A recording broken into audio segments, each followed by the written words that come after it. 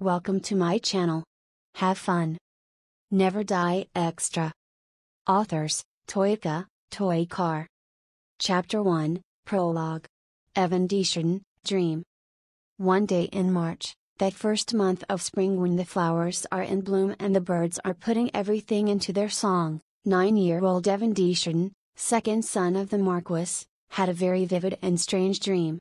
In this dream, Evan was an ordinary youngster living in an imaginary world called the Earth, and he was involved in a role-playing game, a game that lasts hundreds, if not thousands of hours. There were many characters in this game, each with their unique traits and abilities, but one of them in particular had the unique trait of dying very quickly. Evan grew to have something of an obsession with this moribund character. Every time the character died, Evan would reset the game and try to prevent the character's death by adopting different strategies. Still, no matter what he did, he was unable to stop his character from dying. To make matters worse, every time he reset the game it seemed like his character would die ever more miserably. These deaths were hardly heroic. His character often died by accidentally stepping on a landmine or being hit by a poisoned arrow intended for someone else. He would even die from falling over on the street. Other deaths could be even more humiliating. He'd end up drinking poison, thinking it was something else. But merely drinking anything too fast would be lethal to him. Evan's character would walk into the path of an evil troupe and rapidly succumb to their manipulative dark magic.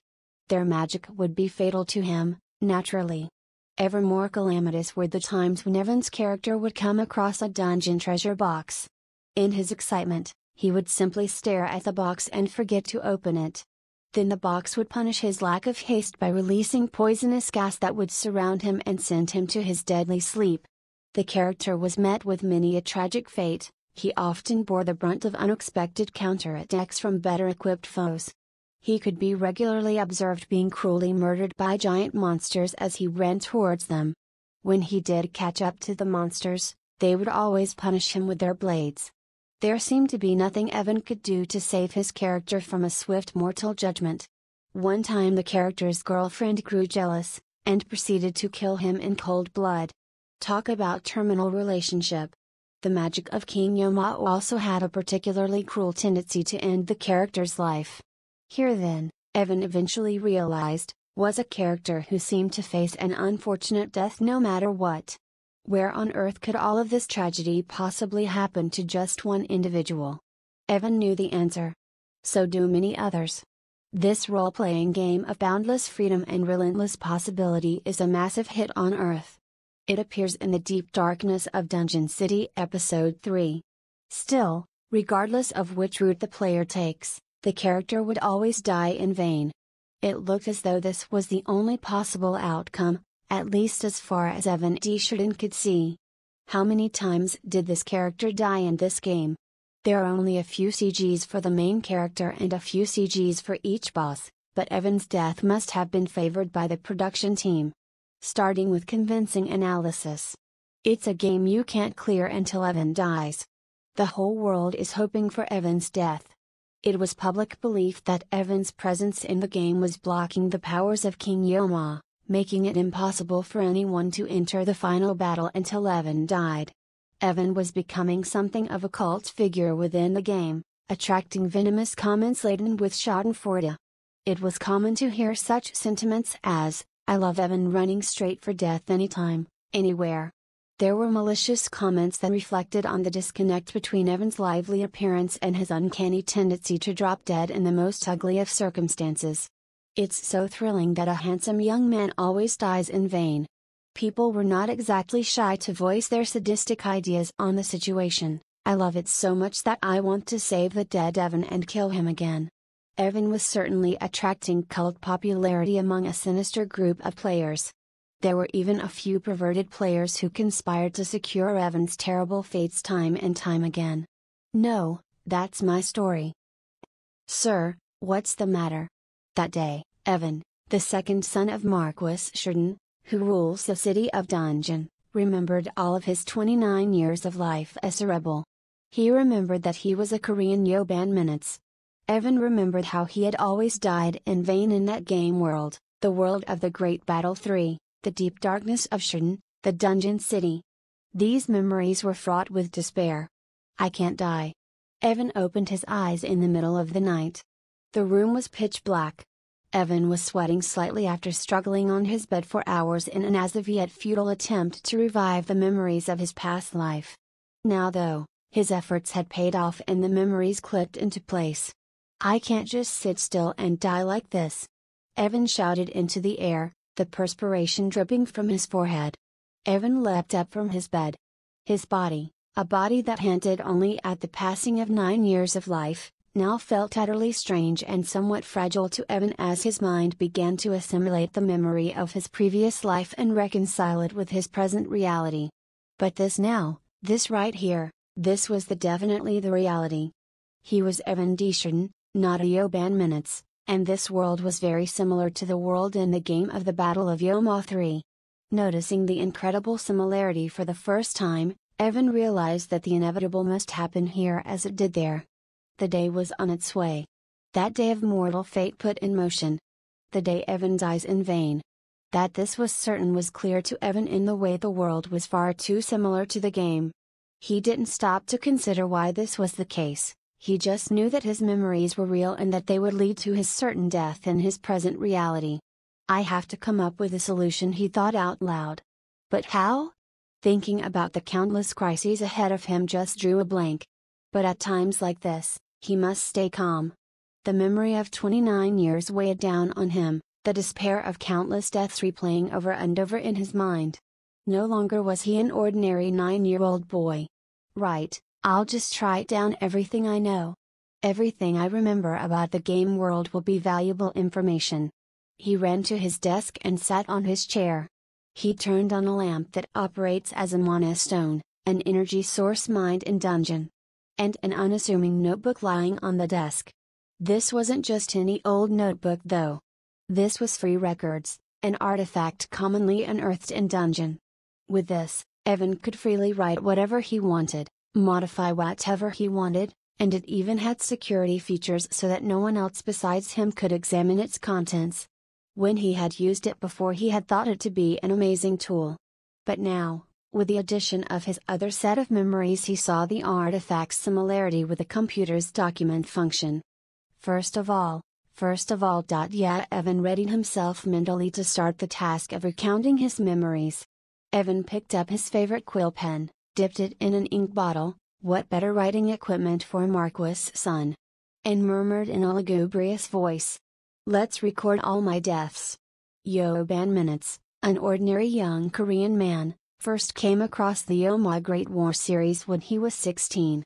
Although the first work of the Yoma Great War series, Yoma Great War 1, wasn't as graphically rich as other games, the story's charm was so great as to render the story's graphical shortcomings irrelevant.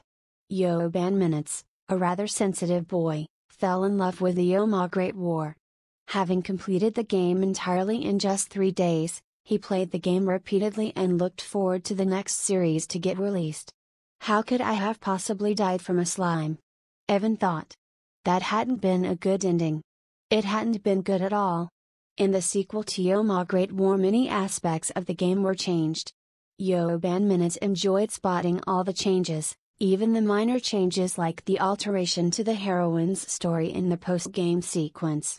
Thanks to the success of Yoma Great War 1, the production team had been able to raise their budget to produce Yoma Great War 2. As a result, there was a huge improvement in combat convenience, especially in the graphics, that many players were thrilled to find out about. Yoban Minutes, of course, cleared Yoma Great War 2 in just 1 week. No, how could you have died in such a simple trap? That doesn't even make sense. After the Yoma Great War 2, Yoma Great War 0 was released. This game depicted the story of an ancient Taoist playing against King Yoma. It kept the historical setting of the previous entries in the Yoma Great War series, but this new installment allowed players to work cooperatively. There were grand dungeons and mystical magic, as before. As you might have imagined, Yoban Minutes cleared 0 in no time, just 10 days. Yoban Minutes, ever the critic of these games' stories, found it regrettable that they did not reveal the ancient Taoist's identity, But everything else he found simply perfect. Oh, it's good to be born handsome, but why do all these women turn out to be such psychos? 46 endings where I'm stabbed to death by a woman? Are you kidding me? A few years later, when Yoban Minutes became a college student, Yoma Great War 3 was released. This had masterful graphics, loads of new abilities to use, plenty of scenarios to play through, and total freedom to users. Here was a masterpiece that improved on everything that had come before. Those who had overlooked the previous Yoma Great War entry could not ignore this third installment in the series. Depending on how the main character is nurtured, the ending was divided into hundreds of detailed scenarios, with three-dimensional personalities given to every supporting character. The supporting characters even had the agency to go about their own lives, and their own decisions would influence the outcome. Anyone who played the game referred to it as God without hesitation. Well, the succubus. This God was pretty good. It was all downhill after that, but you know. Yoban Minutes also indulged in Yoma Great War 3. Along with playing the main character's quest, he traveled around the dungeon city of Shurden to complete every side quest the game had to offer and really get to grips with everything the game had to offer.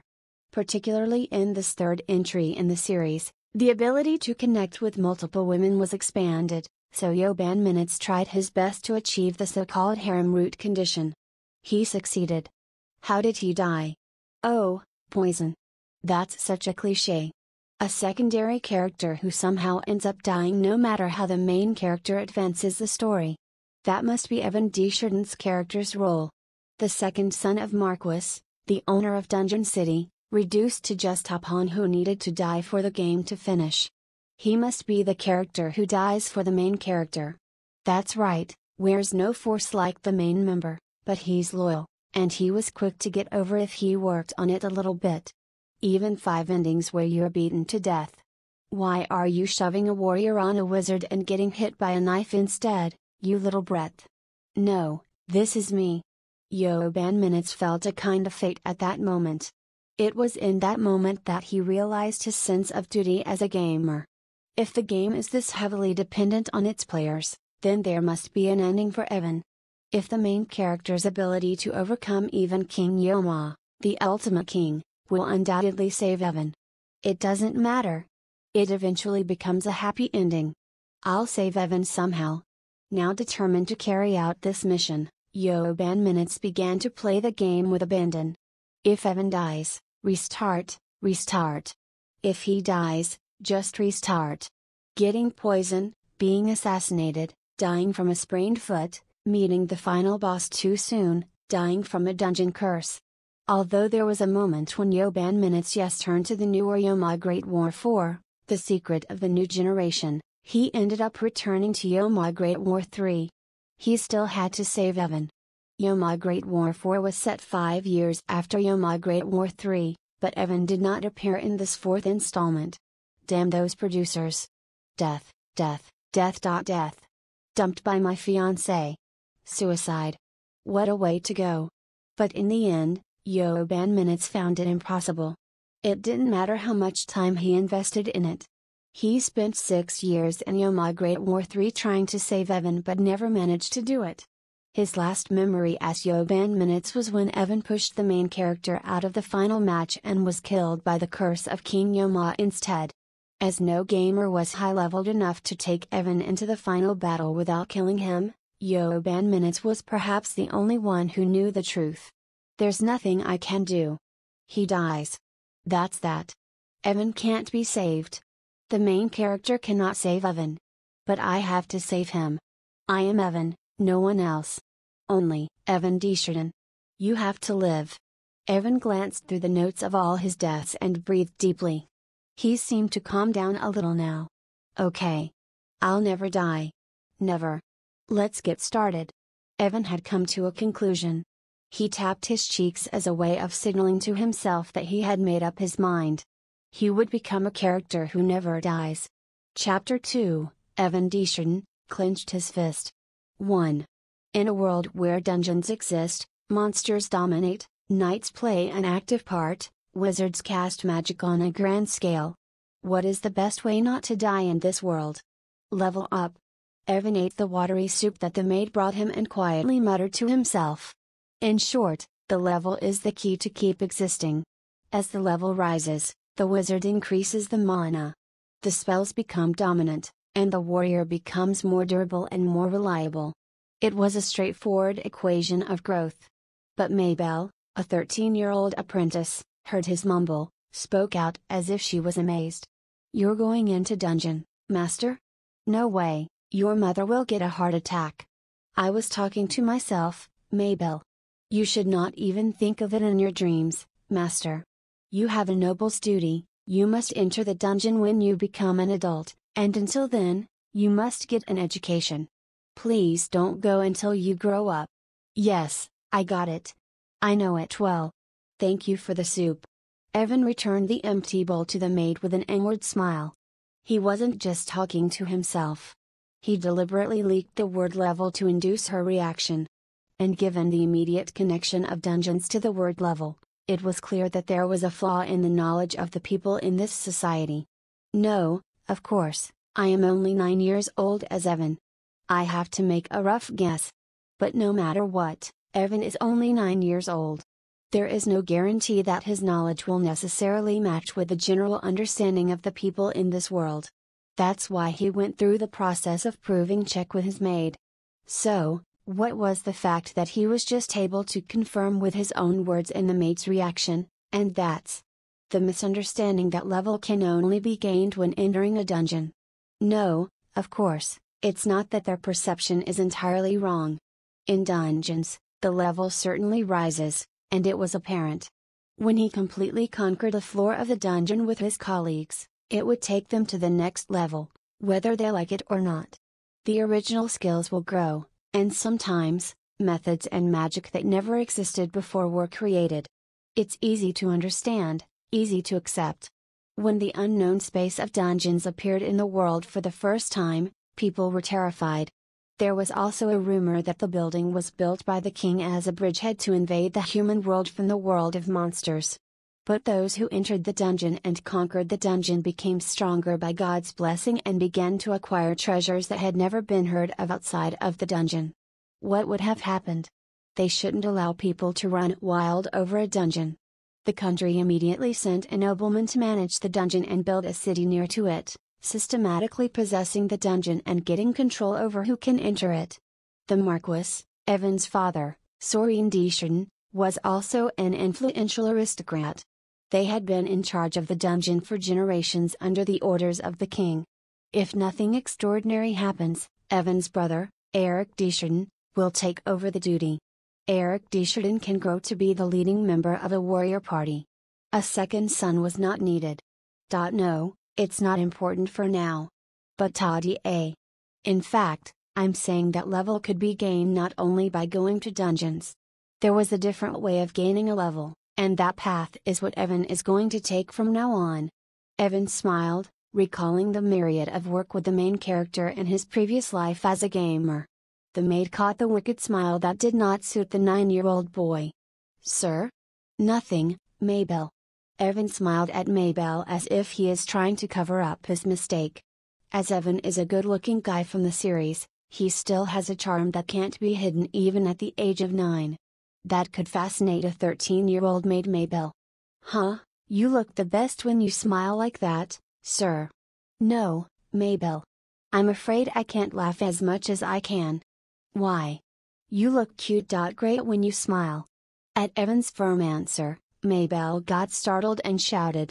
However, Evan could not help but think about Maybelle, who appears as one of the Marquis's maids in the main episode of the game. Maybelle, who grew up beautifully, falls in love with Evan. In the story, Maybelle will appear and stab Evan in the stomach. It was because he abandoned her for another woman. There are 5 more storylines of other maids stabbing him with a knife. Even the CG is different every time.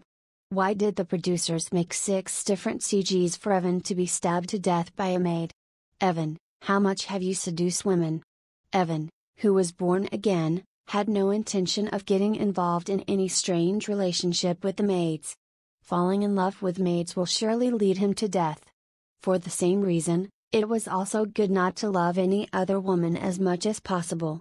No, it's best not to tempt in the first place. So, he won't smile in the future. I will never seduce a woman. I was born as a handsome man, damn it. Maybelle, when is my birthday? He tried to change the subject with tears in his heart. Now that he has checked people's perception of level, he got to figure out how to survive. He pushes to project number 1 into action. The name of project number 1 is Level Up. It's next Wednesday, Master. Next Wednesday. I can't wait until then. I'd like you to tell my father I want to see him right away. Maybe he'd say no, but alright, Master. I'll talk to him, please don't move until then. Because you're still recuperating. He was treated like a patient because he had been struggling on the bed all day long while he regained his memory. Okay, I'll just wait and see. Evan answered gently and sent Maybelle out and thought about what he had to get from his father, Soren Desjardins. Maricelle's necklace. It was the first artifact that Sheridan family found in Sheridan Dungeon. It was kept as a family heirloom. But it stayed simply as a family heirloom. No one knew how to use this artifact, so it was stuck in the family storage. It looks gorgeous with a variety of jewels and looks like it got a lot of magic. In fact, there was an event to acquire this artifact in the game. It was an event that was challenging, where you need to achieve some conditions in advance, investigate history, and get stronger. Of course, this event also led to Evan's death. Evan and I have been busy trying to get recognition from the family. In the dungeon, he has gathered all sorts of times and offered them to the people involved in the Marquis. I have to put a lot of effort to get an artifact. However, the artifact cannot be given to just anyone. I had to commit brotherhood with Evan to be recognized for his artifact ownership.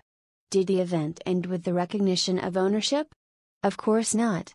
From then on, another event begins to unlock with the secrets of this artifact. At this point, Evan is still working together to help the main character, even finding a spell to invoke artifacts from the ancient documents. Evan shuddered at the thought of the event that took place from that moment. It was one of the 5 most memorable death scenes for Evan. Just to think of it gives him a trauma. The moment Evan snapped off the Maricelle's necklace, the artifact burst with magic. An absurd number of slimes came out of it and covered Evan's whole body. Just slimes. All the players who saw the event were furious. Slime. Maricelle. Are you kidding me, producer? It's only level 1 normal slime that I can bring from this artifact I've earned from hard work, you bastards. No, and slime's even attacking the summoner. Evan, you're bleeding. Bleeding. Wow, thousands of slimes are attacking all at once. Oh, I'm dying. Evan is dying.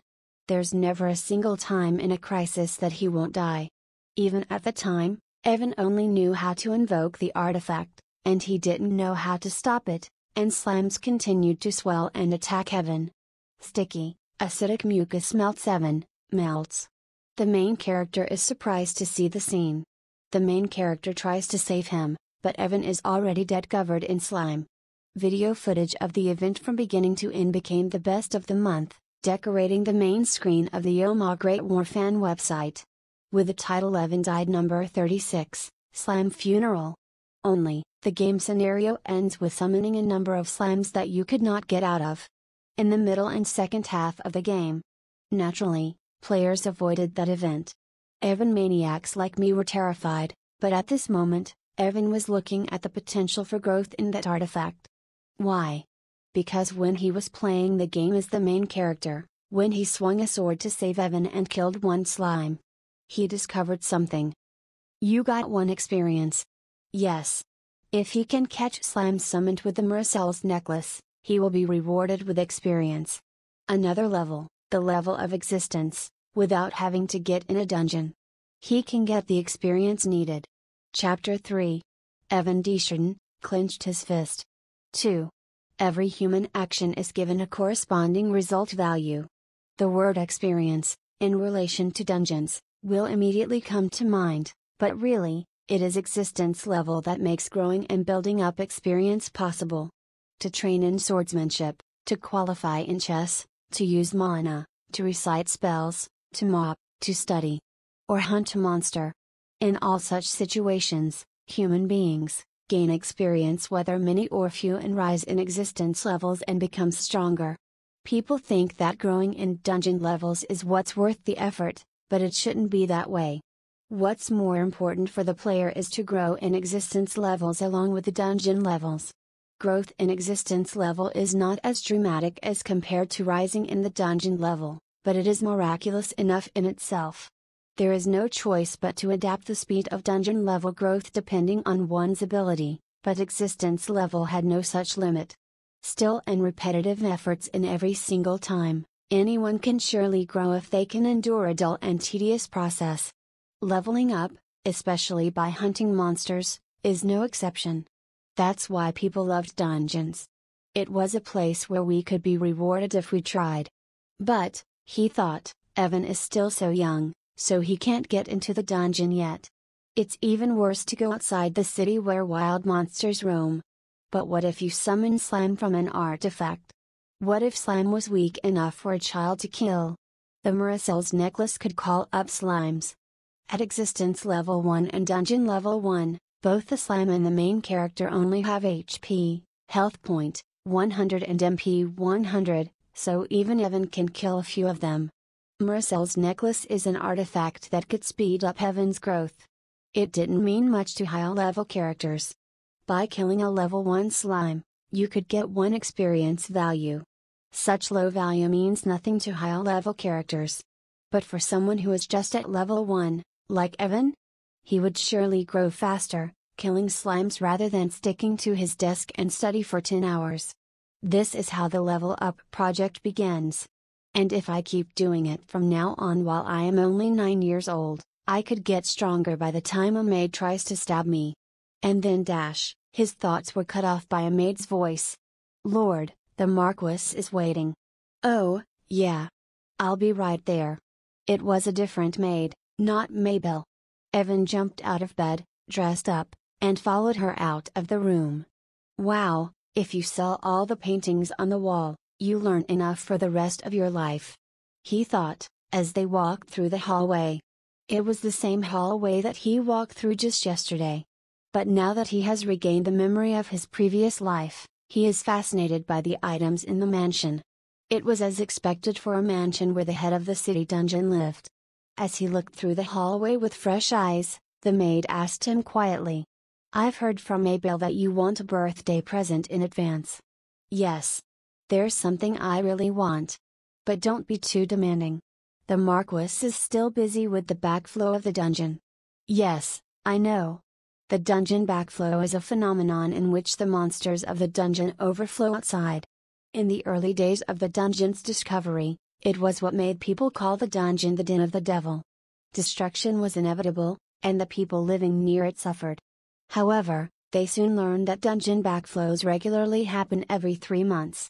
As such, hunters were able to devise a regular schedule of hunting monsters inside the dungeon and defeating the overflows. Human adaptability. However, this time, the cleaning was a little unfortunate, and it caused a lot of damage. It was terrible timing to beg for something, but he can't help it. Because he has to grow up a little faster and survive. The main character is 16 years old by the time the main episode happens. Evan is 4 years older than the main character, so 20 years. He would be 20 years old by then. 11 years to go. I have to keep him safe, he should not die before the main episode. He has to save himself from now on. Be careful of the road, of little monsters, be mindful of the poison, be wary of people, especially the woman with the knife. Evan focused on reviewing the precautions carefully in his head. When he came to his senses, he had already arrived in front of the room where the Marquis is waiting for him. The maid gently knocked on the door of the library to announce Evan's visit.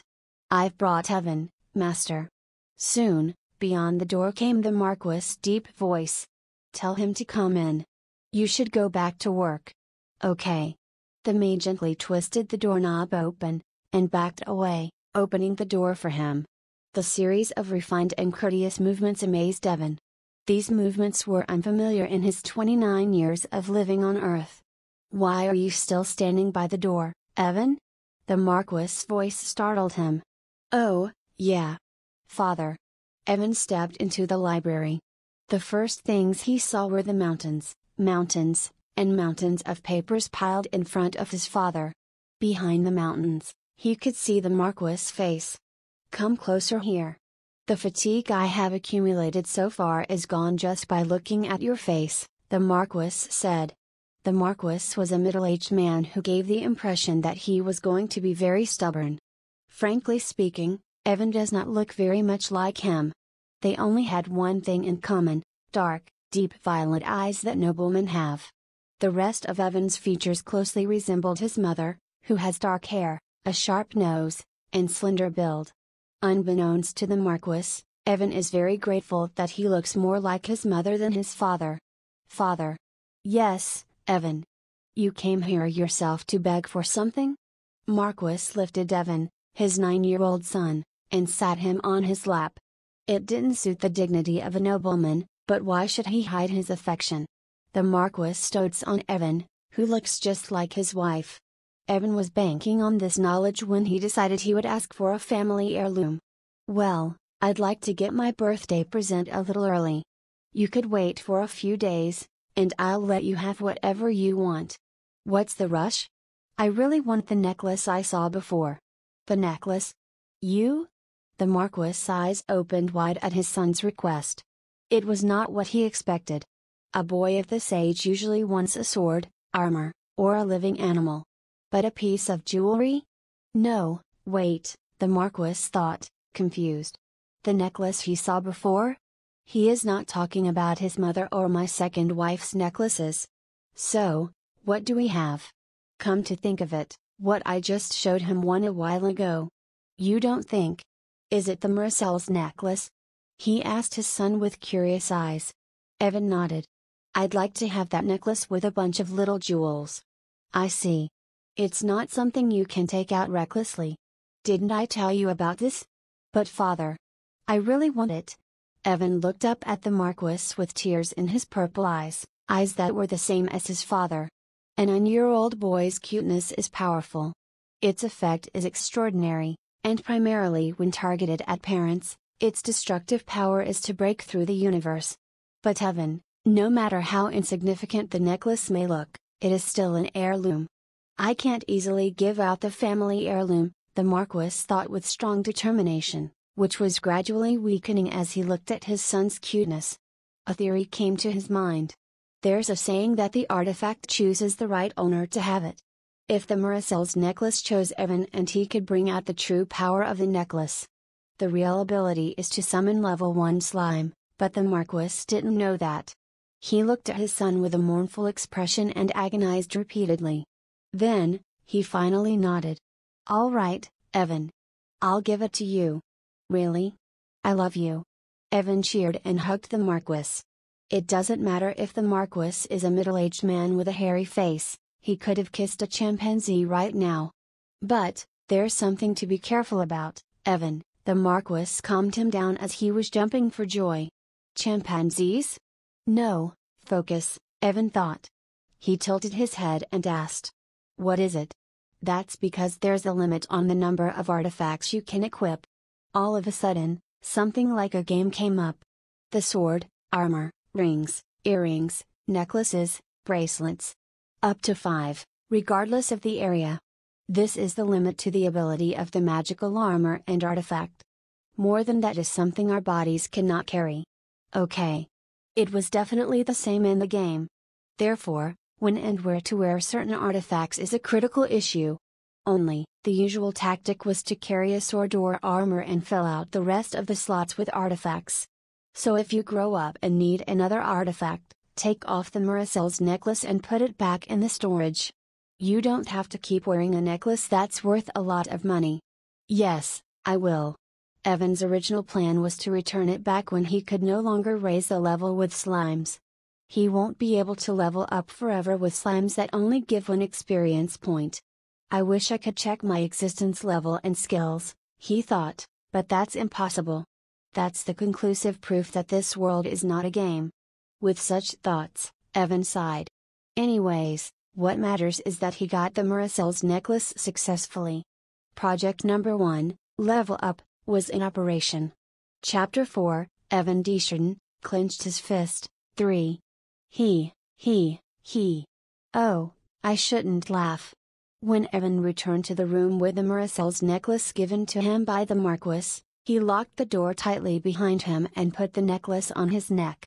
At that moment, a video of Slime's funeral flashed through his mind and made his body shudder, but Evan shook his head off. He will make sure the video doesn't happen to him. He is not a fool this time. I already know how to register as the owner of the artifact, how to summon slime. Single summon, continuous summons, stop summoning. Level 1 slime is slime that can be dealt with by level 1 children. Perhaps, if he masters the artifact, he can even summon a slime from a distance. Still, that was too much to do and will have little effect because the slime would only be level 1. First, I'll memorize the spells. He murmured. Lopsigaharharyigbujarmi. Evan chanted the spell. Yoban minutes, Evan's previous life, how could he forget this spell? It was the spell that killed Evan so horribly. But this time, this spell will save Evan, it will save me. Lopsigaharharyigbujarmi. There were countless jewels making up the necklace. One of the jewels, a green one stuck in the center, shone brilliantly. Come out, slime. Evan fused mana into the artifact. He was not the ordinary Yoban minutes anymore, but Evan, who has natural mana control even at 9 years old. Squeak. At that moment, a small slime appeared on Evan's left palm. It's a really cute, green slime that couldn't even fill the hand of a child. Squeak. Cute. You look so cute. There were 2 types of slimes in most games, a creepy one, and a cute one. Whether it's a relief or a misfortune, the slime in the Yoma Great War series was famous for having cute slimes as part of their game advertisements. Oh, but you still attack. Squeak squeak, the slime tilted its cute head at Evan's words. Even now, it was spraying an extremely weak acid poison, damaging him. Based on the game, slimes give 1 damage per 5 seconds. It's too weak, but if it accumulates, it could be fatal to a child. If it was Evan, an ordinary 9-year-old child, he would have been subjected a terrible fate for adoring this cute slime. But this time, he knew what he had to do. Squeak. Goodbye, abominable slime. Evan clenched his fist as hard as he could.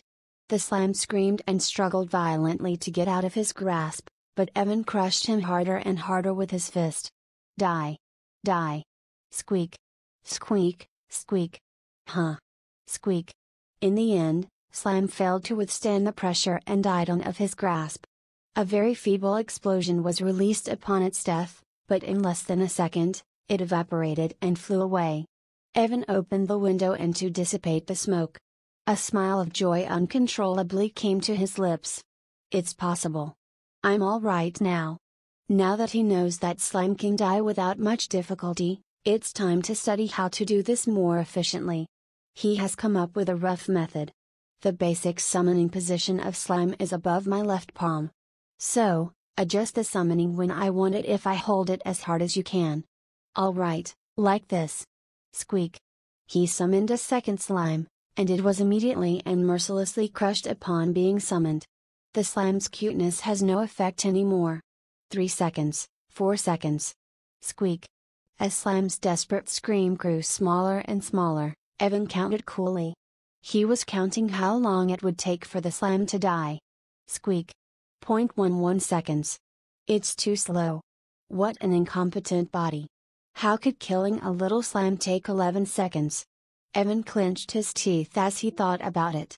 But I still feel that very little of my mana has been used, and my HP seems to be unchanged. Alright, let's go on for now. In Yoma Great War 3, the physical reaction of the character's HP and MP consumption is shown briefly as animations. If HP falls below 50%, the character gets cold, and if it falls below 30%, it gets cold sweat. If the MP falls below 50%, The character gives goosebumps, and if it falls below 30%, the heart feels tight. I mean, it's okay to reach that. If each number falls below 10%, there will be more violent symptoms, but Evan did not mean to overdo it. Each number should be kept at least 30% or more. If I am out of the house, HP should keep over 50%. I need to remember these details in my daily life. First, he will do his best to do what he can now. Just keep squashing slime in his fists. Squeak. Squeak. Cue. From that moment on, Evan's specialized training began in earnest. His goal was to grasp harder and effectively deliver damage to slime, killing it quickly, then, summoning a new slime as soon as the first slime died, continuously. Oh, it's hard. Squeak. Of course, there were accidents such as slimes that were not caught on his hand upon being summoned, or slimes which have been summoned before the first one was thoroughly killed. Squeak. Squeak. Squeak.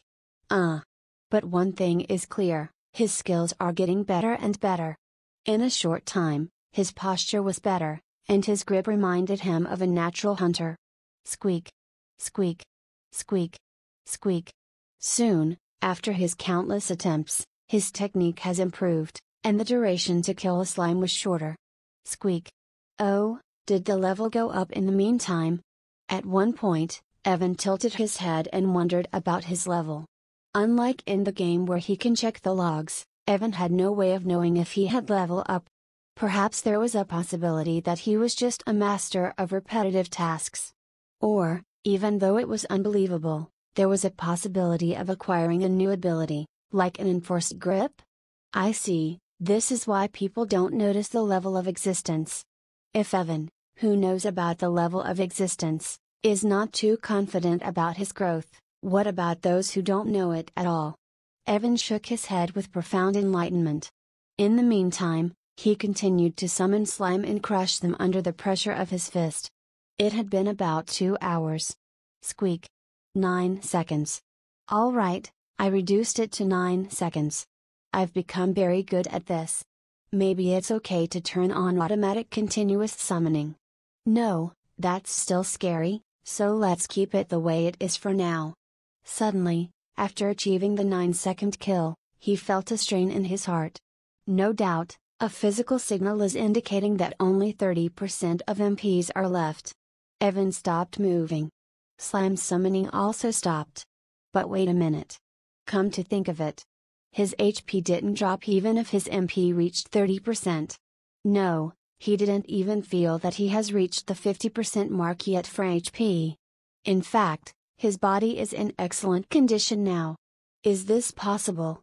I'm sure Mana will have recover faster than HP because of the necklace. The damage that slime does is undoubtedly weak. But with the number of slimes that he had touched, it would be normal for a 9-year-old Evan to feel some effects from the damage, at least. In other words, if Mana drops, HP should drop too. But why? Evan might have been a physical type rather than a Mana type. That's why HP growth is higher than MP. In the Oma Great War, talents are classified. Magic Sword talent, Knight talent, etc. only. Recognizing the character's talent and developing its ability is a condition for success. A Mana-type character won't benefit too much from physical training and vice versa. Wait, but Evan had Magic Sword in the main episodes of the game. How is he a physical type? He cried out in frustration. The basics are wrong. Maybell ran in astonishment after hearing his cry. Sir, what's the matter? Master. Maybell. Evan clenched his teeth and composed himself as Maybell banged at the door. Nothing happened, nothing. But something definitely happened. It was now unclear how long Evan would go on the training. Chapter 5, Evan Desjardins, clenched his fist. 4. Lord Evan, are you up? Maybell, come back in 2 hours. No, why? I need time to think alone. Lord, Master ?1. Ever since he succeeded in getting the necklace from the Marquis and began slime training, Evan decided to go through his everyday life in an organized schedule. Squeak. First of all, when I wake up in the morning, I have full mana, so I start training right away. I need to wake up earlier. I don't want to waste time sleeping. That's how Evan Deschardin, the Marquis' sleepy son, who was known for sleeping a lot, started waking up 3 hours earlier daily. He makes sure he completes 8 hours of sleep, though. And then wash up and eat breakfast. Then, a simple exercise until Mana is fully recovered. Well, maybe I should start weight training. Squeak. Once he reaches the 30% threshold, it takes approximately 2 hours to recover his full mana. When mana is fully regained, he feels his heart heating up, then, mana slowly flows throughout his body. He had to rest regularly due to heavy mana consumption, but he does not get tired physically. He thought about weight training so he can use his physical strength. I'm not an expert, but I've been doing my personal training for quite a while. The point is to do proper exercise without overdoing it. Weight training might be harmful at an early age. Still, if he pushes ahead, doing only specific exercises and being cautious about his body, he does not need to worry about adverse effects. He just needs to increase his existence level. The higher it goes, the healthier his body will become. Then, maybe if I apply modern exercises in this world. Squeak. Evan's heart throbbed over his unproven hypothesis. Maybe he can develop modern systematic weight training here, and make it a skill or something. As he is deep in thought about these things, he continued killing slimes every 9 seconds. Then mana recovers again, 2 hours of slime training. I'll decide the frequency of weight training based on my physical condition, and in my spare time. Yeah, let's write a manual. Squeak. Of course, he remembered essential things about the game, such as Evan's death. Still, he felt the need to organize all the information he knew about the series. From the creation myths of the Yoma War to the history of all kingdoms, the situation of the world, the treasures hidden, and the talented people existing in this world. Squeak. I have to remember everything. It's okay. I can do it. If he organizes this information, then he should easily know what to avoid or what to use in certain situations. Among the countless legends that live and breathe in the series of the Yoma Great War, he had to remember which will save or kill him. What's more, if all the scenarios go as he knows, it's not possible to survive. But now, I am not simply helping Evan, I am Evan. The Yoma Great War, which was experienced by Yoba in minutes, his previous life, is very similar to this world. Many things will be similar or the same, but he thought that he can't absolutely rely on data. That's why he had to record what happens in this world accurately, so he could compare and analyze the changes and prepare for the future, not to be overwhelmed by the wave of death that will come from all sides. Squeak. And then up there, well, what else? I just eat on time, and other times, slam training, weight training, and that's it. Thinking about it, Evan didn't have a schedule before. An 9-year-old boy doesn't need a plan. All he had to do was play like a child. But now I don't have time to waste that way. If I do what I did before, I'll only recreate what happened to Evan. I will never let that happen. Squeak. He shook his head, thinking of Evan Deschardin in the game. Evan appeared in the 3rd episode of the Yoma Great War 3. He was a handsome, loyal, charming young man who captured the attention of everyone who saw him. Aside from his character description, everything else was a mess. Even if there wasn't a flood of possible deaths for him, Evan was not in excellent condition. He was a typical weakling. Squeak. One such example was the case with the magic sword. At the beginning of the main episode, Evan is just outside the beginner's level, even though he is already 20 years old. The Marquis spoiled him too much, even though everyone knew that Evan needed to go into the dungeon when he reaches 18. Evan neglected his training, and when he reached 18, he entered the dungeon accompanied by a lot of knights, who were there to protect him. It had disastrous results. He didn't even get to clear the first floor. Squeak.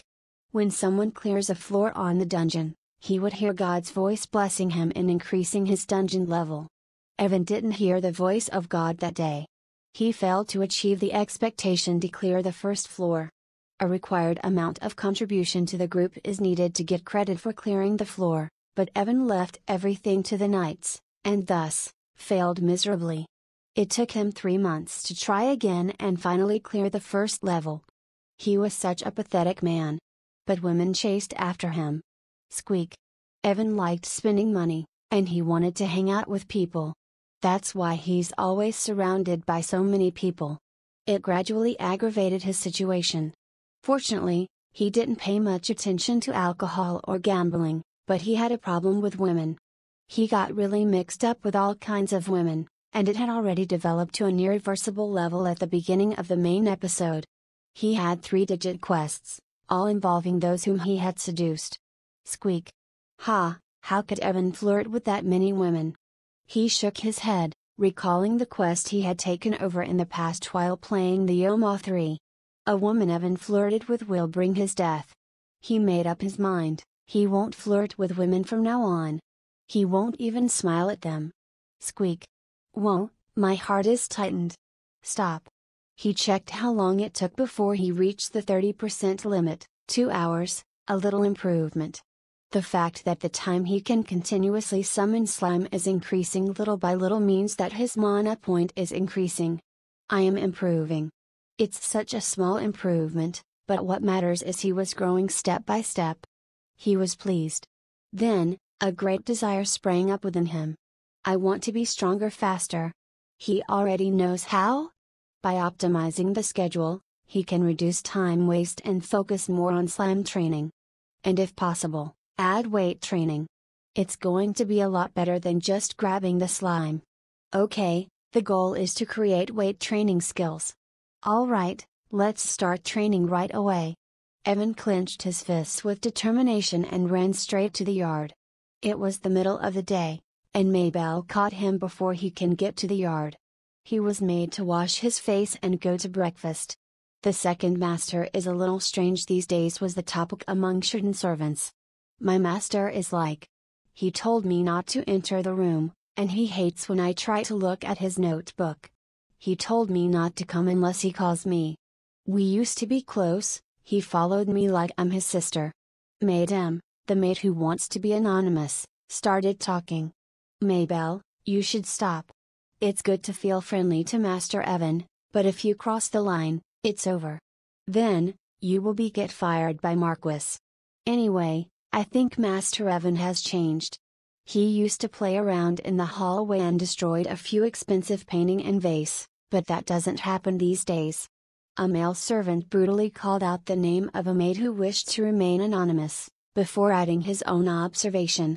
Master Evan is really weird these days. As Maybelle said, I don't know what he is doing in the room alone. I rarely see him in the mansion anymore, said another maid, whom we will call Maid B. Don't you know? The second master, he has been in the yard a lot lately. He's doing weird poses there. I feel like he is exercising, said another servant, male servant B. Madame, Maybelle couldn't stand it anymore and burst into tears. My master is acting weird. Apparently, when I had a fever at that time. Hey, somebody calm Maybelle down. She's going to be in big trouble. I've heard he keeps opening and closing his left hand, like a baby. Leave him alone. Children usually do things that adults don't understand.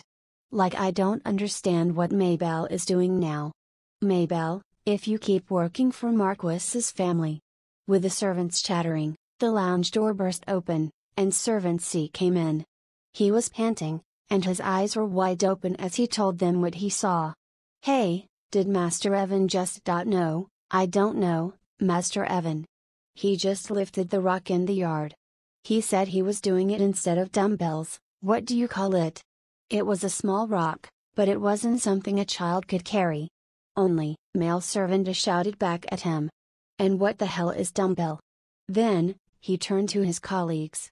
Okay, Maid B, you keep holding Maybelle.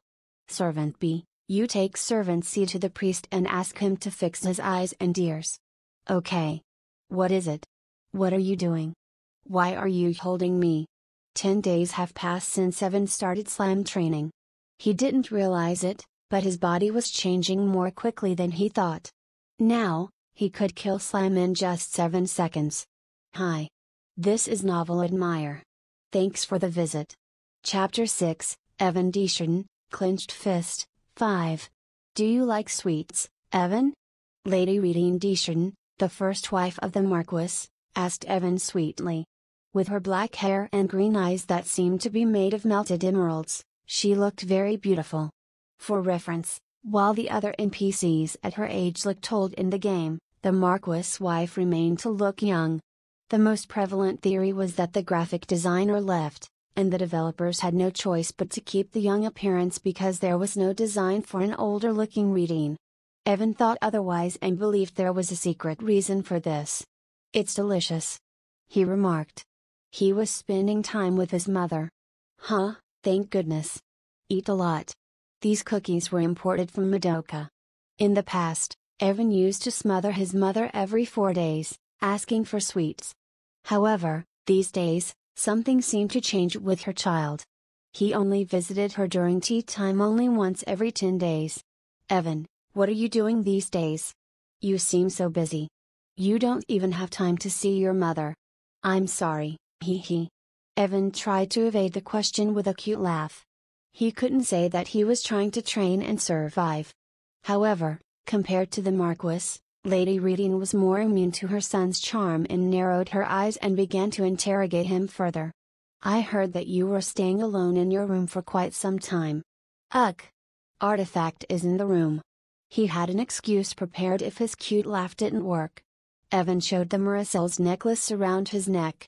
Lady Redine immediately noticed that the green gem at the center of the necklace was faintly shining. Oh, my goodness! Evan, you awakened the artifact. That's an artifact that no one in our family could handle. She clapped her hand with amazement. It's great you awakened it. Explore and observe as you're doing now, you'll master it little by little. Well. She knew that the Marquis had given Evan the necklace, but she didn't expect that her child would awaken it. It's a pleasure to know that her child has a talent, but she couldn't help getting worried for him. I don't know what artifact it is, can I leave it to Evan? What if it's a dangerous artifact? If Evan gets hurt because of mishandling it? She was in agony. However, the necklace still hung on her child's neck, and Evan looked unbothered by it. It seems that he is handling it well. Huh. Eventually, she decided that it would not be very good to take the artifact away from Evan. In this way, the dangerous artifact that took Evan's life at least once in the game stayed with him. She focused on other news she heard. But Evan, these days you are in the yard. What's it like to be doing weird gymnastics? Oh, that's another difficult question to answer. Evan again smiled vaguely at the question of his wife. Strange gymnastics, of course, was modern weight training. At first, he had no choice but to do muscle training without any help, and it was difficult. Now, he has gotten used to it. Surprisingly, after several days of repetition, his body remembered the movements, and he was able to work more efficiently. This convinced him that he was a warrior type. His mother continued with her questions. In the past, didn't you usually go around the mansion or go out in the city to see the shops? Of course, it's a bad time to go out now with the dungeon backflow, but it will be normalized soon. I am doing good gymnastics for my body. Gymnastics to be healthy. That means you're going to train yourself physically? But didn't you say before that you will be a great wizard? Of course, at one point, Evan was focused on becoming a wizard. But once he realized his strengths, it's so easy to make a decision.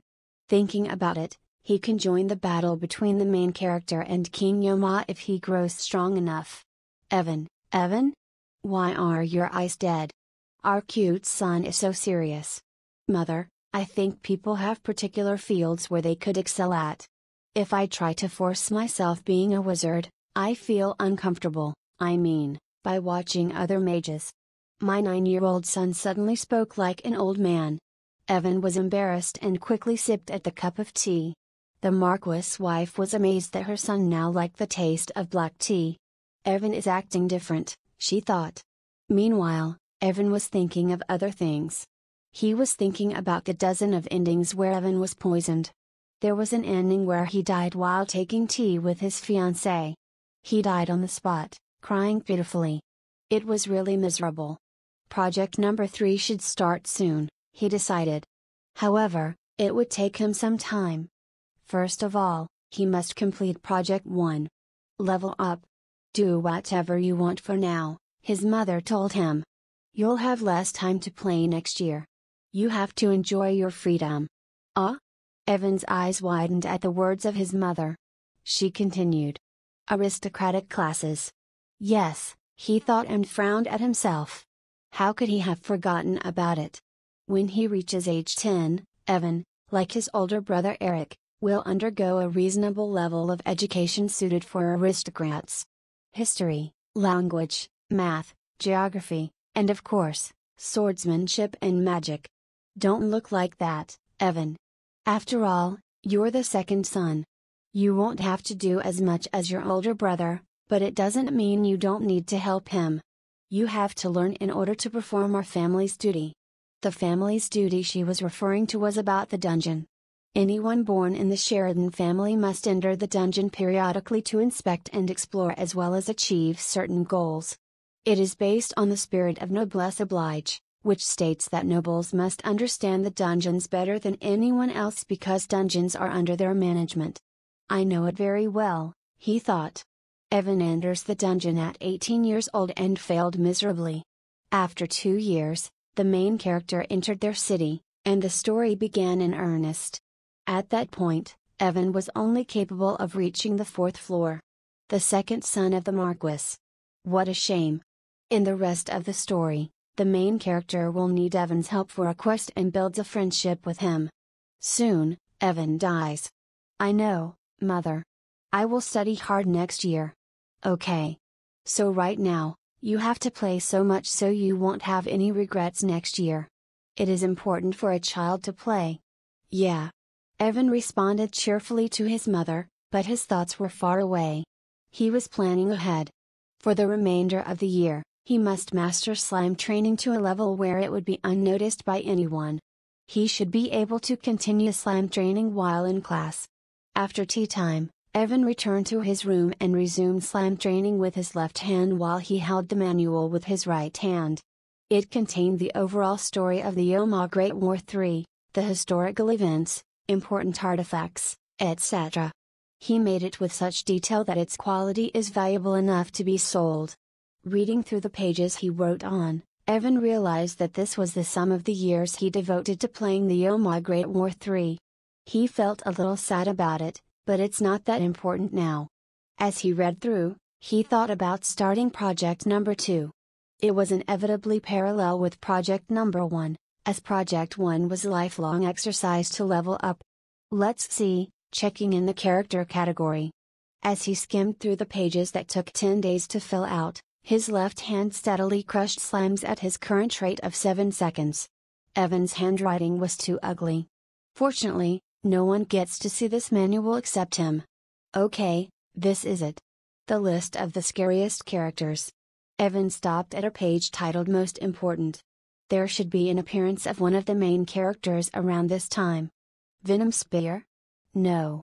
Blood Witch? She's very pretty and very strong, but I wouldn't want to know what she's doing now, and she's scary in the first place. Don't want to meet her. Yes. I found it. In Yoma Great War III, there were a few strong characters that were almost invincible with regard to power. Evan, a maniac when it comes to the game, remembers this information clearly. No one else could have done it. Silent K, Knight. Although he is the same age as Evan, he is among the strongest of the strong and is about 1,000,000 times more powerful than Evan. His assassination ability was to wield black daggers as he melts in the dark, tearing off monsters' necks in a flash. The strongest skill of all. Evan knew it was childish, but he still fluttered as he read the description. Awesome. So cool. In particular, K/Knight instead of just saying knight or knight is so cool. There is something in him that stimulates the sensibility of adolescence sleeping in the hearts of all men. He is the coolest character. If I had been born as Silent K, Knight, not Evan, I wouldn't have been killing slimes like this right now. However, Evan quickly reflected on his words. As a player of the Yoma Great War, he knew very well that being strong does not mean having a blessed life. Silent K, Knight, in particular. But this time, it will be different, Silent K, Knight. As Evan's fate has changed, so will yours. He thought about Silent K/Knight's history. Dark skin and black hair. He rarely appeared in the entire series, and he had an unfortunate past, adding to his depressive aesthetic. He is also a character with an overwhelming female base in the series fandom. He was born in the dungeon city of Sheridan. One spring, while he was 11 years of age, he lost his parents during the massive dungeon reflux. The orphan was sold in a slave market. Foreign mercenaries bought him for a very low price, and thus started his unfortunate childhood of trouble and getting inside dungeons. Massive dungeon reflux. It was. Right now. The Silent K, Knight, the strongest assassin, ranking within the top 5 of the strongest characters in the Yoma Great War, the coolest character is now in the city's slave market. I already received my birthday gift. This amount can buy anything I want. Evan Deschardin, an extra in Yoma Great War, has a higher probability of death than any other character. However, he is also the second son of the Marquis of a dungeon city. Only, that means he had a lot of money. That was the only advantage he had over Silent K, Knight. Just wait for a little. I'm coming. After getting the information he wanted, he covered his manual and took his wallet from the safe. Then, he yelled out, "Maybelle, let's go shopping." After 10 days of training and writing, Evan is now convinced that he is strong enough to survive shopping. It was the moment project number 2 began. He called the project Bodyguard. Chapter 7, Evan Deschardin, Gets People, 1. 7 days ago, Maybelle, a 13-year-old apprentice maid of the Marquis of Sheridan, was shocked by the words of her master, Evan Deschardin. "I will not laugh as much as possible in the future," the boy said. "Why? I can't believe that he came from the Marquis, who looked like a gorilla. He was born pretty, more handsome than the Marquis by 100 times. It is a universal as if he does not laugh. What happened to him? Did he lose his facial muscles when he fell?" At some point in agony, Maybelle's brain struck lightning. "I won't smile at you in the future." That's it. That's when Evan said that he didn't like her. As I think about it now, I become more certain. That day, Evan started stopping me from getting inside his room. And what's more, he started doing strange poses in the yard. It was all a sign that he didn't like me. At that moment, Maybelle decided. I need to stop his anger against me. I'm going to make Evan laugh again. I'm going to make him fall in love with me and make me his exclusive maid. I hate you. You need to hate me, too. Evan trampled on Maybelle's resolve. They were sitting in a carriage going to the city. "I will never make you my exclusive maid. I don't want to get stabbed," he said. "Who is stabbing who?" She was confused. "Maybelle, think carefully," he kindly explained to her, smiling. "Let's say you have a boyfriend." "Yeah." "The boyfriend had an affair." "Yeah." "Well, there is a knife in your hand. Are you going to stab your boyfriend?" "Yeah." "So, I hate you. I'm only 13 years old. It's scary to be this positive about something that hasn't happened yet. That will only happen if I got a boyfriend, and I will never stab my master." "Oh. Are you trying to say? Wow. You're 9 years old and already this bold," she exclaimed.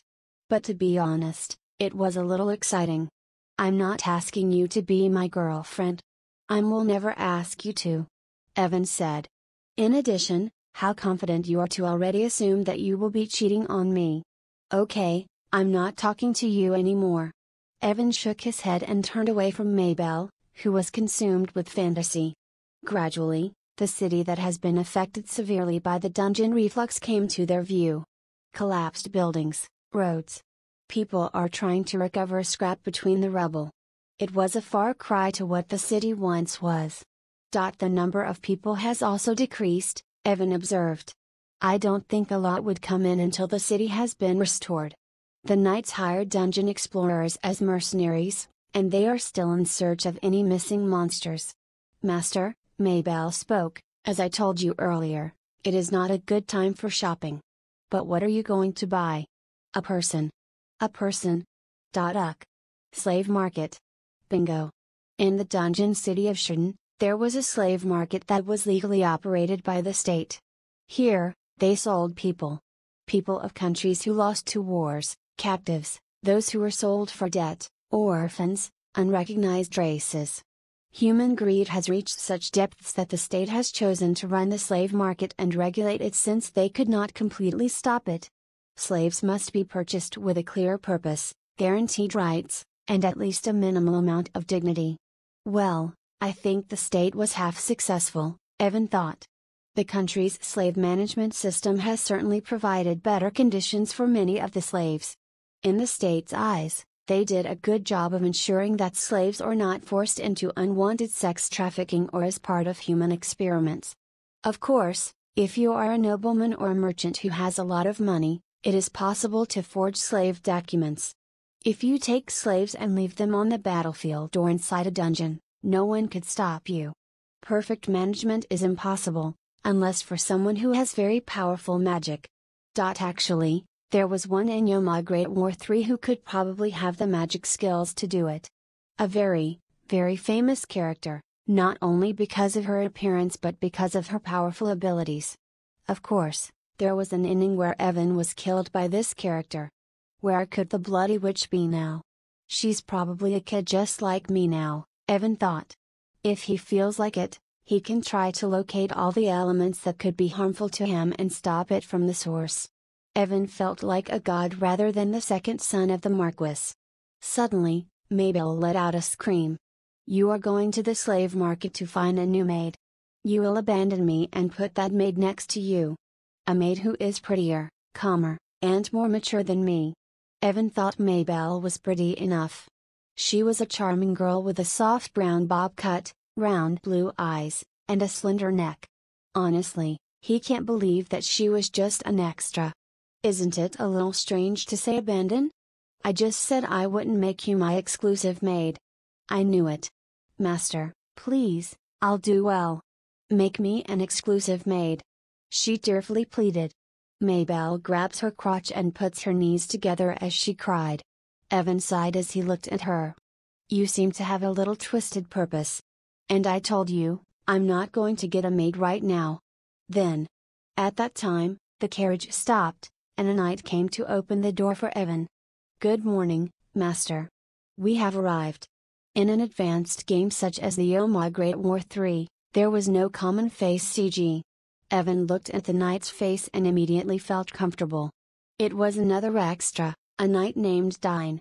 Thank you, Dine. Let's go, Master. Shopping for a slave was different than just walking inside a store and looking around. Although slave markets operate legally, these places are not located in the middle of the city. It was located on a side street. Are you sure you want one, Master? You didn't get approval from the Marquis. The escort knight couldn't hide his anxiety as Evan stepped down the carriage, eyes wandering. Dine, you're here to protect me. Of course, yes, Master, but this is not a good place for your education environment. I know how this world works. I didn't come here to look at them like animals at the zoo, or to simply show off my money. I came to save the people I need. If you need someone who would teach you martial arts, the Marquis will have one for you if you just ask. Of course, the Marquis will give Evan someone to teach him martial arts. It was the same in the game. Still, Evan died a lot. Now, he will make sure he gets someone else. Someone who will not allow him to die. I want to pick them out myself, he replied to his escort. Huh. Indeed. Nowadays, I hear a lot of servants and maids grumble that Master is different, but now I know. You've changed a lot, I'm impressed. Probably, when the servants and maids say he's different meant something else than what the escort knight sees as different, but Evan decided not to tackle it. He had suffered enough conversation with Maybelle inside the carriage. Oh, please don't have a child that's pretty enough to catch your eyes. Maybelle's eyes were red from crying. You'll see it for yourself. Did you think you'll just be waiting here? Evan told her. Okay. She jumped down, excited. After leaving the carriage to the soldiers, the three of them stepped into the building. Each had different thoughts. The head of the exchange approached them. It is an exchange where slave traders register and trade slaves. The head looked like an aristocrat, even if he was not a noble. Nice to meet you. I am the exchange manager. Oh. Master Evan? The head looked at the sight before him. A knight and a girl dressed in a maid's outfit. With them was the second son of the Marquis, one with the same name as their city, Sheridan. It was impossible not to recognize the child. The head of the exchange bowed his head as he greeted him. Why did you come here yourself, master? If you had called, we would have brought them to you. I'd like to see them myself. Huh. Yes. But we have not prepared. It's fine. I like it as it is. Evan cut him off. I want to see children of a similar age to me. I don't think we have. I know you do. Are there children who lost their parents in this disaster? The head of the exchange glanced at the knight. It is not something that a 9-year-old would want, so he wanted to confirm it with his escort. The knight shook his head firmly as if to say he was indeed just an escort. It would be Evan who will decide. Eventually, the head of the exchange sighed.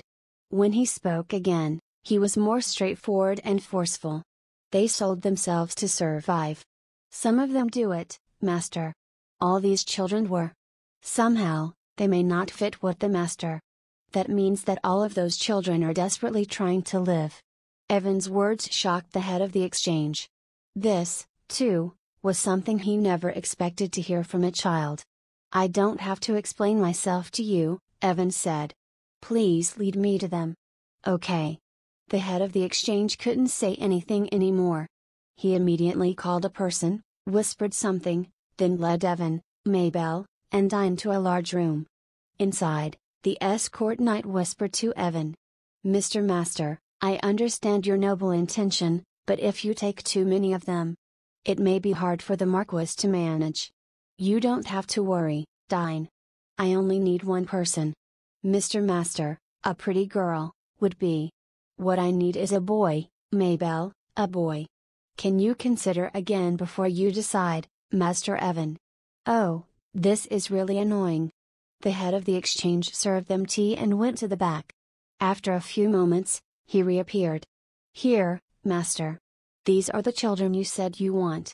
I selected children under the age of 12.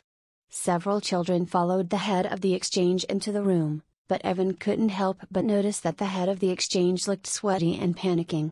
There are some children you haven't brought in, he realized and said as much. Young master? I said I would like to see it as it is. Evan spoke resolutely and looked around the children who had been called.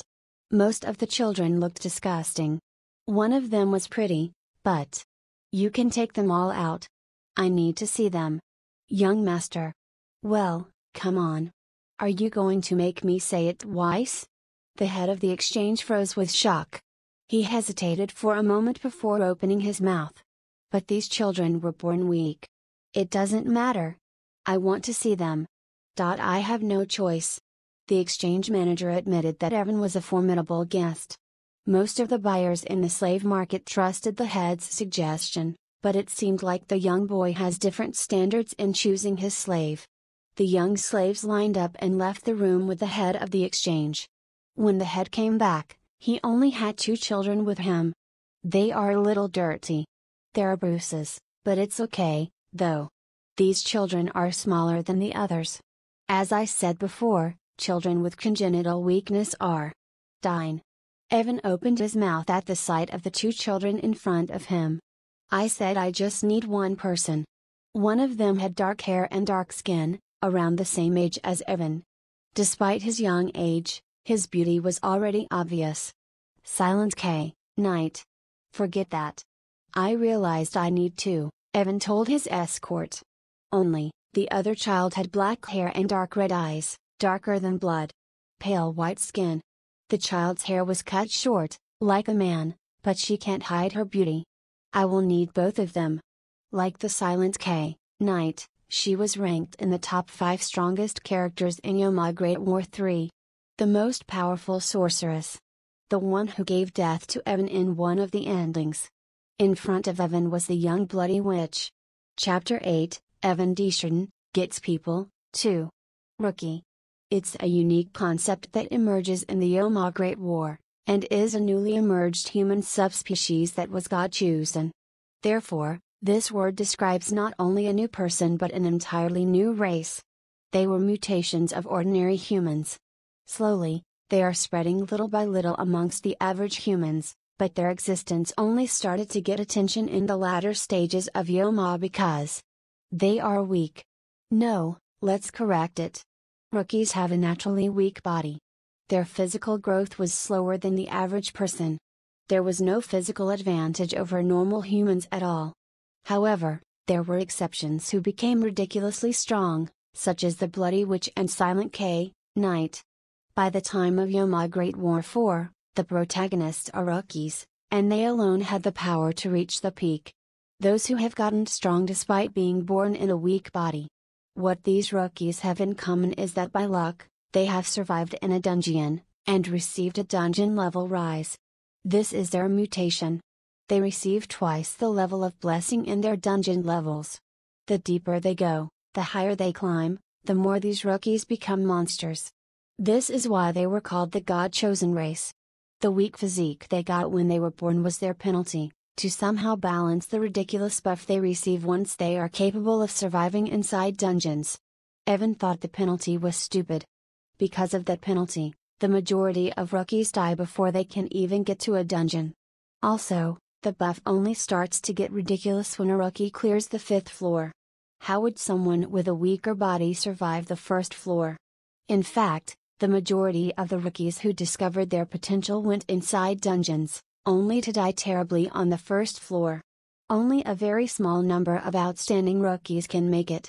It was as if God's purpose was to screen the rookies to get a few with fantastic abilities, at the expense of the lives of the others. Evan thought before that it wasn't a fair rule for rookies. Now, he's living the game as his reality. But I have reached this far, he thought. I can't give up now. In the game, it was hinted that the Bloody Witch and Silent K, Knight suffered countless difficulties. Detailed explanations are omitted, however, so Evan could only guess. In the game, considering the countless difficulties they went through, the Bloody Witch made the whole world her enemy, and Silent K, Knight also had a lot of blood on his hands. In the game, these children suffered so much. It will not happen this time. I'll take both of them, Evan told the head of the exchange. Are you sure, Master Evan? Of course, both kids are only looking good because. Here. Evan handed his wallet to the head of the exchange, even without asking for the purchase price of the two. The head of the exchange took it, looked at the contents, and opened his mouth in shock. This child is the son of the Marquis, so I knew he had a lot of money, but this is beyond my imagination. He thought. No, Master. These children are worth half the price of the other. This is too much, too much. I have no intention of discussing the value of these children with you. But if you think that way, then I want you to grant me 2 small requests. I'm listening, Master. Evan chuckled at the head of the exchange, who became politer after being given a huge sum. First, children born innately weak like these children. When you find such children, I want you to let me know. Oh, and I'm not asking you to kidnap them. You mean bad products? No, apologies, Master. It was the wrong word choice. The eyes of Evan quickly turned cold when the head said bad product, forcing the head of the exchange to immediately apologize and step back, even if he knew that it was a 9-year-old boy in front of him. Was this presence passed down from generation to generation in noble families? Impressive, the head of the exchange thought. Meanwhile, Evan continued speaking. Secondly, this is our own secret. You should not tell anyone, not even my father. Are we clear? All right, Master. I will keep that in mind. I'll do that. Really? Then, I think we can be good friends. Evan reached out one hand. The head of the exchange was surprised at a 9-year-old boy offering him a handshake after a deal is closed, but he took it and bowed slightly. Then, "I look forward to seeing you again, Master Evan." "Sure. We're going." Evan turned to his companions and the two children. "Follow me, you two. I'll tell you more in detail later." And so, the sale was completed satisfactorily. Maybelle looked dissatisfied as she followed Evan, while Dine looked somewhat emotional.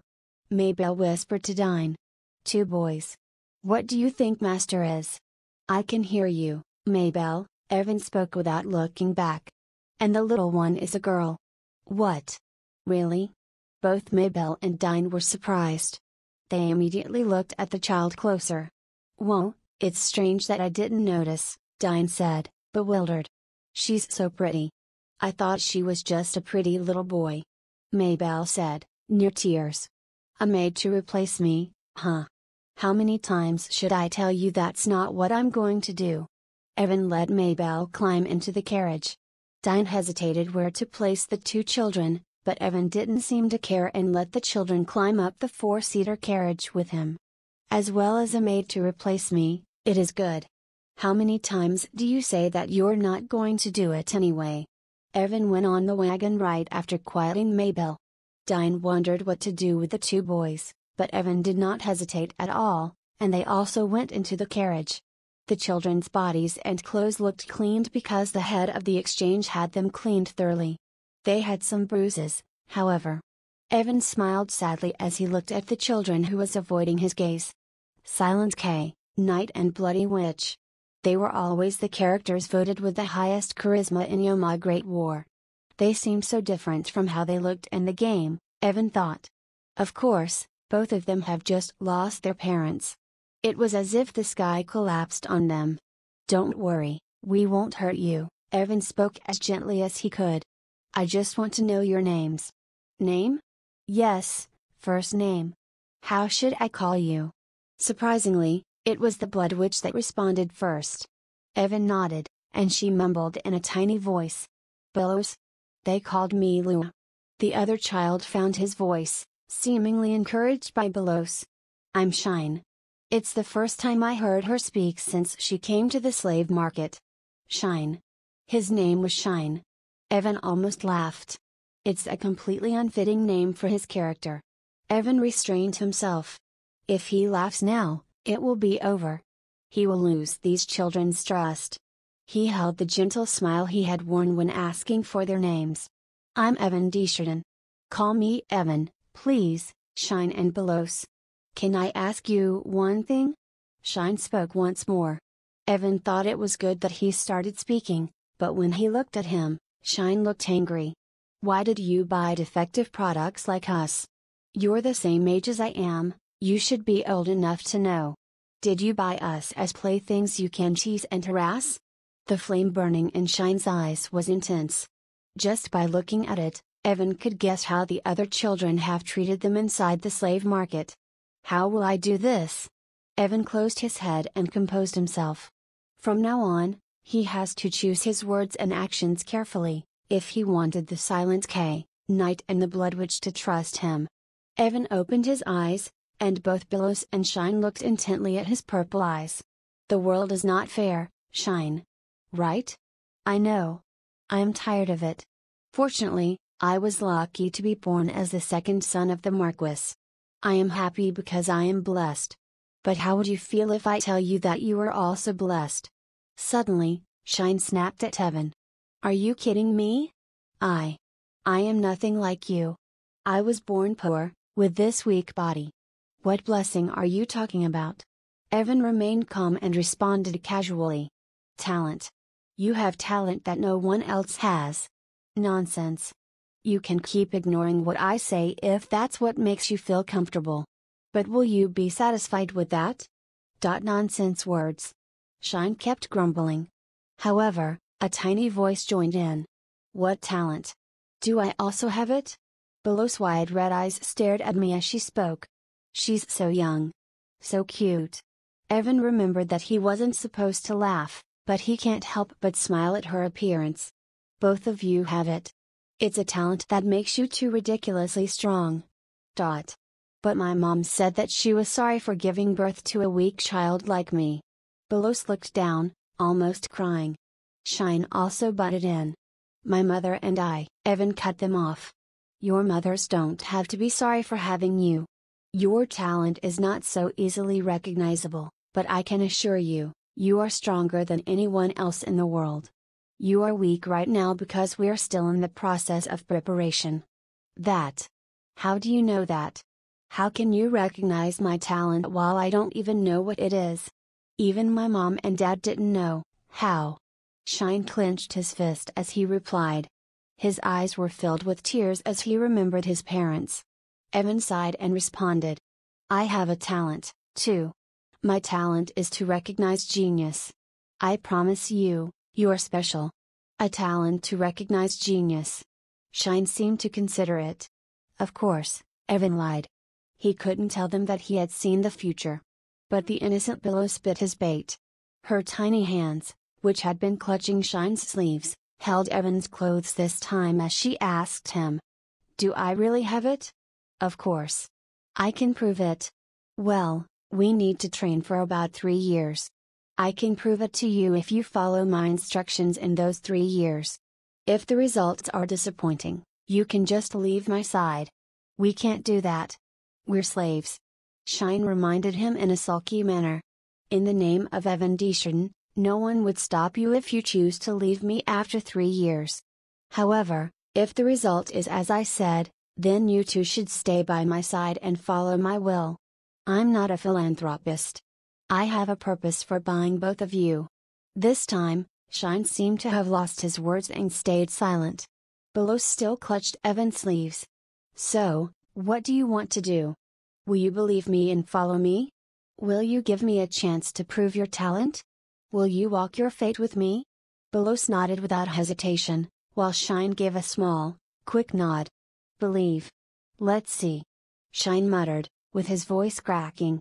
I want to believe it. I want to believe it. They always told me they were sorry. They always told me they were sorry. Dad always told me. Shine was overwhelmed by thoughts and felt tears welling up. Evan tried to soothe him with a firm voice. 3 years from now, your parents will be proud. They will be grateful. You will get stronger and stronger, and they will be happy that they gave birth to a special talent. I am certain. Only, really, then it would be great. Shine couldn't endure it anymore and started crying. Belos did, too. Evan looked around helplessly, but Mabel turned away. When we arrive at the mansion, I promise I'll take revenge on Mabel, Evan thought, as he put his arms around the children. The two began to cry harder as if they have been waiting for his arms to hold them. As the crying went on, Dine stopped the carriage to check what happened. He was amazed at what he found. Evan was smiling bitterly with his hands around the children, comforting them. I was successful in getting these two, Evan thought, but right now, they are the ones who needed my protection. Chapter 9, Evan Desjardins Gets People, 3.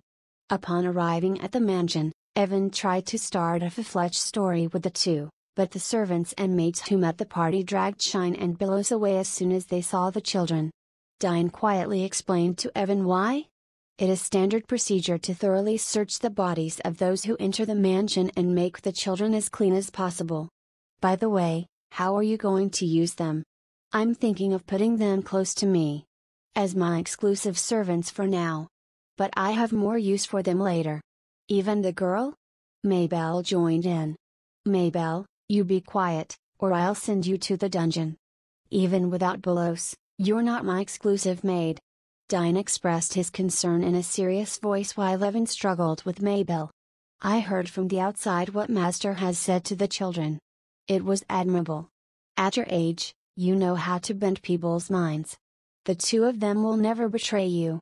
But Master, those children will eventually find out that. I never lied to those children, Dine, Evan shrugged as he replied. They will be really strong. You'll see in 3 years. If you say so, Master. Let's get inside and eat. I'll tell the servants to send them to you as soon as they are ready. When Shine and Billos returned, they looked clean and were wearing clean uniforms. The uniforms were of the perfect size, and the children looked very pretty in them. Their bruises were also gone. It was possible that the mansion's priest treated them. "Oh, you're here. Cool. Very pretty." "Yeah," he met them excitedly. But of them had traces of tears in their eyes, but now they seemed to have calmed down. Billos approached him and immediately held onto his clothes. If Maybelle was here, she would surely have something to say, but luckily, she wasn't.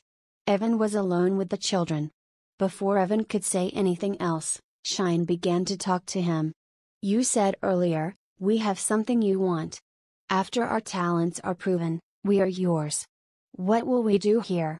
Can we serve you as your servants?" Squeak. Evan was deeply moved by Shine's passion. He nodded. "Squeak, there's only one thing I'll need you to do," he said. "Just protect me." "You. Will we call you master?" They seemed to have received brief training from the servants before they were sent here. Evan honestly didn't think that these children should be bound by their rules as the other servants. However, if he treats them differently, it may look suspicious for the other servants. Evan decided not to change it. "Squeak, yes. Call me master. But we're just children. How can we protect you?" Evan shook his head. Shine couldn't seem to understand. Why would the second son of the Marquis need further protection? "You are going to be incredibly strong," he reminded them. "I want you to protect me with that ability. Stay attached to me, stay close to me, prevent risks. That's the only thing I want from you." Squeak. It sounds very simple, but it was a task that these two would keep forever. Shine and Billos gave up their lives the moment they sold themselves to slavery. Being chosen to serve the Marquis' son was the best thing that could happen to them. Shine was quiet for a moment, then asked Evan a question. "Perhaps. Will you be in a dangerous situation in the future?" Evan nodded. "You're smart." "That's right. It will be so. That's why I need you." To Shine, Evan spoke like a prophet who had seen the future through divine revelation. He was speechless. From the beginning, he was curious as to why Evan knew they were in the slave market, even if the manager didn't show them. Not only did he confidently say that Shine and Billos, whom everyone ignored as weaklings, are going to be incredibly stronger. He also knew about a great danger coming in the future. Obviously, he is something else. He is not just a master who has a lot of money. Squeak. Shine raised his hand and pointed at Evan's left hand. In it, slime repeatedly appeared about every 7 seconds, getting killed by his grip. He couldn't stand it anymore. It was an important conversation, but the slimes were very noisy. "What is that?" "This is my personal training. It's a secret to other people here in the mansion, but I'm showing it to you because you will be with me in the future." Billos also seemed interested in the slime. "It looks so soft. I want to do it, too." With her current power, it was possible that even one of these slimes could kill her, so Evan won't let her. He stroked her head and smiled. "Don't worry, Billos, you'll be able to easily catch even more terrifying monsters than these later on." Now, in that sense. Evan changed the topic to soothe Billos. "I have told you what I want, now it's my turn to listen to what you want." "What we want?" Squeak. Evan thought he was really good at bringing that topic. He wants to know what these children wanted as early as now, so they could not ask for more in the future. Unfortunately, Shine and Billos were too young to detect his exploitation. "I want to wear warm clothes, eat until I'm full, and sleep well under a roof," Shine answered. "I want the same." Billos added. "I don't like to be hungry." Evan shook his head. "No, those are your basic rights. Let's move one to a higher level of desire, shall we? I'm willing to listen to everything you want. I'm the second son of the Marquis. You can speak freely." Squeak. The children were silent as if they had no clue what he's saying. He sighed. "You will not be hungry, and you will sleep comfortably. Then, what else do you want to do, Shine?" Shine closed his eyes. His fists clenched tightly. He gritted his teeth. "Monsters.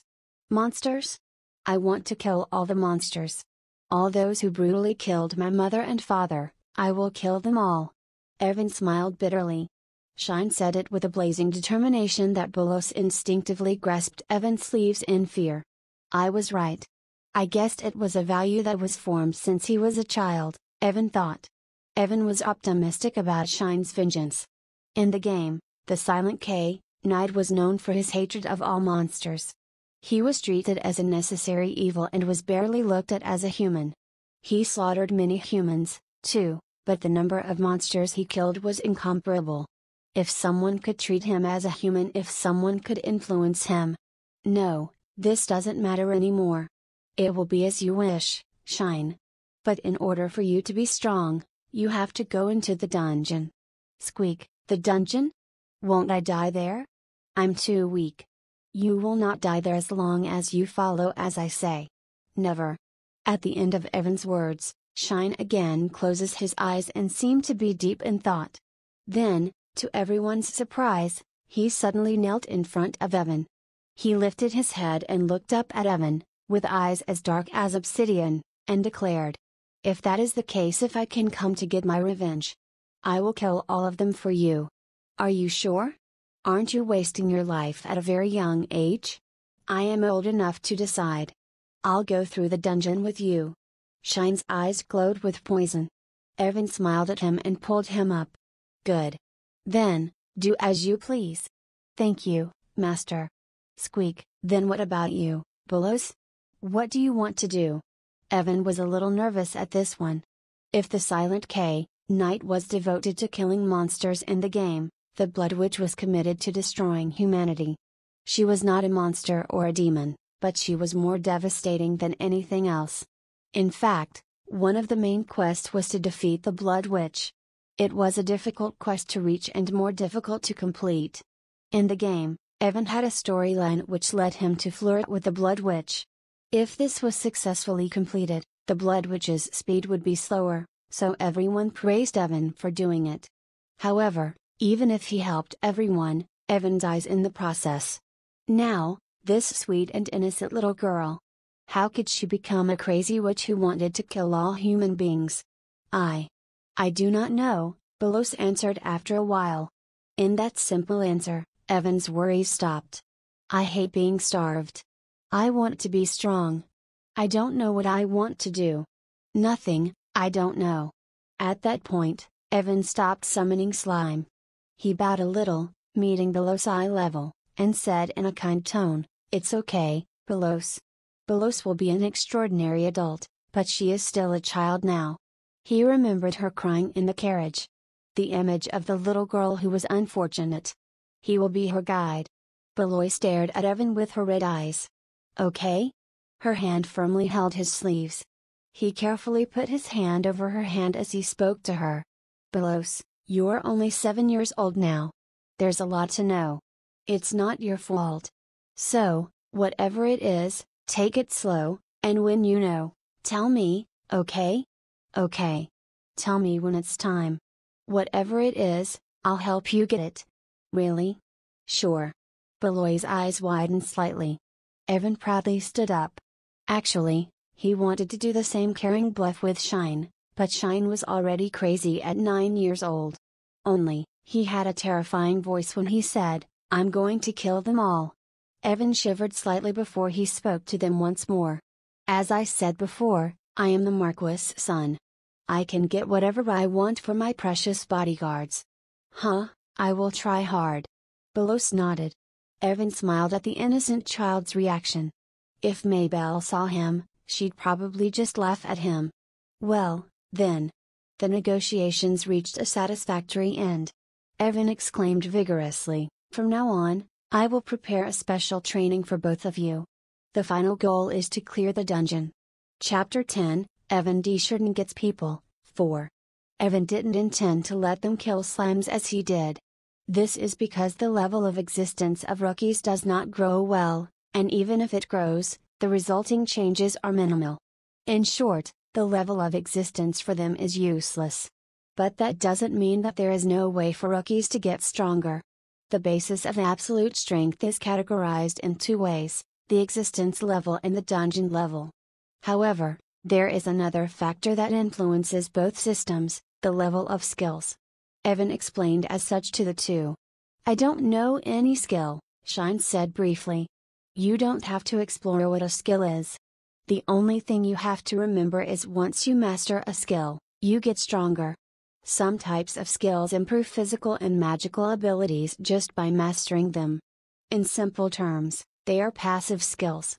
Skills that increase the efficiency of a specific action. At the same time, you can gain other benefits by mastering a skill. For example, arcane fencing, which is being learned by the Knights of the Marquis of Sheridan, increases the fencing skill level as well as permanently increases the body's physical skills. In fact, Evan had a vague expectation that the weight training he was doing might contribute to developing this fencing skill in the future. Really, even a weak body can learn skills. Tell me, Master, Shine said, how can I get that? Skills come from the following actions. First, the reward that God gives when the dungeon level rises. Second, obtain and read a special book called a skill book. Third, when you are recognized as the master of artifacts with special powers. Fourth, satisfying a specific condition at a designated place. It's a very rare case. For reference, Maricel's necklace falls under the third case. By obtaining the necklace, Evan can summon slime. The moment the artifact recognized him as an artifact, the skill to summon slime was activated. Isn't it all impossible for us? Ah, maybe you're an artifact with the power of money. Stay still, Shine. Isn't Shine grasping the power of the Marquis too well? Of course, Evan planned to do what he just said, but that is in a distant future. Fifth, do a repetitive act until it is recognized as a unique power. Sixth, similar to the fifth, receive instructions that have been handed down from generations and generations. Then, can you guess how you two will obtain skills? Fifth? Sixth. Belos spit out without a thought. Shine thought for a moment and then shouted out loud, his face bright as if he had a great realization. Evan gave them a huge smile. Both are correct. Acquisition of skills through repetitive actions and transmission of instructions developed through generations. You'll be empowered by both. At least, for now. When Evan played Yoma Great War in his previous life, he noticed something strange. There were some members of a group that had too much stamina and mana that didn't suit their appearance or occupation. Aristocratic servants.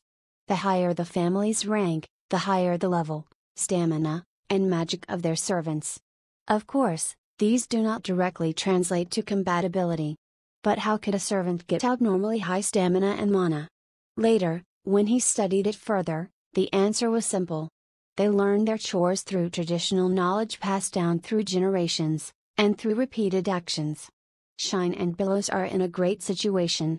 This is because they share their house with the Marquis family, an aristocratic family superior enough to be commanded by the king to manage a dungeon city. So, at least, it could be regarded as the top level among other Marquis families. No, not really. There's only one other family, the Duke of Leona, a relative of the royal family, whose servants have more traditional and superior housekeeping skills. Then, are we going to cook and clean? Evan nodded. It will be difficult. Didn't I tell you that already?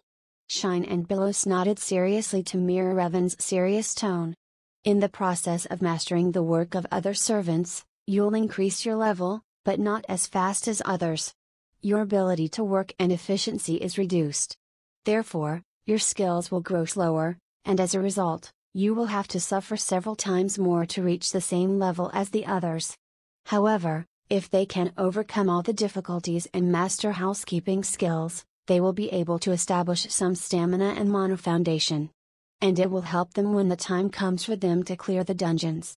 I told you in advance that I can show you the way, but I can't walk that way for you. Are we clear? Of course. He believed in the two children, who are now blinking in front of him. The children also trusted and believed the sincerity he showed them. That was enough. Okay, then. Maybelle. Master? As Evan opened his door, he found Maybelle clinging to it. She fell flat on her face like a frog. Instead of looking down at her with cold eyes and asking her what she was doing pressed against the door, he ordered her to do something. Call the chief maid. Huh? Chief maid? Why don't you send these children directly to her? I need to tell her something personal. There were two reasons why Evan wanted to entrust the children to the chief maid. First, they can learn more accurately and faster. Second, the higher the abilities of the person passing the skills, the higher performance a person receiving the skill would have. You are trying to build a wall with your personal maid. You're scary. Maybelle, I'm more afraid of you. Call her quickly. Maybelle's obsession was adding up day by day. Even though Evan didn't flirt with her, he wondered if he can still be stabbed by Maybelle someday. Shine suddenly asked Evan. If the sixth way is to learn the instructions, and the fifth method is a repetitive action, can we learn skills in two different ways, simultaneously? Oh, it's time to learn the instructions first. Start with the basics. Both of you are still too weak to do both ways. So, try to be diligent and do as the maid tells you to do, and put your strength on it when it's possible, got it? Huh. In a cruel and exacting point, Shine bites his lips as if he was resentful, while Below simply nodded innocently. Shortly thereafter, the chief maid arrived. I heard you called me, master. What kind of gems are you going to use this time? Oh, chief maid.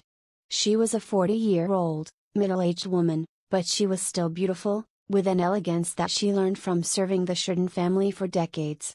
Servants and maids are not used to mastering martial arts, but chief maids and butlers had superior mana and stamina than other knights and apprentices. I'm not trying to use gems today. This time, I called you to ask you a favor. I heard you bought 2 children from the slave market. Maybe you need something meditative. Jade? Maid Zhang. Evan approached the maid and held her tightly in his arms. Then she looked up from below, and her eyes twinkled at what she saw. The strongest skill that Evan D. Sheridan has learned for the past 9 years is cuteness. Couldn't you teach them directly? Well. But master, I hear these children. Obviously, she was going to say they were bad products, but Evan urgently hung in her arms to stop her. They are really important kids. They will be with me forever. It may take longer for them to learn, but I can guarantee their talent. Huh? Can't the chief maid take care of them herself? Huh? Master, no matter how much. Oh. No? Really not? Huh. Tears filled up Evan's purple eyes. At that moment, mental damage was obviously inflicted on the chief maid. The chief maid found Evan so cute that it was difficult for her to breathe, but she somehow found her calm. At that moment, Evan can see that she was not convinced and decided to cling tighter. I won't let you go until you tell me you'll do it. Young master? I won't let you go until you say you'll teach Shine and Belos. They are really important kids. I need the chief maid to take care of them unconditionally. Young master. The chief maid was truly puzzled as she watched Evan hang on to her desperately. Of course, there have been many cases where Evan swarmed her. All of them, however, were for childlike reasons, such as hiding the fact he had broken the vase, letting him go out into the city in the middle of the night, or practicing with a real sword. But this? Has he ever acted like this for someone else? The answer is, no. So, is there something really special about these children? Of course, both children seemed weaker than others, but that was all. She couldn't figure out why the Marquis' second son would do this. It seemed like she has no choice but to follow the young master's will. She sighed. Okay. Really? I love you. Since the master said so, I will take care of this child. Huh? The chief maid lifted Belos.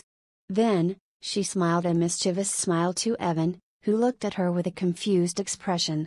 You give a boy to the butler. Do it as you did with me, it will be okay. Maid Zhang. Only, then, I will start right now. Oh, As soon as she began to be separated from Evan and Shine, Belos became anxious. The chief maid carried her away. Evan then asked Maybelle to call the butler this time. When she disappeared, Shine asked Evan with an uneasy voice. Master, Who's going to be my boss? That bearded gorilla. Subsequently, Evan succeeded in getting the butler to agree to take Shine in exchange for his dignity. Shine, who watched the scene from the side, trembled, and deeply vowed that he would somehow repay the grace to Evan. Chapter 11, Evan Desjardins Gets People, 5. Shine is a commoner. No, Shine was a commoner. Until his parents were murdered because of the massive reflux. Shine, survive. The knights and soldiers always guarded and defended the dungeon, but on that day of the reflux, monsters pushed into the streets where common people lived. To protect his family, his father lifted a weapon, and died with his arms and legs chewed off by a two-mouthed monster. His mother caught the attention of the monsters to save Shine, and was killed by an arrow from a goblin archer. You have to live, Shine. The last words of his parents firmly stuck themselves into Shine's chest. Shine, who originally resented his weak body and had no desire to live, began to long for life and strength when he lost his parents. He ran away desperately. Somewhere, where there were many people, where the knights and soldiers could rescue him. He ran and ran on his weak legs. His small frame helped him avoid monsters, avoid arrows and fireballs flying all around him. He fled. Hey, a survivor. Come on here, it's safe here. Breathe. Rest. Sorry, we are late. Thank you for being alive. His parents' sacrifice was not in vain. He survived. The Marquis has responded with full force, the dungeon reflux was finally suppressed, and the boy was rescued by the soldiers. Survive. For revenge. The day his parents died and left him alone in the world, Shine had two desires. To survive and avenge his parents' deaths. He sold himself to the slave market. He knew he could not survive on his own. It was the only way he could live. The exchange manager noticed his determination. I'm not going to push you. Do you understand what you're signing up for? Yes. I came here to live. Please sell me. Shine was led to a small but clean room. There was another child inside. A small child with eerie red eyes and black hair like him. The two looked at each other and immediately recognized that they were not enemies. It was a very strange sensation. You two? Huh. That was enough. They didn't even know each other's full name, but they sat beside each other. They were under the same situation and intuitively knew that the only people they can depend on right now was each other. Soon, the space got full of other children. Unlike them, these other children were normal, and they soon noticed that the two children with black hair were very weak. At that moment, the bullying began. Look, he can't even stand up properly. This is why he can't work properly wherever he goes. But both faces are pretty. They said that there are separate places to go. Ha ha ha, look at those legs. All the children sold to the slave market were emotionally anxious. The two weaklings were just perfect as outlets for other children to put their stress on. Look at this baby's eyes. This is just. They learned that the greater the resistance, the more fun the bullies found it to be, so the two children learned to suffer without moaning or screaming. One day, Shine realized that the little child was a girl, and he started to protect her as much as possible. They were weaker than ordinary people, but her physical condition was worse than his. This will not kill me. How are you? I will survive. Me too.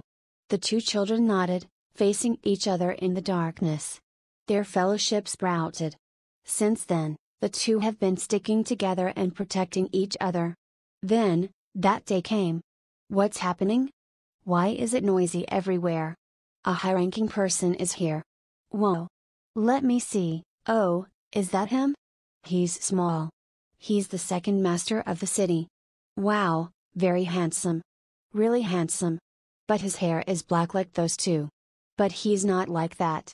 He's a high-ranking person. Look at those eyes. Purple eyes. Symbolizing nobility. Shine's curiosity rose with the other children's chatter. Black hair, too? But what does it matter? He's different from us. We are slaves, he's a noble, we are weak, he is strong. We are poor, he has a lot of money. Just then, the door opened wide, and the exchange manager entered. He was visibly nervous. Was it nerve-wracking to deal with a high-ranking aristocrat? It was a little funny. Master Evan of the Sheridan family came. He is looking for a child of an age similar to himself. If you are chosen by him, your life will be decent, and hopefully you will live a better life than me. Do you know what I'm talking about? Show me well. Children's eyes twinkled. Everyone was smiling and in a good mood, but when the manager saw Shine and Billows at the corner of the room, his face froze and ignored them. Everyone went out of the room, except them.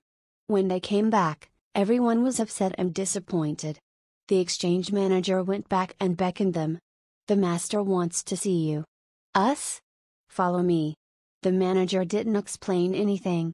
Shine and Billows were confused and followed him. They felt the other children's poisonous gazes at their backs, but they didn't care about it now. They came to face the child they called Master. Dine. He stared at them. I need to.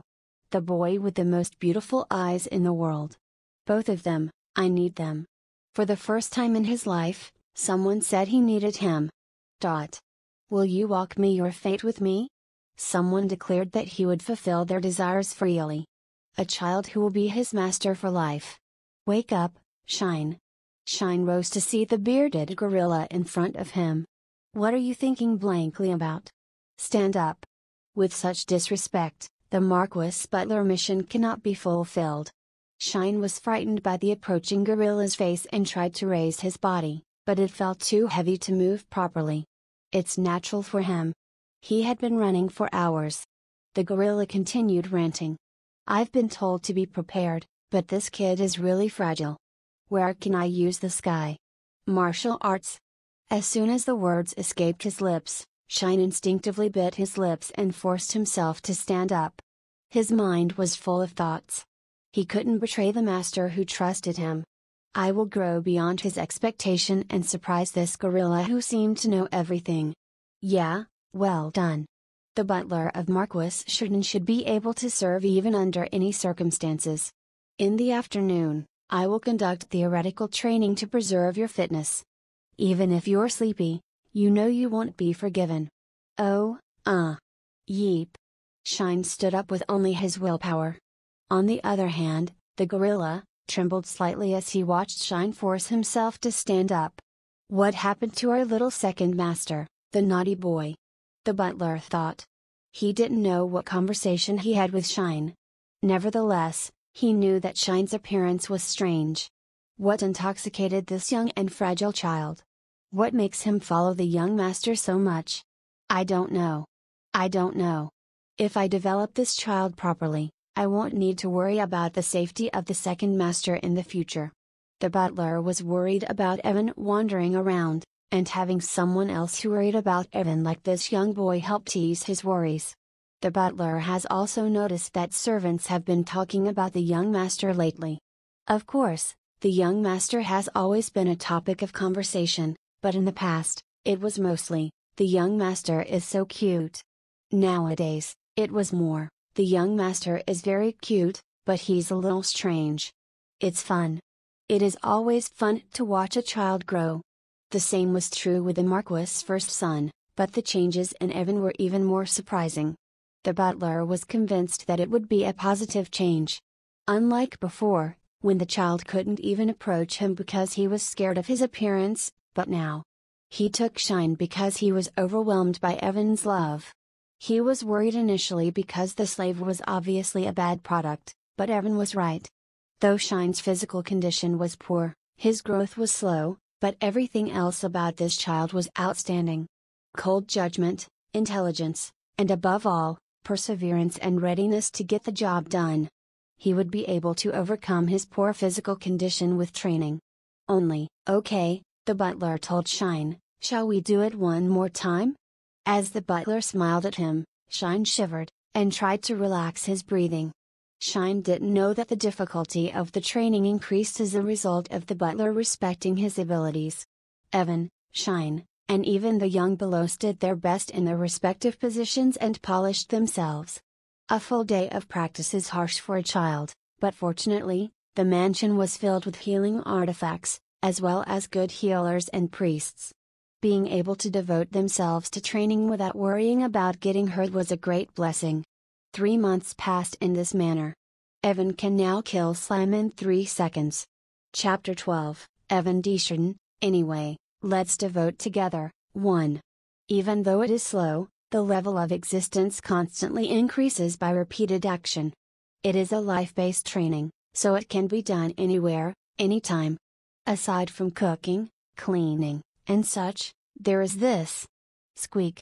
Oh, it's really noisy. Evan grinds his teeth to the endless rhythm of the screams. It didn't take much effort to kill the slime. He only suffers from their sound. These things scream from the moment they are born until they die. It would be nice if I could kill them before they scream, he thought. Surely, one day, it will be possible. Already, he had succeeded in reducing it to 3 seconds. It seemed that the moment he summoned his first slime was not too long ago. He can't feel the changes day after day, but if he compares it to the first time, 3 months ago, is the progress not clear? Squeak. Although he wondered how high his level has already risen, his growth was evident when the slimes he could summon continued to increase even though his training time remained at 2 hours. His power is surely growing steadily. Compared to the growth of physical strength, it was much slower, but it is still growing. Perhaps the reason why the growth of his magic power was slower is not only due to my aptitude. No, he must repeat his actions tens of thousands of times over and over again, so he could acquire a skill. He was really feeling the presence of the skill forming with his actions as he grasped his hands. Stronger, more effective. Maybe the skill level will grow more than the existence level. Besides the slime training, Evan is also performing weight training after every 2 hours, when his mana has run out. If he continued doing this, it might also develop into a skill. As Shine and Billows are learning skills instructions from the chief maid and the butler, along with Evan's style physical training, his hopes were getting up. With the grip strength in my strong physical body, maybe the sword that Maybelle will stab me with one day could not penetrate my ABS. You called me, Master? No. I didn't call you. Don't come in without knocking. Luckily, he has already killed the slime. Evan was shocked to see Maybelle's head at his door. But he noticed something. Her cheeks seemed to be a little thinner. Is she growing up? Pretty. Maybelle, are you losing weight? Actually, Master, I am receiving intensive training from the chief maid whenever I have time. With Belos. Evan looked confused. Then, he remembered. 3 months ago, when the chief maid took Belos, Maybelle followed them. Oh no, why are you? I cried and told the chief maid that I don't want the master's exclusive maid position get taken away, so she accepted me. I've been trying hard. No, you need to let it go. It's too scary. Evan wanted to fire her. But if the chief maid accepted her, there must have been some reason. Putting a rival nearby to inspire and motivate Belos, or let Belos have contact through other maids in the mansion through Maybelle. If Maybelle was a really evil child, she would have rejected Belos. If Maybelle was such a vicious character, Evan would have no reason to keep her. Although Maybelle was misadjusted, she was a child who was good at work and loved by everyone. Even now, behold, she did not hate Belos, and instead trained herself under the chief maid, too. It's so difficult, Evan clenched his fists. Why do you want to be my exclusive maid? I'd like to have the cute Master Evan by my side. So, I'm going to make you look at me and smile at me again. I didn't say that so you'd have such a secret determination. Ugh. Okay, I'm sorry. I'll smile now. It didn't work. Maybelle shook her tongue and snapped her fingers. I can't be satisfied with such a fake smile. One day, I must see the smile that comes from your heart.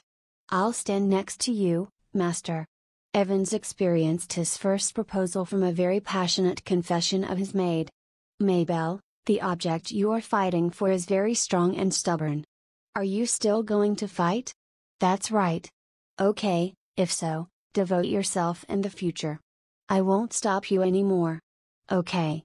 To be honest, Evan was just tired of arguing. Besides, he was worried that she might start bothering Belos. He'll simply ask the Marquis later for armor to protect his chest and abdomen. Oh, and Master. The Marquis is calling you. What? You should have told me that first. Because I enjoyed talking to you. Everything he thought about her was cancelled. It was very, very deadly to overlook Mabel. He should fire her soon. As soon as he saw Evan, the Marquis hugged him and sat him on his knees. Evan, it seems that you don't play a lot outside these days. I am getting worried. Evan innocently laughed and replied. I'm playing a lot, Father. Is it because of the necklace of Marisol? Indeed, the title of a Marquis is not given to a foolish person. Evan couldn't tell a lie to the Marquis who saw through him, so he thought hard to draw up an answer enough to convince himself and the Marquis. I am exploring the power of a necklace. I don't know it well, so I'm trying it out in many ways. Yes, do as much as you want on the line as long as you don't put your body in danger. Moreover, did you know? This artifact is a growth type. Really? Evan, a child, obviously wouldn't know about it. The Marquis smiled and gently stroked his head. Do you know about growth artifacts, Evan? Yes, so. Do they grow like a person? Accurate. He's really my son, the Marquis thought and laughed, satisfied at Evan's answer. Evan also laughed. Of course, he knew about growth artifacts. Growth-type artifacts were one of the hottest items of the game. Weapons, armor, and accessories that can grow, and don't need to be replaced. It's fun to have items that don't need replacing as you level up. In the Oh My Great War series, there were several artifacts such as these. In the beginning, only a few understood them, but surprisingly, they found that the items have a level bar. The level bar attached to humans, monsters, and other creatures could be found in some items. And every time you use it, every time it meets a special condition, the level bar gets filled up. But by the way, the necklace of Marisol. Yes. I didn't know until you have been recognized as its owner.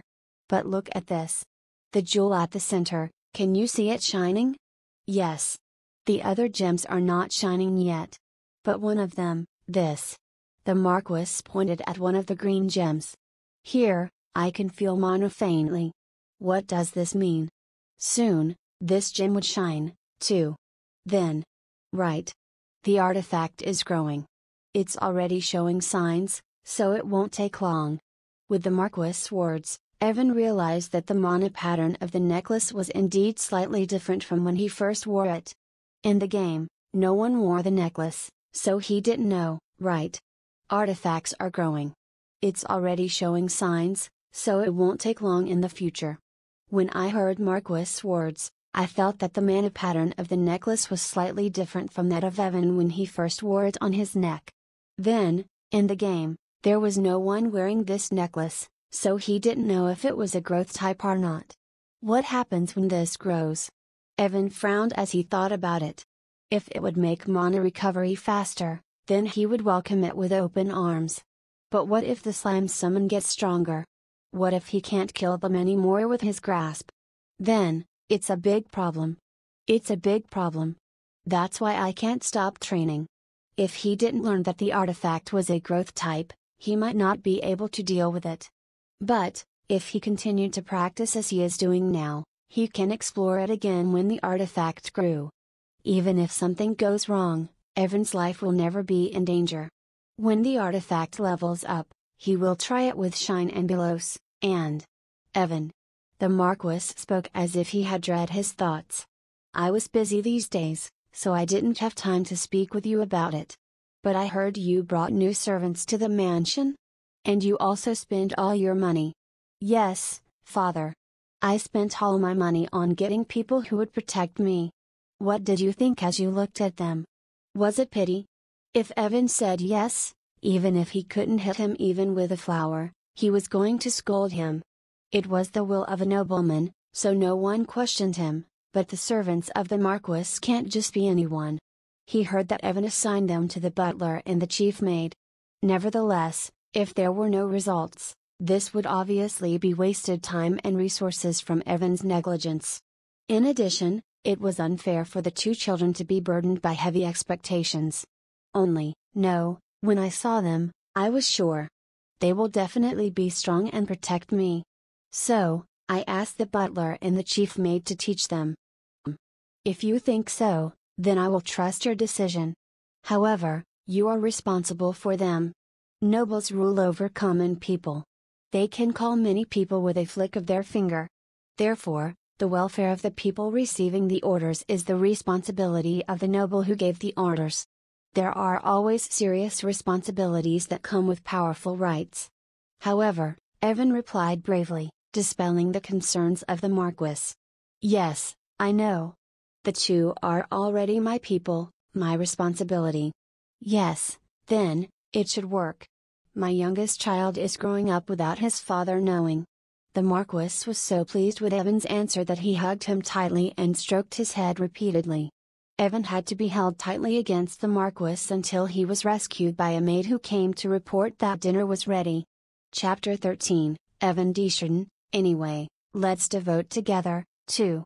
The day after he received the information that Maricel's necklace was a growth-type artifact, the butler and the chief maid visited Evan.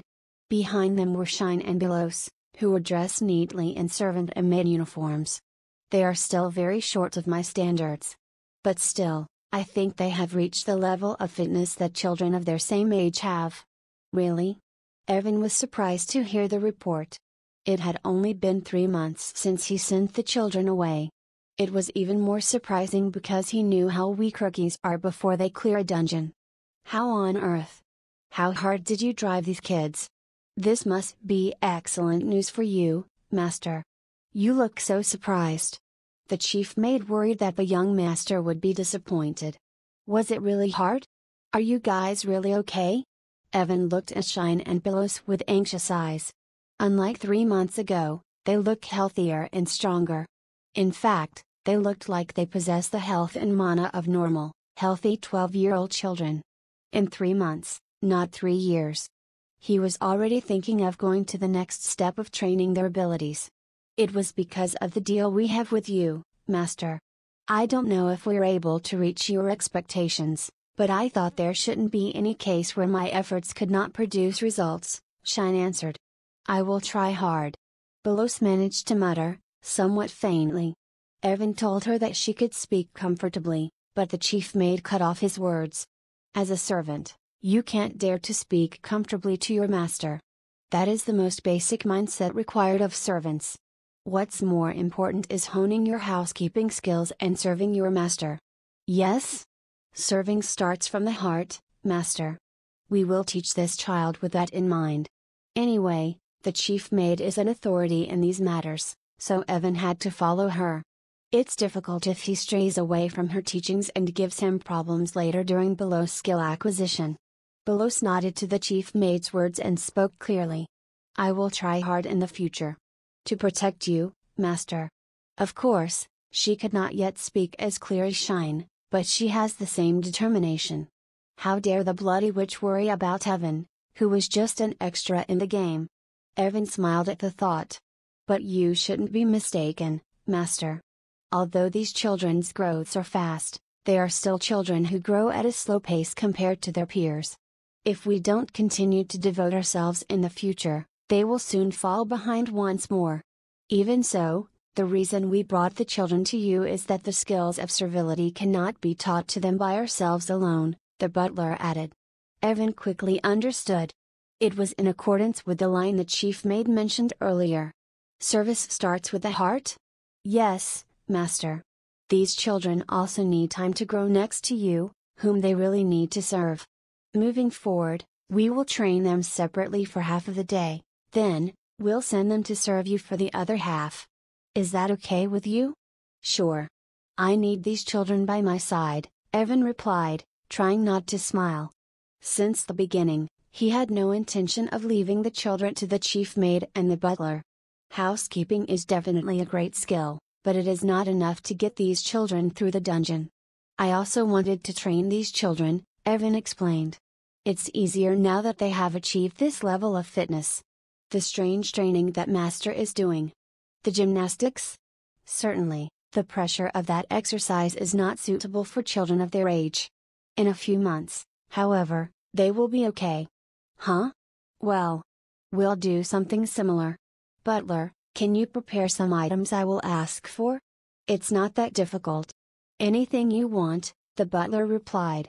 After Evan whispered to him what he needed, the butler looked at Shine and Belis with a slightly surprised expression. Then, as if convinced of Evan's explanation, he raised his head and said, "Then, I will refer to that for their future education." Afterward, the butler and the chief maid bowed respectfully to Evan. "Then, master, we will return to work first.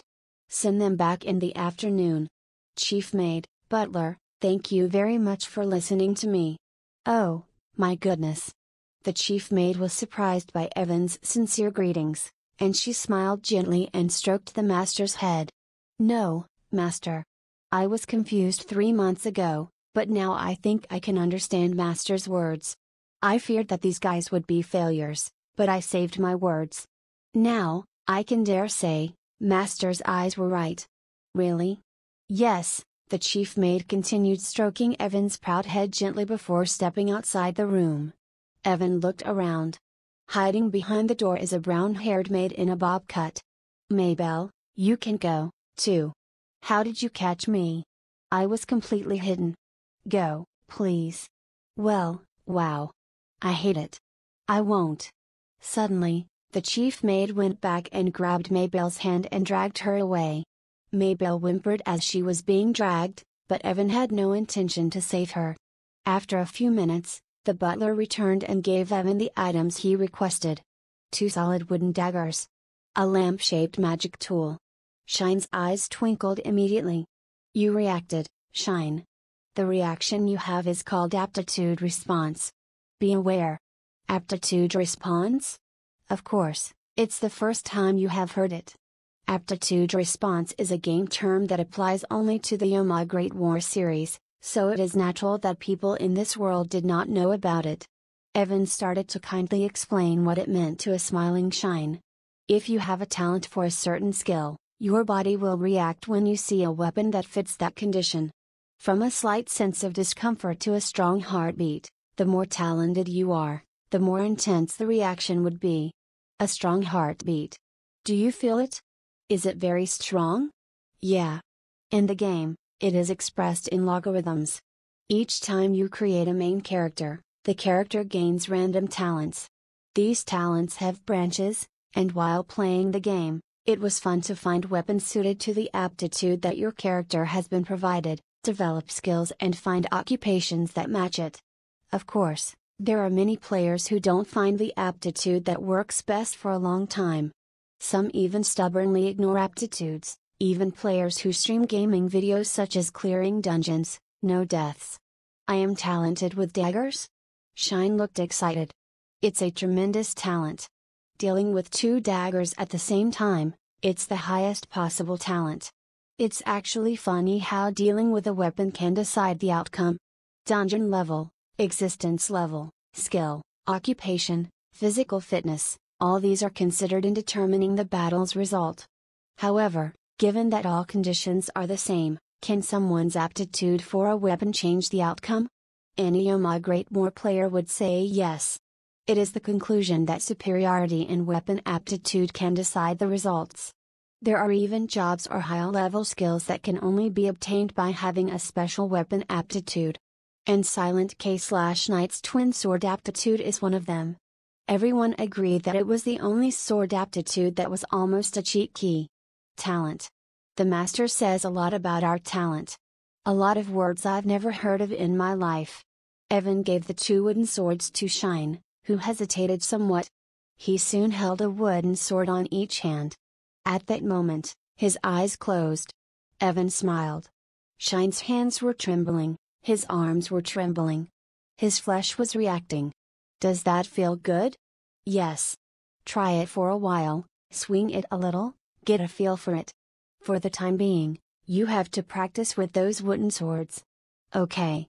Shine had a lot of questions in his mind, but he stepped back and followed the master's orders.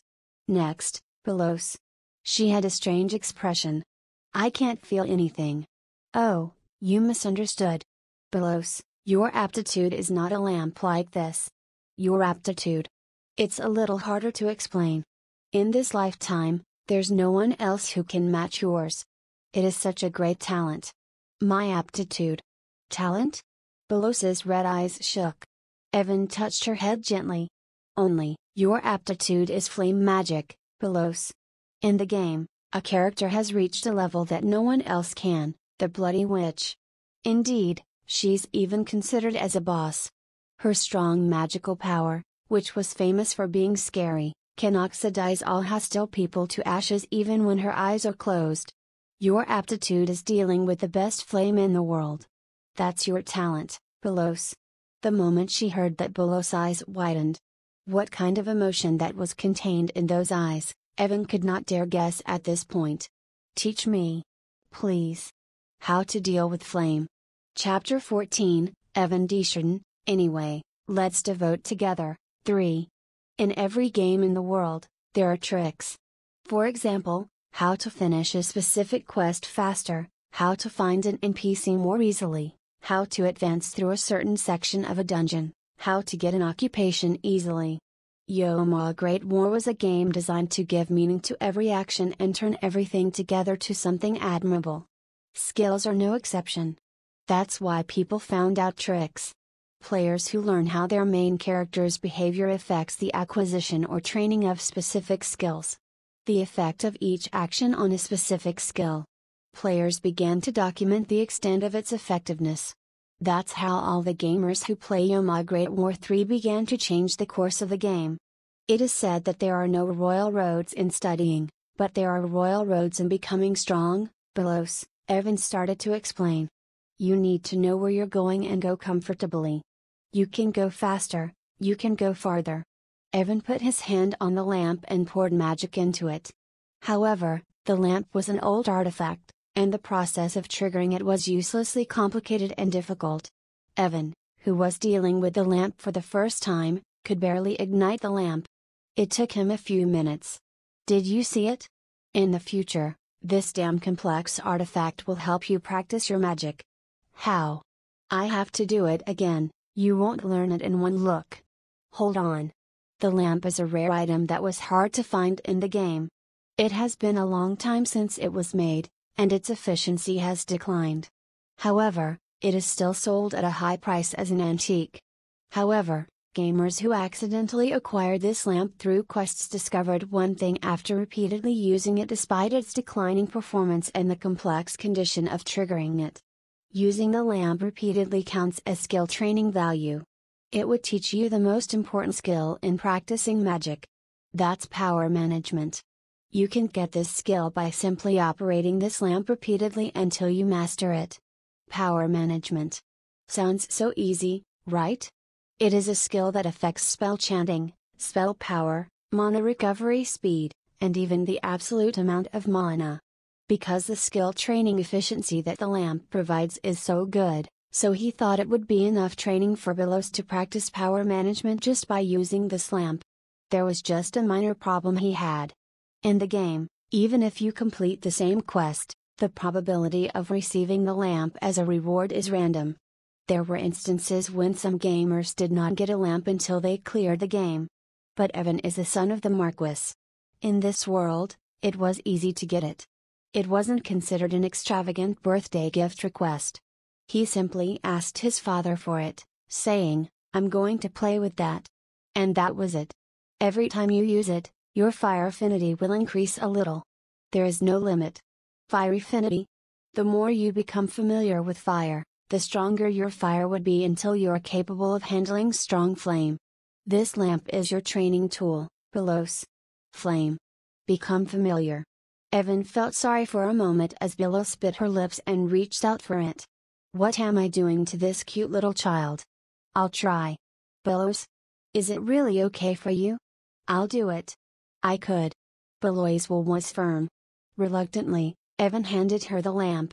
If it was before the chief maid's special training, she wouldn't have been able to lift that old, heavy lamp. She hugged it in her tiny arms. Thank you, Master. Yes. For now, you just need to try to put mana on the lamp. Concentrate on it. When that happens, let's talk again, okay? Yeah. Evan was slightly impressed by Below's cute appearance as she expressed her gratitude. Shine then approached him. Master. Can I also get there? The royal road? You know, Shine, I was also planning to teach you that, but. Of course, there was also a trick to quickly grow double sword aptitude. However, it is an action that seems to be possible only in a game system. Growing magic skills through power management makes sense in reality. Using mana to light the lamp can easily be understood to grow magic skills. However, for weapon skills, the way to go through the loopholes of the game system is bizarre. Among them, the skill of the double sword swordsmanship was more bizarre than most. Skills grows by coping with various methods when encountering various conditions in various situations against various enemies. Master. Shine interrupted Evan's explanation. Honestly, everything that you say and ask me to do, I don't understand how it works. So you summon a slime and pop them saying it leads to strength, turned a lamp off and on to help magic skills grow, and asked us to learn the skills of maids and servants to strengthen our bodies.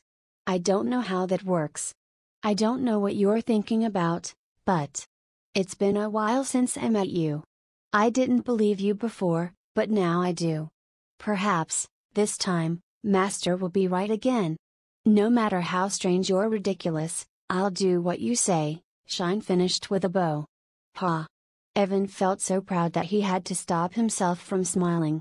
So Master, please let me know what you know. I am curious to know how to grow a double sword skill. If it doesn't work, then it's not too late to start over again.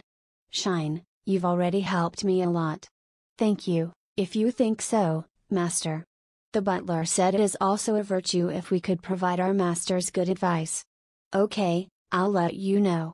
Can you lend me the swords for a second? Shine's eyes sparkled as he handed Evan the two wooden swords. Belos, who was clutching the lamp, watched him curiously. Meanwhile, Evan is very excited about holding the two wooden swords. He smiled bitterly after he didn't feel the strong aptitude that Shine felt. He wanted to find his aptitude desperately. It was clear that his aptitude is in the warrior line. As soon as he knew it, Evan tried to touch all the weapons he could find, but he could not find his aptitude. The strongest response was from a giant battle hammer, but it was not as strong as he would have liked. I hope it's not bare fists, he thought. Fostering Shine and Belos is important. However, he wanted to become stronger himself if he could. The best way was to learn bare fist fighting if he cannot find his weapon aptitude. He decided to think about his aptitude later, and grip the swords. He placed one foot forward, grasping the swords in both hands lightly. He looks forward, bending his knees slightly as if to prepare to jump or step back at any time. Evan has played Yoma Great War hundreds of times. He can draw the basic stances for each weapon with his eyes closed. Moreover, since he's physically inclined, even without the aptitude of Shine, he was able to take a good posture. This is the basic stance of the double sword technique. It hurts a little to hold this position, but take note, he explained. I will, Master, Shine said in a serious tone. Cool. Belos admired it with a little gasp. Then, I'll show you the stances in order from the beginning. If you don't get it, ask me to do it again. Okay. Evan slowly performed the basic movements of double sword fencing. Shine, who has a strong aptitude, looked sharp and determined. It took a long time to demonstrate because he had to show all the techniques he remembers. Shine remembered each and mirrored it perfectly after one look. He never asked Evan to repeat a stance. Rather, he was excited to learn more. This is the most important thing now. Make sure to remember. Okay. Evan focused. He crossed his double swords in front of his chest, then jumped in the air, firing several attacks. The sound of wooden sword swinging in the air with all the power of a 9-year-old filled the room. Who? Did you get it, Shine? Yes, Master. Then, that's the fastest way to grow the double sword fencing. You're half correct. Yes? Shine looked confused. Evan posed again. Two wooden swords, crossed in front of his chest, knees bent in preparation to jump. You got this so far? Yes, master. Now, look. Evan released his posture and went back to the basic stance. The technique is called break the beehive. The moment you take the position of crossing the swords and bending your knees, the training value is already achieved. So, you can just cancel the action and get back to the basic posture. Only, cancel. In games, it is possible to cancel your current action by entering a specific command, or by suddenly putting in another command. In RPGs and other types of games, there were a lot of tactical advantages that could be gained by canceling an action. Cancel. Shine, didn't you say earlier, you would believe everything? Evan laughed as he returned the two swords back to Shine. Then, believe and do what I tell you to do. Chapter 15, Evan Desjardins. Anyway, let's devote together. 4. The children proceeded to the second stage of their special training. Belos repeatedly operates the magic lamp to gain mastery of mana. Shine repeatedly goes to the double sword fighting stance, break the beehive and cancels it in the middle stage. Evan, however. Master, what are you doing? I'm doing physical training with slime training. Evan was still killing slimes. Of course. He was doing physical exercises while killing slimes, and honestly, it looked very strange. Shine found it difficult to figure out what he was doing. Why are you not doing special training like us? I don't have a certain aptitude like you, Shine and Belos. Once you found your aptitudes, you just have to train it repeatedly, but if you haven't yet, you can learn other skills and learn your specialty later. You haven't found a skill that suits your aptitude, so. Yes. That's why I'm focusing on raising my existence level and training my body. Evan's explanation was rational and persuasive, but watching him explain while doing weird things with his body makes it hard for anyone to focus on what he's saying. However, Shine nodded. Although he looks like a child, Master is awesome, he thought. Shine recalled the moment Evan grabbed the dagger and moved to teach him the double sword techniques. Evan didn't seem to have noticed, but his momentum as he held the swords was enough to frighten the children. If they didn't know that he was their ally, they might have run away. Besides, while he was just swinging the sword, his power was enough to be felt in the air. It meant that those seemingly silly acts of popping slimes and doing gymnastics are not meaningless. That's why Shine believed in the instructions Evan gave him and Belos. In fact, it seems that my movements while wielding the swords are indeed easier and more natural than before. I've only trained for half a day. After confirming that his stamina has been restored to some extent, Shine went back to doing the basic stances of double swordsmanship. I am becoming more proficient. My power is greater. It would still be impossible to defeat monsters like this, but at least I'm going in the right direction. All this in less than half a day. Cross the dagger, bend the knee, release the posture. Just then, Evan suddenly stopped moving. The necklace he was wearing was shining. Belos, who was wrestling with the lamp, also stared at him. It's really growing. Evan muttered. Growing? Yes, it's a growth type artifact. Like people, there are artifacts that level up. This is one of them. As he spoke, one of the jewels in the necklace continued to glow green. It was as the Marquis told him. Of course, there have never been any postings on the community forum that included the Maricel's necklace as a growth type artifact. It was not so great to be kept a secret by other players. It means that it was only Evan who has leveled up the necklace. He had never expected it in the first place, so he had no sense of accomplishment. He frowned, then glanced at Shine and Belos, who were watching him intently. Then, he summoned slime over his left palm as usual. Squeak. Cute slime appeared, no different from the ones before. Belos still looked charmed by the appearance of the cute slimes, but Evan squashed the slime ruthlessly. Oh! Exactly 3 seconds later, the slime died. There seems to be no change in its endurance. The level of the summoned slime seems to be unchanged. How about the rate of mana recovery? It seems a little faster, but I'm not sure. I didn't expect anything, so I wasn't disappointed, Evan thought.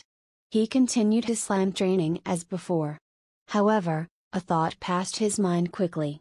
Information about the artifact suddenly became etched in his brain.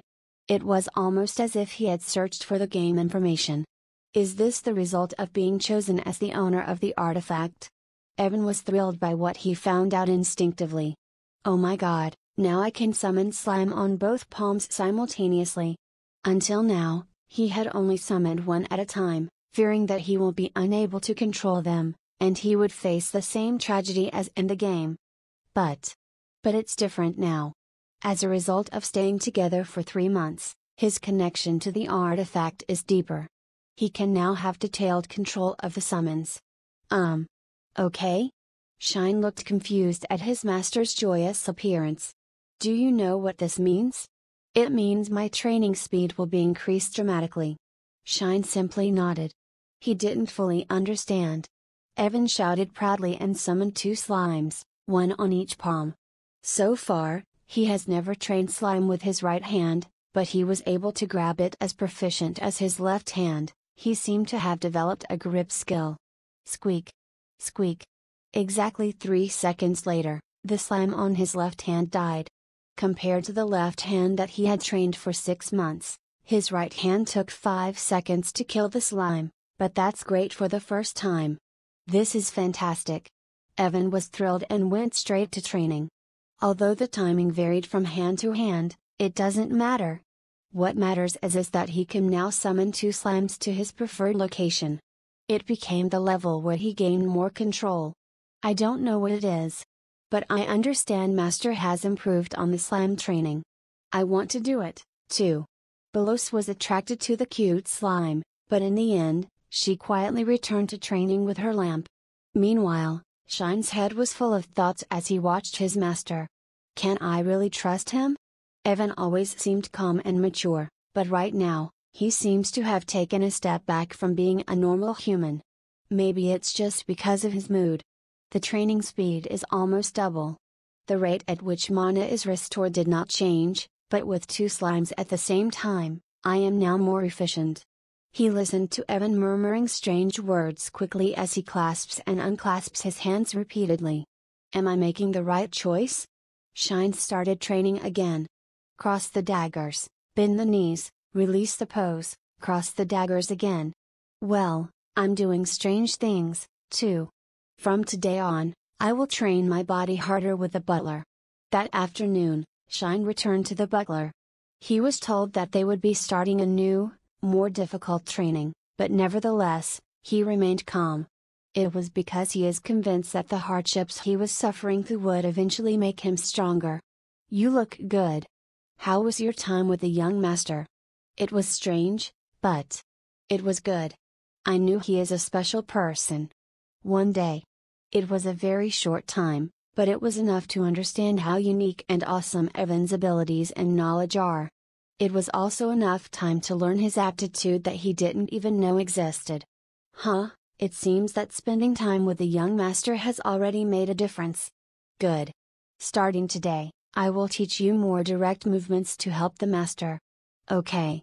The butler must move quietly so as not to interfere with the owner, have a deep understanding of what the owner wants at once, and be able to promptly search for external information to protect the master. It certainly doesn't sound like a butler's job. Shine smiled a little as he thought about it. First of all, the butler raised his finger. Suddenly, an amazing thing happened. Even when the butler was in front of his eyes, he could not sense his presence. You seem far away. Shine said. A butler must always have a low profile. A voice seemed to come from somewhere other than in front of him. First of all, I will teach you how to move your body as if it was a shadow, how to act quietly and secretly. Can you follow it? This is your last chance to give up. Shine nodded energetically. I will do my best. To become a butler of a noble family, he must learn this magical skill. Wouldn't the noble family be invincible if the house was filled with servants who can act like knights? Shine was astonished and vowed to learn his teachings. In reality, the butler learned that Shine had the aptitude of the double-edged sword, and decided to pass on to him a high-level technique that goes well with it. The training intensity will be the same as training an ordinary butler apprentice, not a child. Every day would be worse than the last one. Unfortunately, Shine didn't know it yet. That night, after her training with the chief maid, Belos sat down in the corner of the mansion hallway and held the lamp. Of course, it was easier to practice in the maids' quarters, but there are other maids there. They might ask why she received a gift from Evan. It would not look good, so she decided to practice alone. It's tiring. She was from a common family and had never used magical tools, and of course, she had never dealt with mana, so she was struggling with how to operate the lamp. Evan was able to instruct her with the utmost sincerity, but he couldn't interfere more than necessary because he had no choice but to let Belos feel and understand her magic herself. I should work quickly, she thought. Shine appeared to be quite accustomed to double sword fencing in just one day. I promised Master that I would help him. I can't keep failing like this. Belos clenched her teeth and kept trying to operate the lamp. Suddenly, a shadow appeared from behind her. Oh, is that a lamp? Ah. Don't. Surprisingly, it was the Marquis' first wife, Reading Desjardins. Belos was startled and almost dropped the lamp, but desperately held onto it because it was given by Evan. The Marquis' wife was surprised to see it. This little child should not be holding something like this. It's a huge old artifact. Did you take it out from the warehouse? Wait, are you the kid Evan brought in? Evan gave it to you? Yeah. Are you sure? Liars go to hell, so tell me the truth. Master gave it to me, to train mana, to be familiar. Evan knew that the lamp he gave Belos wasn't very small and that it must be noticed by someone else. He also planned how Belos would excuse herself if someone asked. The words he gave the child had a surprising effect on the wife of the Marquis. What? He deliberately drove you to deal with complex artifacts, making you learn the basics of mana? That makes sense. I think it will be quite effective. Did Evan really do that? You don't look like you have the talent. Master said I have talent. Belos screamed reflexively, then, realizing what she had done, put her head down in fear. The Marquis' wife was surprised, but soon laughed gently. Then, I know. I don't have an eye for talent. Evan does. I'm sorry I made a mistake. Thank you for being angry for my son. Oh, no. I'm sorry. Sorry. No matter how lucky Belos is, yelling at the Marquis' wife would not end well for anyone. Belos felt depressed. She bowed her head, almost in tears. The Marquis' wife, however, as she looked down at her, was thinking about something else. Only, I couldn't feel the mana reaction. But it is said that Evan's eyes were correct. This child doesn't have the talent to do magic, so she would not be able to learn. But I really don't know. It's fun. It's fun to have a son with great eyes, and it would be fun to have another child with outstanding talents inside the Marquis mansion. I am excited to see what these children would look like when they grow up. I'll help you, she told Belos. Belos looked up at her with sparkling red eyes. I'll help you practice. But you must keep this a secret to Evan, okay? Belos stared at the twinkling green eyes of the Marquis' wife and nodded innocently. Well, then. Shall we start playing witches? Hi. This is Novel Admire. Thanks for the visit. Chapter 16, Evan Desjardins Vertical Bar Either Way, Starting a Side Job, 1. 3 months have passed since then. From the point of time when Evan recovered his memories of his past life, it was about 200 days. Shine didn't even notice how many days have passed as he goes through spiritual training, butler training, and double swordsmanship training. Belos continued training with the chief maid and trained with Evan with the lamp. Unknown to Evan, she also trained with the Marquis' wife secretly. Squeak. Meanwhile, Evan was still killing slimes. However, it was much faster and easier than before. I didn't expect the artifact growth effect would be so great, he thought, as he popped slimes on both hands. Squeak. Squeak. 3 months ago, after the artifact grew once, his slime training changed significantly. The biggest change, of course, is that he can now pop slimes on both hands, which doubles the training speed. As the speed of summoning increased, the training of his grip skills also doubled. His grip strength gradually grew stronger faster, so naturally, it resulted in the third benefit. He can now kill slimes in 2.5 seconds on his right hand and 1.5 seconds on his left. But that's not all. His mana recovery rate also increased. At first, he thought it was insignificant, but it wasn't. His break, which originally took 2 hours, has been reduced by 20 minutes. Besides, only one of the jewels had lit up, and this necklace has dozens of jewels on it. It means that the potential for growth is endless, he thought excitedly. Evan, who was originally worried about the growth of the necklace, was excited to use the necklace and grow it even further. Thanks to that, Evan made some changes to his future plans. The necklace of Marisol will rise to some extent after my existence level rises. In other words, the level of the summoned slime is also likely to rise. It will be difficult, but at the same time, the experience value given by the slime will increase. The grip strength is also continuously improving, so I will still be able to kill slimes even if their level rises. If it goes as he thought, he doesn't need to take off the necklace. If that's the case, he should be more afraid of the knife that Maybelle will bring with her one day. Did you call me, sir? What? I didn't call you. Evan was shocked. He had only thought of her, but the door opened slightly, and she peeked in. Fortunately, he was on break from killing slimes. Maybelle, this is the last time I'll tell you. If you come in one more time without me calling, I will really fire you. Huh? But you obviously called me. Ah, I get it. I will definitely knock first. When Evan looked really angry, Maybelle cried and bowed her head. There is no malice. However, her seemingly psychic ability to hear Evan's thoughts was a big problem. How did that happen? Evan thought, looking at her head. She may be doing this more because Evan kept pushing her away. Maybelle is older than Evan, but in the end, she was just a 13-year-old child. At the end of the day, Maybelle couldn't attack Evan with a knife right now, so he may be overreacting. Rather, it may be better to keep a close relationship with her. Maybelle. Yeah? Are you receiving special training from the chief maid? Sure. The chief maid also said that one of my enthusiasm is the best in the world. That's a common saying for children who don't work well, Evan thought, but he swallowed his words. Yeah, thank you. You are working for me well. Young master. Then, are you making me your exclusive maid? No, I'm still thinking about it. Evan sighed. By the way. Yes, young master? Okay, I think it's time to start the next step.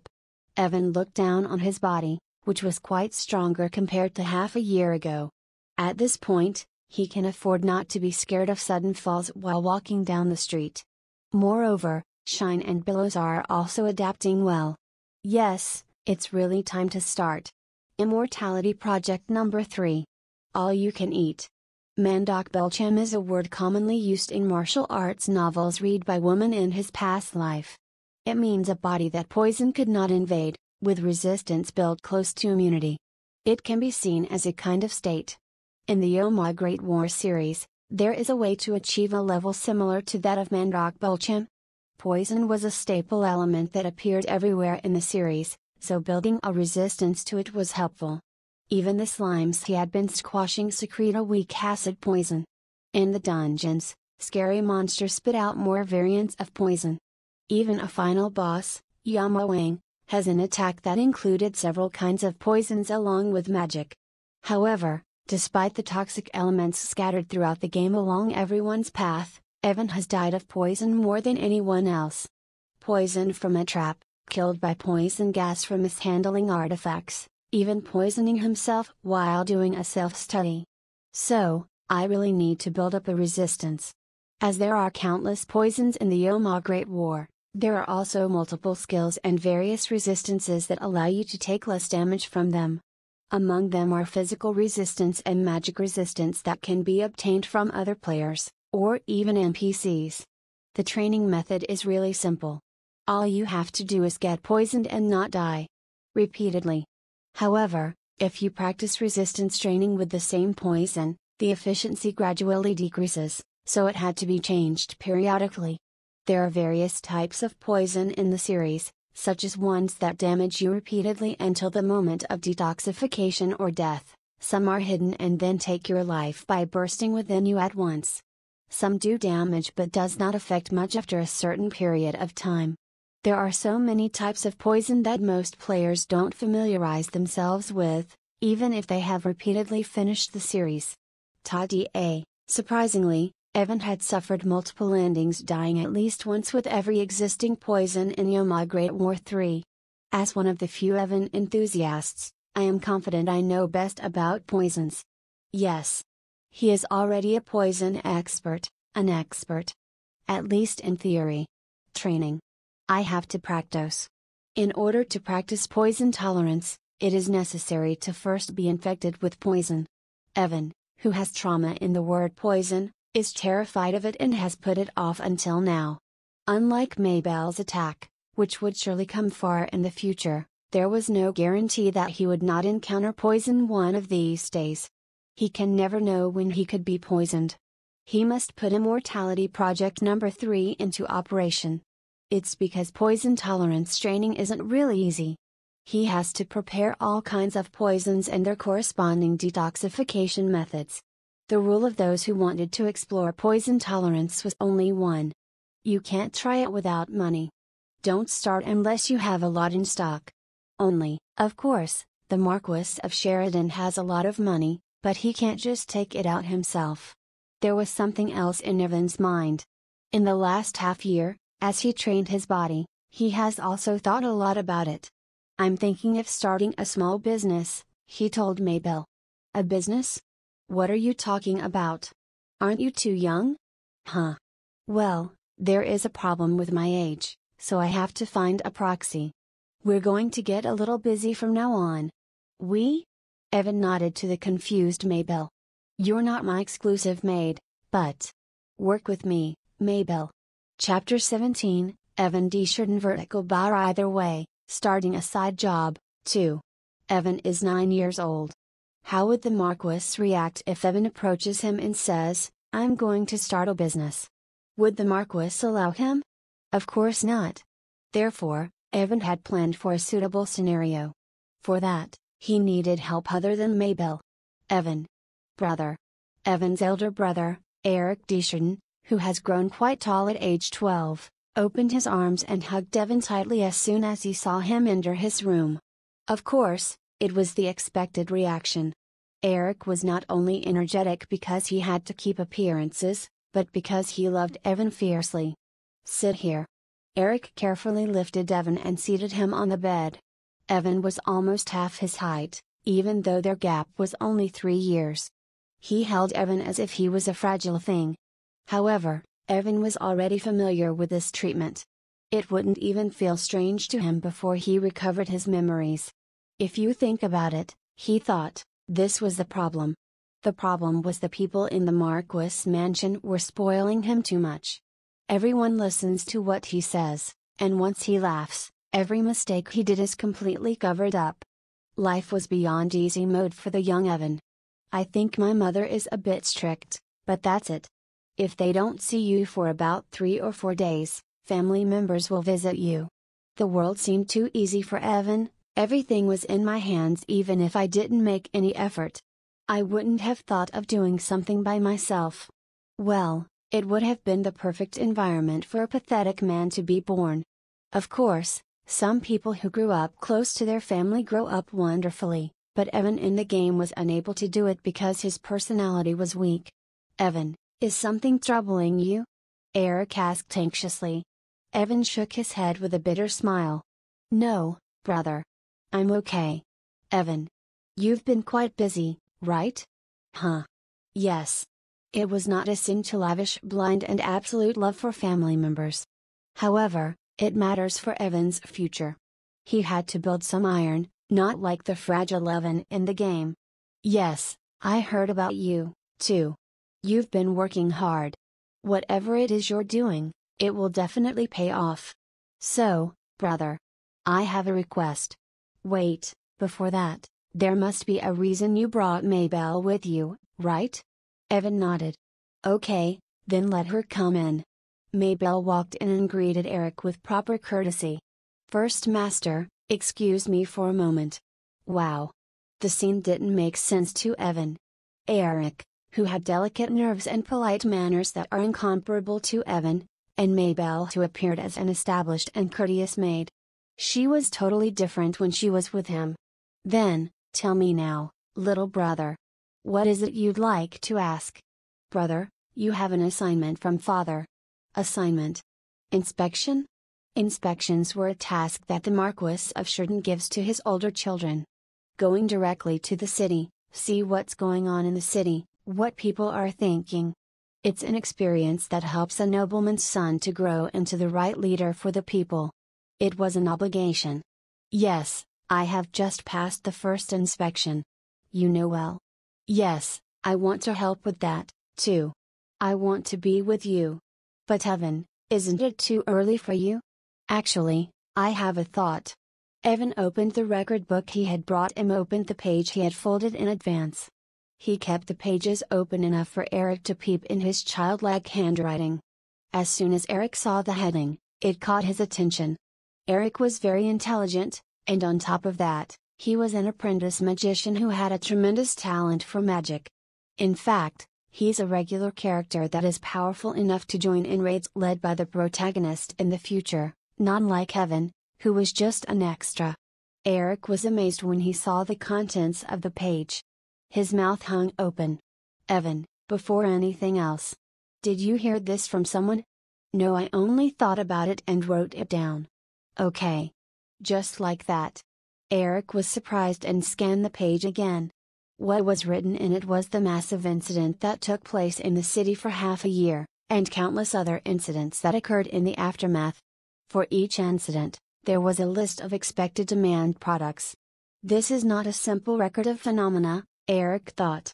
This is a carefully observed record of the flow of events in the city, and from them, derivations about the demand for goods. Moreover, proposals for new production items. This is really great. We produce new products that our city needs now, with easy to obtain materials. Why haven't we thought about this simple and clear thing? Of course, as it was written by a 9-year-old, it contained somewhat absurd content, but otherwise, it is the work of a genius. It was surprising. It wasn't because Evan was his younger brother.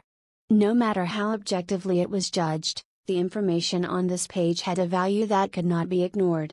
It was comparable to proposals from merchants who had been rolling in the market for decades.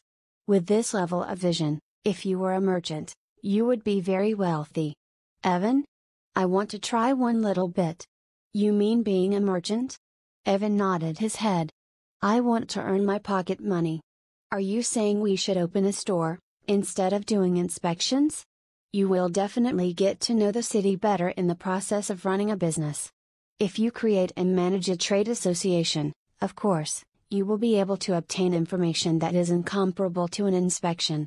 The problem is that it is hard enough, but if Evan, who is only 9 years old, had such a view, it might not be that difficult. If Evan had been a commoner, Eric thought, he might have been the top merchant or a great inventor. Of course, Evan is aware of the history and market trends of the Omaha Great War series, and at the same time, he was able to prepare such data because he is a savvy gamer who is also proficient in production. Do you think this is possible, brother? Sure. At least, I think so. So, you brought Maybelle? Maybelle is good. Enough to be my proxy. I knew you had great potential, but wow. I didn't know Evan was so smart. Eric hugged Evan, took the record book and turned a few pages, then gave it back to Evan. Let's go get permission from father. He will know what to do with this, he has to see this document. Huh. It was a success. He got Eric's help. The 3 children went to see the Marquis. The Marquis looked puzzled when Eric stated their purpose, but as he read the contents of the record book Evan gave him, his face shone with admiration. Fantastic. A very sharp insight. We won't know about production items until we actually experiment, but we understand demand very well. In addition, data supply and analysis on the level of purchasing power of demand groups. It's amazing. Where have you learned this? I just put myself in their position and wondered what they need. I heard a lot from Shine and Belos. Everyone in the room knew that this data could not be extracted to this extent with just that. However, there was no other possible answer they could think of, so they let it pass. Just like that, huh? Evan, it seems that you've already been practicing to see the world. Eric, you must have been very surprised.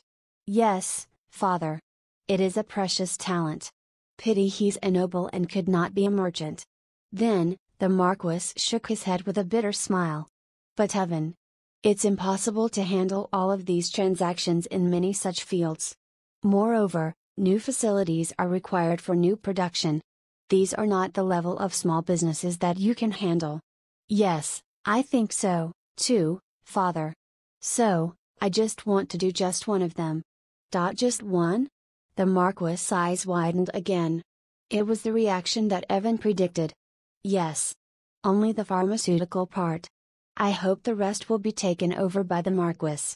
Evan's words struck the Marquis.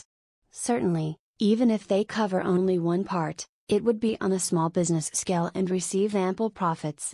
However, the reason he was surprised was that Evan had not only grasped the practical capabilities quickly, but he seemed to have expected this outcome from the beginning. Were you thinking of negotiating with your father? I just wanted to show my father my determination. Evan said as he pretended to be a child and clenched his little fists. However, both the Marquis and Eric looked away from his cuteness. The river he wants to cross right now is too wide and too deep, so they could not afford to be deceived by his movements. After a few moments, the Marquis opened his mouth and asked Eric, "Is this my son?" "Only, it's the same thing I want to ask. Is this my brother?" "Maybe. Probably. He is. If my father thinks so, then he is my brother." After that stupid question and answer exchange, the Marquis' booming laugh rang inside the room. He took the record book again and declared with his eyes twinkling, "I have to hold a private meeting. We have to understand the scale of commerce we would do on this test. In time, we may need to grow it further." Evan's plan succeeded. The Marquis may think that his luck is on the rise with implementing the business plans, but in reality, Evan only wanted to start practicing poison tolerance. Chapter 18, Evan D-shirted vertical bar anyway, starting a side job, 3. This is great. Trial and error? Nonsense. I'm sure about this. This is possible. My 20 years of construction experience tells me so. We can do this. This will surely become successful. Of course, it may take a while, but with the Marquis' name. At worst, we can take some losses, but it will never be bad for our people. Of the production items detailed here, actually, I made one of these items with my servants today, and it was successful. I can guarantee a profit. The reaction at the Vassal meeting was explosive. Evan combined modern people's views and his game knowledge of the Yoma series to create a reasonable market analysis. It didn't fit with the audience's common sense. No. Is this really the work of the second young master? This? Really? I heard that he's been doing a lot of crazy things these days, but this? That cutie? If you didn't say that it was a child's work, the trust would have been higher. However, it's still good. It would be worth trying, at least. Everyone did not believe that Evan made this proposal, but their conclusion was nonetheless the same. It is a plan worth trying even at the expense of losses. However, when Eric explained that he and Evan would handle one part of the business, the pharmaceutical side, it demanded more discussion. But why? Isn't that the least profitable field? You could have asked for something bigger and better. The loyal vassals of the Marquis of Sheridan, Viscount Mahon, asked. He was the cousin of the butler, and he was also in a position similar to the butler of the Marquis. He is also someone whose words the Marquis gives way to. The pharmaceutical sector is a representative industry that is regressing without development, a declining industry.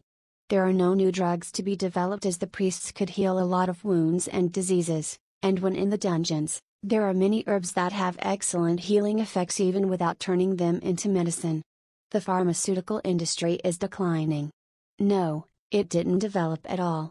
In the first place, there are alternative resources such as priests who could heal sickness and wounds through abilities given by the gods. In fact, the temple wasn't very pleased with the idea of medicines. They wanted healing to be done by divine power, not human science. This is because healing is one way the temple secures donations. That's right. The pharmaceutical business isn't just about buying herbs at low prices and selling them back at a little profit. Do we have a potion maker? There are only a few people who do potion making. But Evan decided this. The first thing we could do to help the people is through the pharmaceutical industry. No matter how good Evan's idea is, he's too young to attend the meeting. Only those who were adults and had a certain authority and wisdom within the Marquis circle could attend. However, Eric is the successor to the Marquis, so he could attend. His role in the meeting is to represent Evan's position. The only people who could benefit from priests are explorers who enter dungeons or those who have enough money to donate to the temple. There are many who did not get treated. In situations where people do not have money or access to priests, the only chance they have is through medication. It is the truth. Common people could not easily ask a priest to come to them. Many people die without receiving appropriate measures. With a proper pharmaceutical industry, with inexpensive healing potions and an efficient production system, that would drastically reduce the mortality rate of the poor. Did Evan really say that? He did. I guess he's heard a lot of stories from the children that have been introduced in the mansion recently. He went to the slave market to find them. I think it's good if he does not get too close to them. He only thought of this idea because he had these children. I don't think the temple would like this very much. The room fell silent at the words that one of them threw. Yes.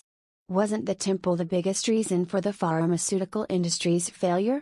Investors didn't dare touch this field as it was hard to expect a big profit for it, and they did not want to risk the temple's anger. It's decided, the Marquis said in a firm tone. The temple will not dare to interfere, and the common people will be aided. Then, Marquis, a conflict with the temple. They won't dare go against us, the Marquis laughed before he continued. The biggest earner in a dungeon city is the temple. Explorers give them a lot of money. Because they are a state religion, we have left them to take root in our city. But if we are dissatisfied with the work they are doing for the people, we can let them go. There was, of course, a reason why the Marquis was confident. Although they are collectively called as the temple, there were many sects serving different gods. In the dungeon city, the denomination that served the earth god dominated. Of course, there are other priests who serve different gods, but their shoulders droop against the Earth Church, which was considered the state religion and receives official support from the government. But what if I throw them out of the city for a new denomination to take over the temple? Will the new denomination still oppose the pharmaceutical industry? Of course not, the Marquis chuckled. But the Earth Church is the state religion, Marquis. The Majesty. If we really get to such an extreme situation, I will have a discussion with His Majesty. My sons simply want to help the people. If I can't help them achieve this, I have no qualifications to be their father. The Marquis' resolve was like steel. He couldn't refuse his beloved sons, and he has a just cause, so there was nothing to worry about. If the Emperor asks for his audience, it was within the Emperor's power, but he was ready to take a noose on the neck. Whoa, Marquis. After you have decided on your will, there is really no one who could change your mind. Your words are like an iron horse charging. Cool. We will do things that were unimaginable. I'm thrilled, and I yearn for it. The vassals, who hesitated because they understandably didn't want to be hanged by the Emperor, suddenly expressed their opinions in favor of the Marquis. Then, I have made a decision. I approve. Business expansion, including the production of new products under my name as the Marquis, and the founding of the Brotherhood Pharmacy. As soon as the Marquis' permission was granted, Evan started moving with Eric and Maybelle. Of course, the most important things were securing a site, securing a pharmacist, and, above all, procuring materials. The others may think that they are purely procuring ingredients for drugs, but Evan had another purpose in mind. I will collect poisonous herbs from all over the world. It is good to take care of the lives of the people, but shouldn't I have to stay alive to keep doing that? Evan's resolve was firm. However, he had to wait until the business is running smoothly, else it would be obvious if he started taking part in their limited supply. He decided to put up with it for a while. But the main problem now is. What? No pharmacists? Yes, sir. In this city, the temple has terrible influence, so it seems that pharmacists did not want to come. An unexpected setback. There was no pharmacist who could actually run the pharmacy. The reason was what Mabel explained. No one wanted to enter the city for fear of the temple. A thought also came to Evan's mind.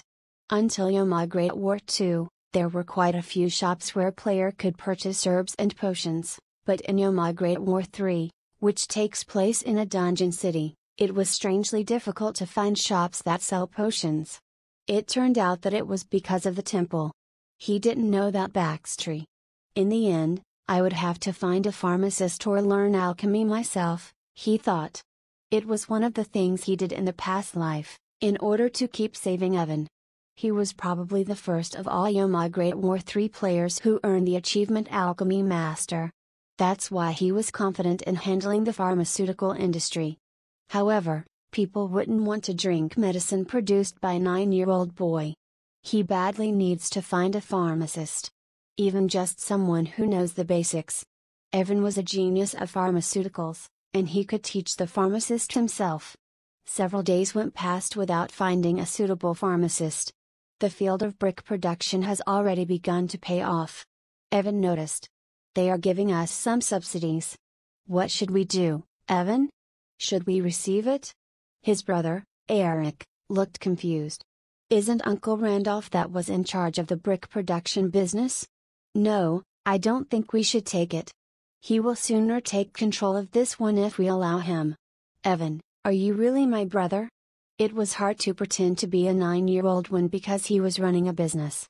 As Evan tried to think of something silly to say, so he could pretend to be innocent, he was saved by a knock on the door. Only, young master, this is Shine. Why, Shine? Did you find a pharmacist? No. The door opened slowly. Shine, wearing a servant's uniform appeared. Then, someone familiar walked in behind him. I brought you. A person who can find talent, Shine answered. Young master, it's been a while. Save your trouble and worries. If you are looking for someone, it will be fastest to leave it to me. The head of the slave market where he bought Shine and Belos. Chapter 19, Evan Desjardins, anyway, starting a side job, 4. I hope you don't have any particular demands regarding the pharmacist, young master. It would be impossible right now to find the one covering all the demands put forward, Evan nodded bitterly. He laughed inwardly at his fate. The thought of how his life would turn out if they were unable to find one at all was horrifying, to say the least. The pharmacist just needs to meet the basic standards, and it'll be acceptable. Considering we already have the overall plan and the general methods put in place, someone with even a little knowledge of herbs would be a blessing right now, Evan told the head of the slave market. This will make the job considerably easier, young master. You shall have your pharmacist in no time, the head affirmed, a huge trustworthy smile on his face. I'll scan the outskirts of the city for a pharmacist or anybody with some herb mixing skills. Oh, and master, any remuneration on behalf of Marquis will be welcomed. However, if you're planning on recruiting a larger number of pharmacists, it would be better to consider any alternatives as the temple will come to hear about this one way or another. You'll have to face any actions taken on their behalf, the slave's head told them in a somber tone. We'll handle them personally. Already, the relationship between the temple and the people of the dungeon city is resentful. Anyways, I brought a list consisting of names of some local potion makers on your father's demand. Would you like to have a look? Asked the head. I'm already planning to lay a map of the land I have to cover, and this behavior is surely surprising even to myself. It's as if I'm not even a slave market leader at all. He joked. He handed over a thick sheet of papers, and Evan took it. He looked at them carefully. There were names on it, categorized according to the residence, age, and gender. It would be convenient for all if the pharmacist lived nearby. Rest gender and age, you name it, master. How about Naira, or the head suggested. Perhaps you would want to rely on those who are already experienced rather than someone new. But those who are too old don't have much time left, and it would be a hassle in itself to summon them as they are weak too. Well, yes, you're right. We would prefer someone in their 40s. It's technically a mature age, full of physical strength. The communication would be a lot easier too. While Evan was going through the papers and Eric watched him, the head's eyes gleamed. At least in this matter, it is clear Master Evan has more authority than Master Eric. He is the second master, who has currently been granted greater authority than the first master. Ha ha, it's true. Since the last time the head of the slave market had met Evan and struck a deal with him, he was convinced of his greater success in the near future. He thought that he should be on good terms with Evan. After all, he had heard about his plans for starting a business, and now watching him carefully study the list, he thought he was absolutely right. His gaze then shifted to Shine, who was quietly standing next to him. Shine had changed a lot in only half a year. He was a child of strong will from the beginning, and little by little, the glint in his eyes only got clearer. Above all, he had developed a muscular body, with a lot of stamina. These things surprised him. Are you happy here? The head asked. Yes. More than anywhere else in the world, he replied immediately. He thought for a while, then nodded again. No matter how you look at it, a slave should always obey his master and have a good relationship with him. You have taken care of me more than once in the past, and I'm thankful for that. Huh, you're already starting to resemble Master Evan. The head replied.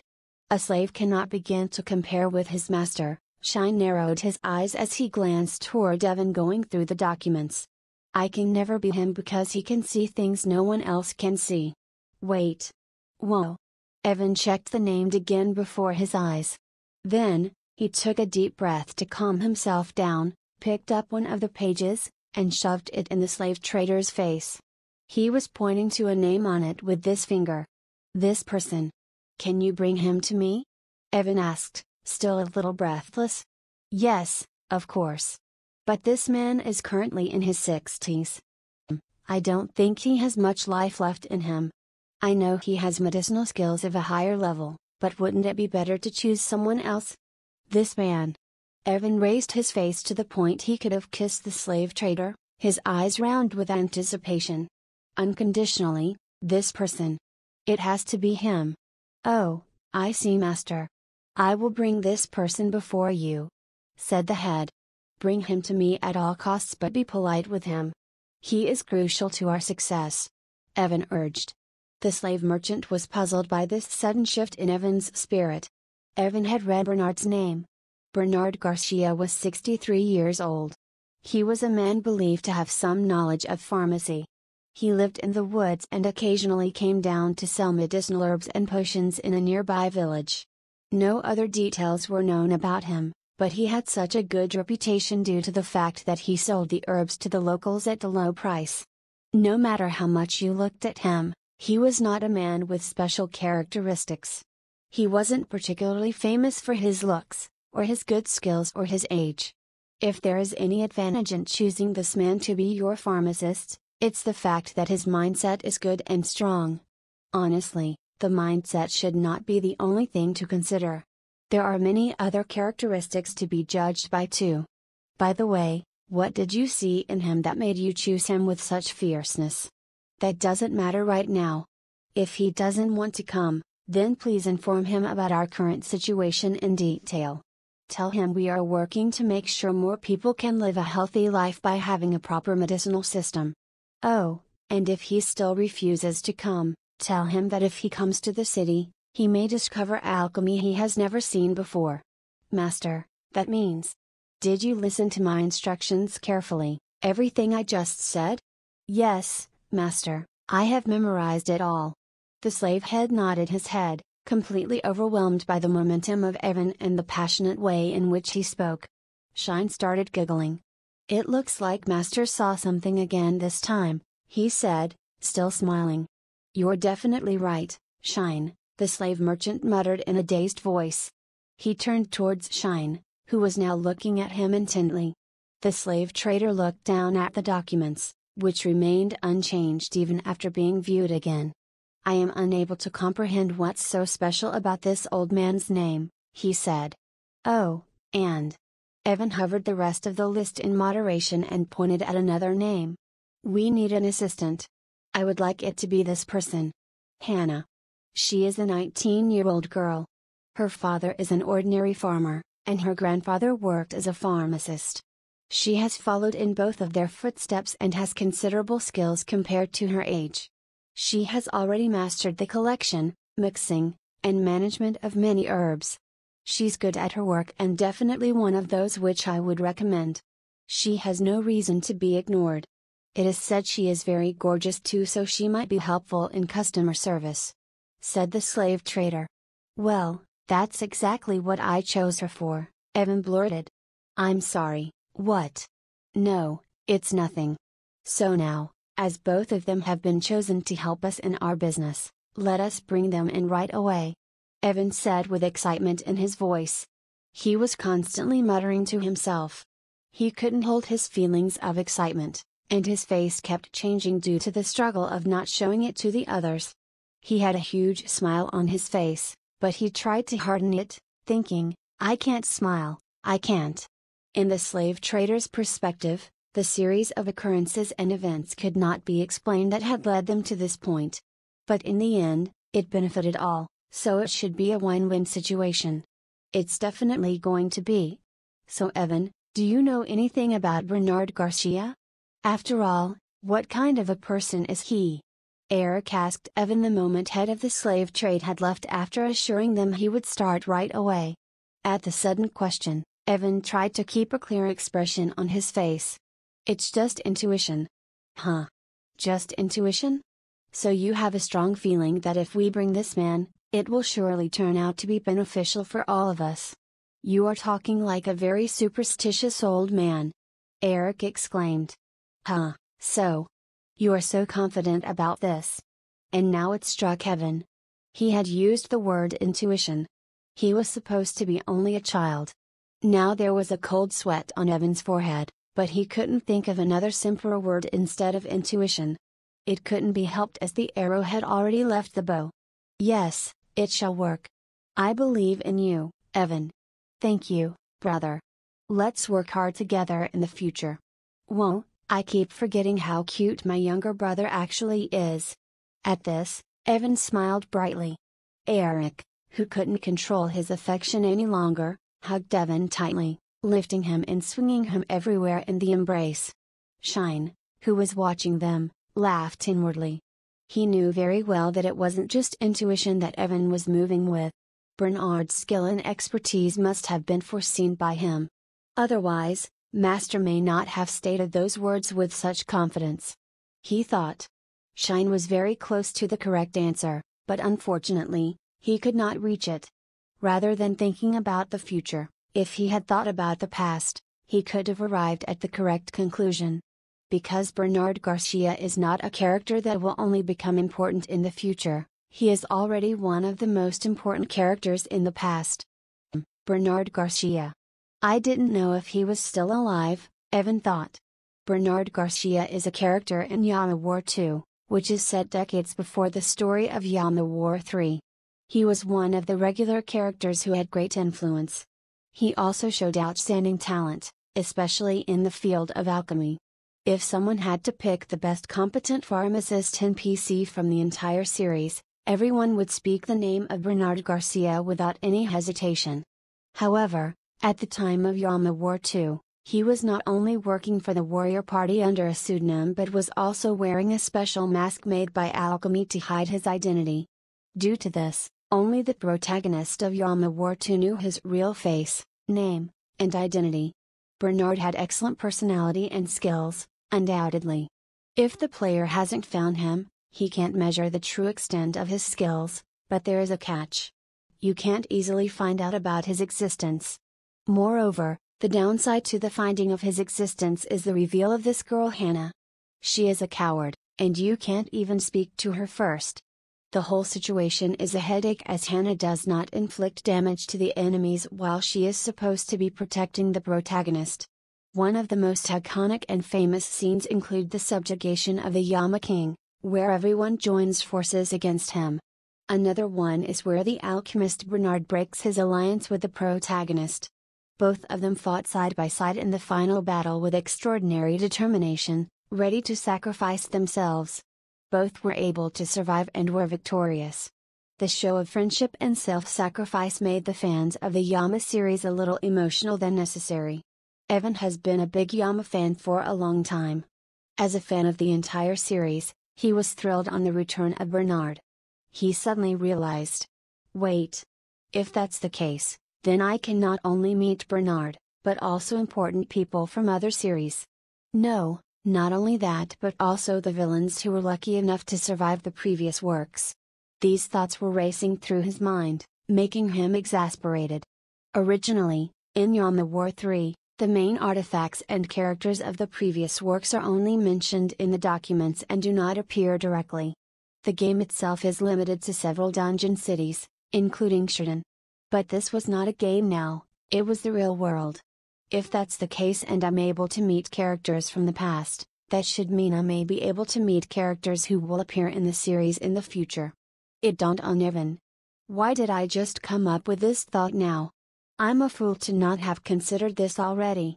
While recording the events of the Yama War series, why did I ignore the characters from other installments in the series? Evan became urgent. I should reinforce the whole collection of the series in my diary, right now. Brother, I'm going to write my diary now, Evan told Eric. What? Yes, I got it. Don't do any mischief. Evan went to his room. Shine, you stand outside and make no one come in. Only, yes, master.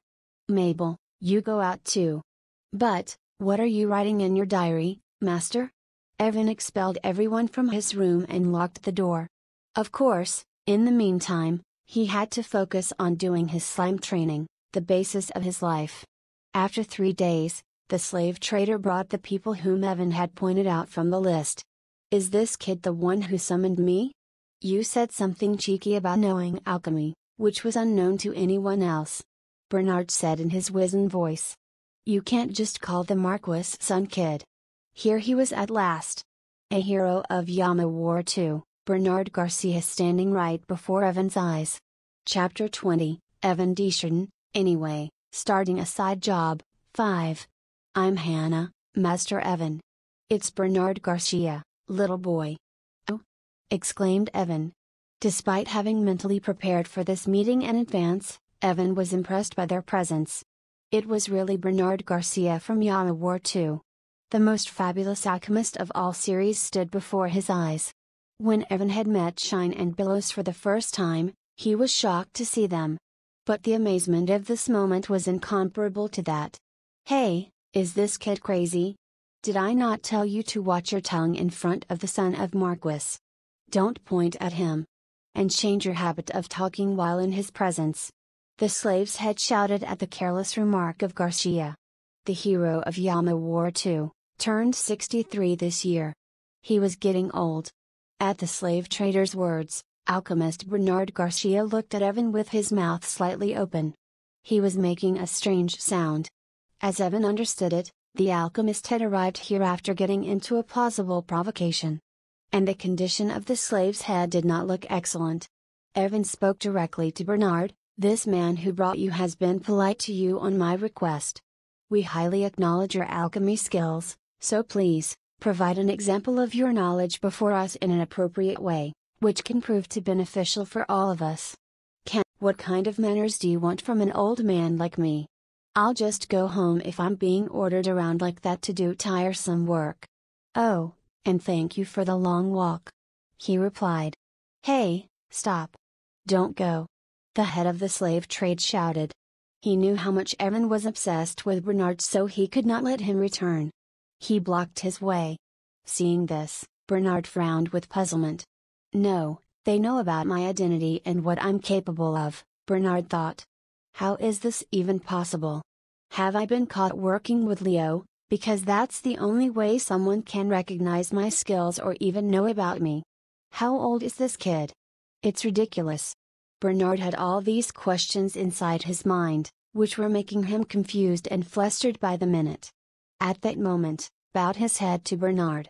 I'm sorry, but I didn't formally introduce myself. I am Evan Desjardins.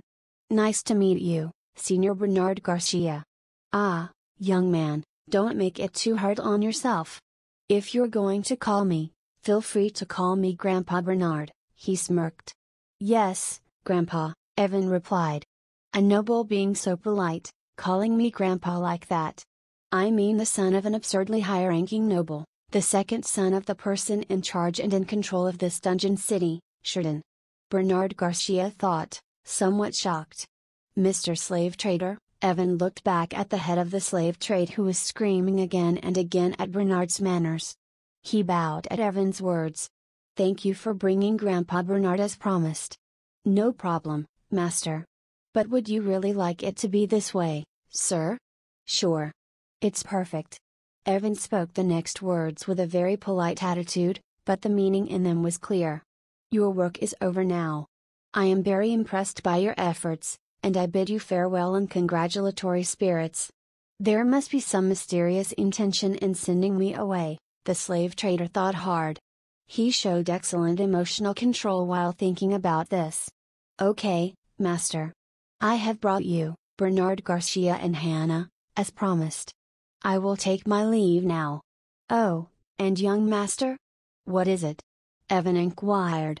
The slave's head glanced at Bernard, who was watching them both very carefully.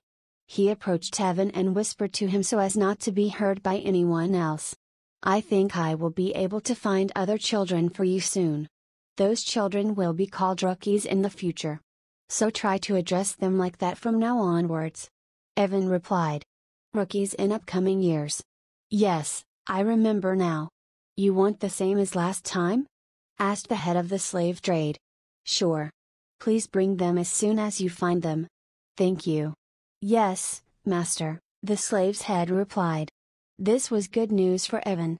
Shine and Billows were one of the most famous rookies in Yama War 3, but in the next installment, Yama War 4, they were compared to gods.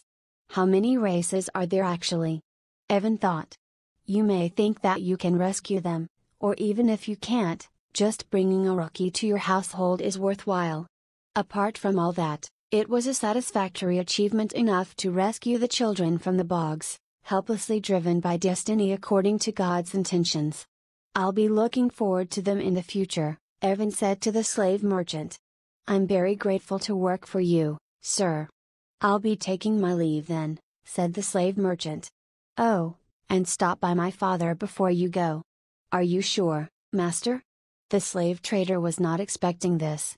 But Evan was satisfied to see the head of the slave trade move enthusiastically. It was a little early, but he decided to bring out a carrot to give to the slave trader. Look, I am in need of a good helper. If you just do as I say, then my father will give you orders, and it will be a perfect opportunity for you. But of course, keep it a secret. I have to give this job to you. Are you confident? At Evan's words, the slave merchant turned tight.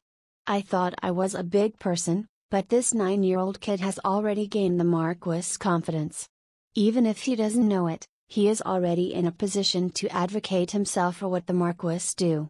He thought, amazed. Yes, Master, I am. Thank you. I will prove my abilities. The slave trader said these words with soaring pleasure, after convincing his eyes and ears were not deceiving him. He once again bowed his head deeply and stepped back, almost hopping. Bernard was watching the whole conversation with a strange look on his face. What the hell is this kid doing? He thought.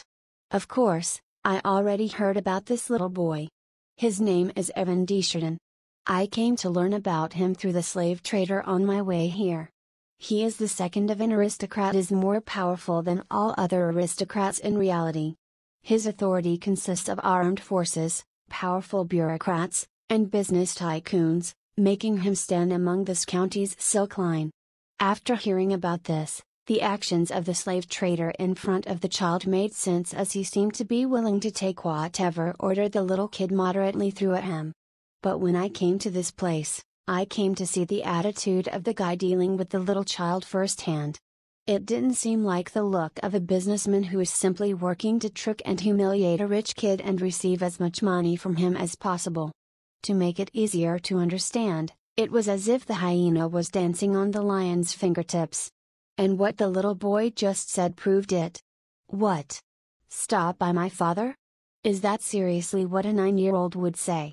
Bernard spit out, knowing it was too absurd to be possible. Is it transformation magic? Bernard thought. I'm 9 years old, Grandpa, Evan said.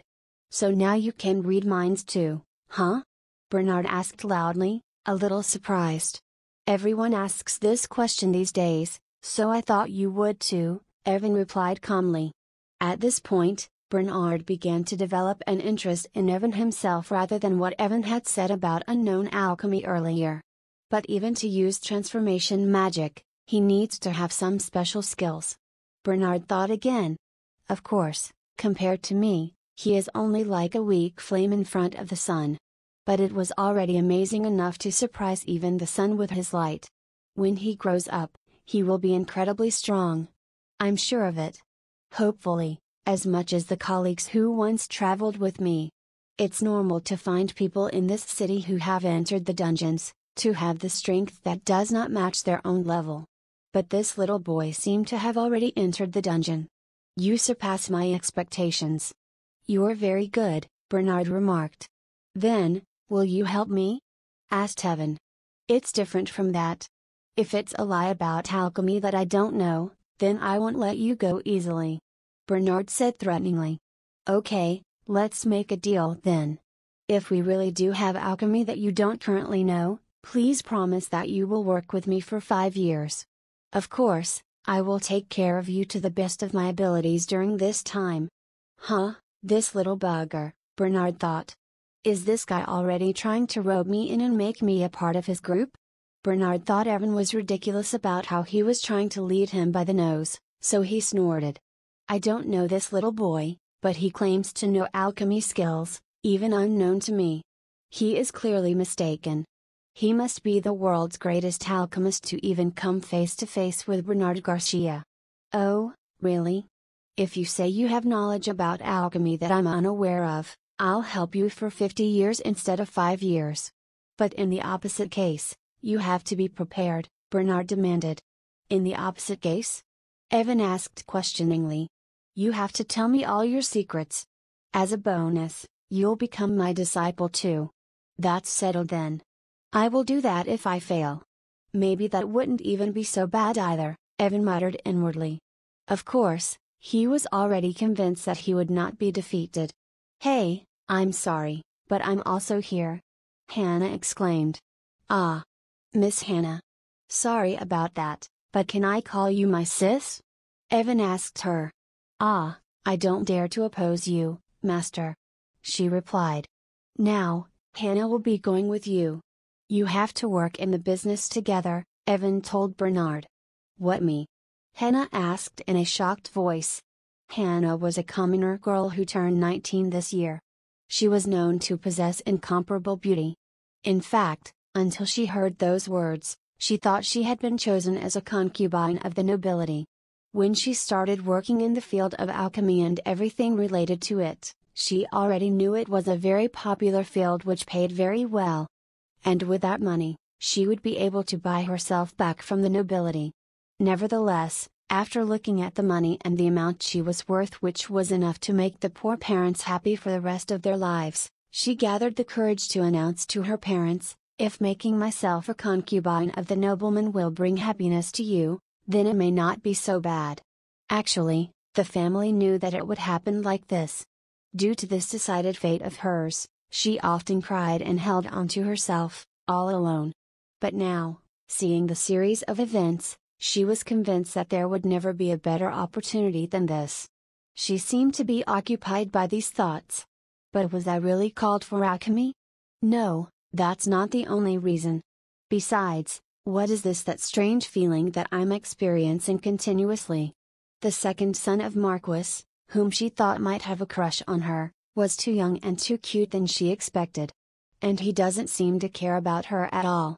Instead, he's clinging to an old man who came with her. It was really different from her imagination. I think I'm going mad, and suddenly, a strange question arose in her mind. What is alchemy? Why is this old man pretending to be so honorable and great? I know that was sneaking glances at my legs in the wagon before. I don't know what is happening anymore. I don't even know why I'm here. Hannah was panicking frantically. She was on the verge of insanity. Even so, Evan wanted her to follow the old man, and he tagged along with them to appear polite. Together with their escorting driver, Mabel, they headed to the Brotherhood Pharmacy, which was already built by this time. The building stood in the center of the street as advertised, and that it was the property of the Marquis. It was magnificent. Everything about the building was perfect except for the occasional priests passing by. Wow, it's a great building, Bernard remarked. Do you think so too?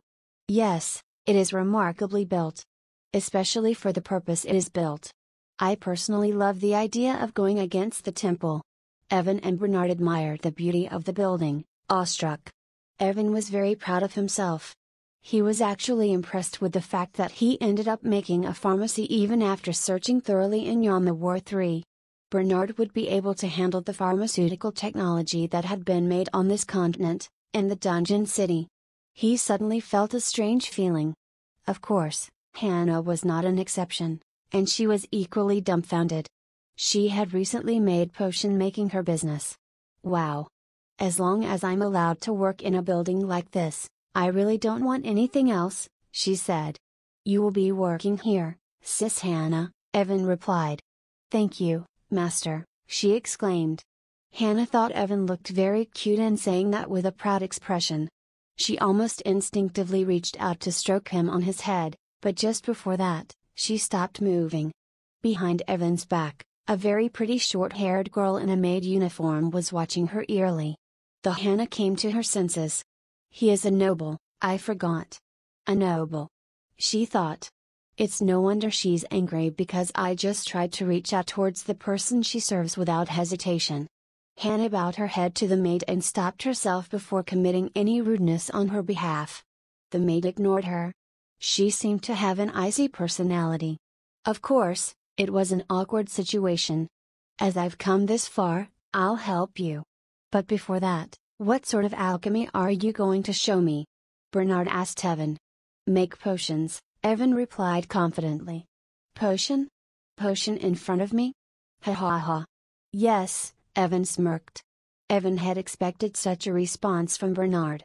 He smiled warmly as he watched the world's best alchemist burst into laughter at his words. Then he tapped on his cheeks. Don't smile. He reminded himself. Grandpa, let's go to the drug room then, Evan said. Oh, I'm really looking forward to it. Bernard shouted. Exactly 17 minutes have passed since then. The potion that Evan had wanted to make didn't take long to make, he already knew the recipe. Even the ingredients used in it were simple. It was one of the few potions called fake potions. How do you make this potion? Bernard was shocked beyond belief. Only, the best alchemist of all the NPCs in the Yama War series was staring wide-eyed at the transparent concoction in front of his eyes, completely forgetting to shut his mouth. Do you know how to make this alchemy potion, Grandpa? Evan asked. No, I don't, Bernard replied. Is that the case? Then you know the consequences. God damn. I lost. This potion has frightening results at the end of Yama War 4. It's a privilege that can only be unlocked after fulfilling some strict conditions. If you have such information and knowledge in Yama War 3, then you're basically a time traveler. Bernard, one of the old men among the decent characters who had mastered alchemy in the pre-Yama War series, calmly accepted his victory. It was at this moment when the bright future of the Brotherhood Pharmacy was guaranteed. Chapter 21, Evan Desjardins, anyway, starting a side job. 6. Evan was confident of the pharmacy's success for some reasons. First, he was able to receive full funding from his father, the Marquis. Secondly, he already knew how to distinguish all the different herbs and was an alchemy master, so he could make all the potions.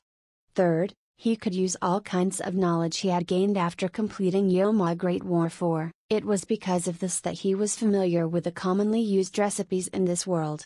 Herbs cultivation potion. You're telling me that the medicinal herbs which are put in this potion will grow, yes? Bernard inquired. Of course, this method is not perfect. The downfall of this method is that the more advanced herbs are added to this potion, the longer it takes for them to grow.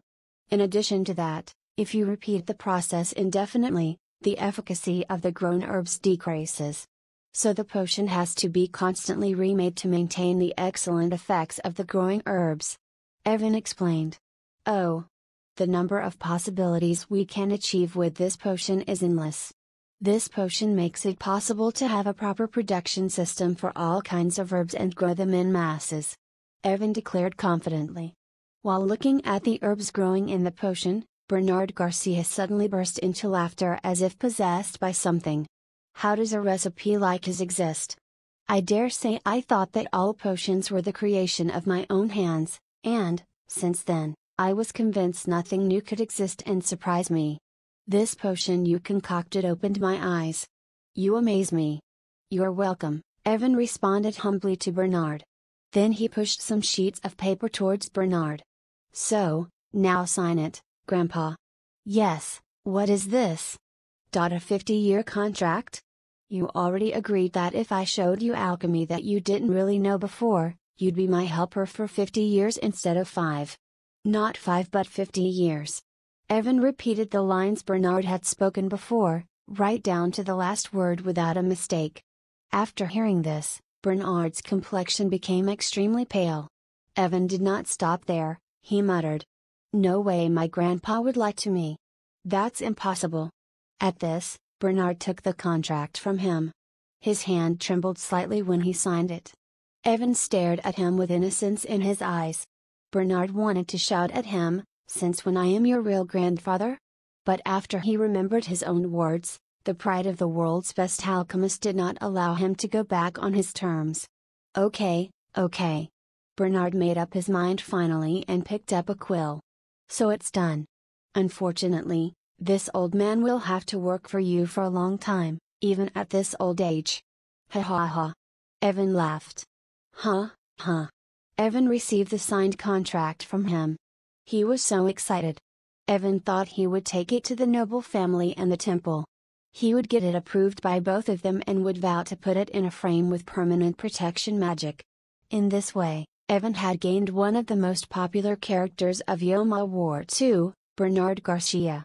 At last, he had succeeded in making Garcia his companion. Although he was limited to the production field. Then let us start immediately in earnest. First of all, we will be raking all the herbs in this city. Of course, the range of the lands we scour will gradually increase in the future. Adventurers and explorers coming out of the dungeon who have trouble selling herbs because of not finding an outlet will also be welcome. We will also offer sample potions to those who come to sell medicinal herbs. Evan told them. Well, it's settled then. There is no such customer who will fail to be surprised after drinking a potion showing their grandpa's ability. Bernard smirked. If we can also distribute inexpensive, reliable, and long-lasting potions in this city on a large scale, the risk of explorers and common people dying due to the lack of priests will be greatly reduced, I guess, Evan responded. Of course, no matter how cheap we sell it, we will definitely make a profit. Basically, it's a new tactic, completely separate from the temple. But, if the Brotherhood Pharmacy grows to such an extent that it completely takes over the responsibility for the distribution of all the potions in the city, the net profit will be absurd. Evan thought. This pharmacy will be an ideal tool to help me in my poison training. However, the temple will not remain quiet for a long time. Everyone already knows that we are starting a business, so they won't leave us alone. At least not without any restrictions. Grandpa, the name of the pharmacy is Brotherhood Pharmacy. It is represented by both me and my brother, who is the successor of the Marquis. Of course, we will not be at the forefront of the operations, But the pharmacy's name is enough to convey the message. You can't go to war with the temple unless the temple is stupid enough to start it. Evan warned Bernard. Huh? Moreover, Brotherhood Pharmacy has just become operational. Please don't expect any high income initially. You may be dissatisfied with the Marquis for doing business in this field, but since you do not know what the outcomes will be, you will not hinder your relationship with the Marquis or the temple. Evan continued. And, we will gradually solidify our distribution structure and earn the trust of the explorers during the time we work here. By the time anybody has noticed the transformations of this pharmacy, we will already have grown to a scale that nobody will be able to stop us. That was the future plan of Evan. Please, Grandpa. In this plan, it is essential to focus on talent to keep the pharmacy in the center of the herb trade and develop it accordingly. I know I can trust you, Grandpa, for which I'm really relieved. Evan said to Bernard. I've heard a lot of compliments from you, you cheeky little gnome. And I'm getting increasingly tired of it. Bernard grunted. Evan insisted, but I mean it, Grandpa. Even if Bernard couldn't himself find the reason, he was sure that Evan was sincere. He also knew about Bernard already somehow. All this puzzled him. I have never revealed myself to anyone, so how does he know about me? He has tremendous confidence in me when he has never seen me before, and he's putting so much trust in me too. Are you sure it isn't transformation magic? Bernard asked him once again. No, I'm really 9 years old.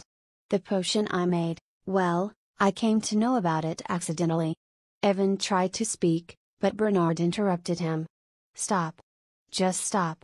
I want to ask a lot of things, but I'm done with you for now.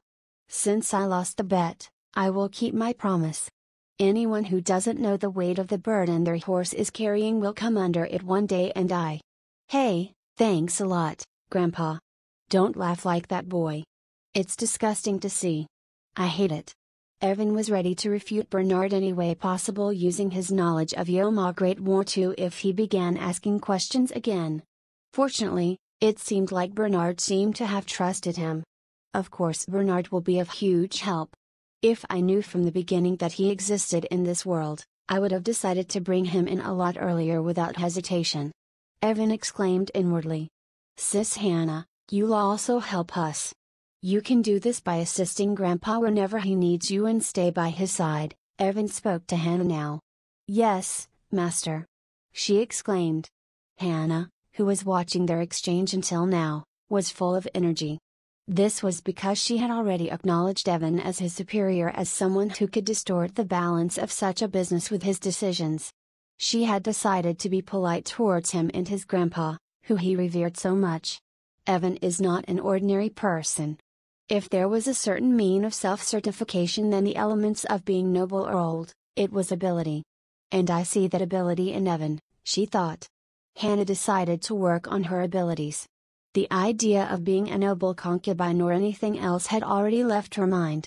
Grandpa, I can't help you here every day, and you would need an assistant, right? Hannah would be perfect for you. In the meantime, if you would like to share your alchemy techniques with her, I would appreciate it. Evan said, addressing Bernard. Hey, no way. Bernard protested. Oh, yes, that would be great. Exclaimed Hannah. It was no mystery, but even now, when Evan saw Bernard blushing as he glanced at Hannah, the perfect alchemist's fatal drawback was visible. His weakness was women. Hannah was staring at Bernard with a salty expression, but she knew that once she recognized him as her superior too, they could do well in the future. Bernard groaned, nodded, and turned. Maybelle was standing there, as always. And, Maybelle? Evan addressed her. Yes, Master? As I said before, it will be hard for my brother and me to be at the forefront. So, you will play almost all the roles as the pharmacy's representative in public. Will you be okay with that? He asked her. From the moment I first listened to your words, I was prepared, Master, Maybelle said with strong determination while clenching her fists. It will be an honor to carry your name on my back. Even if a warship is blocking the pharmacy's road, I will destroy it. No. I mean, yes, but it wouldn't come to that. Evan replied. He thought she was a little too excited, but she was scary, so he decided not to admonish her. More importantly, she will be in charge of the first and most crucial part of this business. Maybelle, the management of the herbal medicine warehouse will also be your responsibility. It will be up to you to personally carry the ingredients for the potions we will be making. Now you do realize how important it is, right? Yes, young master. Evan grabbed Maybelle's hands and spoke to her in a voice filled with affection. She was surprised by the change in Evan's tone and blushed deeply. Seeing her like that, Evan thought for a moment, that was a great sight. She looks stunning. Evan decided to work hard on his ABS in the future. Anyways, I have started working on Immortal Project number 3. Overall, it most certainly is a good way to avoid death, he thought. But it's still in the preparation process right now as compared to his other plans. Although it is hard, the results will be better and more promising than the other plans, Evan nodded to himself, looking around Hannah, Maybelle, and Bernard. This was the moment when the Brotherhood Pharmacy began. And he got outstanding results in just a week. Will you really buy this one? It's a medicinal herb picked on the 3rd floor of the dungeon. It looks quite poisonous. If you don't want to sell it, then leave. I'm totally fine with selling it. Of course, I want to sell it. It will be exchanged for a healing potion, right? Yes, seeing as the level of your herb is pretty good. Hannah, give this guy 3 small bottles. Here they are, 3 minor healing potions as requested. No, why minor potions? First drink it, then speak, boy. With the Marquis's support, the Brotherhood Pharmacy announced throughout the dungeon city of Sheridan that it would purchase all kinds of herbs, including the poisonous ones too. They also announced that if the herb was of good quality, they could exchange it for a potion. This tactic worked excellently as they had a wide variety of potions. Even if you were an explorer with a priest brought for your own reassurance, you were accepted in the pharmacy. It was now possible to enter the dungeon even on days when the priests were not available. Hey there, was it really a minor potion that you gave me last time? Are you sure? Have you ever seen an alchemist joking around when it comes to potions? But how was it so effective that it was even better than the priest healing? How is even a minor potion like that extremely effective? Hey, drink it first, then you'll come to know. It's different from the ones usually found in the treasure chests.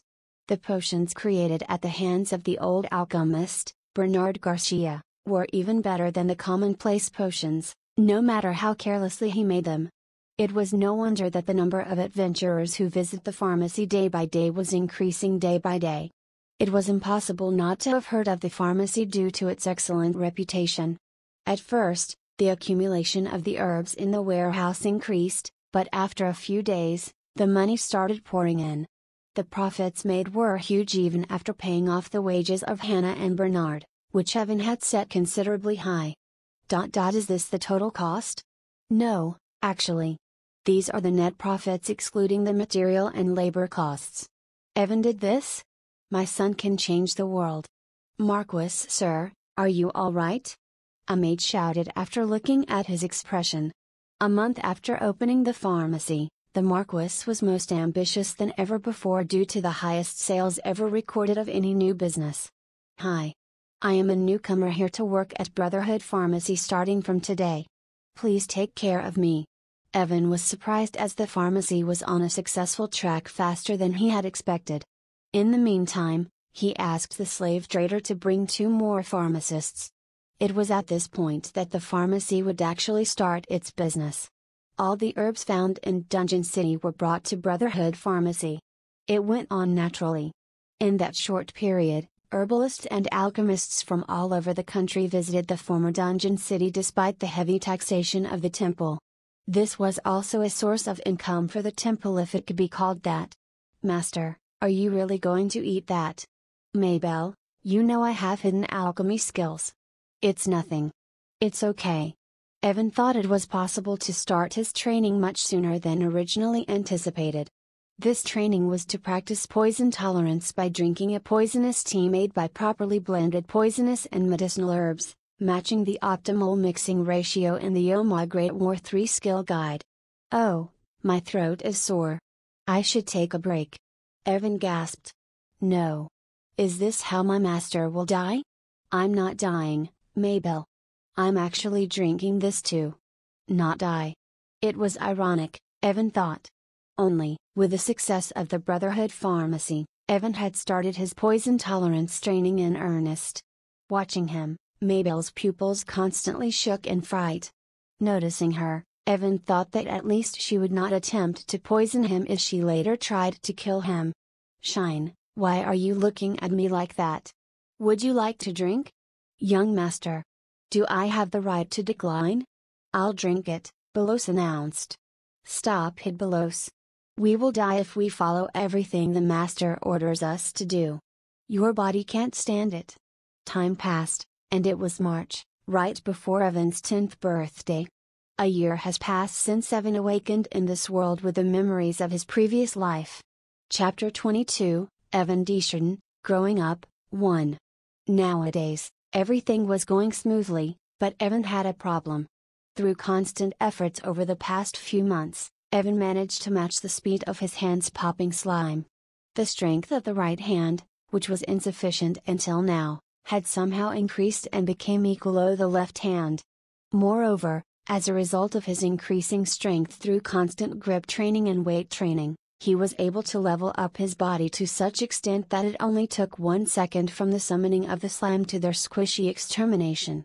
However, the problem started there. Squeak.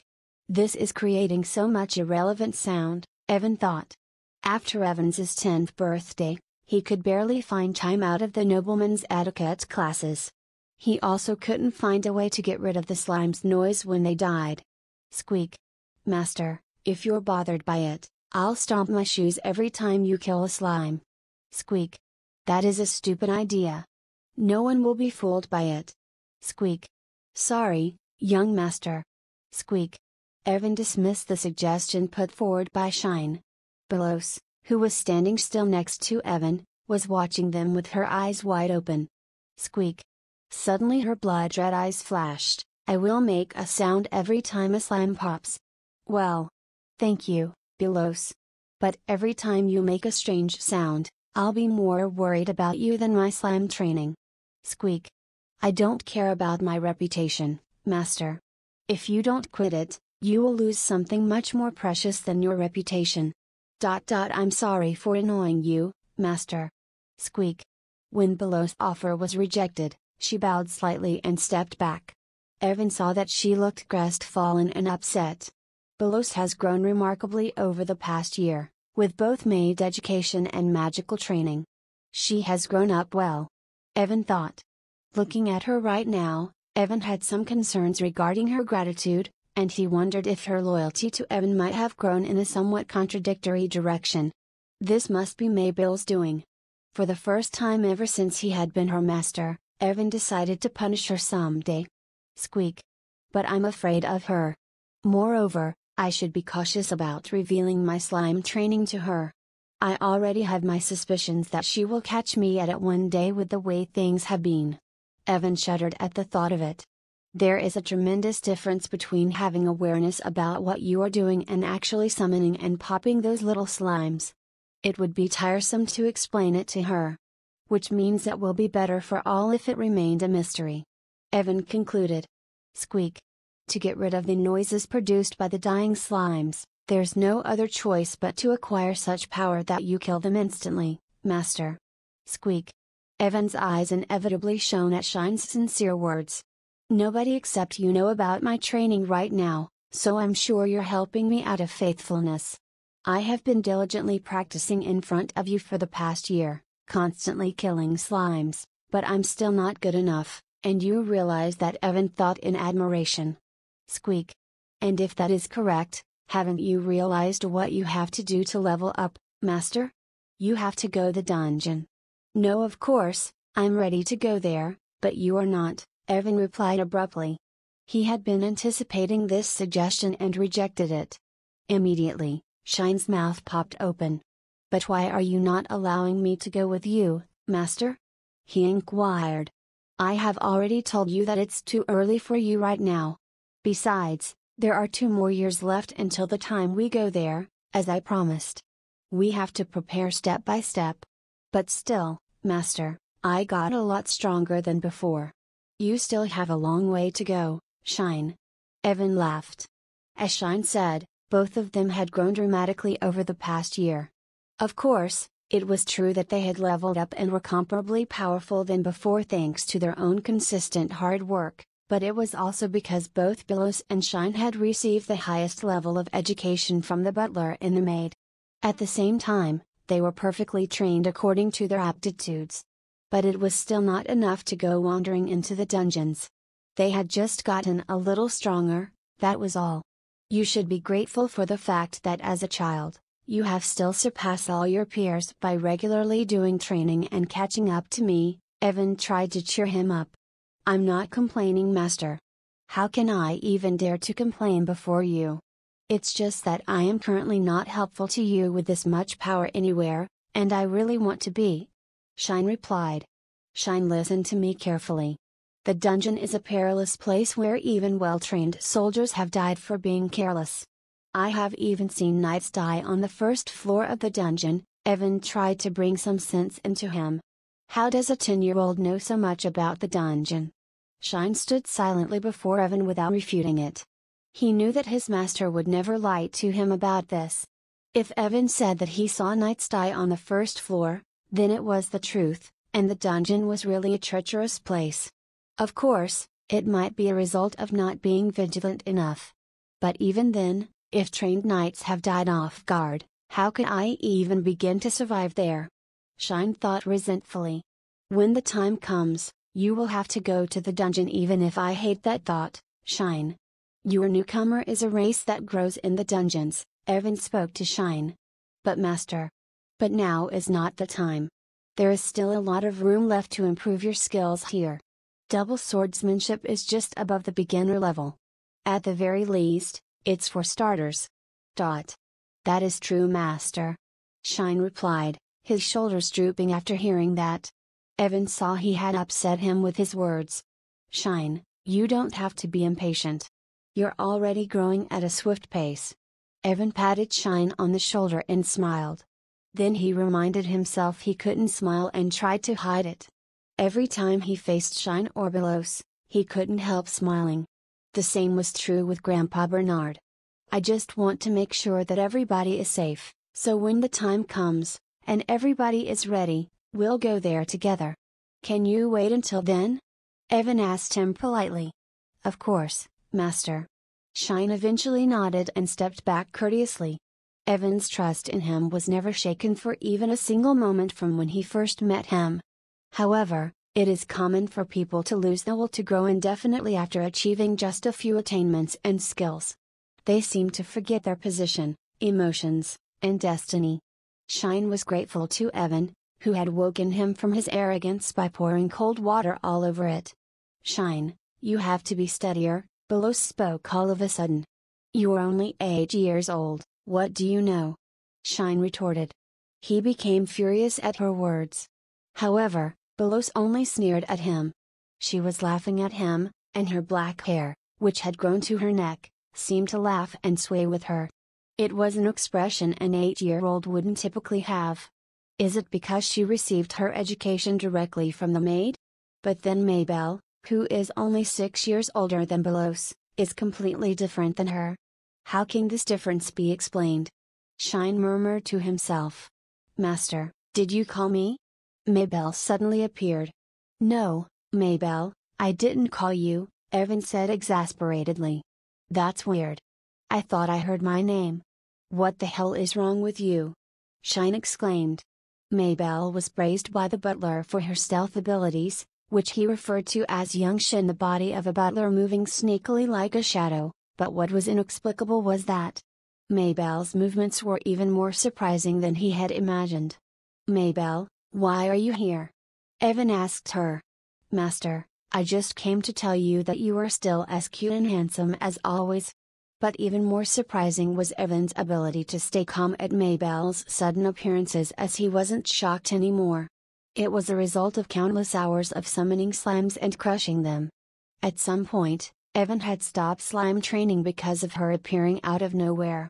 Anyway, Maybelle wasn't a great maid, but she could be trusted with his secret slime training after all, as she wouldn't tell anyone.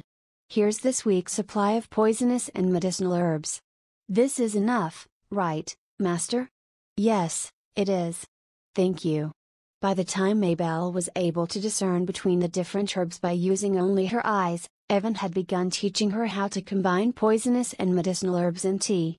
He also shared and taught his own blending pattern to her. The poison tolerance of a body does not evolve if you drink only one kind of poison tea. It is necessary to change the pattern with which the tea is made, periodically. And Sir Bernard has requested more pharmacists. It seems like Hannah's skill has also gradually improved. Maybelle informed Evan. Alright. Then we need to hire another one. We will make him assist us, Hannah. Yes, I'll deliver your message to Mr. Bernard. Other than that, I am also reporting to the Marquis and taking action on his orders. Furthermore, Maybelle went on. Evan listened to Maybelle's report and gave appropriate instructions on matters that required his decisions. Without being repeated twice or 3 times, the briefly organized report refreshed even the listener's head. As Maybelle began to help in the business activities, she became Evan's eyes, ears, and sometimes mouth. Evan stayed in the mansion, and although he knew that she was competent from before, she was motivated than ever, which had resulted in excellent results beyond imagination. At times, other people coveted her position. But Maybelle refused to change her position, always saying that she wanted to serve Evan. He's even more than a manager than me, Maybelle thought. His ability to judge situations and make decisions skillfully amazed Maybelle at first. But she was getting used to it by now. For reference, in the first few months after the Brotherhood Pharmacy was launched, Evan's elder brother Eric took care of most of the business. But when he saw the pharmacy was in a stable situation and was gradually progressing with Evan's abilities, he immediately left the management. He was a really good older brother who protected Evan under his own name and also didn't interfere with his rights or enforce any orders. By the way, Master, why are you worried? Maybelle asked Evan. Are you reading minds again? I just noticed your anxious expressions, Master. On Maybelle's questioning, Evan finally gave in. After she finished giving her report, Evan laughed and explained the situation. After hearing everything intently, she looked up. If the attack power is insufficient, can't you use weapons to increase it, Master? Maybelle asked, hopefully. What kind of weapon is usable even after being crushed by hands? Are there any artifacts then that can increase the strength of your hands just by wearing it?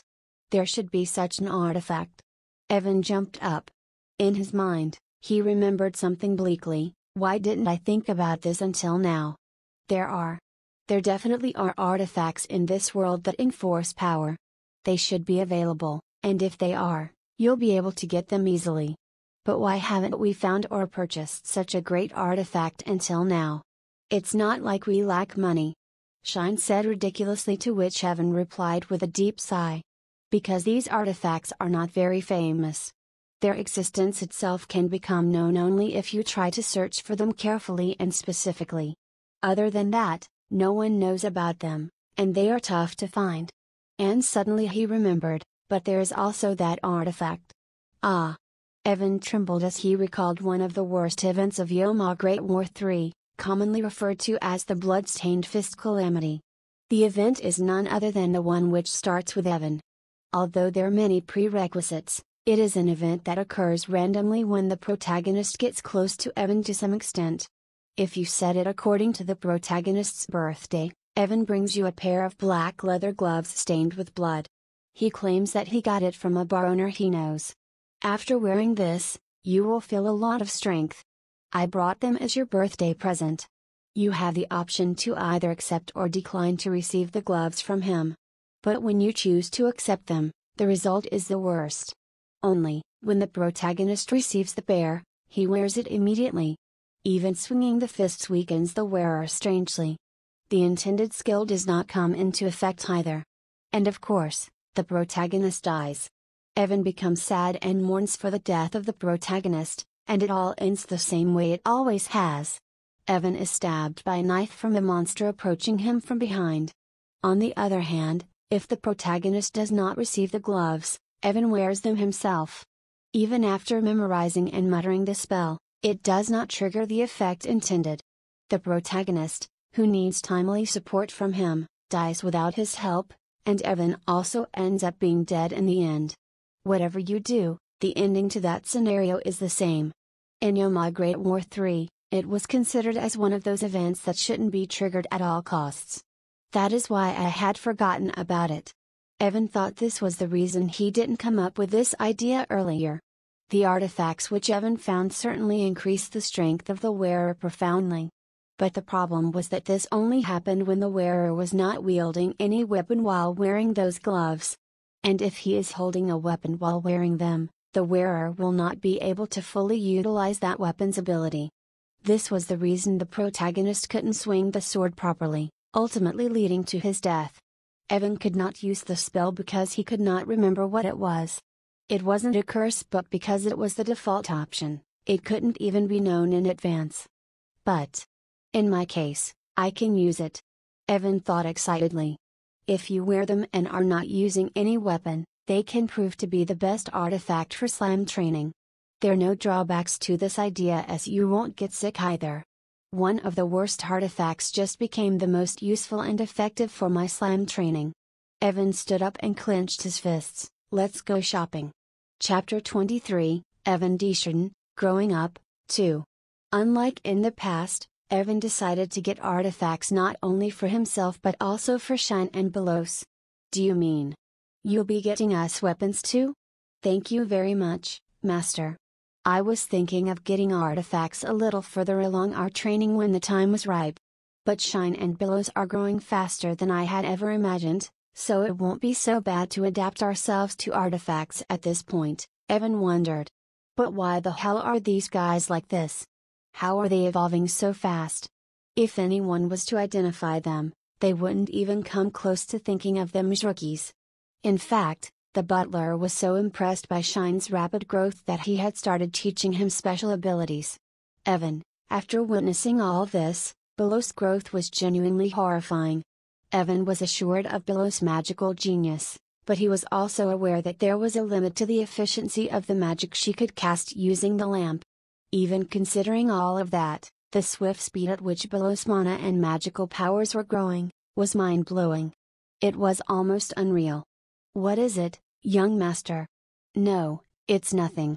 I was just thinking that Belos had been working very hard all this time. Thank you, master. Belos politely bowed at Evan, praising her. Her elegance was overwhelming. If the clothes she wore weren't that of a maid's, it would have looked like she was the daughter of the Marquis himself. Her magical powers were only second to Mr. Lee. He was a mystery in himself. Shine, do you know anything about Mr. Lee? Sorry, Master, I do not. I thought you knew him. How could I have known him? Both of them tilted their heads, wondering and watching the overflowing aura of dignity from Belos. Evan looked at Mabel and started walking. Noticing Evan's gaze fall on her, Mabel laughed silly and ran towards him. Well, after all, Evan still wasn't sure of the maid's educational achievements. All right, Mabel. I'm going to the market. If that's the case, then you should know that there is a place which specializes in artifacts brought from the dungeon and their qualities are analyzed before being sold. As Mabel took on duties related to Brotherhood Pharmacy, she started to gain knowledge about many other businesses in the dungeon city. She still didn't know all of their workings and secrets, though. The only thing they gather in that store is trash. Do you think that the dungeon explorers are fools who would go to that shop to sell their precious artifacts? Evan spoke. What do they do with their artifacts then, Master? Either they use it or put it on a large auction. They are sometimes robbed by their own colleagues who see them acquire those artifacts in the dungeon. Evan further explained. Ah. Do things like that even happen? Mabel asked, surprised. When it comes to these people, anything goes. No matter how much I hate it. This was the system that existed in the game. In fact, If valuable artifacts appeared when the friendliness level was not properly raised, there were cases where a battle between the protagonist and his companions would erupt. There were surprise attacks, and death also followed due to a lack of support in important battles. That's despicable, Shine said, bitterly. That's the reality, Shine. One good artifact can decide its bearer's destiny. And usually, humans are weak to temptation. Evan replied. Aren't you disgusted, Master? Evan laughed resentfully at this. It is only because of the environment I was raised in. We are extremely rich, due to which I never learned to envy what others have. If it hadn't been like that, I most likely would have been like all these other explorers. You would never have been like them, Master. I'm sure of that. Shine is right. You are not like that, Master. You are the way you are not just because of the surroundings in which you have lived all your life. Shine and Billows were unwilling to stay in Evan's perfect image in their minds. This was proof that they were still young. Of course, Evan also had the appearance of a young child. He had 29 years of memories from his previous life, but he couldn't shout, I'm not like those people. At least in his last life, he had a realistic personality. Thank you for thinking so highly of me, Evan said. However, it felt great when the two of them spoke about him like that, seriously appraising him. He got embarrassed, cleared his mind, and turned his gaze away. Maybelle intervened at that exact moment. So then where do you want to go, Master? About that, there are a few places I have already chosen. Seeing as we all are present here together, let's go to the butcher first. The butcher? But why are you going to the butcher, Master? The butcher's was a very infamous place in the back alleys of the city. Several groups in the black market operated from there by receiving deliveries. It was a very chaotic place, so one had to be careful. I was able to use this butcher in the game. If one goes too often there, he gets a bad reputation. But it was the best place to make money easily at the beginning of the game. Evan thought. Now he addressed Shine. If the corpses of the monsters killed in the dungeons are left there, they turn into mana over time and start getting absorbed by the dungeon. After this process is completed, rare gemstones are created, which are the main source of explorers entering the dungeon. However, some people tried eating the monster's body. In general, monsters are poisonous, so eating them is strictly forbidden. Nevertheless, if you want to eat them, you can't do it inside the dungeon. Evan continued, bringing them out. Now the problem lay in their bodies become extremely poisonous over time and are difficult to deal with, as they also have mana. For these reasons, they are supposed to be handled by specialists only. Some explorers sneak out some corpses anyway. It's a bit strange, but there is a superstition that eating monster meat while it contains mana makes the eater stronger. That is why it is sold quite expensively. Gamers who didn't care about their reputations often used butchers. They gave up their magic stones and sold monster meat to earn money, and at the same time, they would buy processed monster meat at a low price to fill their bellies. This was one of the advantages you could utilize from the butcher. Shine, who heard the complete explanation, was staring at Evan. Evan, knowing what he was going to say, added with an odd smile. Maybe it's not a superstition after all. And I really want to get stronger too. But if it really makes you stronger, then there is no way Master would eat it without giving it to us too, Shine said.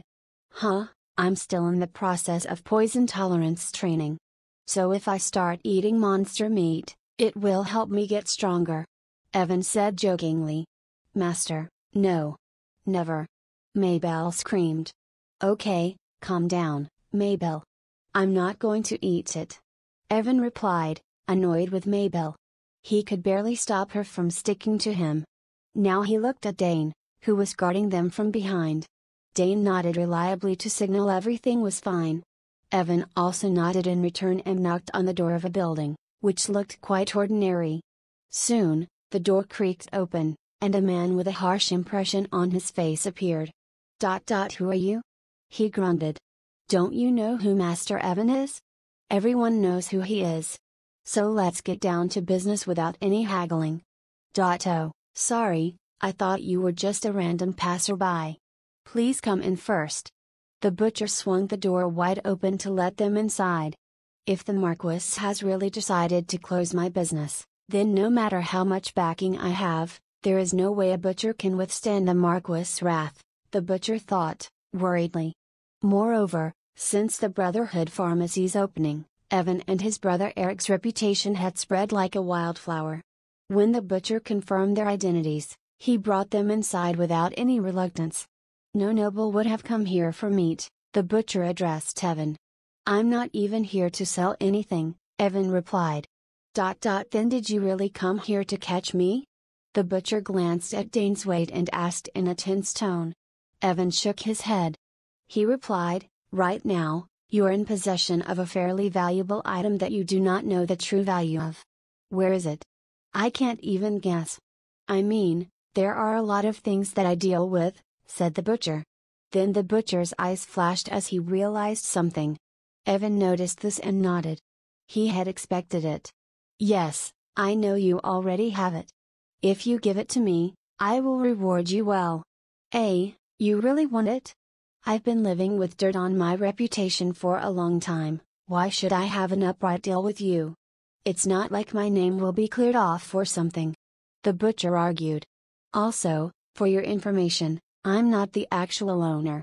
No matter who comes here for business, the owner won't reveal itself. But whatever happens here is reported directly to him. So he will also be informed of your visit and intentions." Ha, that's fine by me," Evan replied coolly. The butcher must have had other reasons for rejecting the proposal of infamous Evan. However, Evan spoke about the real offer he had come here with because he had contemplated it. "Do you know what a master chef is?" he asked. "No, what is that?" the butcher asked in a gruff voice.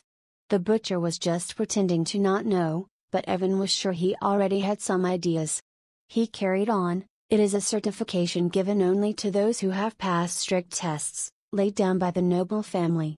This gives them the right to not only slaughter monsters, but also cook and sell them. Of course, it's not that simple. Apart from the difficulty of the test itself, in order to take it in the first place, you need to get a recommendation from someone with a certain status or higher. The number of candidates which qualify for this year is also limited." "Yes, that's right. I'll recommend you." Hearing this, the butcher fell silent. His expression remained tense as before, but Evan was convinced that he was going through a conflict in his mind. Why was he so sure? "This is because, in Yoma Great War 3, you have a request related to the butcher's master. He is in charge of a butcher who slaughters and sells monsters in the back alleys of the dungeon city, but he was originally a pure young man who dreamed of becoming a chef. However, his bleak fate did not leave him that way, so it was regret, which he always carried with him in his heart. Give me what I want, and I will give you a second chance at a life you always desired. You can start a business that never loses money," Evan concluded. After some hesitation, the butcher asked him, "Why are you giving me this opportunity? You're the Marquis' son. If there was anything you wanted, you wouldn't have come to me by yourself. Instead, you would have given an order to your servants to come by on your behalf." "Well," Evan, who wanted to answer, "is there any reason for the gamer to proceed with the quest?" quickly shut his mouth. He came to this conclusion simply because he had the memory of being a gamer in his previous life.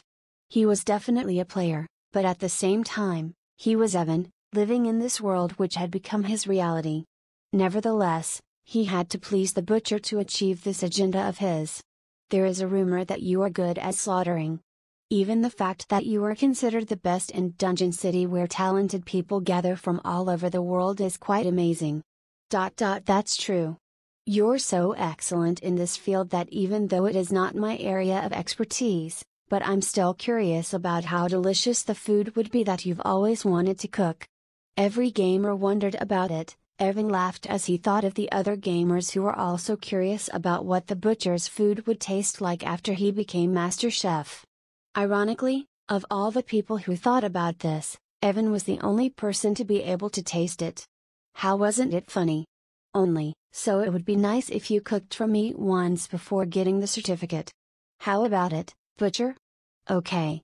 He wasn't only a gamer or the Marquis' son, but he was both of them, and that was the only reason that he had actually achieved the Butcher's affirmation.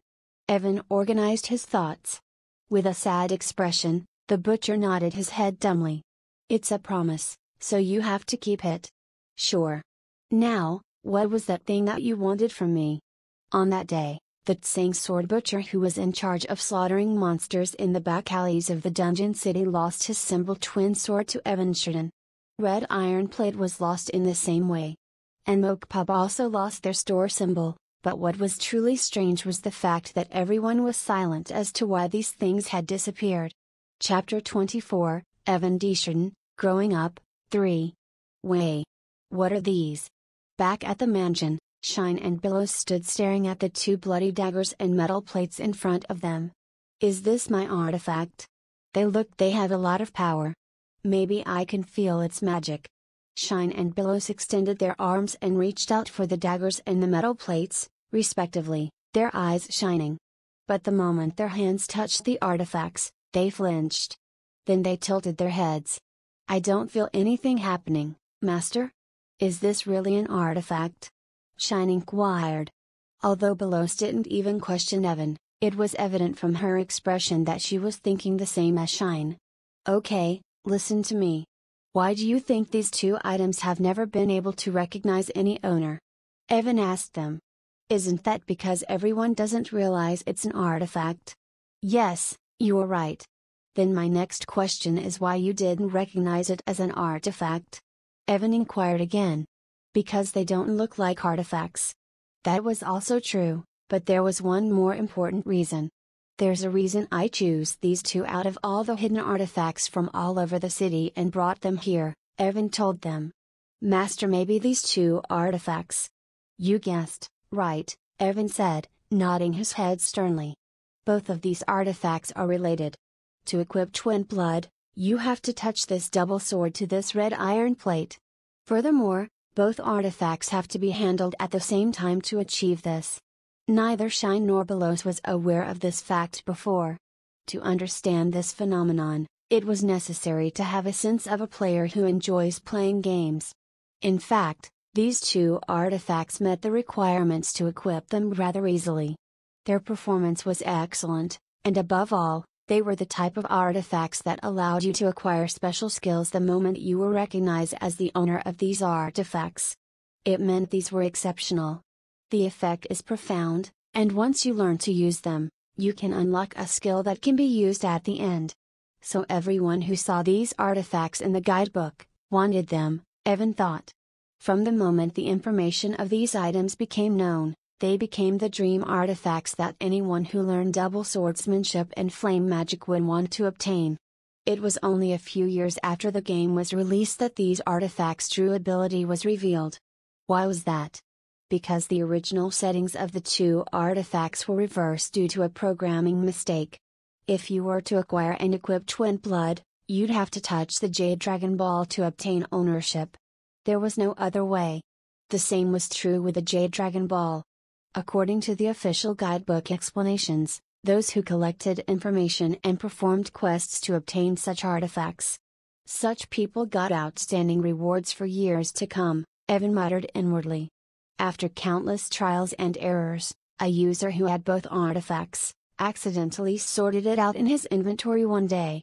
He was confused to see that the information about Twin Blood had changed.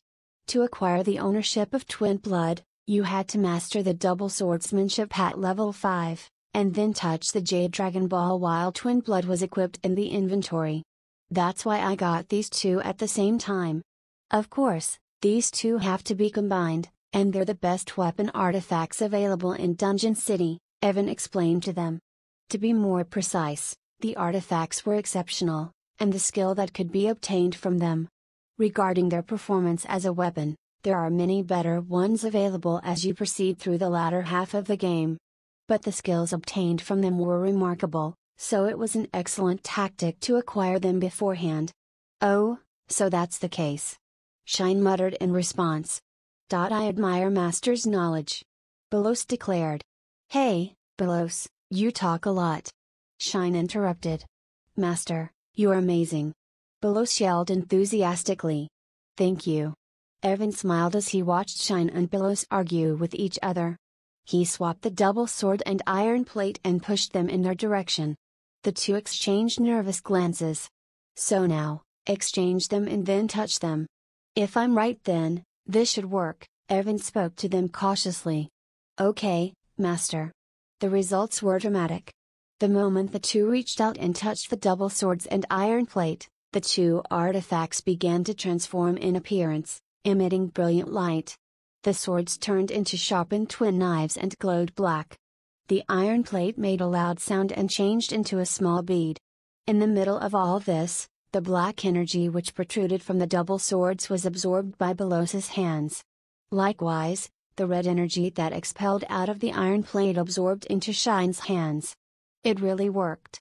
Evan had already expected it, but he still received a massive shock because he had never imagined it would work. It was concluded that it was a programming mistake, after all, that had changed the developer settings of the two artifacts at that time. Rather than patching it up, they left it the same in the final game. Which means it applies in this world too. Evan recalled. In his previous life as Evan, he deliberately decided to not give much attention to the problem as he kept enjoying the game. Still, now, when the game's errors reflected in reality, he could not help but think about them. It was not the same as making a potion according to the recipe from Yoma Great War 4 or summoning slime with a necklace. Evan faced a different problem whenever he confronted an enemy. He had felt it to some extent while doing his training when his double dagger momentum started decreasing. But this phenomenon was very random. How should I feel about this? Was Evan real?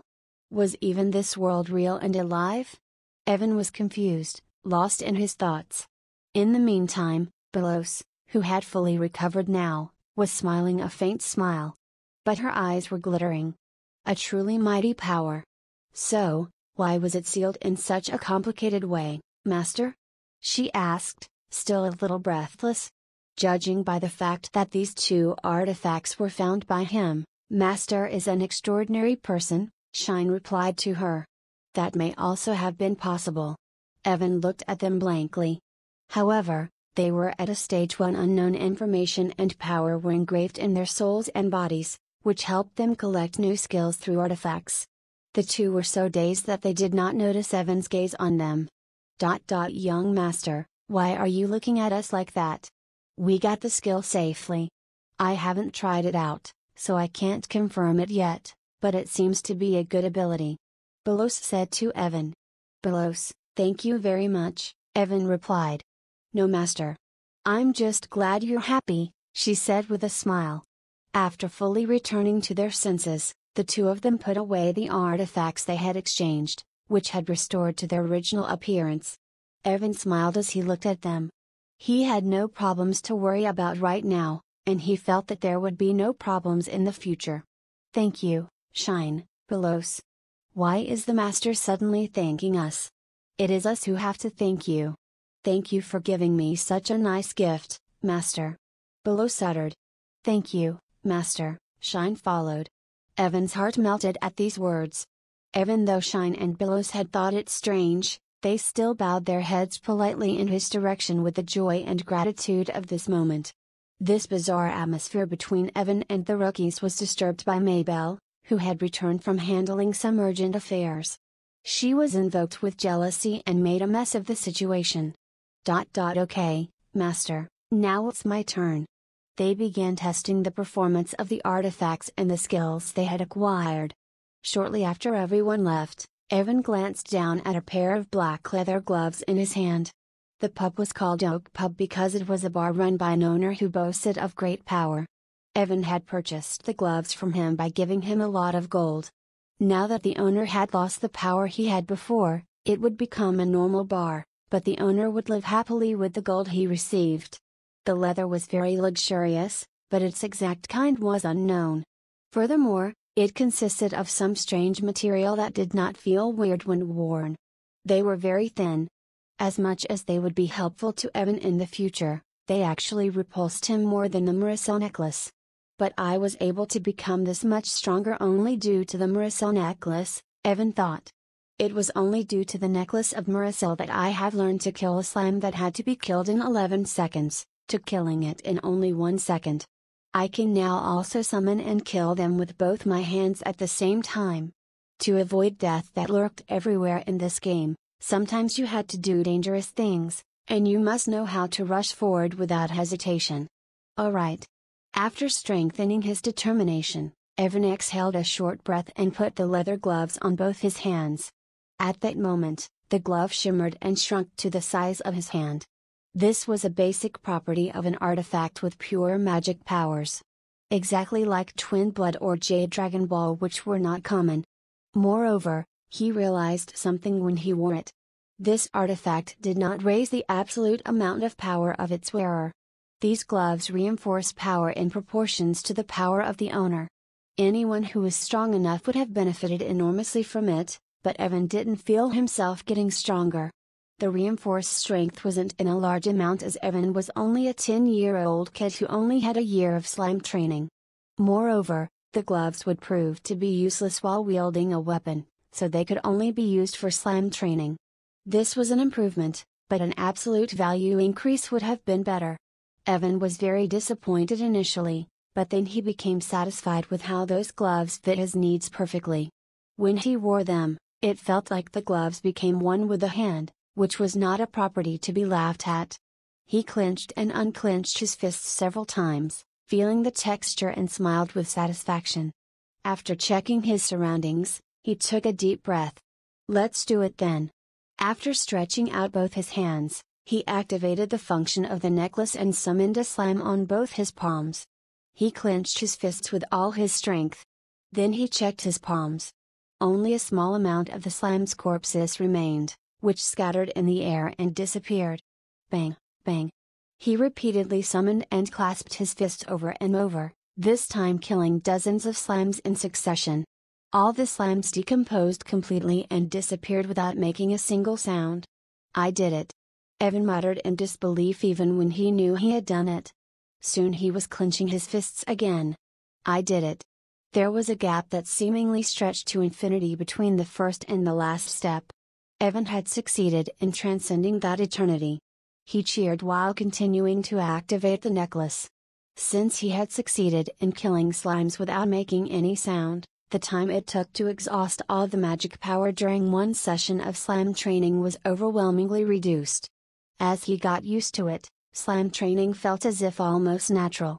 I did it. I did it. Evan conducted his slime training joyfully.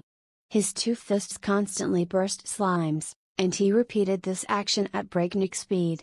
But then, suddenly, Maricel's necklace emitted a dazzling light. Even the necklace had evolved. Only, this time, a fairly large jewel began to shine. Evan cheered again, constantly summoning slimes left and right, popping them. And then, a slime took 1 second to explode in a painful flurry. What the hell happened? Evan's eyes narrowed. That was strange.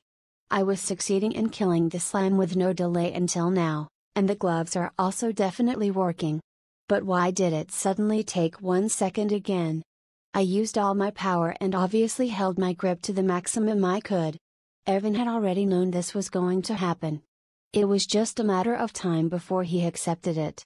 As the necklace leveled up, the level of the slime being summoned also increased. But why did this have to happen at this time? Why now? Evan was furious. Die. Bang. Evan started screaming due to this incredible misfortune and clamped both his hands. The slimes burst with a chaotic flurry. Only 3 days remained until Evan's 10th birthday. Chapter 25, Evan Deschardin, Growing Up, 4. This is a punishment from God himself for me being foolish enough to solve everything using artifacts. Evan thought as he kept thinking about the previous year when he had been practicing slime crushing without any artifacts. It was hard to accept, so Evan began to think of it this way. If he wasn't able to think like he currently could, he could never have been able to justify what had happened to him. He couldn't bring to convince himself that dreams could shatter so exquisitely. as I came to know that Marisel's necklace was a growth-type artifact, so I kept thinking about the possibility that the level of the slime being summoned would rise in the future. It was his mistake to think that it would be so easy to increase strength by wearing artifacts. What he needed right now was not equipment, but technique.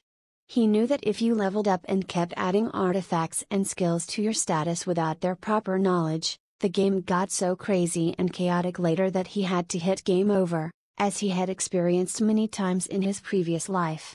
Killing the slimes using an artifact. Of course, such a temporary solution was possible, but it was only helpful for the time being. One day, when the slime level increases as the necklace evolves, I will face the same situation as I am currently in. This was not a problem that could be solved by slightly increasing his level of existence.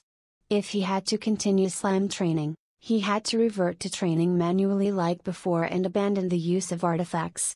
Now it's time that I need to learn skills as well. Okay then, let's learn them. In fact, if it was just about level breakthrough, there was something that he had been thinking about for quite some time. However, several problems with it made him hesitate. This method was triggered by a bug in the game, so was it really possible here? Could he really maintain his identity as Evan Desjardins while doing it? Could this world in which he was living even be compared to the game that he played in his previous life? But for now, let's stop worrying about that. Evan shook his head as he recalled the images of Shine and Belos, who were happy to safely achieve what they wanted, without any doubt, through the cross-contact of the artifacts. I'm just worrying for nothing. Nobody cares. This phenomenon can also be recognized by the perspective of someone who already knows about it only. And didn't Shine already say it before that everything Evan did looked strange? So, it was okay. Now that he thought about it, from the moment when he had acquired the Marisel's necklace from the Marquis for slime training. No, even before that, when he had woken up in this world with all his past memories, all the things that Evan had been doing were strange by the standards of the people of this world. It was now just a matter of how weird it was, which was why Evan was reluctant to do it. Then he realized that he didn't need to hesitate at all. Let's start using everything that I can use. In fact, I'm already doing that, so let's use it even more in the future more actively. To the extent that people around me are surprised constantly. On second thought, let's make use of everything that I have knowledge of without being noticed. Phew. Evan took a deep breath and clenched his fists. The skill which he had decided to learn now wasn't exactly a new one, because he already knew about it.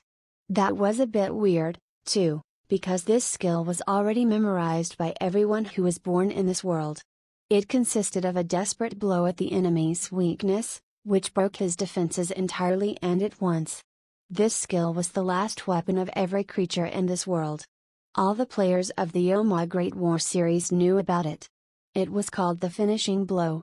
At first, it was thought players could only use the finishing blow to finish the enemy until Oh My Great War 2 came out. After a long time, a trick was discovered by chance. What was he talking about? It was a finishing blow, so it was just natural that it would be used at the end of the battle. But that wasn't it. The finishing blow, which was known to be used only when the enemy was in a moribund state, could also be used under special conditions. Of course, it's very tricky to activate. In fact, Evan had nothing to do other than learning and sleeping. It was just a simple trick in a situation with some conditions to be met first. However, the difficult thing was getting used to it. It was so difficult to learn that those who actually did and those who didn't, often rated the difficulty of Oh My Great War 3 differently. I missed the time when I struggled to learn it. I also died a lot while learning it. The battle was over even before it began. Everyone could feel the overwhelming power of this blow. Instead of giving it a long name, it was simply called the finishing blow by the players in his past life. It didn't even require that much magical power but produced results more absurd than a skill which actually did. The first condition that must be met to use this method is that there shouldn't be a vast gap between my target's level and my own existence level. This condition was satisfied already. Although the slime being summoned had leveled up, Evan was still able to kill them in 1 second, so the gap between the two could easily be overcome. The second condition is that I should have high attacking power without wearing a weapon. Evan didn't know why these conditions were necessary. In the case when a weapon was wielded, the attack power released landed a normal finishing blow. But maybe it was due to the fact that the bug was more prone to be activated when the weapon was missing. Anyway, this was also cleared because the gloves that he wore were not even treated as a weapon in the game like others. They only made the attacks performed by bare hands stronger. It was still a vicious artifact. The third condition is that the opponent's stamina should be full. Of course, this condition was also satisfied as the summoned slimes were in perfect condition when they appeared. The fourth condition is that I should not be discovered by the opponent. This was where it got difficult. While fighting an opponent, how did you even make it impossible for yourself to remain undiscovered by him? Surprisingly, this was also possible. You could hide your traces during the battle with a specific item or skill. It was also possible to end the battle by putting the monster in multiple special states. It was a job with high agility requirements, such as that of a thief. It was plausible to sneak a surprise attack and land a blow. And if you frequently struck and succeeded in this effort, you gained a passive skill surprise. If you had it, the attack power during a sneak attack was amplified. It was a skill Evan wanted to have. Anyway, he could also meet this requirement. He had to kill the slime after they were summoned before they even began to become aware of him. He had to perfectly match the timing of the slime summoning and fist clenching. It was hard, but he had to do it. The last condition is, I should be in an abnormal state. In the game, this condition was most difficult to satisfy. State abnormality was basically a burden on the player. However, this was not a method that could be used without taking on this burden. This was the condition which invited danger and death at any mishap. That was why it was also recognized as a criterion for separating the weak guys. You had to be really good at playing the Yoma Great War series to enjoy the breathtaking possibilities of this finishing blow and bring destruction upon the monsters. Mabel. Did you call me, Master? However, if this last condition could be achieved by Evan's poison resistance training, it would be easy to solve. Please get me a little bit of poisonous tea. Okay, Master. Mabel usually hated when Evan drank the poisonous tea. But she couldn't dare to stop him even after he got furious and frustrated. She mixed the tea quietly and poured half of the brew into a cup.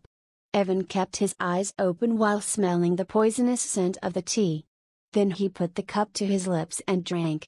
Whoa! This feels good.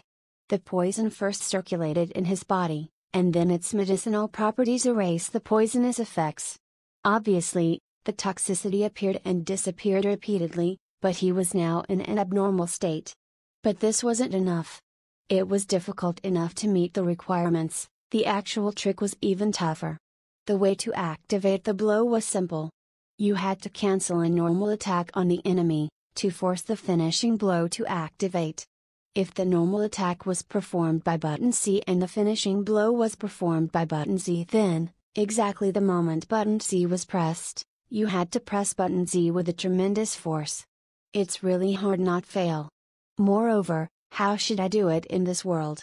What general attack should I cancel? Maybe it's a kick. The kick, Master? Oh. The two-handed movement cannot be cancelled. So I have to cancel a kick. Evan stretched his muscles. He had to stop moving while clenching his fists instantly.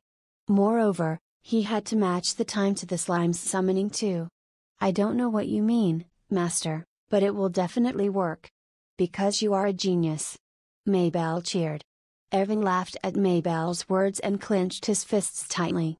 He was already used to the people around him, warming up to him indefinitely. Despite that, he felt confident every time someone motivated him. When they did, Evan felt like nothing was impossible. Thank you, Mabel. Then I'll start practicing. I'll stay here with you for a while, Master. No, you will go and attend to your duties now. But I have already finished all my work. After expelling Mabel, Evan retook a deep breath, after noticing the efficacy of the tea. He was to continue this in his everyday routine along with slam training. If he could not properly control his foot movement or there was any delay in the motion, then it would be a failure. He had to cancel the kick, and quickly clasp his hands, to pop the slam the moment it was summoned.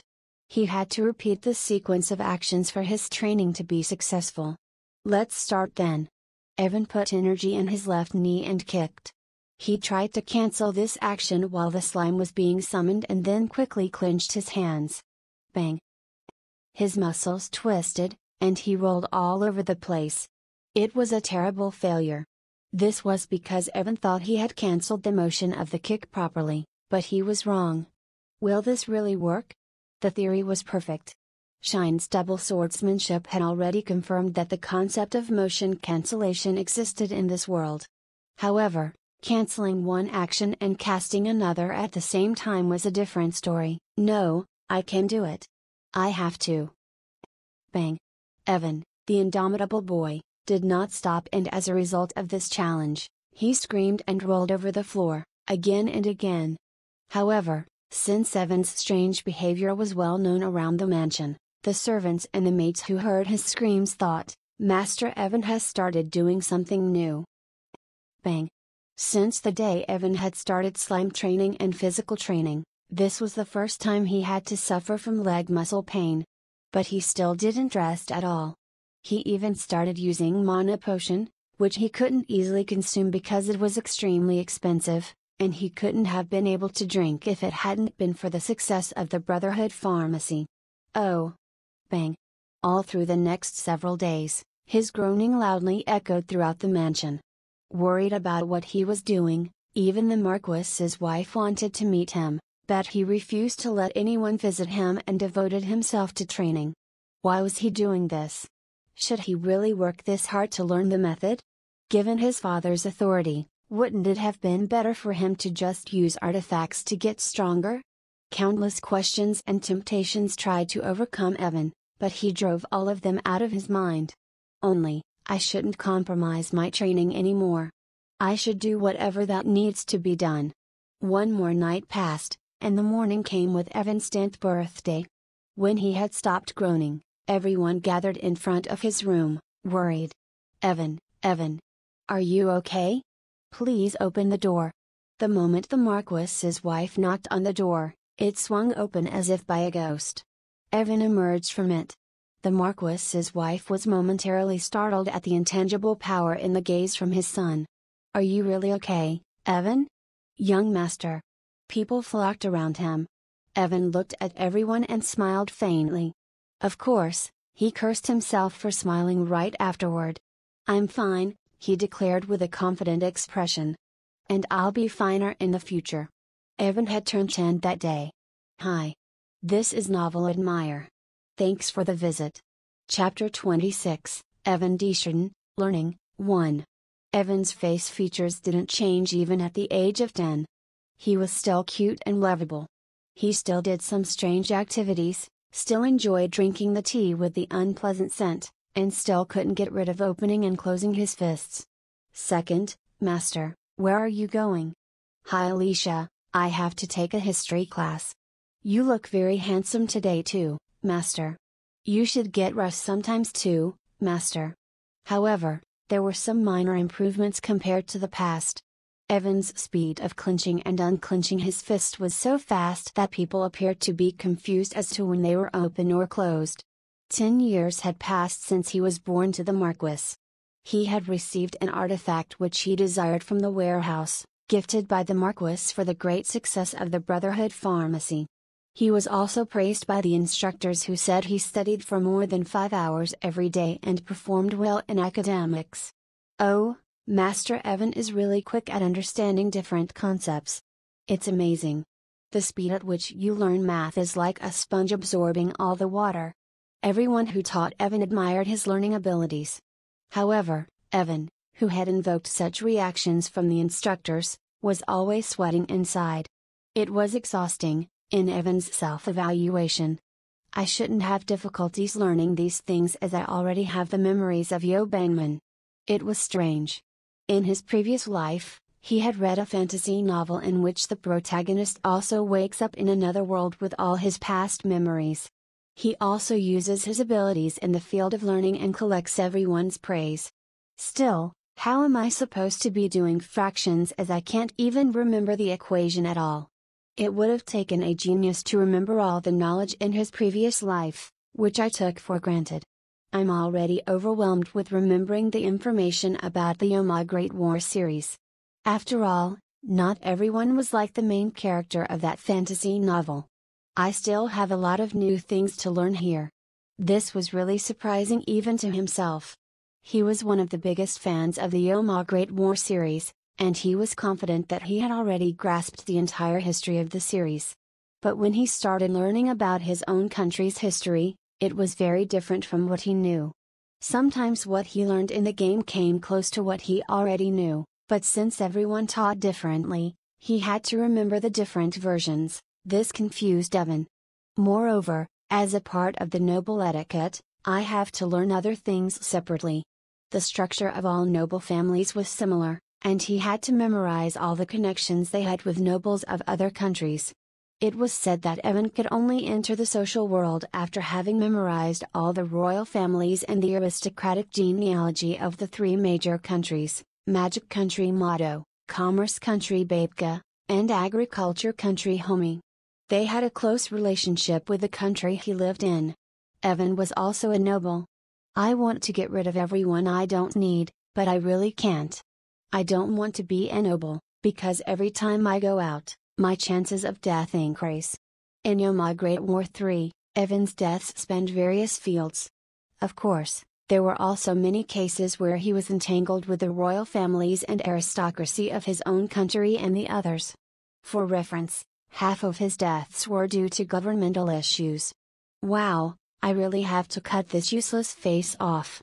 Why are you saying such terrible things, Master? Your face is the greatest treasure in the world. When Evan muttered powerlessly while looking at his face in the mirror, which was getting attractive day by day, Maybelle, who was attending to him, heard his words and screamed. Don't do it, Master. You will get wounded. Maybelle, are you good to me just because of my face? This hurts my heart. I like all the elements that make up your existence, Master, but I like your face the most. You are really honest. There was no way he could do something about it. He didn't want to get stabbed by Maybelle after having damaged his face for no reason, so he decided to give up. In the meantime, the slime training was going on with full effect, and Evan had adapted to the finishing blow technique by now. He was able to kill the slimes without any noise or signs of their existence. He occasionally failed, due to which the squealing sound would be heard. By the way, Master, are you really going to wear those earrings? Ah, this? Yes. At Shine's words, Evan glanced at the mirror once again. He was wearing blue cross earrings in both his ears. They made him look like a girl. His beautiful little face, thin enough like a line, could be easily mistaken for a pretty girl's. Actually, I tricked my father to get me these. I asked for it, but I wasn't really sure that he would give them to me. The Marquis would have given you any artifact that you wanted, even if it had to be robbed from the treasure trove. But this is the best for me. I'm just thankful for being born in the Sheridan family. The artifact that Evan had received from the Marquis as a 10-year-old birthday present were these blue jeweled cross earrings, also known as Snow Mountain Spirit earrings. In fact, he had no other option. Among the artifacts in the warehouse of the Sheridan family, these earrings were easily the best at increasing mana recovery. The number of slimes he could crush had also increased. His training time was shortened sharply by acquiring this artifact. He could train for longer than before too, so it was worth getting them. Once you get them, you have them equipped until you die. Such artifacts are called final equipment, end plate equipment, etc. Their ability to increase the mana recovery speed was so excellent that this property was enough to make them worthy of being a part of final equipment. Both wizards and warriors consume mana to use their skills. The Snow Mountain earrings that dramatically speeded up mana recovery were an artifact coveted by any profession. If it weren't for the Brotherhood Pharmacy's success, even the Marquis who cherished Evan would not have given them to him. As such, these earrings were an important artifact that stood incomparable to Marisil's necklace. It's okay because you're doing well. I'm already looking forward to seeing what kind of accessories you'll receive as a gift for your 11th birthday, Master. No, that's it. I have enough jewelry for now. Evan could wear a total of 5 artifacts, and he was already wearing 2 of them. If you could add one more, you belong to the proud group of extreme players who cleared the whole Yoma Great War series with only artifacts. Evan refused to walk that path. You are 10 years old, Master. You have to start training with weapons. I haven't found a weapon that suits my aptitude yet, and it won't be of much help if I wielded a weapon which would be useless with these gloves. So was that why you refused to have a swordsman teacher? It was obvious that a sword didn't suit his aptitude. He already knew about it, then what was the point in learning swordsmanship? Evan had firmly refused Marquis's instructions, saying that he would not learn to handle the sword even though he would learn everything else. The Marquis, who knew that his second son was no longer a spoiled brat, refrained from compelling him anymore. Even so, after he was taught by Motto, everyone came to know that he wasn't talented. So what's left in the end? Oh, it's time. I have to go. You should also get back to your work. But, Master, come back. Evan's class for the nobility was divided into morning and afternoon shifts. In the morning, students mainly received indoor classes related to mathematics, history, and politics. In the afternoon, they trained to prepare to enter the dungeon in the future. He refused to learn swordsmanship, and Motto also refused to teach him because of his lack of talent. After a lot of consideration, the Marquis asked Evan directly what he wanted to do. No matter how much Evan hated to enter the dungeon, it was impossible for him to escape from it as it was his duty as a nobleman. So the Marquis said that he wanted Evan to improve his abilities to survive in the dungeon. To which Evan replied, "Then, I want to learn fighting skills first. My body will be able to move more lightly. Whatever you tell me to learn later, I will not interfere." Fighting was the so-called name of bare-handed wrestling capable of inflicting maximum attack power without a weapon. It did not conflict with other martial arts as it was not a skill. However, as it belonged to basic combat skills, so it took quite a long time to master it. Even if you trained to fully reach the ultimate level, the power was still significantly less compared to using weapons. It was a skill that wasn't very efficient due to the amount of time it consumed, so it wasn't welcomed by the players. Of course, there are also cases of other players clearing the Yoma Great War series only barehanded. Nevertheless, it was a skill, so just learning it increased your barehanded combat power and physical ability. Evan had to find the best weapon for himself. He would surely find the right weapon which suited his aptitude, but in the meantime learning barehanded fighting was not a bad option. It was better than wasting time. But what is my aptitude? I can't find it. Does it mean I don't actually have one? Countless Yoma Great War players have repeatedly created and deleted characters, dozens, and millions of times because none of the many main characters had any aptitude for a weapon. The only thing that made Evan anxious was that he was not the main character. He shook his head at the thought of him not having an aptitude for any weapon. I must have an aptitude for a bizarre weapon. If that's the case, then I'm touching every weapon I see from now on, ha ha. Jin will find out about it in the next 2 years. Evan laughed and headed towards his destination. It was a training ground for the Templars built on the site of the mansion. "You're here, Master Evan." "Hello.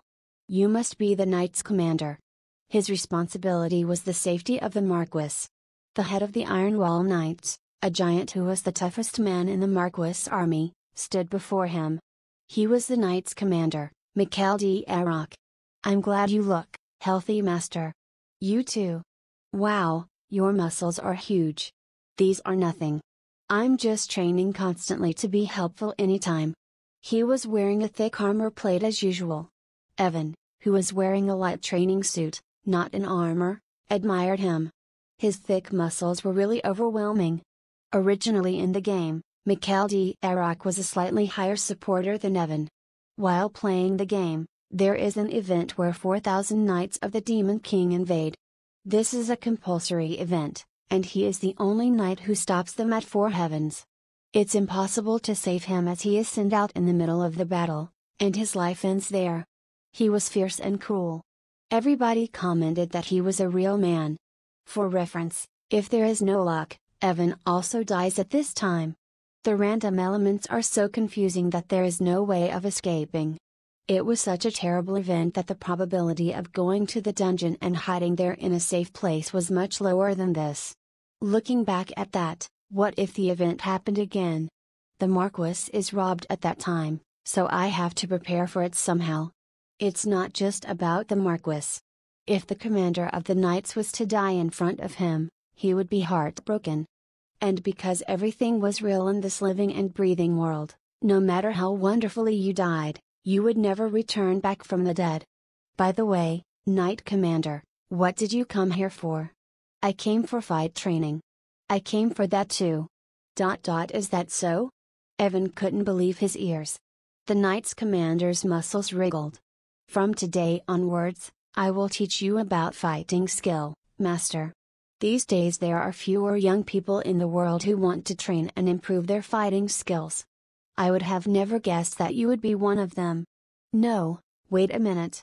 It seems that I encountered some kind of misunderstanding. Only, don't worry.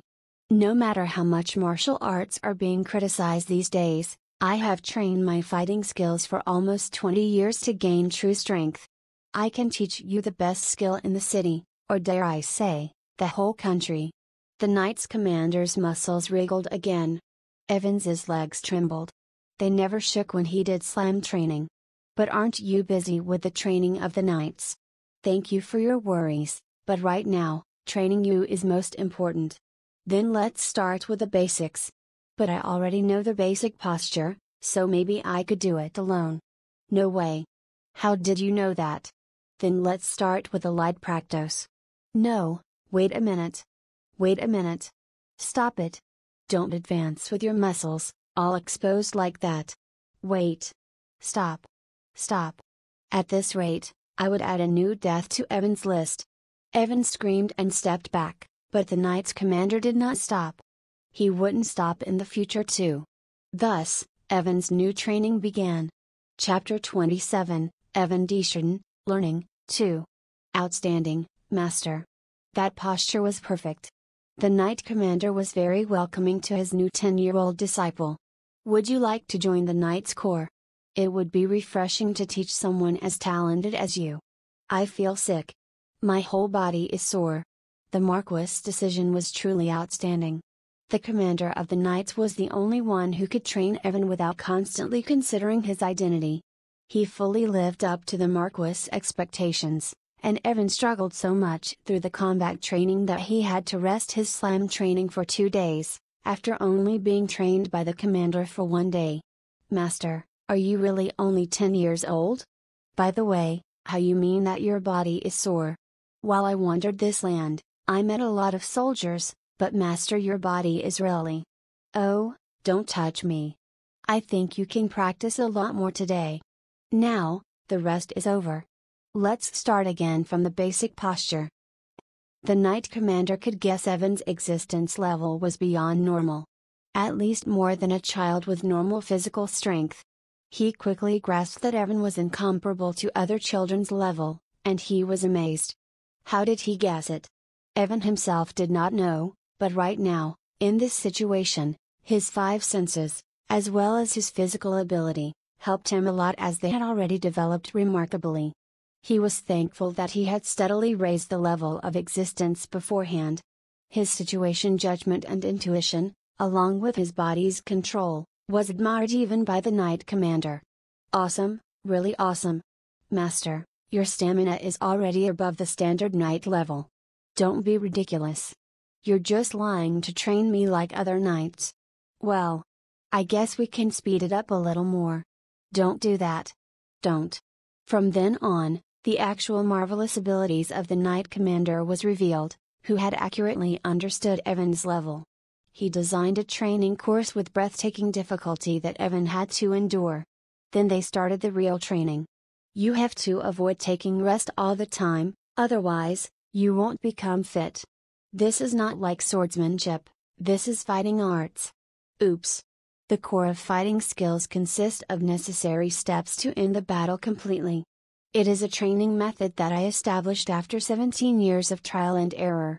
You should consider yourself lucky to be learning all of this from me. Huh, I will die like this. I will really die even before the start of the main story. Evan regretted asking the Marquis for learning fighting skills.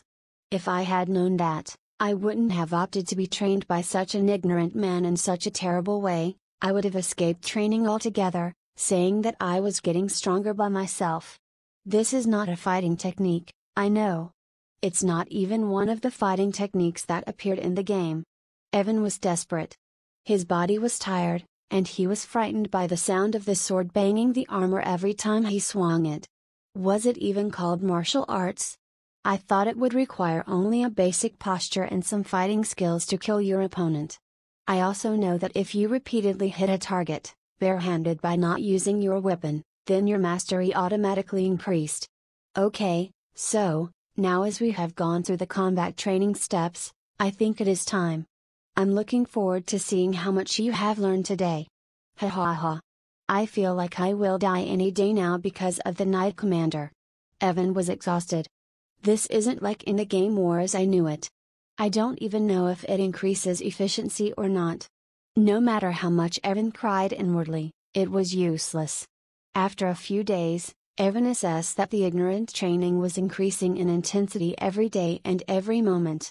Ha ha, your fist is faster than yesterday, Master. It's because I want to kill you, Knight Commander. But it's too early for that, ha ha ha ha. If it were Evan from the game, he would have started screaming after the first day of this painful and challenging training. In fact, even for Evan, who had awakened with the memories of Yoban minutes and was somewhat mature, fighting skill training was still very difficult.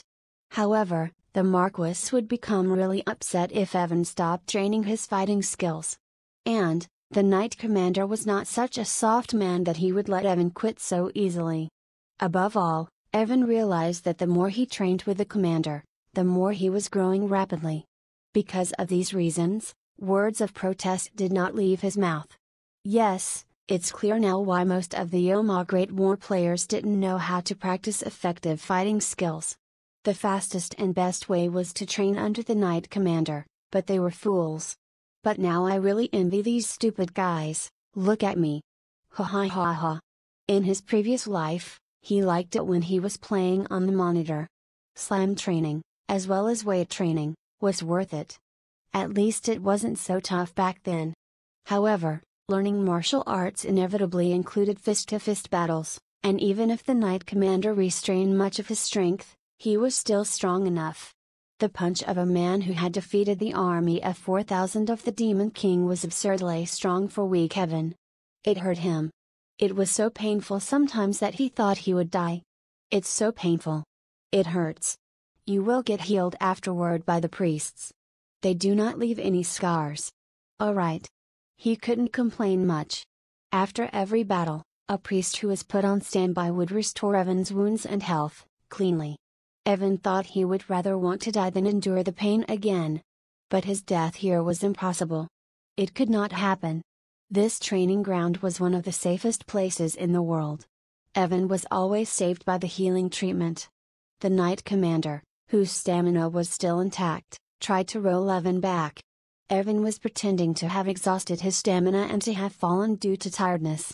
But, this then trick could not fool the Knight Commander. A drop of sweat in training replaces a drop of blood in battle, Master. I'm not sweating. I'm actually bleeding here. Ha ha. Even though you say so, you follow the training very well, which is why I'm impressed by you. Evan thought the Knight Commander was putting up an act, but it seemed like he was truly proud of him. Evan was just 10 years old.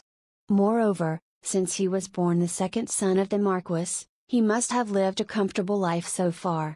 It was an achievement in itself to have endured such hard training. The commander had heard that Evan was training to go to the dungeons, but it was a completely different scenario than this one. He admired Evan's condition. He was trying to match him to the level of training that Evan could follow. He couldn't refuse the Marquis' request, and Evan was the disciple he had to teach. But what was up with him when I first started the training? The Knight Commander had to admit that he was arrogant when he first laid his eyes upon Evan. Evan's body was already in a staggering state, but at times he was more durable than any rookie knight.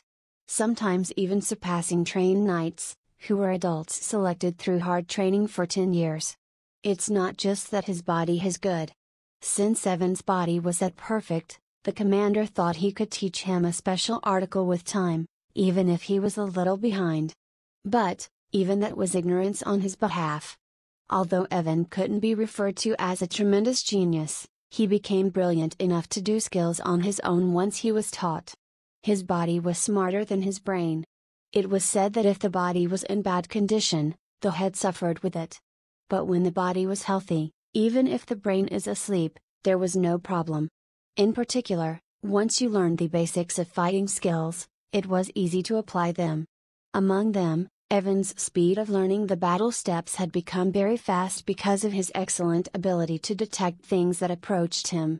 Even a thief who is being chased by someone for 24 hours could not be so sneaky. The training plan that I had initially envisioned was completed. The commander's initial plan was to train Evan to take him to the level of the new knights, but his revised plan was to cultivate a successor for himself. Fortunately, Evan didn't know about it yet, or he would have gone mad.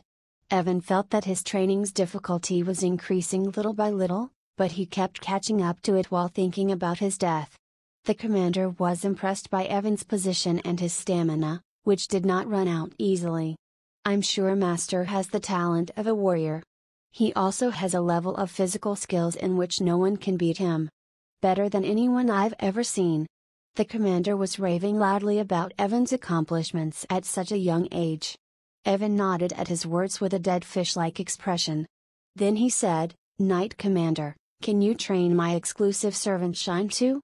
He has self-learned double swordsmanship. Since he's training by himself, there is a limit to what he can achieve." Master's exclusive servant. Oh. You're talking about that dark-skinned boy. As Evan learned for himself, combat skills did not increase by punching or using a dagger only. The ability itself may level up, but it surely became complicated when it went into practice.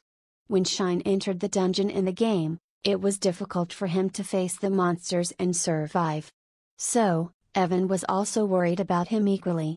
The Knight Commander nodded softly. Not so long ago, I had a conversation with the butler. I heard from him that he was training to enter the dungeon with you, Master. He is certainly a child full of talent enough as he already learned double swordsmanship by himself. Sure, I can make time for him and teach him while you are resting.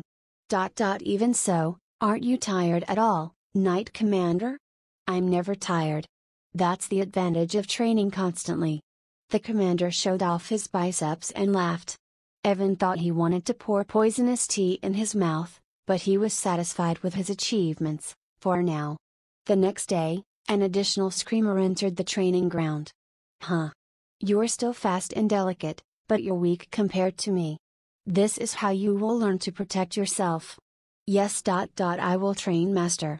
Then stand up and go. Shine accepted Evan's suggestion when he said that he could become stronger. As a result, Evan was able to roll all over the floor during his break. Except for a higher skill level than Evan, Shine lacked in everything. So, in a sense, his training was even more arduous than Evan's. But, Evan noticed that Shine was getting stronger in real time. Instead, he was willing to fight a battle with the Knight Commander himself. I can still stand. Let's go again. Please again. Ha ha, that's really great. Very good. Hang on in there as much as you can. The two children didn't even know about their dreams, but as the Knight Commander took turns dealing with the children overflowing with passion and resistance, a thought occurred to him. I shall continue to train these outstanding children. My turn to guard the dungeon floor is coming, so it will be beneficial for all of us. Only, he was originally a knight in charge of the dungeons, but he didn't like it because he had a pure character. Not training beforehand, but just advancing in the dungeon to level up was something that he much despised. Of course, there were times when he was forced to go into the dungeon because of the Marquis's commands, but he was never enthusiastic about the dungeons. He had never gone deep. "I hate the dungeon. It was said that as you went farther, you got new artifacts and skills. But unless the Marquis was in a crisis, I never wandered into it. If I continued to teach these geniuses, sooner or later, I will start lacking in my own skills to the point that I might have to learn from these children. Moreover, they will enter the dungeon at one point or another. If they do, they might surpass me in skills and strength. I can't allow that." The Knight Commander had held the most influential position in the army for a long time. To him, this felt unbearable. Looking at Evan and Shine, new emotions aroused inside him. What was the point of acquiring this much growth and power when he couldn't even help these children? He would also be able to better serve the Marquis, so it was time to change his mind. "I have to think about going into the dungeon." His mind, which hadn't been changed by anyone, even after long talks with the Marquis many times in the past, was converted by these two young geniuses. However, Shine and Evan kept rolling and grunting on the floor, without knowing that they had transpired such a big change. Chapter 28, Evan Desjardins, Learning, 3. A month passed since Evan began receiving fighting skills training from the Knight Commander.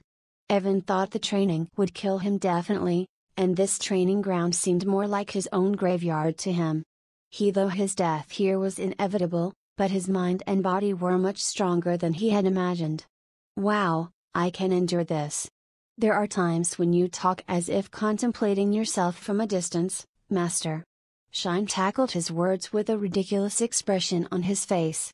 He was rubbing Evans's arms, who was healed by the priest, and muttering strangely. Evan thought he had an excellent point, so he decided not to reply to him as he was in an awful mood. Evan still hadn't abandoned the mindset of a gamer. There were times when he thought of God as a game character, but he needed to fix this habit as soon as possible. "Master, I will wipe your sweat off." "Thank you, Belos. All done. Master, here is honey lemon iced tea. It'll help loosen your muscles." At the end of the training session, Belos politely opened a towel and carefully wiped Evan's sweat off. After that, she served him a cool tea made up of blue lemons soaked in honey. "Thanks. It's delicious." Of course, drinking a single cup of it couldn't alleviate all of his muscle fatigue, but still, Evan was happy to drink it. Belos was watching him with a satisfied expression. This wasn't exactly the behavior of a maid. Surprisingly, Belos was only 8 years old. At the age of 8, Evan had barely escaped the stage where he drew maps on his blanket. Meanwhile, when Shine asked for something from her, Belos tilted her head away and flicked her finger.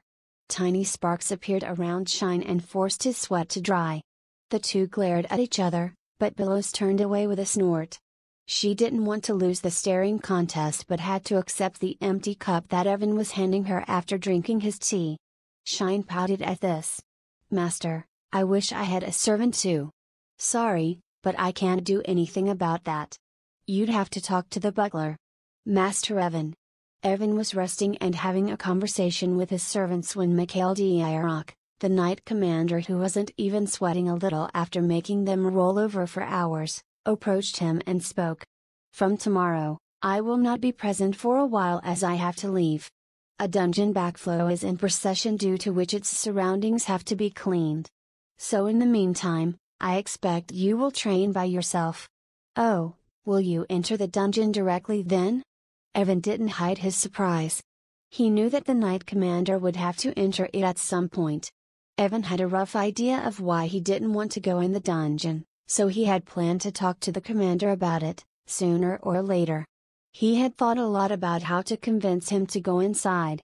But now he realized that the commander had already decided to enter it. As I watched Master Evan grow continuously and differently day by day, I also developed a desire to grow. There was a time when I considered strength gained from the dungeons to be not enough. But now I couldn't escape from my growing desire to get stronger. It's a shame to admit it at this age. You shouldn't not be ashamed. That's great. Evan involuntarily shouted. Then he clapped his cheeks to calm down. After lowering his tone, he said, "As the Knight Commander becomes stronger, it will be even better for us to learn from you. You'll also be able to make the Marquis safer. What do you think is the blessing of God rewarded to you when you pass through the dungeon?" The commander, who was intently listening to Evan's words up until now, suddenly asked him. It wasn't something to ask of a 10-year-old, but some impulse made him do it nevertheless. Evan responded in a heartbeat. "It's a revelation." "A revelation? A message from God?" "Yes. God is not mad, so he can't just go rewarding people all around for doing nothing. The message is revealed every time you go inside the dungeon, and instead of dying, you are blessed with different artifacts and skills. God's message is this: you are doing well, and I will bless you in the future." A message. Was it because he considered the dungeon a cursed place? But Evan's answer was surprising to Mikhail d'Aroc. However, when he looked back, there were times when certain nobles argued that they should actively attack the dungeon. It seemed to him that he couldn't ignore those words any longer. But what kind of growth comes without effort? I always had negative thoughts about it for nothing. You should be working hard. Find traps in advance, avoid them, find the right passage, and catch bad monsters in the process. What is this, if not effort? Master, that's not what I was trying to say. I think that leveling up in the dungeon is simply a result of our efforts in a different direction than we practice daily. Is progress possible in the other direction? Mikhail closed his mouth at the thing he had never thought of. However, it was quite natural for Evan, who had played the Yoma Great War as a game in his previous life and had grasped up all the things about dungeon level of existence, and skill. We train to be strong, right?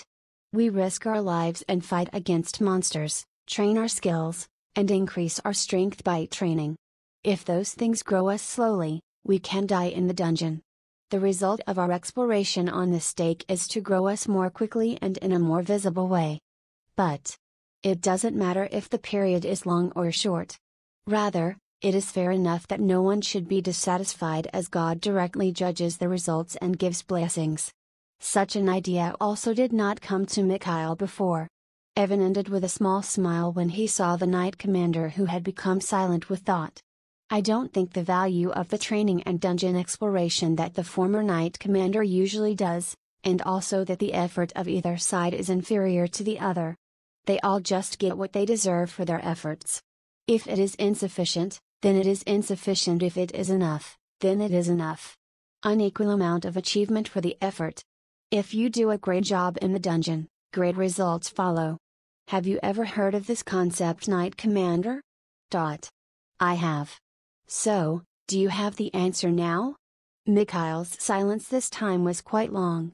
However, the answer was, in fact, I have the answer. Thank you, Master. I was just telling you my thoughts. That's enough. Thanks to this, my head became clear. Until now, I have been rejecting dungeons, and I feel like a fool. That's right, it's just rewarding more prominently. God gave it to us for our efforts, I don't need to doubt it. It was the moment when the delusion that had always been there for Mikhail since the beginning completely disappeared. At least he will no longer hesitate to enter the dungeon, nor will he hate himself for entering the dungeon now. And that would make a huge difference in his attacks in the dungeon. I'll be back, sir. I will definitely pay you back for this. I was just saying my thoughts. But nonetheless, if you really need to pay me back, please go to the dungeon and give me the highest intensity of training. Okay. After coming back from the dungeon, I will really teach you fighting skills with all my heart, using all the methods I can for you. Then bye. No, you got it wrong. Listen to me. Why do you pretend you can't hear all of a sudden after listening to this one thing?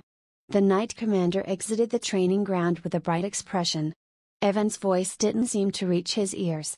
As Evan shakes his fists, Shine quietly claps beside him. I was also impressed, Master.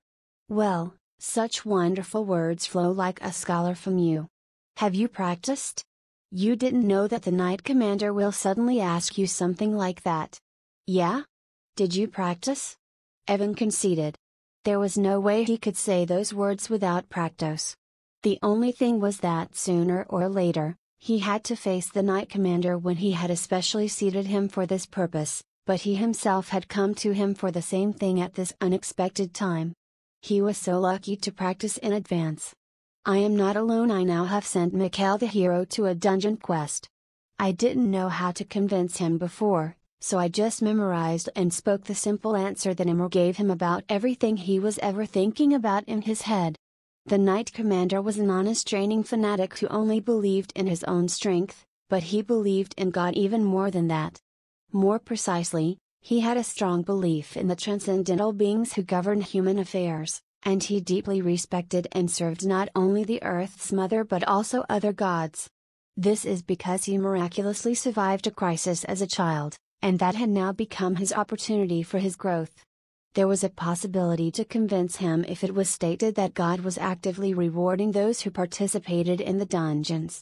I'm glad it worked. However, in fact, it was not enough. The Knight's Commander knew that God was intervening in the dungeon already. He was not a fool. Above all, he felt the need to become stronger because of the talented children, Evan and Shine. It wasn't until he opened the door to his heart that he had been locked tightly. This was something that Evan couldn't do anything about. After all, you are the master of your own heart. Shine, don't be silly. Master, first, let's wash up and go to the room. Oh yeah. Mana seems to be filling up, and I have to start the slam training.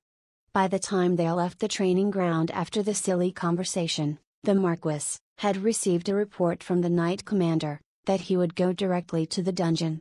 The news soon spread to the entire Marquis men, and thanks to the Knight's Commander's existing status, the people who were reluctant to enter the dungeon saw this as something that made them lose their strength. The next day, due to the fact that the commander of the Knight Division was about to go to the dungeon, he gathered all the knights together and laid out the reasons for entering the dungeon. Of course, Evan's words were told them totally same. The topic lit up morale even more. Only, so we have to be more active in the dungeon attack. To do God's will, to use our strength for good. And, as a result, it will also be a great help to protect the Marquis. The commander of the knights, who received respect from all the major characters of the Marquis men, told everyone that he wanted to change his position and attack the dungeon overnight.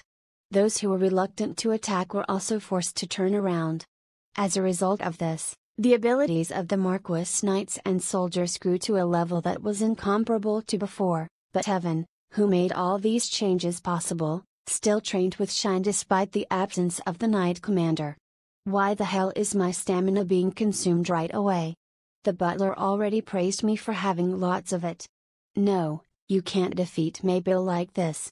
He had been busy with slam training, indoor classes, and martial arts training, and it was the afternoon of Friday, 3 days after the Knight Commander entered the dungeon, that the head of the slave market contacted him again. Chapter 29, Evan Desjardins, Learning, 4. Master, I've brought the children I mentioned before. Oh, lolo. I'm Paul. Please call me Marie. The head of the slave trade had brought 2 kids with him. It was already known who these new children were without having to ask the slave trader. But these children had black hair. If someone has black hair, is it supposed to mean that they are a rookie? However, these are not rookies. Evan heard all the whispers of Belos and Shine behind him. They think that all rookies are black-haired. Although these children have this characteristic, this is not the case. Evan smiled bitterly and accepted the children, which were presented to him by the slave trader. Both had shiny black hair, one being a boy with brown eyes and thin lines all over his face, giving the impression that he was weak, which Evan found even interesting. The other was a girl with milk-white skin and blue eyes. They both will become extraordinarily beautiful and handsome once they grow up. Paul and Marie. But I have never heard of their names, even in Yoma Great War 4, where people from many new races are introduced. Maybe they were in the DLC of Yoma Great War 4. DLC means downloadable content, which usually adds additional content to the game. but the probability of that happening was slim. This was because the new races introduced in the DLC didn't survive very long. Even for being extras in the game, both are remarkably good looking. This damn world has a strange quality. The more important the characters are, the prettier or handsome they are in appearance. Of course, just because a character looked good didn't necessarily mean that they always had to play an important role. That point could very well be understood by just looking at Evan. Evan decided to withhold his judgment regarding this fact for the time being and approached the two children. He had different ways of dealing with children under him, whether they were simply extras or not. They both were 7 years old, 1 year younger than Belos. Good to meet you. I'm Evan Desjardins. Pleased to meet you, Master. Paul was submissive in his speech, posture, and attitude. It may have been because of being treated harshly, which may have had negative effects on his small body. Your health will improve a lot while in this house, seeing as you have to enter the dungeon later. Thank you for your help, Master.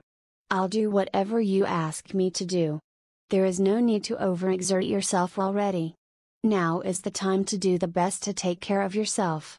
On the other hand, Marie was quite confident, despite having just have arrived.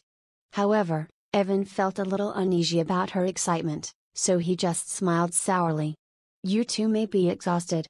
Go rest for some time. We'll talk later. We have a lot to do in the future. Maybelle. Yes, Master. The moment Evan called Maybelle's name, Maybelle had already appeared. Shine and Belos were now accustomed to her sudden appearance, but everyone else was startled. Shine seriously speculated that her extremely stealthy maneuvers were some kind of superpowers. Wash these kids and guide them to their rooms. I have already told my father about them, so there wouldn't be any problems. Finally, we are creating an army of servants that only serve you. No, it's not like that. Carry on with your work. Paul, Marie, follow this way. I'm Maybelle, Master's exclusive chief maid. Don't believe her because it's a lie. Maybelle wasn't showing any improvement in her maturity and personality, even when she was 14 years old. Evan stared at the back of Maybelle's head, who was leading the children out of the room, with cold eyes. Soon he returned his gaze to the head of the slave market. These children are good enough. I know it wasn't easy. Thank you for your efforts. It was my duty, Master. By the way, if those kids grow up later, will they pretend not to know me? Yes, that's true. Evan's relation with the slave trader had improved a lot. Through Evan, he had become in charge of some of the projects the Marquis was running, in which he made good use of his abilities and achieved excellent results. So how could he not serve Evan? By now, he had become loyal to Evan and told him everything without worrying about his age. Also, thank you for increasing the amount of money, Master.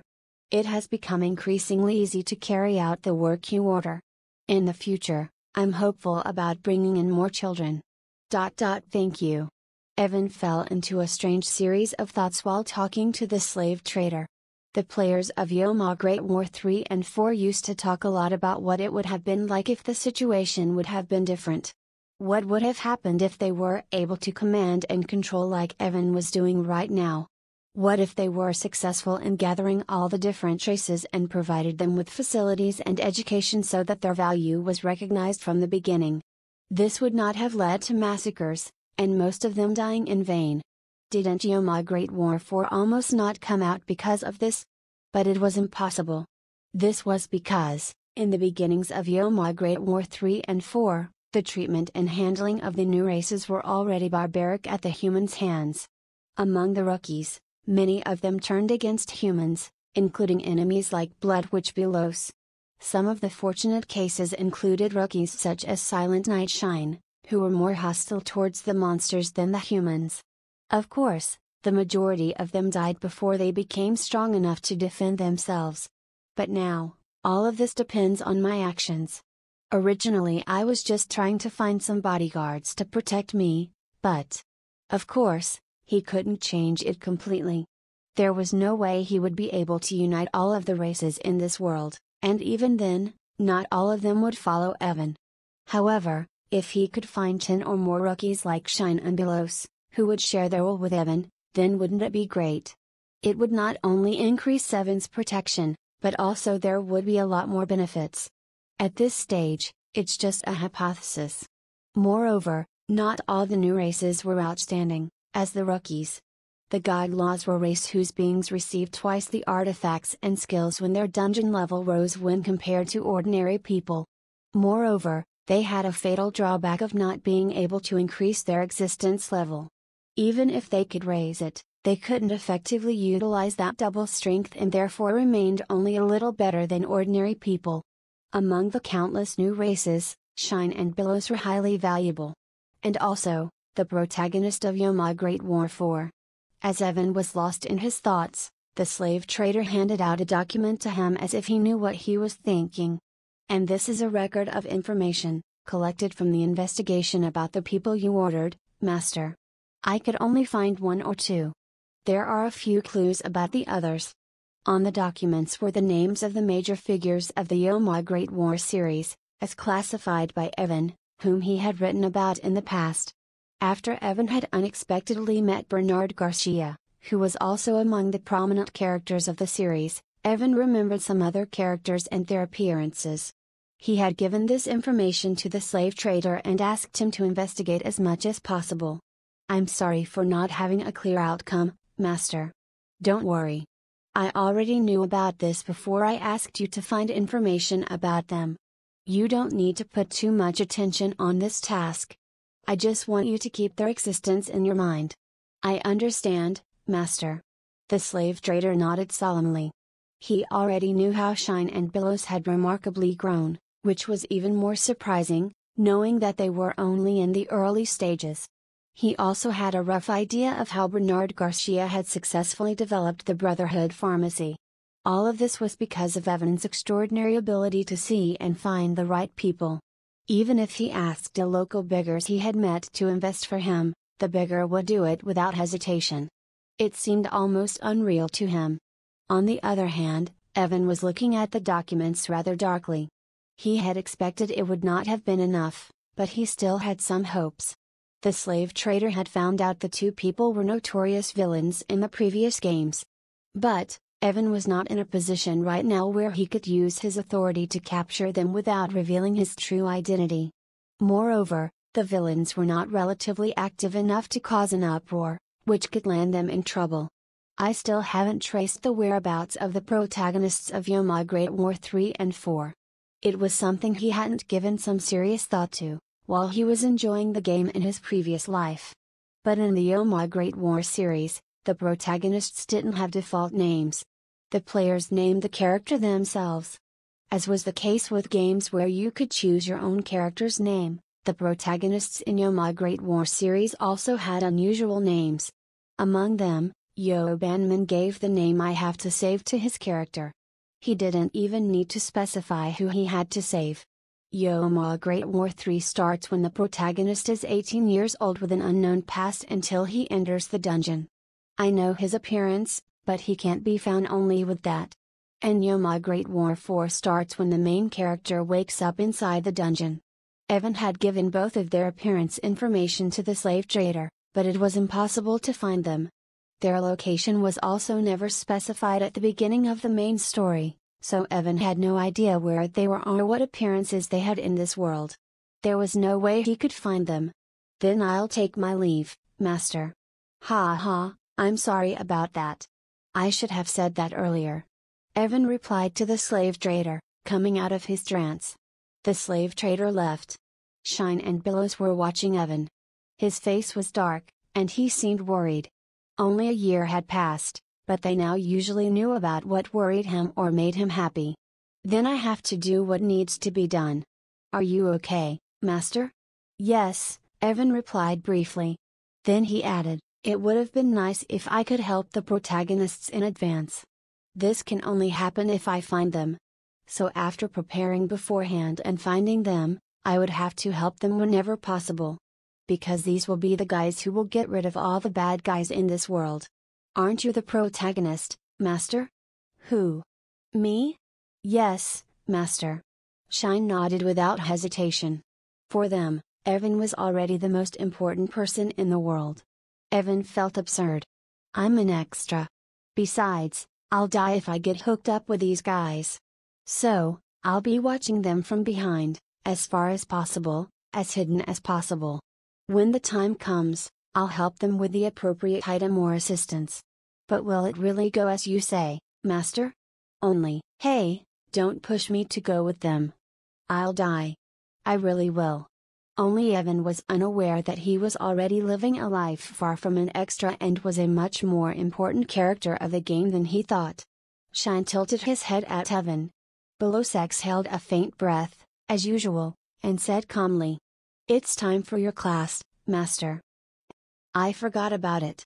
I'll help you.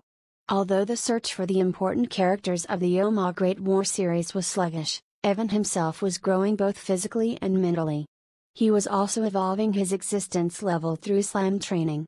As the Knight Commander had pointed out, he was growing rapidly every day. Evan was only considering the changes that would result from the unity of all the new races, but he wasn't even aware of the fact that he was the biggest variable. Another month passed, and the Knight Commander returned from the dungeon. It was summer. The backflow had been controlled with slight effects. Everything around Evan was changing very fast. Chapter 30, Evan Desjardins. Learning, 5. Evan came to experience the summer when he was 10 years old. The heat that came with it during this year was terrible. Even though it was only early summer, the pedestrians walking the streets all wore annoyed expressions on their faces. When the existence level rose, resistance to heat and cold also increased with it. But Evan, who was growing day by day, realized that he was still far from reaching the point of hot and cold weather resistance. Evan, I think there might be a problem concerning the pharmacy. Is there anything wrong with the operation, Grandpa? Evan arrived at the Brotherhood Pharmacy to meet its staff. He brought along a sizable fruit-shaped ice cream made by a wizard residing in the Marquis's mansion by preserving, freezing, and performing 2 different kinds of magic. Evan had made it a part of the inspection that he was conducting. Even if it wasn't, Evan made it. There aren't any problems with the operations yet. The supply and demand of the medicinal herbs are enough now, so we don't have to rely on our own cultivation. We have an adequate stock of potions too, which means the overall sales profit of the potions won't decrease. You don't have to tell me about the profit or loss in the net income. I just read them a while ago, and I already know the figures. As long as the Brotherhood Pharmacy continues to grow like this, it will be enough for now. Yes, you're right. By the way, why does the maid, who keeps following you everywhere, constantly keeps telling me to watch my language while speaking to you?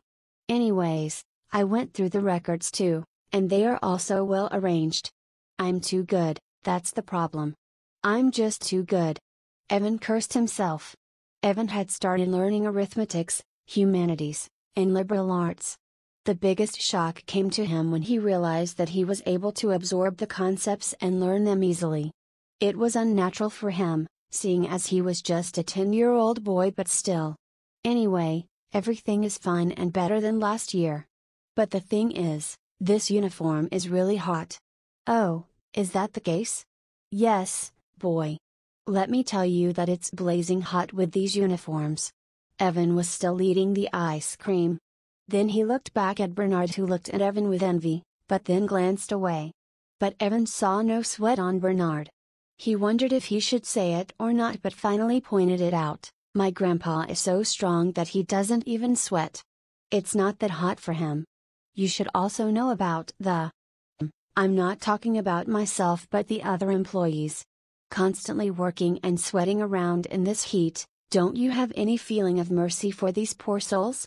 The success of the Brotherhood Pharmacy's main branch led to the opening of 2 additional branches in the Dungeon City during the backflow. They had started hiring people again today. 4 pharmacists, including Sis Hannah, were sweating profusely. They were mixing different herbs and drugs or serving the customers without paying much attention to them. Evan thought Bernard wasn't doing much work and still complaining. He decided to point it to him. If they are doing so poorly, then you should also help them, Grandpa. Oh, boy. Isn't that a fundamental solution to this scorching heat? An alchemist can only make potions by continuously moving and not restricting himself. I'm talking about the uniforms, the uniforms. But why aren't you sweating then, Grandpa? Okay. It's because I wear my winter clothes, also in summer. I'm already accustomed to heat much more than that. This is the reason I'm not sweating like them. Aha! After hearing it, Evan realized it was true. All the employees at the Brotherhood Pharmacy were accustomed to working in a pleasant environment. They had created a uniform made of refined material, with a lot of expenses. So those who started working at the pharmacy would feel refreshed and comfortable. But unfortunately, they hadn't taken the changing seasons into account. I'm thrilled. No way Grandpa is so much of a deep thinker. What do you mean by that, boy? What do you even think of me? I don't know how I was found by you, but I'm still the best alchemist on this continent. Compared to minor issues such as the temperature and people complaining about it, being an alchemist is the most sensitive job. Oh, alright. I just thought you wanted to see Hannah wear thin clothes. Oh my. Bernard, who was swelling dangerously, bit his mouth with a loud groaning sound. His breath was even sharper than Evan's ice cream icicles, which felt like he had just fractured one of his lungs. Bernard didn't raise his head and looked at him with a pathetic gaze. Evan struck once again. You can be honest with me. What are you even saying, boy? Have you lost your head? I would never go around and peek at that young girl. I'm not a pervert. A terrible pervert was talking about how bad perverts were, Evan chuckled to himself. Then he looked towards Bernard with a salty expression, while scooping up some more ice cream. You're also handsome, Grandpa. It was not something fans would discuss a lot, but Bernard was very handsome. His picture wasn't on the cover of Yo Ma Great War II alongside the protagonist for nothing. When Bernard was young, he was breathtakingly handsome. Even when he got old, he couldn't be easily beaten in looks by younger men. It's not that you aren't handsome enough, but you lack the ability to socialize and form friendships.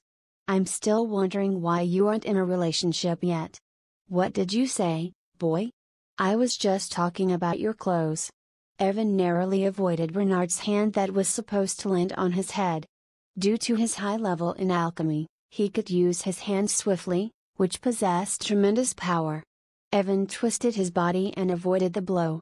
It would have been impossible for him if it had not been for the martial arts training added from this year. This boy was able to evade this. Oh, don't hit me like that, Grandpa. I had heard that you started training, but how are you getting stronger and agile so quickly? Ah, no matter how young or weak I am, I can still beat an old alchemist. And if I start getting beaten by the likes of you, then I should just go and die. As they were still struggling, Hannah turned to them after tending to a customer. No. Were you trying to hit Evan? What the hell is even going on here? No, it's nothing serious. Just that I noticed how he keeps getting stronger every time I saw him, so I was just lightly testing him. What did you say, Bernard? When Hannah realized that Bernard had tried to hit Evan, she became furious. Bernard swallowed dry saliva. Sis Hannah, thank you for saving me. Oh, my master. Being innocent is a sin nowadays, I tell you. A sin. She hugged Evan with her arms. Evan looked at Bernard. He was savoring Hannah's warm hug, and Bernard looked like he was envious of Evan. Bernard was sulky. Looking at him, Evan sighed and spoke. Hannah, aren't the uniforms too hot? No, master. The clothes are carefully crafted with expensive material. They are easy to wear and don't wear out too much. Hannah tried to hide her feelings but didn't exactly say that it wasn't hot. The uniforms are hot, alright. As soon as I return to the mansion, I'll order them to make a summer uniform for you. Evan rebuked himself for his indifference and declared strongly. Hannah's eyes brightened up at this. Really? Thank you, master. I'm really sorry for noticing it too late. Please tell me about all the improvements or suggestions that you would want to be done in the future. You can either tell Maybelle about it or talk to me directly. I am still your employer, so it's my duty, right?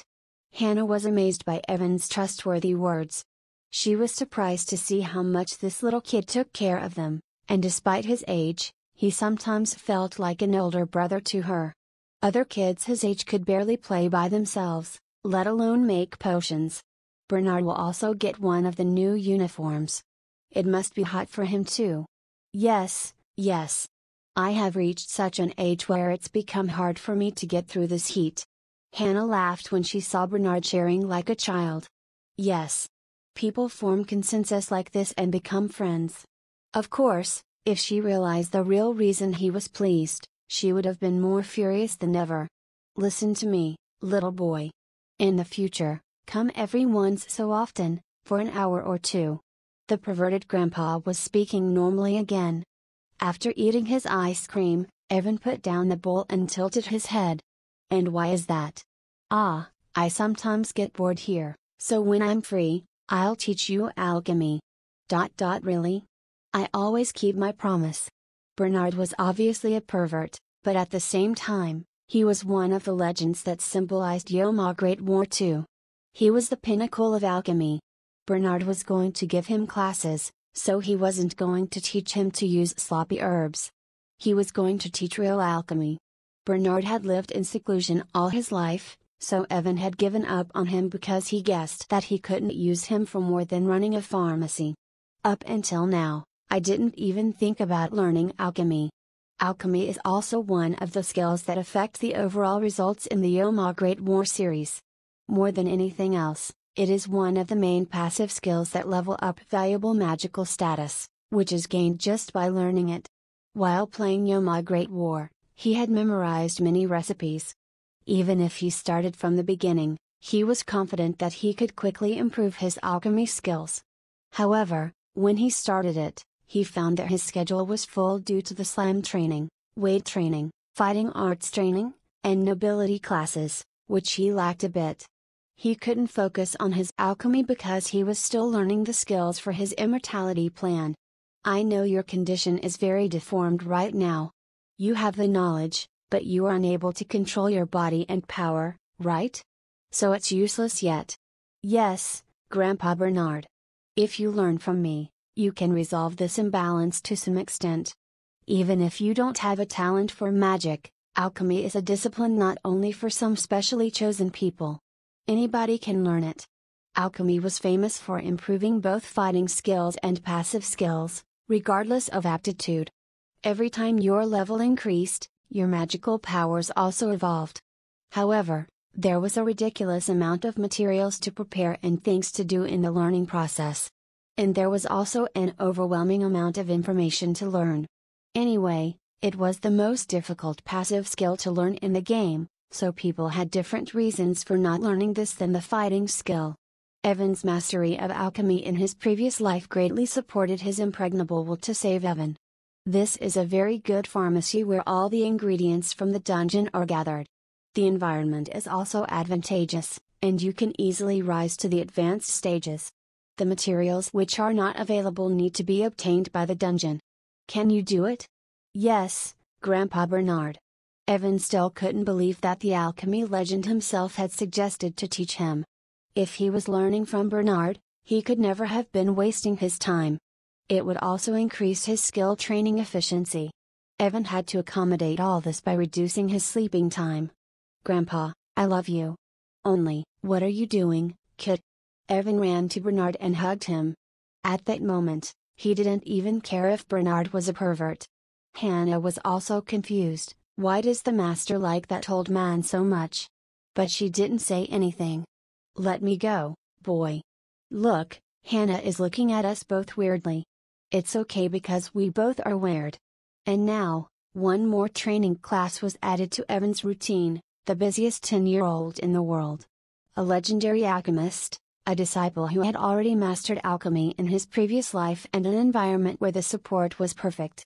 One couldn't help but wonder how everything would turn out. Chapter 31.1, Evan Desjardins. Collide, 1. Alchemy lessons started the next day.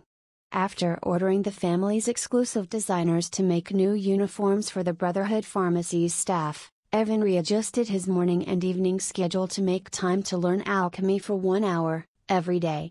Do you know how alchemy came into existence? Didn't it start with people trying to make gold? At least so was the history of alchemy in Evan's previous life on Earth. He guessed it wouldn't be that different in the world of the Oma Great War series. Right. Humans had two dreams, one to become perfect. The second was to make gold, the perfect metal, from all other imperfect materials through purification. Of course, I don't know if the desire to become perfect in existence was more significant than making lots of money by producing gold, or not. Mankind has become more affluent as a result of all the experiments they carried out to make gold. In fact, the research in alchemy has been more fruitful in recent years than trying to find different ways of producing gold. Alchemists walk a path, which is said to lead to the inventions of new potions and magic tools. That was fair. Both in reality and in the game, alchemy fell short of reaching the goal of producing gold or the elixir of life. When it came to being in a fantasy world, elixir, the potion to immortal life, could very much exist. Interestingly, in the Oma Great War games, there were many quests to either find or create the elixir, but they all failed. It is said that it is better to learn practical alchemy or proven alchemy than to dream of acquiring the elixir. Evan, in his previous life, that of Yo Bangman, had also mastered alchemy in the game. But the Philosopher's Stone or the elixir could not be created. If that was not convincing enough evidence to the limits of alchemy, then what was? It was ironic that while practicing alchemy, Evan had to deny purification, which was the basis of alchemy. But he didn't forget it. Evan was laughing at this when Bernard looked at him with a grim expression. Evan was forced to swallow saliva by the alchemist's powerful gaze. He said, "The fact that alchemy came into existence because of a human's dream to make gold and to gain eternal life is the root of all this learning. These ideals should affect what you already know and what you will learn in the future." Evan would have denied the words that he was hearing, had he been a gamer. Instead, he fell into a strange sentiment. Looking at the legendary alchemist Bernard Garcia, who truly believes in alchemy and has lived by those principles all his life, I wonder if it is possible to create the elixir in a world where all kinds of miracles live and breathe. I'll keep in mind. Evan thought seriously for a moment, then nodded. Only then did Bernard look satisfied. Bernard liked that Evan didn't just agree with him, but thought for a while about alchemy himself. Potion making and magic now were different from the old days, so the younger people were only interested in what was in front of them.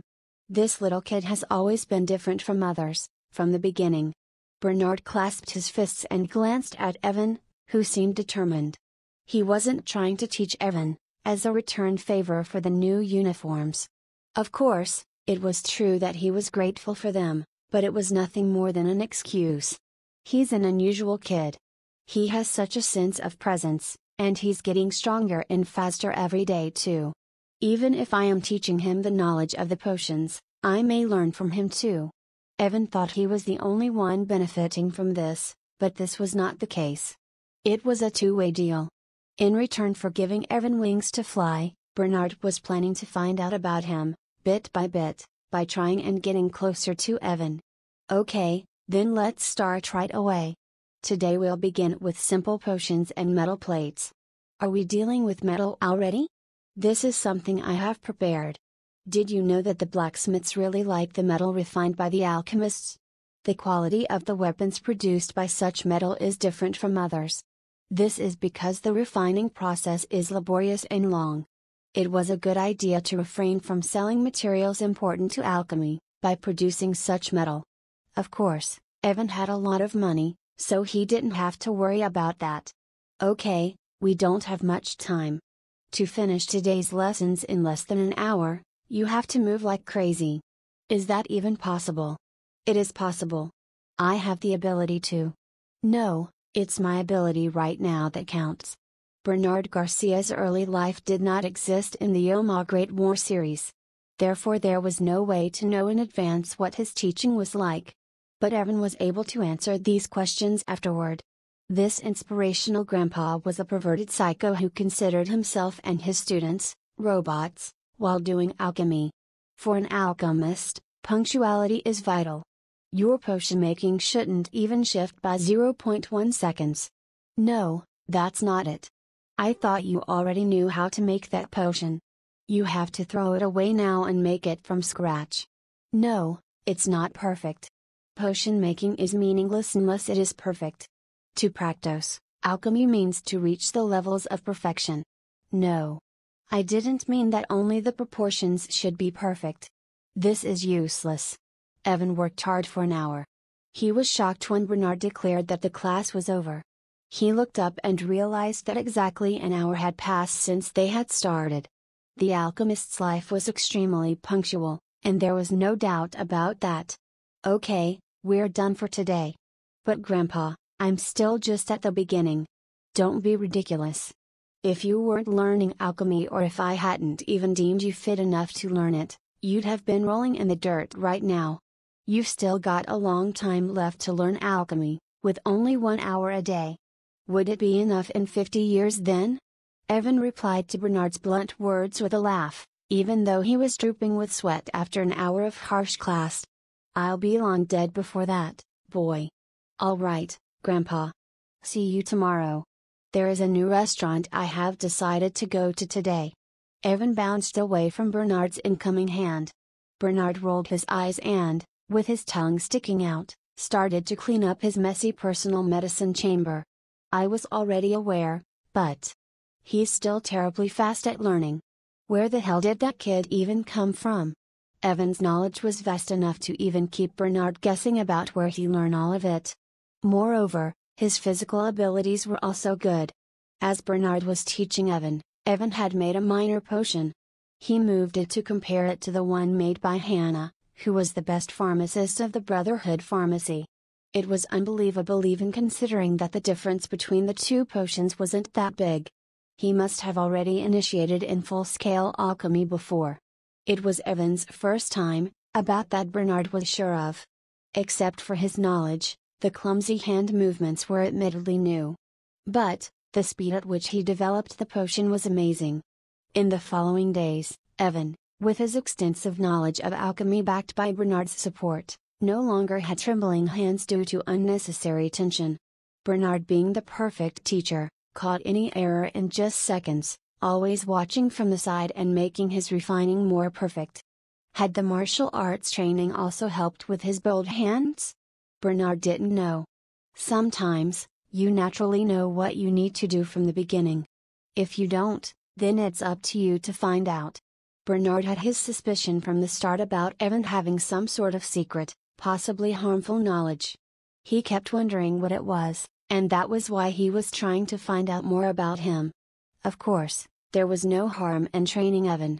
Bernard knew where his knowledge or experience lacked, so he just tried to fill those parts in. 50 years? Nonsense. It will take less than 5 years, probably. He knows more about alchemy than I do, and maybe this time, I would be learning from Evan instead. Evan teaching me? Me. Exactly like the way we first met. It would be bizarre. In his heart, Bernard had gone cold since his adventures decades ago, but now he felt a blazing hot flame of desire rise up. To him, the joy of teaching a fast-growing disciple was as great as the joy of feeling strong and powerful once again. Some teachers would be jealous of an outstanding student, but Bernard wasn't one of them. He was an alchemist by nature. In the process of making something, no matter whether it was terrible or something great, he felt unlimited joy. That little kid will become strong. As much as Leo, or maybe even more than Leo. How exciting it was to help a person gain so much strength and power. After teaching Evan for only an hour, Bernard decided to improve his abilities further and judged him accordingly. After that, he dramatically increased the difficulty of the classes. In the meantime, what was Knight Commander Mikhail doing? It was exactly the same, if not even more vicious than alchemy training, and only Evan knew this. Are you finished for today? Really, you don't have to be learning potion making from this, Grandpa, Master. Hannah pushed open the door and came in. She was holding a glass of chilled fruit juice. She was going to give it to Evan, but Bernard pushed him out of the way. He took it and gulped it down and said, "It's not potion making, it's alchemy. It's alchemy because She imitated an old woman, because it can turn lead into gold, right? Hey, hang on. No one can learn alchemy so easily, alright? You should be grateful to me for teaching you about potion making. You grandpa are really good at pissing people too. Hannah knew it that she was born with great blessings, and she could easily learn about potion making too. When it came to comparing her skills with Bernard's potion making skills, she was exceptionally talented. She was also aware that she could improve her skills and the working method by receiving light instructions from him. Anyways, will you go attend to the customers then? I most definitely would, but the number of customers has reduced. Are there fewer customers? But, it's late afternoon? Our pharmacy can't have fewer customers during such active hours. Bernard tilted his head at Hannah's unexpected words. He went ahead and checked the situation in the store for a while and realized it really was the case. There were only enough customers to be counted by hand. Only, it was a dramatic change, considering that just until yesterday, the clerks had to work without a break. What happened? Did any bugs come out of one of the potions? Hannah shook her head with mesmerizing beauty at Bernard's questions. Is it a festival again? It's so stupid to celebrate a festival every time they break through a few floors of the dungeon for the first time. No, it isn't like that. The top 2 target teams have been blocked on the 45th floor in recent years. Even if it had been broken, it would have been a normal festival, and we wouldn't have seen such a decrease in customers. And Evan would have known about it. If that's not it, then what is it? The two looked at each other, wondering what had caused all this. The answer was found the next day. In commemoration of the temple's anniversary, a free blessing and healing event had started. The word was that the temple had finally begun to dispute the Brotherhood Pharmacy. Chapter 32.1, Evan Desjardins, Collide, 2. The Brotherhood Pharmacy had an extraordinary beginning in many ways. Under the Marquis's full support, they opened the pharmacy in the middle of the most well-located street in the city of Chardon. But even more extraordinary was the sale of potions with overwhelming powers, which were not common at low prices up until now. Isn't the donation amount a little low this time? 3 or 4 months had passed since the Brotherhood Pharmacy was established. One day, Bishop Cetron, head of the Diocese of Chardon of the Earth Church, suddenly muttered while checking the donation records. A cold sweat broke out on the forehead of the young priestess who had brought the report to him. That's because. Bishop, do you know of the recently established place called Brotherhood Pharmacy? Ah, I know about that. Master Marquis was spoiling that young brat of his with a lot of money. These were words that he wouldn't dare say in front of the Marquis, but who could see or hear someone talking behind their backs. The young priestess gave an enigmatic smile, to refrain from further elevating the bishop's temper. It is said that the pharmacy gained a lot of success, rather unexpectedly. Perhaps the Marquis is giving it great attention. Moreover, a lot of people have been using that place recently. It's because of that that the donation amount has decreased. At least that's how I think it is. The pharmacy is not a joke. Its very inception means that it's going against the times, the times. The Marquis is tricking the people with such fake remedies. The priestess was sweating heavily at the words of the bishop. If even a single word like that was spoken in front of the Marquis, they would have been in grave trouble. The bishop continued, I don't know what the Marquis is thinking, involving himself in the potions. But the results shall stay the same. It's just natural that you need the help of a priestess when exploring the dungeon. So what good can a potion do? That's the problem, Bishop. People are saying potions with excellent effects are being sold there at low prices. I can't believe that these potions, which have already broken the priest's decades-long influence, have good performance. On the other hand, the power of our priest sent by the Earth Mother is immediately accepted and used at its highest at all times. It's stupidly obvious, isn't it? The priestess who had already forecasted that the bishop would say something like this carefully handed out a potion. It's a potion I got from the Brotherhood Pharmacy. The bishop's eyes flashed at this.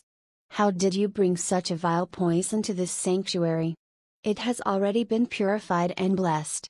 There was nothing in it to be cleansed, but it showed good compatibility with blessings. Maybe we can learn something from this potion. I was just wondering if it was compatible with your spells or not.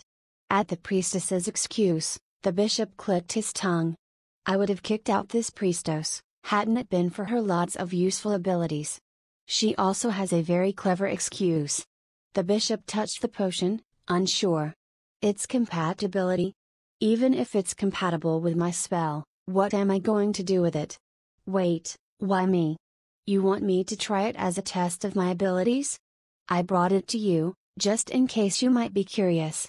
Put it somewhere and leave. Yes, Bishop. The priestess quickly disappeared. The bishop laughed at the red potion after she had left. There is no need to be worried or if the amount of donations per day has decreased. No matter how much the Marquis is investing, it will always be the same. This is a battle. How many people have tried to sell potions in this city in the past? In the end, all of them failed or died. The bishop continued. It doesn't matter if the Marquis himself is supporting this pharmacy. The temple doesn't need to take any steps yet, as the explorers will start ignoring them first. I'll take care of it myself if the temple feels endangered. There was a time when the bishop had thought it was nothing serious. But it only took him a year to realize that he was wrong. The donation amount had been halved by then. Even if the temperatures this summer were an all-time high, few people came forward to be healed, and the donations decreased dramatically. The priestess, who was careful about evoking a reaction from the bishop due to his temper, carefully handed him a pile of his documents. She felt scared. Bishop, I've analyzed the management tactics of the Brotherhood Pharmacy. Although there is not enough data here. What more data do you need now? The bishop threw away the papers that the priestess had handed him. She collected the papers and muttered, "We could have taken a reference for the improvement in our temple operations." These words did not reach the bishop, who was only concerned with extracting money from the people rather than upgrading the temple's operations. We can't leave Brotherhood Pharmacy alone.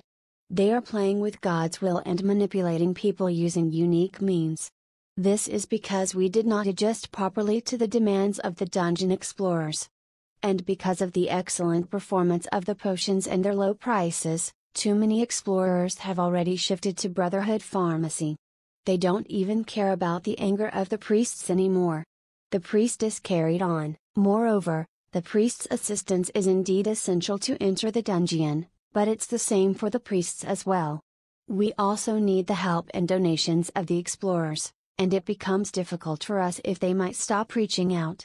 The money earned by the dungeon exploration party is exchanged for the priestess's healing abilities. We were able to acquire significant gold by this method, but it has become cheap due to the potions. What? Besides, it's very easy to use medicines, so nowadays the merchants and noble families are buying these potions. Due to this, the number of people coming to the shrine for healing has decreased along with the amounts of donations. At the priestess's report, the bishop wrapped his head in his arms. I left this problem unattended. We have to do something before the pharmacy gets bigger. I should have done it in the past. I'm going to fail. Then the bishop had an idea. This is rather difficult. The amount of fees sent to the headquarters has decreased. So we need to put sanctions on them. The priestess knew that half of the money sent to the headquarters would go into the bishop's pocket, but she wasn't so careless to speak of it here. The priestess tried again to disperse the bishop's delusions. But bishop, it wouldn't end well if we went against the Brotherhood Pharmacy. It is a public project under the name of the Marquis, and it could also develop into a problem with the country's government. You're right. I don't like these steps also. If there was any way to do it simply, I would have done it right away. It wasn't a small insect that could easily be killed by stepping on it if it was annoying. No, this problem is bigger than that. I just didn't know it would grow like this. Marquis. Yes, I just have to target people working directly for the Marquis, the bishop muttered. But the employees of the Brotherhood Pharmacy are innocent ordinary citizens, Bishop. Why was the bishop constantly talking about the Brotherhood Pharmacy? Why was he not accepting the reality and instead reflect on the current situation of the temple? Why wasn't he planning to operate it in a better direction? The priestess was frustrated with him and wanted to beat her chest. But by now, the bishop was also fed up with the priestess.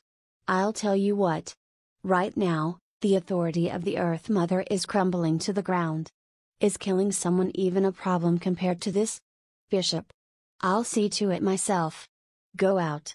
The priestess was worried about what she should do about the words she had just heard from the bishop. She was feeling extremely ominous, but she could do nothing yet. Besides, the bishop wouldn't call her anymore on matters related to the Brotherhood Pharmacy, in the future, if she revealed her resentment. "I hope you don't do anything evil." The priestess put her hand on her beating chest and stepped back. When she had first joined the Diocese of Sheridan, it seemed as if God Himself had come out of the sky and blessed her. But a sigh escaped her lips when she thought about her current situation. To relieve her bad mood, "I need to eat some snacks." Priestess Serpina Boline put on a hood and went out into the streets. She had already decided what to eat. The Monster Grilled Skewers restaurant had just opened in the back alley. Surprisingly, it had opened with the approval of the Marquis. It was run by a man who held the Monster Chef's license, which could only be obtained by going through fierce competition and strict conditions. Even though it had only been open for a few days, everyone else was already praising them, saying the food there was delicious. On a day like this, I can eat a little extra. My mind and body are in an uneasy state right now due to Bishop's terrible words. I must take care of my health, as well. Serpina mumbled inwardly and teased herself with the most novel excuse that anyone on a diet falls victim to at least once. It was difficult to find a place to sit with so many people around. "Master, here are 3 dark mantis skewers. They were difficult to catch, and I don't have much stock left. Runbu will pay for it all. But leave some for me to taste later." "Well, then pack up what you just ordered. Go ahead and eat them with the kids. And for the owner's share, add 3 dark mantis skewers. Are these enough?" "3? It's 3 silver coins each. These are so expensive." "It doesn't matter, it doesn't matter." There was a person there who Serpina had never expected to meet. There he was. Evan de Sheridan, the second master of the Sheridan family and one of the co-representatives of the Brotherhood Pharmacy. "Wow. Awesome. Master, you shouldn't say such things like drunkards." "I know, Dane. But I mean, I want to drink alcohol too." "Never, Master." Evan was occupying the table with Dane, his escort. But it was worth amazement, the sight of so many foods, half or completely eaten by 2 people only. Evan seemed to eat quite a lot for his age, but the real sight was seeing Dane eat. Perhaps Evan was hungry due to his usual hard training, but the skewers kept piling up. "How are they, Dane? Aren't they delicious?" "To be honest, Master, they are extremely delicious. Working for the Marquis, I was confident that I had tried almost all of the fine foods, but these. I can only say that the eyes of the Master are great at recognizing talent. I'm very impressed by these. The taste is mouth-watering. I am really enjoying these skewers. I want to show off their taste to the maids, but I can't think of a way. Or should I buy some for the maids too? If you deliver some of these skewers to the maids, they will deliver themselves to you on their own, Master." Evan kept eating skewers while having a friendly conversation with his escort. Others nearby looked at him and laughed occasionally. It wasn't just because of his cute looks. With the Brotherhood Pharmacy offering potions at low prices to the sick and the poor, Evan's popularity among the city's commoners had risen to the point where it seemed it would explode if poked. Marquis's project is already a huge success, just by winning the people's hearts. Even if it would have been a public business that supplied people with potions at the expense of losses, it could be believed. But along with gaining popularity, the whole pharmacy was a huge success. She wondered. "However, I still do not know where the hell they got the technique to make potions at such cost. It wouldn't make sense to me even if I knew it." Serpina thought about how she would reform the current twisted Sheridan diocese structure if she had greater authority. She would suggest the Brotherhood Pharmacy's operating method and change the structure, which would be more satisfying to the priests, believers, and explorers. She could also. At that moment, Evan, who was biting grilled skewers, and Serpina's gaze instantly met. Serpina tried to hide her face with a hoodie because she didn't want to let anyone know that she was a priestess from the temple. But it was useless because Evan had recognized her. Only, first, Evan's eyes expanded and then, very slowly, his lips curled into a smile. Soon he declared, "Sis, there seems to be no free space in the restaurant. Would you like to join us? Big sister, it's quite an honor to sit with a nobleman. But if you don't want to sit with him, our table has some room too. But Master Evan was one step ahead of you. Don't refuse him. He doesn't have a knife to stab you with, you know?" The drinkers around Evan shouted in his favor. It seemed a bit rude, but it didn't seem harmful or malicious. Serpina was somewhat familiar with it, so she did not particularly hate the atmosphere. However, the problem was that it seemed evil to her to join Evan at his table. She was confused. All right. What could go wrong if I sat with a little boy, who was all by himself except one guard? After a short thought, Serpina nodded lightly and stepped towards Evan. Thus, during the dungeon backflow, Sheridan's diocese elaborate collaboration would begin with an accident. Chapter 33, Evan D. Sheridan, Collide, 3. Their group consisted of an elderly male escort knight, a mysterious woman donning a hood, and a dazzling beautiful boy. This strangest of combinations drew a lot of attention in the restaurant. However, no one approached them. It was mainly because of the lethal-looking sword the knight wore on his side. "Are you Master Evan from the Sheridan family? Thank you so much for inviting me to your table. Inviting a commoner like me to your table. No, you're a priest of the Earth Church." Wait. There was no way he could have recognized her that easily, right away. Serpina, who thought her identity hidden while she checked out her opponents, spit out some of the ale she had ordered. The escort who was devouring skewers looked warily at her, then back to the skewers. "Serpina Beline, right? It's an honor to meet you. But how come you know my name? I'm just an ordinary priest." Just an ordinary priest? A common priest? Really? Yes. Why do you ask? Serpina asked him gently. Evan was shocked to hear that she was a priest. This information was quite different from what he knew about her. Serpina Beline. Dark brown hair and red eyes. Her appearance is also correct, as well as her name. How did he know about Serpina already? Of course, she was one of the main characters in the Yoma Great War series. She was an Archbishop of the Earth Church, who appeared in Yoma Great War 4 and played a very impressive role. Let's see here.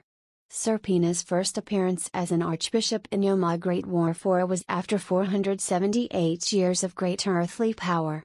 It is now only 463 years of great earthly power. Evan gasped. It's still 15 years to her first appearance in the game. What, then, she's only 18 years old now.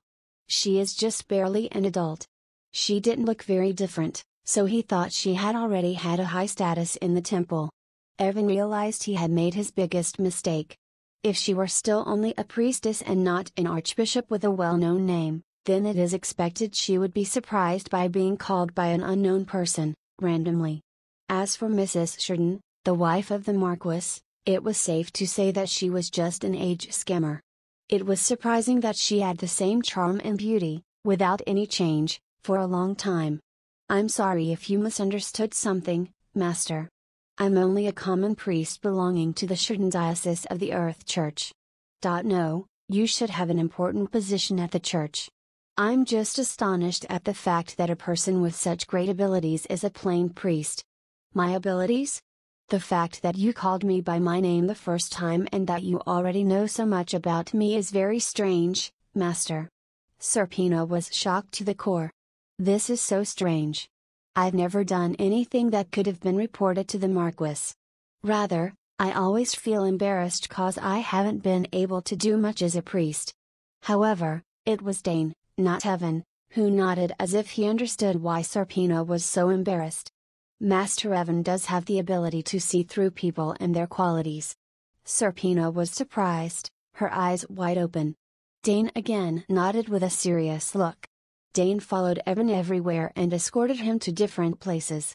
He had started to believe the only conclusion he could reach by constantly observing him. Evan looked at Dane with a trembling expression.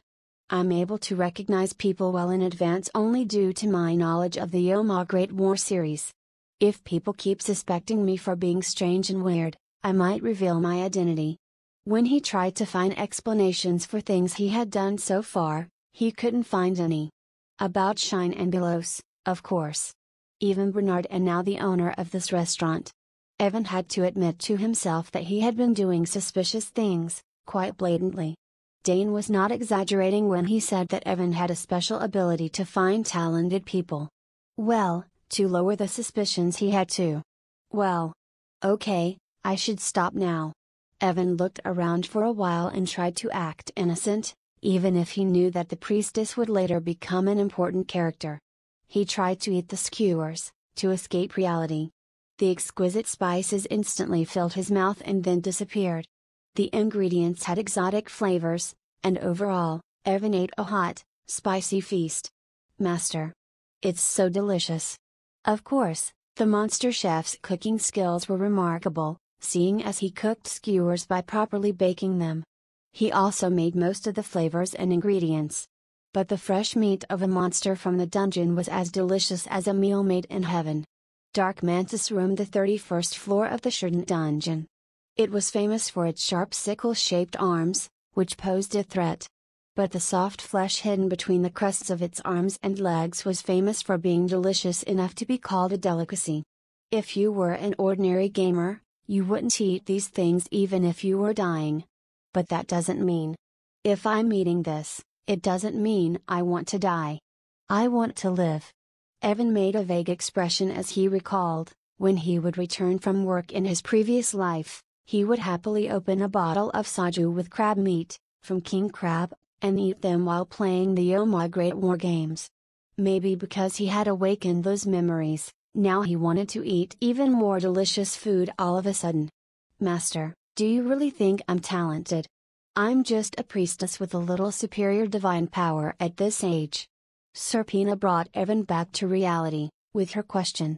Evan chewed over the meat in his mouth, vowing not to talk so blatantly before thinking next time.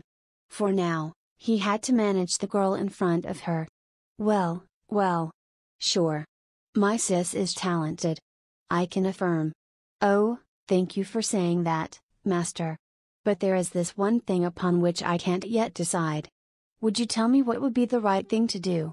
Serpina sighed sadly, emptying the glass of ale neatly. Just thinking about how the bishop had treated her, her headache worsened. What was making her frustrated at this moment were not the diminished offerings, but the ideological clash between the bishop's twisted thoughts and the doctrine of the church that she had to uphold. What is it then? Well, Serpina couldn't find a reason to stop herself from sharing details of her problem with Evan, who was one of the Brotherhood Pharmacy's owners. It didn't matter if he was even a mere puppet. A battle could be reverted between the temple and the Marquis. Evan's eyes shone momentarily, knowing that it wasn't a small worry, but he nodded gently without showing his emotions. "It's okay if you can't tell me about it. Eat something delicious and enjoy yourself." "Oh. Thank you." At that moment, the owner came with a tray full of skewers and laid it down on the table.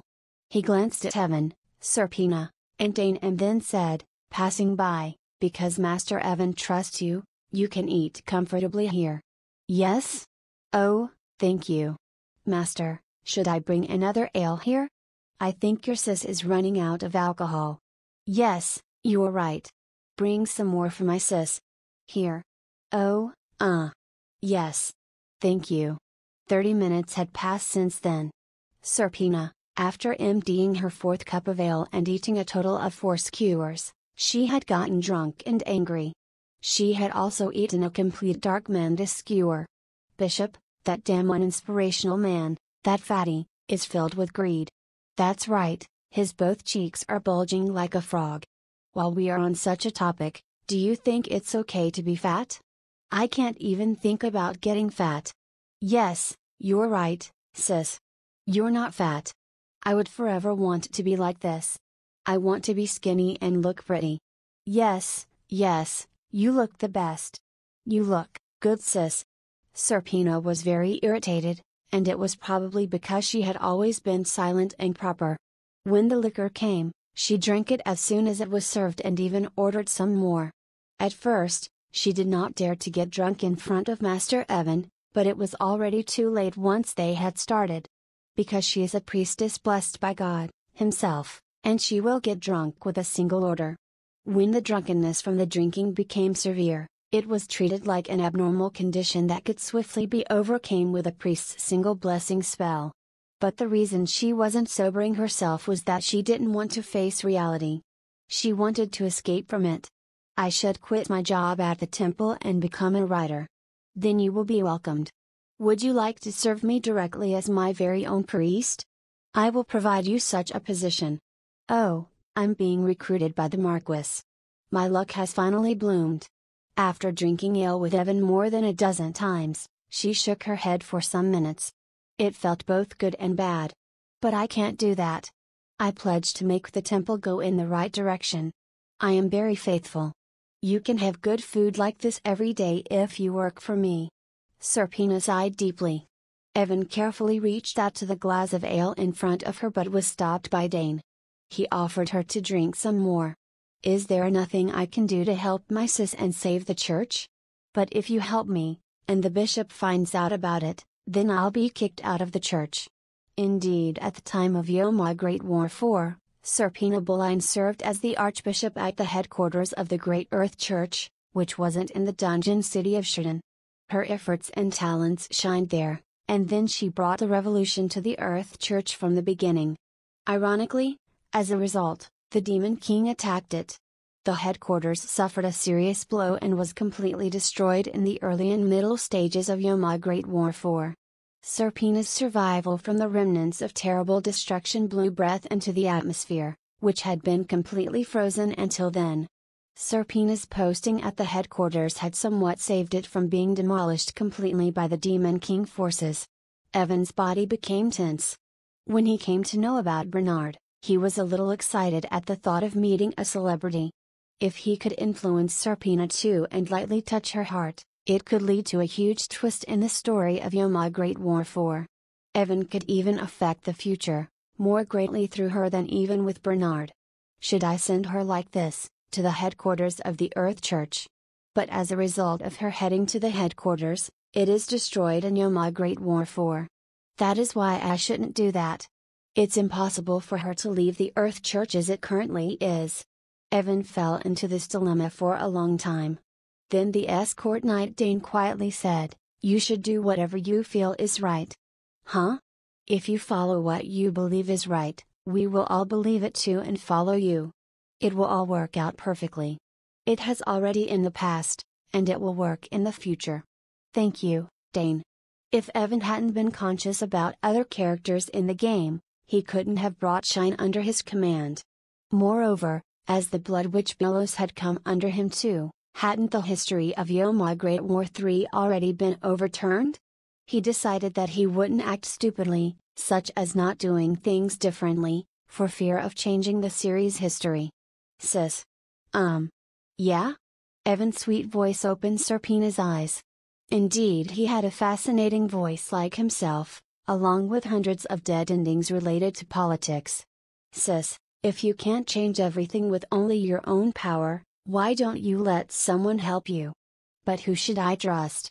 Me. A smile appeared on Evan's face, without him even realizing it. Or you can trust the Marquis too.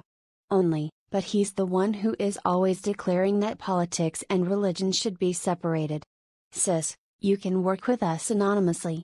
This will ensure your personal protection, and will also help you serve the public interest. She would be safe even if she offended someone with her status or caused chaos if she hid her identity. I don't know for sure. Maybe let's talk again. The small devil's spiteful smile filled Serpina's mind. I know now what's the problem and how to solve it. The temple's free event was held the very next day. While Evan started making plans of his own. Chapter 34, Evan Desjardins. Collide, 4. There may be an attack. What do you mean an attack? Brotherhood Pharmacy's staff had relaxed after a long time due to the temple's free blessing event. To serve its customers, only the main branch was now open. The rest had been shut down temporarily. Evan brought Bernard and all of the employees to communicate about their current situation. But you don't have to worry. Marquis's forces will protect you. We are the ones who brought you into this city, and that means we are responsible for your safety. Isn't that right, Dane? Of course, Master. Each member of the Brotherhood Pharmacy is representing the Marquis. To hurt any one of them would be equal to hurting the Marquis himself. Evan's serious and the escort knight's words of steel subsided the staff's turmoil. Bernard admired their charisma. One of the staff asked, "But why the hell is someone trying to do that?" "That's simple. It's because one crazy bishop of the Earth Church is going against the Brotherhood Pharmacy. But someone has to be insane to rise against the Marquis, right? You fool. They are aiming at us, to get us out of the way to render the pharmacy useless. I can't even begin to express how amazingly dull you are. Okay then, what are they offering to the people? Free blessings? That and many other things. First, the temple was giving away God's grace to everyone, free of cost to regain the popularity they had lost to the Brotherhood Pharmacy. Secondly, they were striving to reduce the interest of those who regularly went to the pharmacy, so that they wouldn't go there again, no matter what happened. Thirdly, the temple had sent out all the priests to heal the people coming out of the dungeons. They weren't sitting idle anymore. Honestly, I don't even care about their free blessings. We provide the people with something we prepare ourselves. Right, Grandpa? That's right. Bernard nodded. In fact, they had prepared some masterpieces here in the Brotherhood Pharmacy, compared to what the temple had been doing. There was a surplus amount of medicinal herbs in the stock, so everyone was making potions individually or with each other's help. But it is also true that these weren't exactly made along with the instructions I had provided, and their quality wasn't enough to be sold in the pharmacy. In fact, all of the staff there had skills to be a potion maker, and they all even improved themselves while working at the Brotherhood Pharmacy. But they still lacked in the eyes of the legendary alchemist, Bernard. All of the staff knew about his dexterity. Bernard couldn't deny knowing about this, too, and nodded. Then he said with a bloody smile, "So let's start giving out the potions to the poor, for free. Of course, the potions being made will still go through the minimum safety inspection. Know that the one who fails to meet even these standards can forget to dream of practicing potion making for the time being." Good idea. Yes. We may even be able to push back the temple in their efforts. Well, it's not about confronting the priests or the temple. In the future, we plan to continue doing this as soon as the stock piles up again. Great is the Marquis of Sheridan. No, it was his idea. So he's great. But there is a problem. Evan calmed down the employees who were cheering, laughing, and celebrating. This might become a good opportunity for the temple to act against us and attack. What do you want to say now, little boy? Bernard gave Evan a frightening look. Wouldn't this be an opportunity for us to compete with them at the same time too? Yes, Grandpa, it is. But we have to plan carefully. We should take advantage of this by exposing the temple's flaws. Of course, you have to be vigilant all the time, to stop them from finding out our secrets. I know it's hard, but we should try harder. Here are some of the temple's data given by an anonymous informant. Everyone's attention got captured by what Evan showed them. The elaborate list containing people's name and all their information was like. It was as if the temple itself had given him all those details. We have compiled a list of people with higher status among the temple and who are expected to attack us. So be sure to look out for them and prepare in advance to face them. Then let's get to it.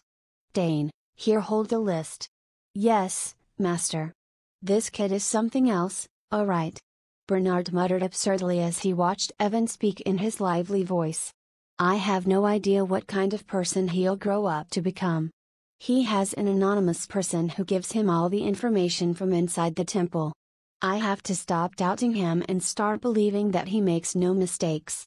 Okay, then let's start right away. From the temple's free blessings to the free potions distributed by us, there will only be favors now for the people of Sheridan. Do we have to go out ourselves, Master? Oh, there's no way I can make you do what I can't myself do, right? Young Master. The staff shouted with enthusiasm to show their loyalty towards him. But while saying that, Evan was slightly guilty as well as sorry for the pharmacy's staff. No one was foolish enough to attack Evan, who was well known all over the city. It would be suicide. Evan's decision to work with the staff was the last warning to everyone that the Marquis really paid a lot of attention to the Brotherhood Pharmacy. So if someone was going to strike them, they had to be prepared for the consequences. Nevertheless, if someone was to attack you first, without any reason, and you didn't respond in time, then you'd be the unreasonable one. Considering the possibility of his death, Evan tried not to lose courage. But he already felt hostile. Could it be possible that we attack the temple first? By the way, Master. I wanted to ask you something. Yes, what is it? What? What are you doing? One of the pharmacy's staff carefully pointed to Evan's fists. His hands were clenching and repeatedly unclenching at this moment. It looked like a faint smoke was rising from the. But Evan said with a smile, "Ha ha. This is only my exercise. Grip exercise." Bernard, who was looking at Evan with suspicious eyes, laughed loudly. He didn't seem to find it unusual. The fact that even the legendary alchemist did not notice it pointed towards Evan's slam training, which had already evolved. Distribution of free potions by the Brotherhood Pharmacy began. The inventory of the potions accumulated so far was truly enormous, and because of this, the staff members could distribute it in all the slums of the city. Evan went around with the escort knight, Dane. Shine and Billows also wanted to work with him, but they were banned officially from going out of the mansion until the age of 12. Bernard was worried about Hannah. He thought she was beautiful enough to be noticed by everyone, so he wanted to protect her while all the knights worked alongside them. There was also a good chance that he could touch her hand. Evan was quick enough to sense Bernard's thoughts. "You are pretending to take care of her only for now." "No, that's not true." Hannah, tell him, "Don't I take care of you usually?" "All right, you two, get back to work." All of the personnel were suitably paired and ordered to go to the slums. It wasn't a big promotion like the temples, but it wasn't what they were trying to do in the first place. "Now who are you, sir? Coming to such a shabby place?" "It a potion I made, but unfortunately we couldn't sell it. So I offer it to you. Apply or eat it if you ever have any pain. It would always be good for you." "Oh, thank you." For the poor, who usually lived without a house and whose houses leaned on one another, a potion was completely out of range. No matter how good the Brotherhood Pharmacy was, even if they succeeded in mass-producing food and created an innovative distribution structure, it was still a different world story for the poor who could not even buy black bread because they didn't have a single penny. There were also people like this in my world. Evan felt frustrated as he wandered around the slums for a long time. Even though he knew it was out of his authority, the desire to do something for these people arose furiously, which he had to hold down. What he was doing right now was not just for the public. Ultimately, it was all for him to survive. Forgetting about that could put his body in danger. He had to keep that in mind. "Thank you, sir. My heart was aching so much since yesterday. But drinking this made it a lot better. Thank you, sir." "Oh, thanks a lot. Brotherhood Pharmacy? I've never heard anything bad happening there, so it's worth it. Thank you so much, Master." Evan felt guilty that he was doing all of this just so he could survive. He wondered if he could even accept their gentle gratitude. Evan thought about these things as he was facing the people, who were all delighted with the potions. "Everyone likes you, Master." "Well, is it like that?" "Of course. The Master always moves with the others, being in the center of everything. He cares about others, not only himself. Anyone who realizes this has no other choice than to admire you." "Oh, ha ha ha." Evan, who was just struggling to avoid his death, stopped laughing at the compliment that he thought didn't really suit him. but it made him feel better. Whatever he thought or did, he realized as long as his intentions didn't have any adverse effects on others, then there was no need to try and deny the feelings of gratitude they felt for him. I hope this can be done in the future too. Of course, it will. I'm sure of it. Dane nodded his head. When he realized Evan staring at him, Dane suddenly hardened his body and put his hand to his ear. He said, "This is Alpha." "Oh, wow." Evan admired it. It was a communication-type artifact that was highly utilized and was among the magic tools excavated in the dungeon. It was called an ear, and it was very highly priced. It was small enough to be worn in the ear, and its communication range was vast. But among the nobles, it was only the Marquis of Sheridan who had enough resources to supply ears to the knights. Alpha 3, an intruder was spotted at the headquarters of the Brotherhood Pharmacy. We caught him, and he's now restrained. Beware of more intruders appearing at the branch. I wanted to report it to you, sir. I have to move quickly to catch others. Okay. Communication was lost. Dane looked at Evan with a smile that didn't suit him. It looks like the more impatient ones are already starting to move. I thought they were more likely to target the people, rather than the pharmacy. Or even me. They are really stupid. People's abilities are more important than buildings or potions. Evan continued, I will reach out to them soon. You can stop them brilliantly, and you can surely eradicate the problem from its roots. From then on, it will depend on how quickly you move against them. Wait. Evan stopped dead in his tracks. He was feeling something strange. Dane, can't you feel anything weird? Something weird. Nothing. Immediately afterward, Dane was astonished to see the appearance of the mouse that was hiding from sight. Rather than experiencing a death sign, Evan was facing death itself. I know, of course, that you are training your fighting skills with the Knight Commander these days, but how? At that moment, the escort's pride was cracked because of his delay to detect the enemy. He grinded his teeth and drew his sword. Thanks to Evan, it wasn't too late to cope with the enemy. You are pretty good to have noticed me. Ugh, he. A voice came from the dark. The voice of a middle-aged man, who hid in the dark and moved secretly. Evan's eyes flashed. Shadow Rogue Pindo. He wasn't that much of a great villain. There was an event in the earlier stage of the game in which the protagonist was attacked by him. It was an event that occurred randomly when you grew close to the Marquis, while building a relation with him, which affected the temple. Since the protagonist was stronger than the level of Pinto at that time, Pinto hired mercenaries to attack him.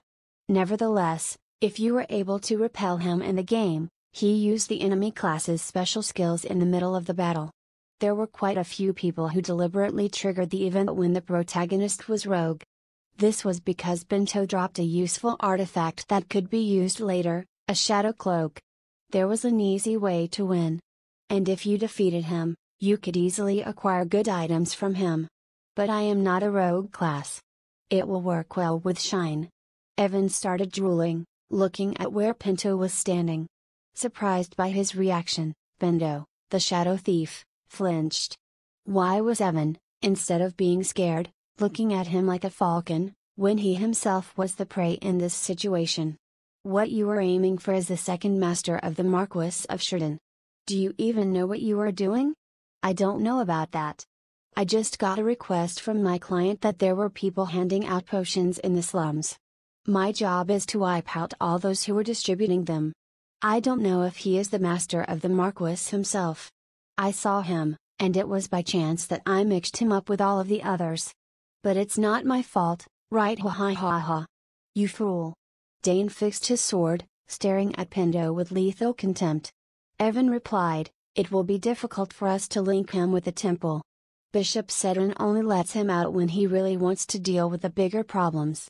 Hey Pinto, maybe if you're that good, you can come out. I had thought about every danger and prepared the staff as well, but I didn't know he would come here. What? How do you know that? Shadow Rogue Pinto was restless. How did the little boy know so much about him? The little boy was glaring at the exact place where he was standing as if he had no intention of answering the question. No. How exactly are you able to see me? I'm hiding under the shadow cloak. Dane, can you take care of him by yourself? I have already sent a request for support. We won't be able to get rid of him quickly because we can't accurately find out his hiding place, but I'll be able to protect you until help arrives. If it was necessary, Dane was ready to sacrifice himself for Evan. Dane's affirmation without hesitation was thrilling. But Evan had no intention of getting his really brave escort killed. I already have something I prepared. Let's use that. Dane, close your eyes when I signal. Okay, Master. Closing his eyes while standing in front of the enemy? Dane responded selflessly. At the same time, Dane was amazed at Evan's boldness and readiness. Of course, Evan was confident. This was because a death signal for which he had already prepared in advance could easily become his trump card. I knew there was a shadow rogue in the temple, so I already came ready for you. But I wasn't sure if I really had to use it. This will be my answer to my own death signal. In the future, I must declare it more confidently with a roar. Evan thought. Dane, now. Evan took out a bottle of potion and threw it on the floor. In an instant, pure white light burst out of the potion bottle and filled the whole area. The potion's name was Sun Spirit's Wrath, and the players called it the Light Bomb.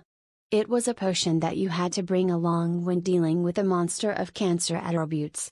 Of course, it was also effective for the ones with shadow attributes. Open your eyes now, Dane. There he is. The moment the dazzling light faded, Dane charged valiantly.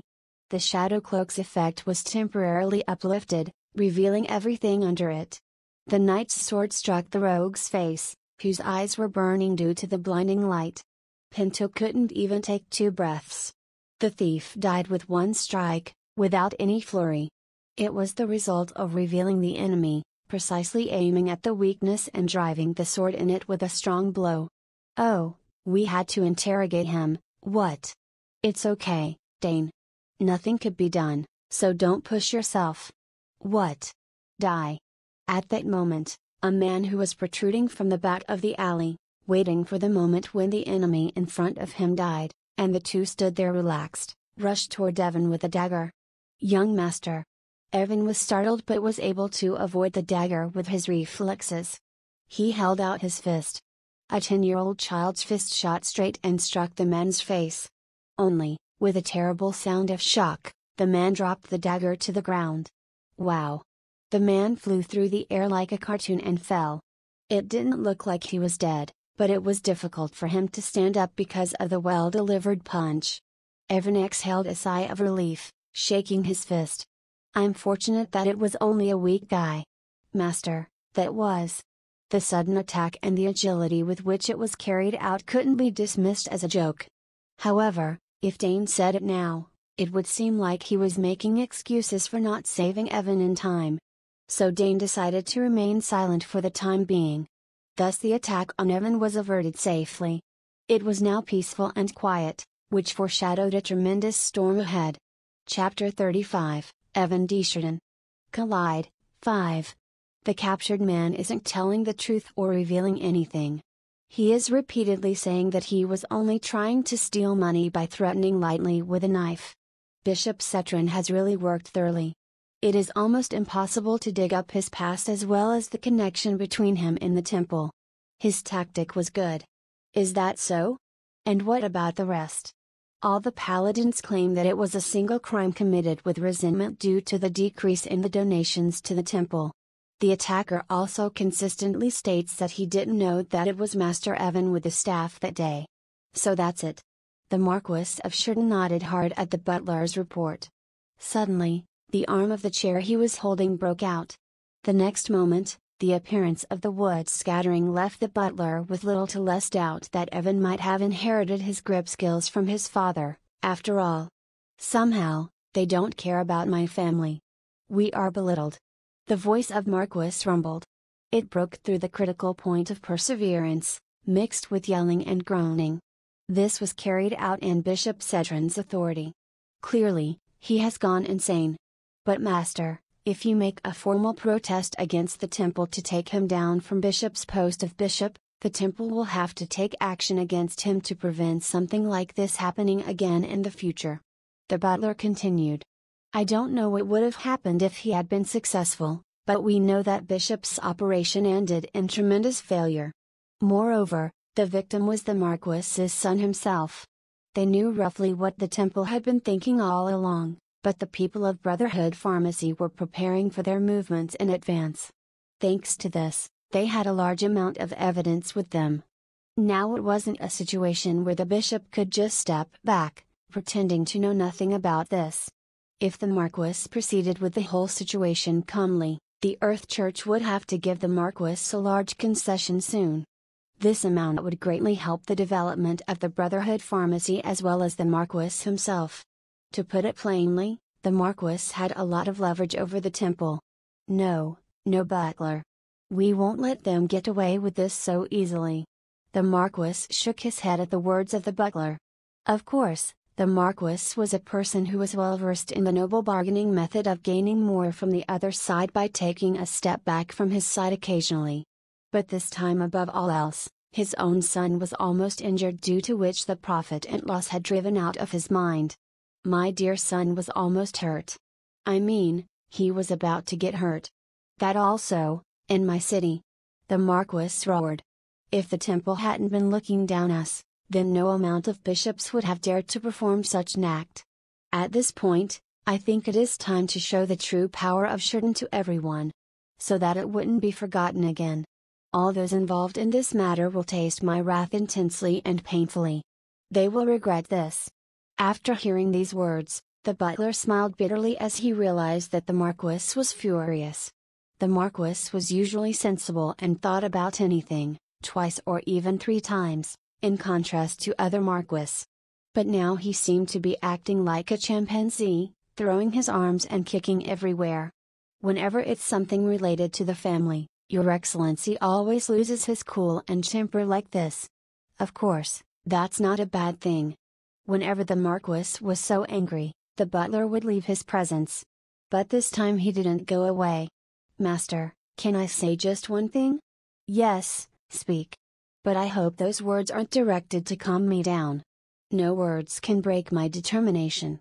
The butler coughed and then said, It is being said that Evan has acquired a weapon to attack the Earth Church. Does he now? The temper of the Marquis sank instantly. He knew that while Dane was dealing with the first assailant, the captured person had been repelled by Evan. The commander of the Knights had updated the Marquis about Evan. He had told him that Evan was working so hard that he had already achieved remarkable achievements. The Marquis was especially joyful about this. Yes. Luckily, Evan succeeded in attracting one of the capable from the temple. No, wait, how did he do that? Evan said that if you only gave him 3 days, he can organize the temple's data. How would Evan even do it? Some people say that even the bishop does not get his reports that quickly than Evan. When the Marquis heard that, he thought about it. The reason that there had been no critical damage in this situation to anyone was that Evan had prepared the Knights in advance. This meant that Evan had a spy inside the temple. If that was the case, I have to meet Evan. Yes, Master. At that very moment, Evan was lying in bed with the doors open. He pushed away Maybelle from himself, who was trying to bandage him and give him medicine, although he wasn't injured. Evan told her that he could eat it alone or wanted to eat something better than that. It was a situation that Evan couldn't escape easily. I wasn't there. If I was present at that moment, Master, I would have had personally punished the man who dared to flaw your precious body. Well, I'm not hurt, Maybelle. I haven't hurt anywhere, so get rid of the bandages. Master, please let me do it. Belos, please take her away so I can eat everything alone. Master, eat it right now. Maybelle thought that Belos would listen to him and take her away, but she didn't. As soon as Maybelle had heard that Evan had been attacked, she was shocked beyond belief and wanted to cry. After that, she was running around everywhere, always by Evan's side. She even wanted to follow him up to the bathroom. Now, Master. Put your arms out. Ha ha. Now, Master. You should listen to her and just do it. Shine, Please save me. I'm sorry, but these are your own problems. To make matters worse, even Shine wasn't listening to him. I don't think all of this happened because I was walking around unprotected, knowing that I was in danger. I won't ever be in danger until Dane is protecting me. Hey. I know we are weak, but we want to get stronger for you, security, Master. We could go to the dungeon to level up, but we aren't allowed to go there for now. Because you are still going through your individual training process. And I'm fine too. It could have been fatal if you would have been even a little slow. No matter how much a person is prepared, unexpected things can happen. Like this one. There was no room for refutation. Evan had anticipated the shadowy thief, but the one who had struck him at the last moment was someone he never had unexpected.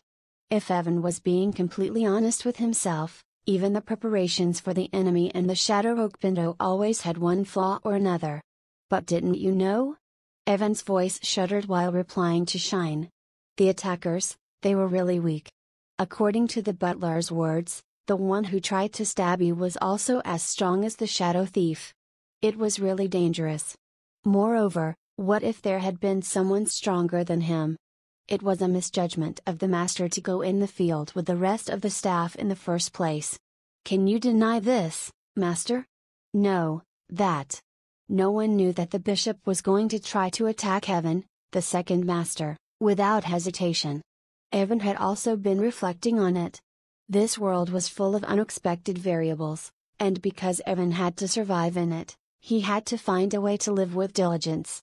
However, in the meantime, Evan thought about how he wouldn't always be able to calculate everything. Looking back now, it was heartbreaking for him. No, wait! I'm sorry. I'm sorry, but my body is really okay. No, you don't realize, Master, how scared we all were to hear that you were attacked. I think it would be better to refrain from going out, for the time being, Master. The two maids laid back, Evan, who was trying to get out of bed, constantly solidifying his fierce defense. They weren't even letting Evan change his clothes or wash up by himself. Evan thought that they were being a little bit more forceful than they needed to be. I seemed to be interfering. Evan was scared of Maybelle, whose breath was a little harsh. Shine. I already know. The only thing you have to do outside the mansion is alchemy training, right, Master? I'll pass it on to Bernard. In the future, he will visit you at the mansion and teach you. Hey. I hope you will take care of him and not let him out of bed, at least for today. Then I'll leave you alone for a while, Master. Hello, Master Marquis.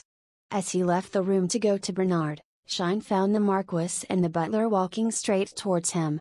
In the corridor, he greeted them politely by taking his usual stance in no time. Because Shine greeted them loudly in advance, Maybelle and Billows were also able to move away from the Evan for a while beforehand and settled their postures. The Marquis couldn't imagine what had been going on inside a while ago. Is Evan inside? Yes, Master Evan is resting, Your Majesty. Master Evan, the Marquis, has come to visit you. Come in, Father. Excuse me. The Marquis comforted Evan, sitting halfway across his bed. He was looking up at Evan with anxious eyes. I have already confirmed that there is no wound, but I still couldn't help but worry every time I thought about you and the attack. Are you hurt? No, Father. I'm completely fine. I didn't even hurt my fingertips. Let me see you again. The Marquis had already checked Evan's condition before, but he looked all over his body again. Of course, Evan was fine. After completing his inspection once again, the Marquis gently patted Evan's back, then rubbed his cheeks and kissed his forehead. I'm really glad you didn't get hurt. By the way, I heard that you were in contact with a person from the temple. Yes, Father. That's right. Thanks to the informant, I was able to prepare for this attack. In a few more days, we will also collect some evidence that can get the bishop to be completely dismissed. The bishop ordered this because he was taking a large amount of the donation money that had to be sent to the headquarters.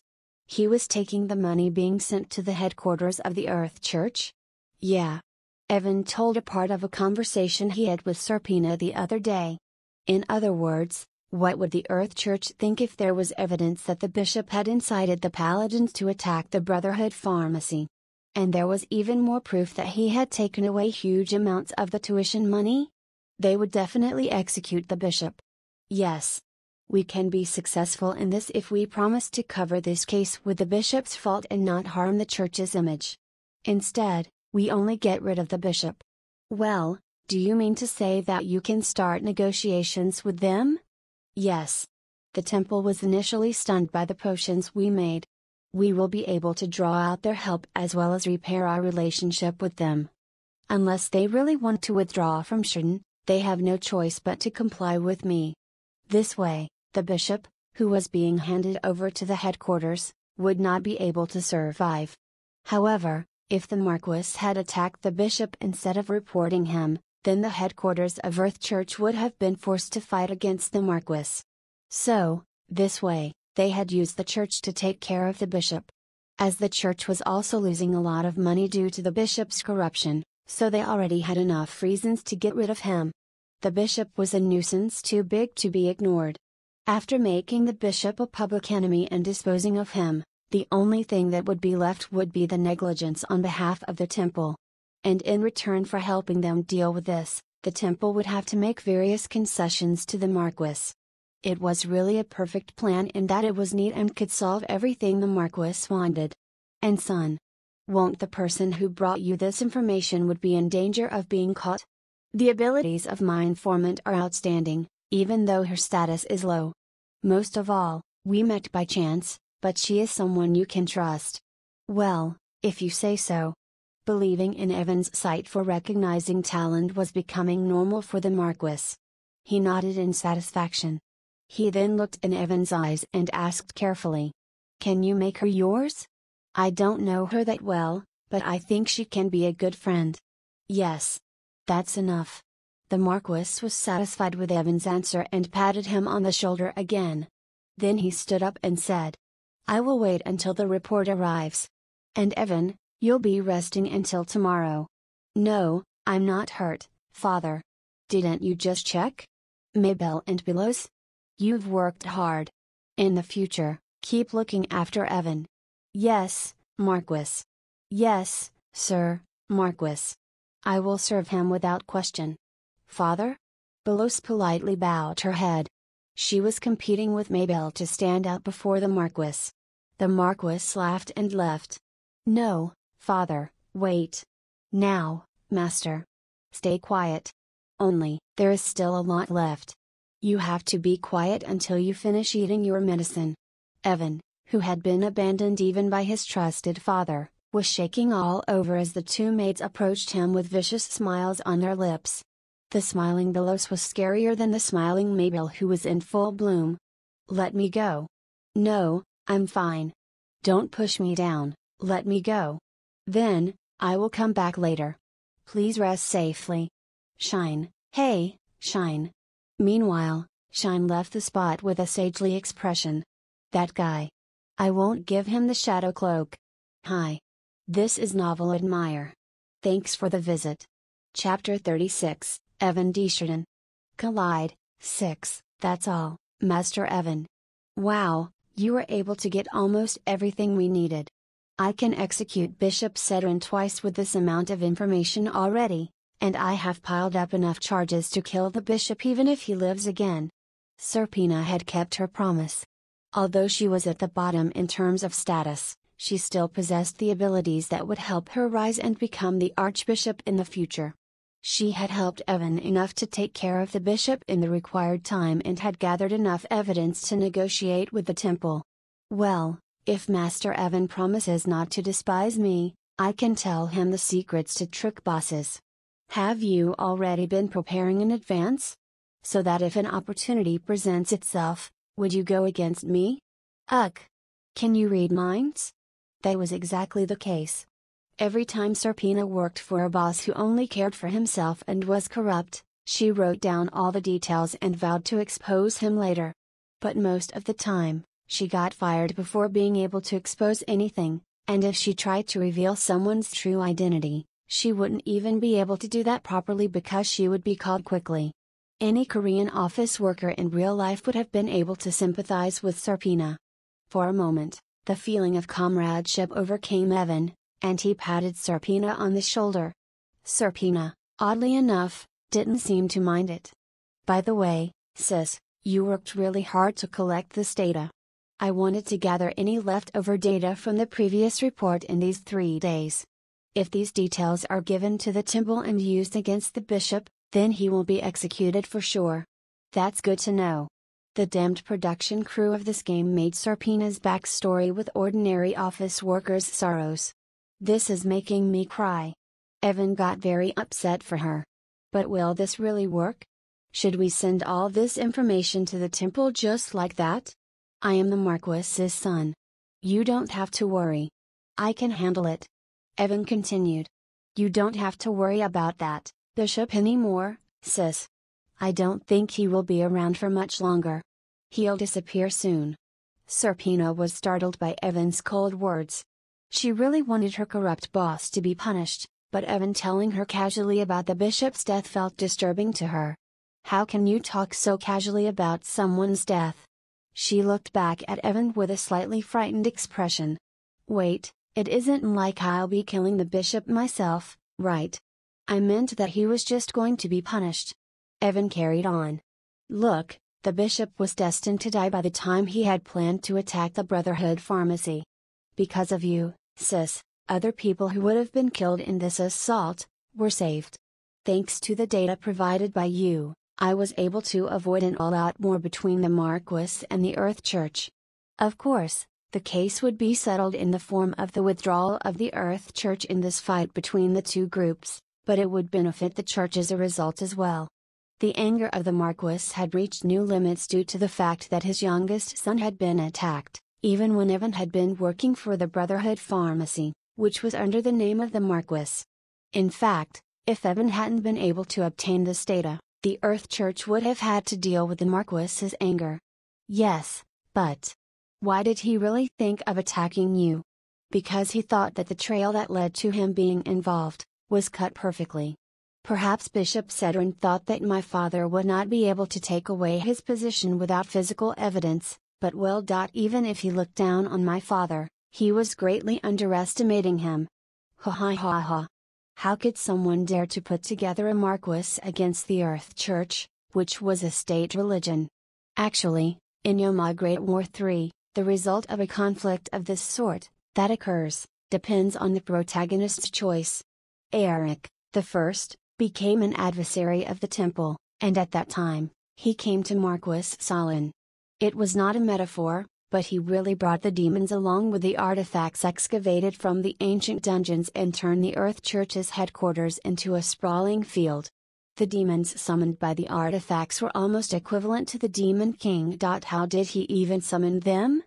That was the true extent of the power of a Marquis. Regardless of everything, the temple of the Earth Church of the continent was destroyed by a single blow, and its destruction, cruelty, and boldness were comparable to that of the Demon King. After that, the two mighty forces that were not cooperative enough to help each other were subdued by the Demon King's forces. They led themselves to their own self-destruction, so of course, it ended with a bad ending. But, in the end, all gamers came to realize the power of the Marquis. That was when even the Knight Commander was dead. What would have happened if the Knight Commander was still alive? My father is not in charge of this city for no reason, but I mean. A dungeon was like a treasure trove where enormous amounts of goods were constantly being produced. A person with authority over a city surrounding the dungeons was by no means ordinary. The Marquis distributed wealth through meticulous calculation, promoted public interest, and trained knights and soldiers who would serve as the city's spears and shields to protect it. When valuable artifacts came out, they were prevented from being smuggled out of the country as much as possible, which increased the city's strength. This was the family that had been ruling the city for generations. They were the current Shurdens of Marquis. As a single force, Evan would have dared to call them the best. They weren't considered one of the greatest forces in Yoma Great War III for nothing. It was similarly applicable to the lords of different dungeon cities who ruled over dungeons' treasures in other countries, but the Marquis of Shurden was the best among them. And it also wasn't because of Evan. No, it had naturally happened because the dungeon had been ruled for a long time, by them. Anyway, that person chose an evil way.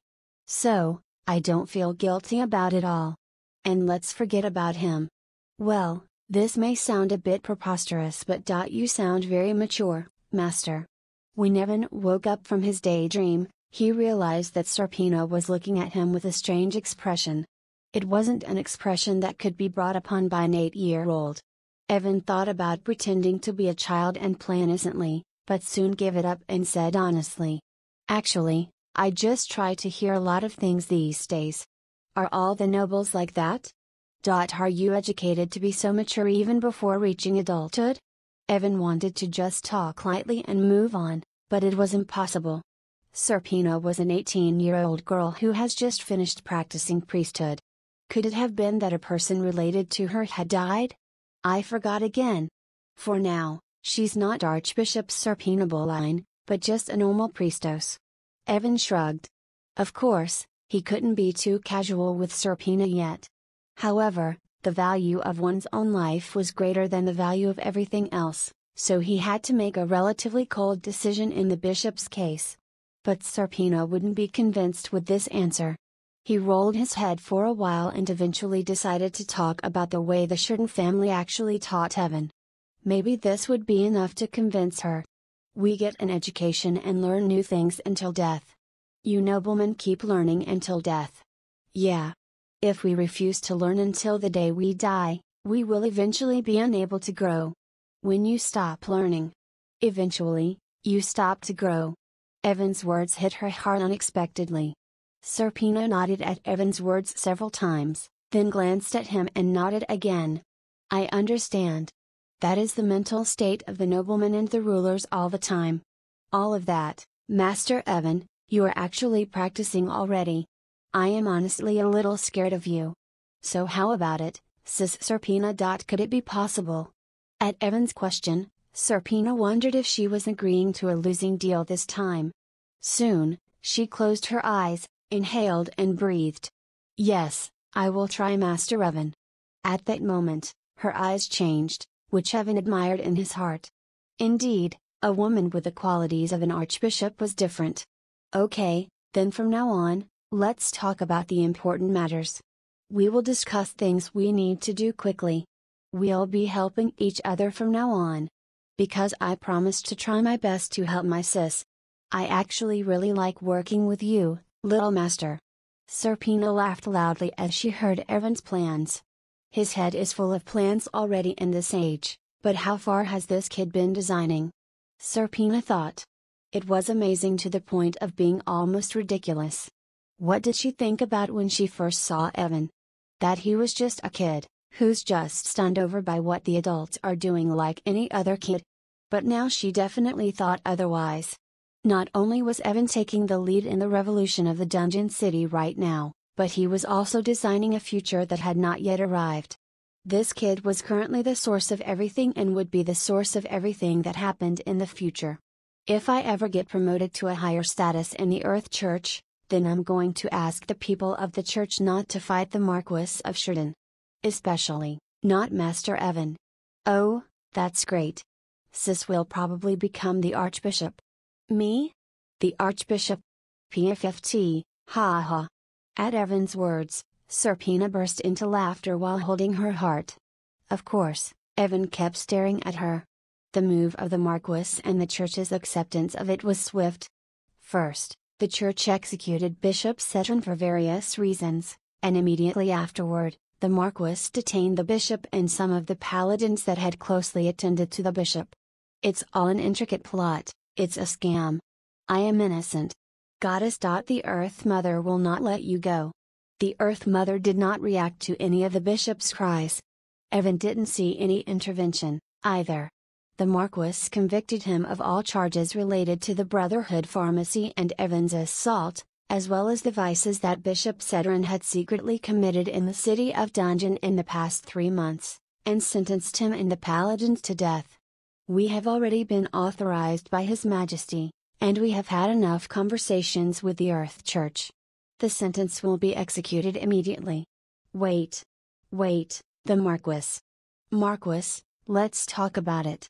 If you hear me, you'll know. You can't do this, the church can't do this to me. This is law and order in the Dungeon City. It's the way we respond to those who have either been against or attacked the Sheridan family. Wait, Marquis? Marquis. Originally, it was the Marquis that did not like public executions as it was a relic of the old era, which was dominated by barbarians. But on that day, all public executions were conducted in the square, so everyone knew how much furious he was. Countless people had flocked to the square to watch the death of the former bishop. Ho-oh! Kill him, kill them all. Long live the Marquis. Hey! Whenever the death row inmate's neck rolled on the floor, the people who knew nothing about them cheered. The adventurers who depended on the Brotherhood pharmacy were thrilled, and the church's surviving priests were shaken to the core. Only, here in the City of Dungeons, even the priests of the Earth Church, who boasted of the highest power, were clearly aware that if the Marquis was ever wronged, it wouldn't end well for them too. And it was possible, finally. The law has been acted upon. In the future, all those with power should not indulge in corruption so that the good citizens will not be harmed, and should remain faithful to their duty. That alone is the law of this Dungeon City. Ooh. With the declaration of the Marquis, the execution was over. From that day on, the priests who had elevated their arrogance simmered down little by little, and the Brotherhood pharmacy's position became more solid. The new bishop made it easier for explorers to enter the dungeon. Unlike the former bishop, who stubbornly refused to be involved in the temple's work on the orders of Marquis of Sheridan, the newly appointed bishop thoroughly consulted and moved with the Marquis about everything where they cooperate. As such, a priestos, who was the former bishop's secretary, became a moderator between the two as the Marquis was very pleased with her. That priestess's name was Serpina Balan. Chapter 37, Evan D. Sheridan gets a younger sister. 1. The exceptionally hot summer had passed. The cool autumn and the very harsh winter followed, and the warm spring of March came again. Evan's 11th birthday was just around the corner. Master, this is a single cup. Pattern X today? The strongest pattern. I'm afraid the kettle will melt due to the poison strength. That's right. Oh, I can't bear this feeling. My tongue is melting. Master, you really drink it for training, right? Normally, the childhood of young children is very slow, and every day is like a jewel in a jewel box, but Evan's daily jewels were to avoid the countless flooding signs of death. There had been no more feeling of repetition of his terrible fate in the upcoming days. He was stuck in training and other various tasks in front of him without enjoying the passage of time or doing anything else, and every time he woke up to the same surroundings in the game. Several months had passed. By that time, Evan, who seemed to be drinking the poisonous tea in such a leisurely way, was now practicing poison resistance training and slime training at the same time, so it was not new to him anymore. What about Shine? He was taken to the Knights Templar. They are very fond of his weak body as his movements are very agile and he avoids attacks well. What about Belos? When I woke up, she was already missing. Maybe she was doing her lamp training? However, because Evan was not alone in his struggles, he had to endure them. Shine and Belos also endured the training, which was as hard as Evan's, or even more difficult, considering their physical strength. And they did it even without a single word of complaint. Moreover, since the last attack on Evan, both his eyes were full of passion. Previously, Evan would grunt and groan a lot during his training. With the passage of time, he had controlled these noises of pain and hard work. Evan knew that their deal with him had a greater meaning for the two, so he couldn't say anything. He just vaguely expected that their impatience would disappear if they just entered the dungeon and gained a lot of strength. I think Belos is aiming for my place these days. The last time she was attending to the master, she was trying to stick to you as much as possible. You should definitely tell her about me, master. Make sure she doesn't have any vain delusions. What, that you are my exclusive maid? Yes. You have to tell her that. To her. You never give up, do you know? You are already expected to gain the plausible title of being the CEO of the Brotherhood Pharmacy. That's not what I want. All I want is to be next to you, always. I always want to stand by your side, Master. Maybell, who still couldn't give up her vain delusions, stretched his cheeks. He struggled with both his arms to try and get rid of her. Since she was 15 years old, Maybell still had an acceptable age for doing such things. After she turned 18, if she still did that, then Evan vowed to himself that he would make fun of her. Well, there were some unexpected factors, but I think I've done well so far. At least for most of the part. Everything is excellent. No, it seems to be exceeding expectations. After repelling the last rogue's attack, I wonder if I have the same strength as an ordinary level 5 protagonist. Either learning martial arts from the Knight's commander, even to be praised for his talent, or alchemy from Bernard Garcia. Evan thought this was also going well. There were always some unexpected things that Evan didn't know about before. But overall, everything was going according to Evan's original plan. No, I should consider this situation to be even better. As Evan had been unable to find his aptitude, he thought that everyone could learn together, while improving their basic body skills. This was important. Fighting and alchemy were one of the best options he could choose from at the moment. However, because it was too frustrating and inefficient to learn everything at once, he gave priority to slime training and physical training that he could do on his own. Now that his abilities were leveling up in every field, there was no problem. Yes, I am definitely getting stronger. I am also growing much more faster. In the past year, Evan's body had strengthened remarkably, and his stamina had significantly increased. His body was rapidly growing on its own. Evan didn't know in detail because he couldn't check the figures, but he was convinced that he had certainly reached the level to be able to survive on the first floor of the dungeon. He was only 11 years old, but still, he had no match. He is our second master. Why is it so hard to see his face these days? Seeing that cute face, once a day, relieves fatigue. I think Master Evan is busier than Master Eric. If you knew how much the Knight's commander liked him. It was as if he would have wanted to keep holding on to Evan, just so he could teach him. Is that true? Last time, I was amazed to hear the new opinion that the Master Count Binning gave about him, who was the famous history teacher of the first master. I also heard that Evan will be the co-author of his thesis. At that moment, the Marquis maid's voices, who were walking in the corridor, came through the window. As Evan's overall physical ability had improved, his hearing ability also improved with it. Evan put down the teacup, bursting slime with both his hands, and grinned. The co-author news was a sham. I was just writing that thesis for fun. But who is the grandpa who sometimes visits the mansion? The Marquis also said to be polite with him. Isn't he just an ordinary pervert grandpa? He seems to be close with the master. No, there is something else too. I saw the commander of the Knights meet with him. The Knights commander was amazed by the grandpa for a moment. And he greeted him respectfully. The Knights commander. Really? In my heart, I had no doubt that he was a pervert. This damn perverted grandpa. Evan couldn't go down into the city every day, so he sometimes asked if he could take a class at the mansion instead. Bernard was very happy to accept it. Evan squeezed his fists together as he blamed it all on Hannah. Anyway, he's learning something great from the grandpa. Yes, it was because of him. That the Brotherhood Pharmacy was a complete success. Hey, weren't those the earrings worn by Master Eric?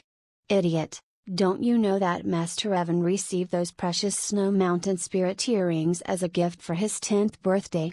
They were gifted to him due to all of his efforts, but in reality, they were given to him as reward for his achievements in academics. I'm not sure what that means, but if it goes on like this, maybe Master Evan will replace Master Eric as the Marquis's successor. Ah, that sounds ridiculous. Stop it. The relationship between the two masters is very good.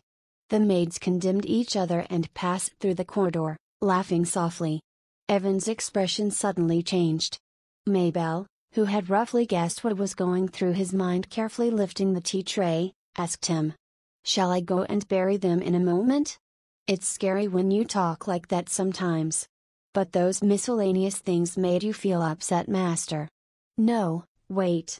I have a good hearing, but how did you hear what I was barely able to comprehend? It is because I have been trained as a maid. Using the word maid as an excuse, you seem to be getting away with a lot of things these days. Evan looked at Maybelle with a suspicious expression, but Maybelle just smiled back. By the way, it might get difficult for me to not punish her, if she keeps repeating this excuse. Maybelle had been strange from the beginning, so he decided to let the matter go. Evan then sighed, recalling what the maids had just said. Evan didn't consider himself better than Eric, so did that mean he didn't deserve to be the Marquis's successor? In fact, this wasn't the first time Evan had thought about this. Since the day Brotherhood Pharmacy had been created and various business plans had been presented, the things that Evan had been thinking about were now gradually getting bigger enough to rise to the surface. The cause. Well, maybe it had something to do with the last attack. Why are you arguing with the lowly position you have? Master Evan. You are a special person.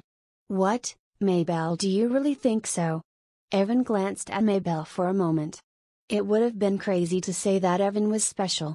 In the game, what was even special about Evan? He just always died no matter what he chose. Evan realized now that he knew his talents and abilities well than ever before. That was because he was both Evan and an unbeatable gamer now who had tried at least thousands or even tens of thousands of times to save the character Evan in his previous life. Evan didn't have a talent for magic, and he didn't have a weapon with aptitude, but he had raised his level of existence through slam training with the little knowledge he had secured from his previous life. Did that make him a little superior to his brother? Evan had barely grown up. They say that I'm better than my brother who was able to have a permanent space in the protagonist's party. They're spouting nonsense. If he had the experience that I currently have as a gamer, then he would have been recognized by others as being much stronger than me. And most importantly, what a dangerous situation it would be for Evan, who had to face countless deaths even with the inconceivable role of being the second master of the Marquis if he became the next successor of the Marquis. Would he really be exposed? By then, everything may have gotten out of control for him. Compared to that, it might be better for him to dig a grave for himself and wait quietly for the moment of death to come. You are a special person, Master. I don't want you to deny it. People are expecting a lot of things from you, and you have every reason to work hard. Maybelle. I wish for you to become the successor to the Marquis. If you don't want it, then I hope that you do not. Just because you're special doesn't mean that you should want to be a Marquis yourself. Yes. I want to be a guy like that. Hee. As her loyalty and other emotions gradually escalated in a strange direction, Evan wasn't expecting a normal opinion from Maybelle, who now treated Evan with something similar to faith. However, Evan didn't feel so bad like this. In fact, he was feeling a little clear-headed. I have to see my father. I'm going to ask him for something that will get rid of such nonsensical talk.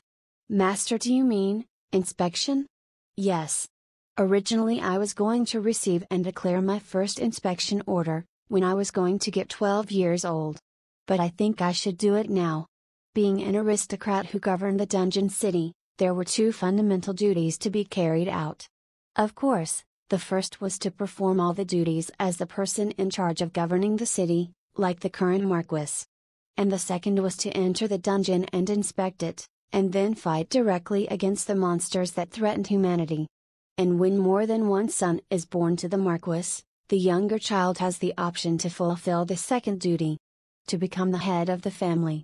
That would be such a waste. I want to become the head of the Dungeon Knights. The Dungeon Knights commander referred to a person who had the right to recruit personnel and receive Marquis's support to create a special Knights squad, known as Dungeon Knights. They served the purpose of attacking the monsters in the dungeons. It could be said that it was an option to completely ignore the first duty, that was to care for the people, and devote yourself to the second duty only. In Yoma Great War 3, the Dungeon Knights commander from other dungeons appeared occasionally. Evan, who was ordered by the Marquis to train to become the Dungeon Knight, refused to do it. Therefore, the dungeon knights didn't fight well. But Eric, who would succeed the Marquis, became an excellent sergeant who would go on every important mission. In fact, if you thought about it with common sense, did it even make sense that the first Master Eric that would later become the Marquis would jump into a dangerous dungeon with the protagonist every time?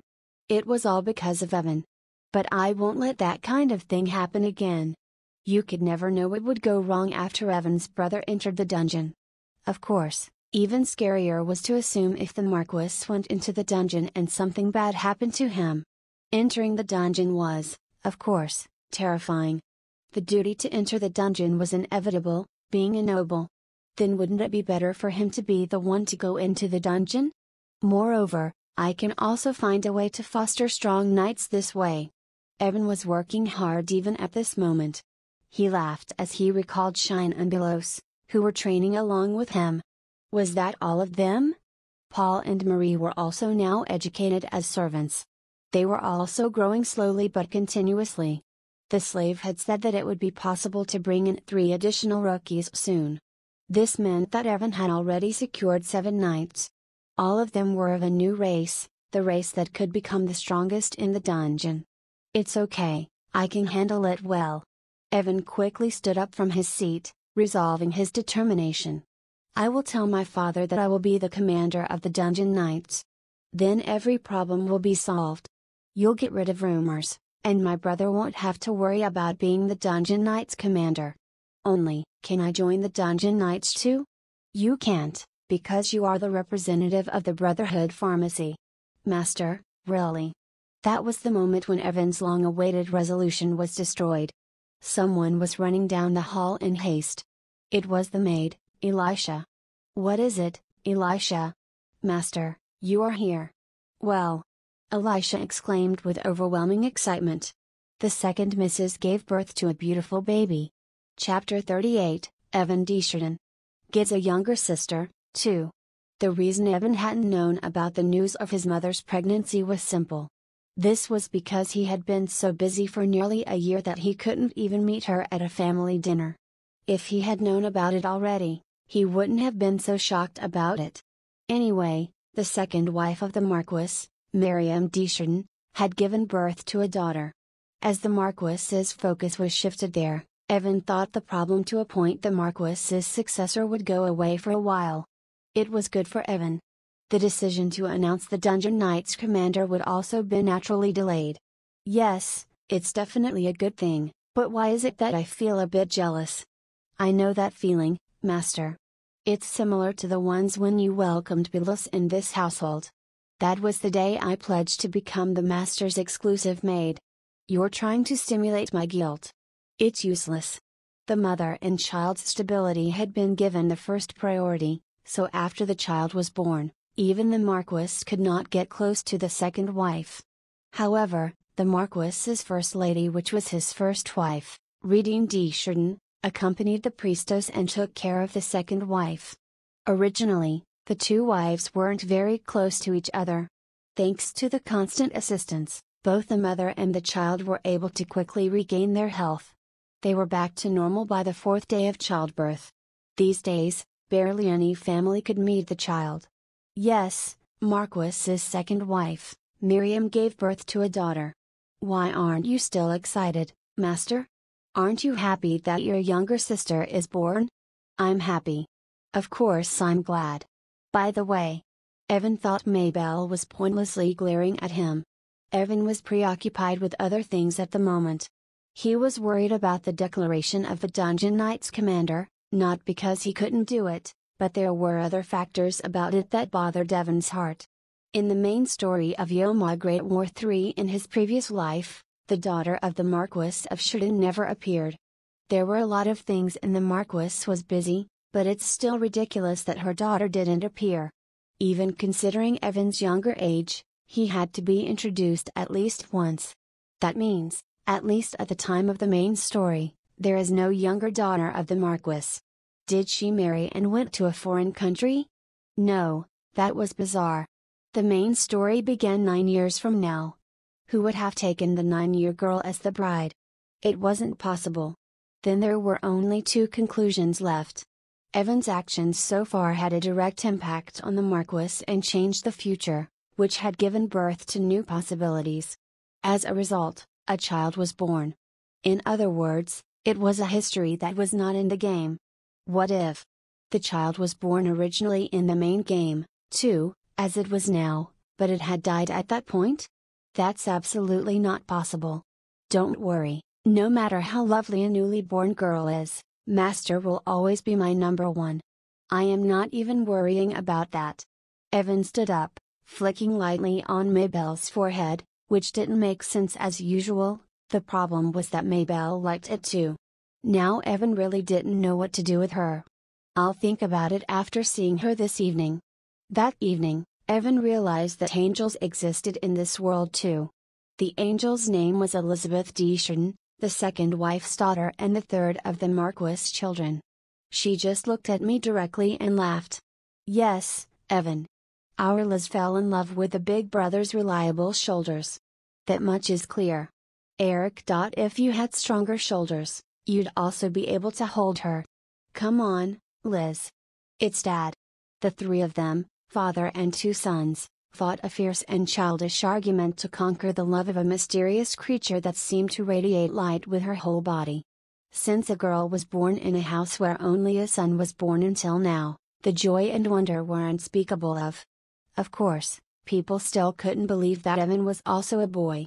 He was a pretty child, but he couldn't be compared to a real girl. Everyone is acting so childish. Oh, you shouldn't kiss her that much. It may not be good for the child. What? I can't kiss my cute daughter now. Please be patient, honey. Looking at the Marquis of Sheridan, who seemed to have traveled to a whole another world due to excitement, the second wife, sitting on the bed, simply laughed. The first wife joined her. The Marquis put his hand on her shoulder and said in a kind voice, "It's been a lot of trouble for you, Miriam. You should be thankful for the sister. I was able to bear all that pain, thanks to my older sister." No, Miriam was the one who was strong enough. Evan looked blankly at the conversation between the two beautiful wives, and there was something he thought about. The first wife was the first lady. She had given birth to the first child as well as the second son. On the other hand, the second wife didn't even have a single kid, and there had been no news of a child until now. That frustrating feeling must have been unbearable for her. Evan had been busy dealing with the temple. But, his conscience had received a huge shock due to not paying attention to the household matters. In the game, the second wife later came out as a villain, so I've been avoiding her since I recovered my memory. Miriam de Sheridan, the second wife in the Sheridan family, was strong and powerful. She was the only one who had enormous amounts of wealth among the wives of the Marquis of Sheridan. Miriam de Sheridan was a beautiful woman with red eyes and blazing scarlet hair. She seemed to hate all the other beings in the world, and only wanted to search for an opportunity to destroy the Marquis. She gave various quests to the protagonist as a means to destroy the Marquis. The players who chose her quests were surely able to grow quite easily in the beginning. It was relatively easier than to side with the Marquis. Even her rewards were bigger than him. However, as the Marquis collapsed terribly due to her tactics, the difficulty of clearing her missions in the later half of the game was terrifying. There were some perverts who deliberately enjoyed playing in these hard conditions, and it looked pretty fun too, but I didn't like it personally. Evan dies, as if it were natural for him, while going through those events. He was only able to survive in the company of his brother. Since she was one of the primary killers who indirectly took Evan's life, how could Evan get along with her? However, it was impossible to glimpse her as being evil and malicious. Far from it, she looked like she was going to die of joy, only by looking at her child. Wait a minute. At that moment, Evan's thoughts started swirling around in his head at a very high speed. If his memories about her character were correct, then the second wife's evil and merciless could easily be explained. If she wasn't a wicked person in the first place, then there would have been an event that changed her, after which she would have eaten a heart. And perhaps it was the loss of a child who she loved unconditionally. Only then could someone go insane. Moreover, the situation that led to it must have been terrible, The first wife's both sons were completely healthy, although one of them was just waiting for the arrival of his death, and only her own child died? Even if Evan was confident in the second wife position, he could still guarantee that she would go crazy. That was the reason. Just like that. So the second part. Evan's notions got complicated. Soon, many hypotheses and thoughts about what he should do next started popping up in his mind, and he stopped moving completely. That was the moment. Boo. Yes, my love? The newborn child was in the arms of the Marquis. She was reaching for Evan. Evan was puzzled, but when he reached out, the child grabbed his hand tightly and smiled brightly. The Marquis was slightly depressed by this defeat and capturing the child's attention. Even a newborn child loves his face. Oh my God, look at how her eyes widen when she looks at him. That's it. While the first wife and the second wife smiled, the Marquis carefully put Elizabeth in Evan's arms. When Evan supported the child and held her, she was delighted and held his face tightly with both her tiny hands. The wives burst into laughter. He's your big brother, Liz. But if she likes Evan now, then she'll love him in the future for sure. Well, look at that. A cute Evan is holding a cuter Liz, so the cuteness is squared and together they break all the records of cuteness. Okay, I also give them a perfect score. The Marquis was standing there and smiling. Evan seemed to have arrived at a conclusion. He wasn't completely sure what was good for him, but now, he didn't have the energy to think about it anymore. He looked down at Liz's fingers and then looked into her eyes. Like Evan's, the purple eyes inherited from the Marquis sparkled beautifully. Liz, do you recognize your brother? Evan felt his own heart beat faster. He closed and opened his eyes. As he was holding Elizabeth, the worries that filled his head disappeared. His complicated thoughts were entangled, and he felt relaxed. This child was his dear sister. Other than that, nothing else mattered. Evan felt like an idiot because he had been thinking about something different entirely. There was only one thing he had to do now. Yes, Liz. Your brother will protect you. Did she understand Evan's words? Oh, she smiled wide. When Evan smiled back at her sister, those who saw them were completely captivated. It seemed as if there were two angels who had descended on earth. I mean, why would you make an assumption like that?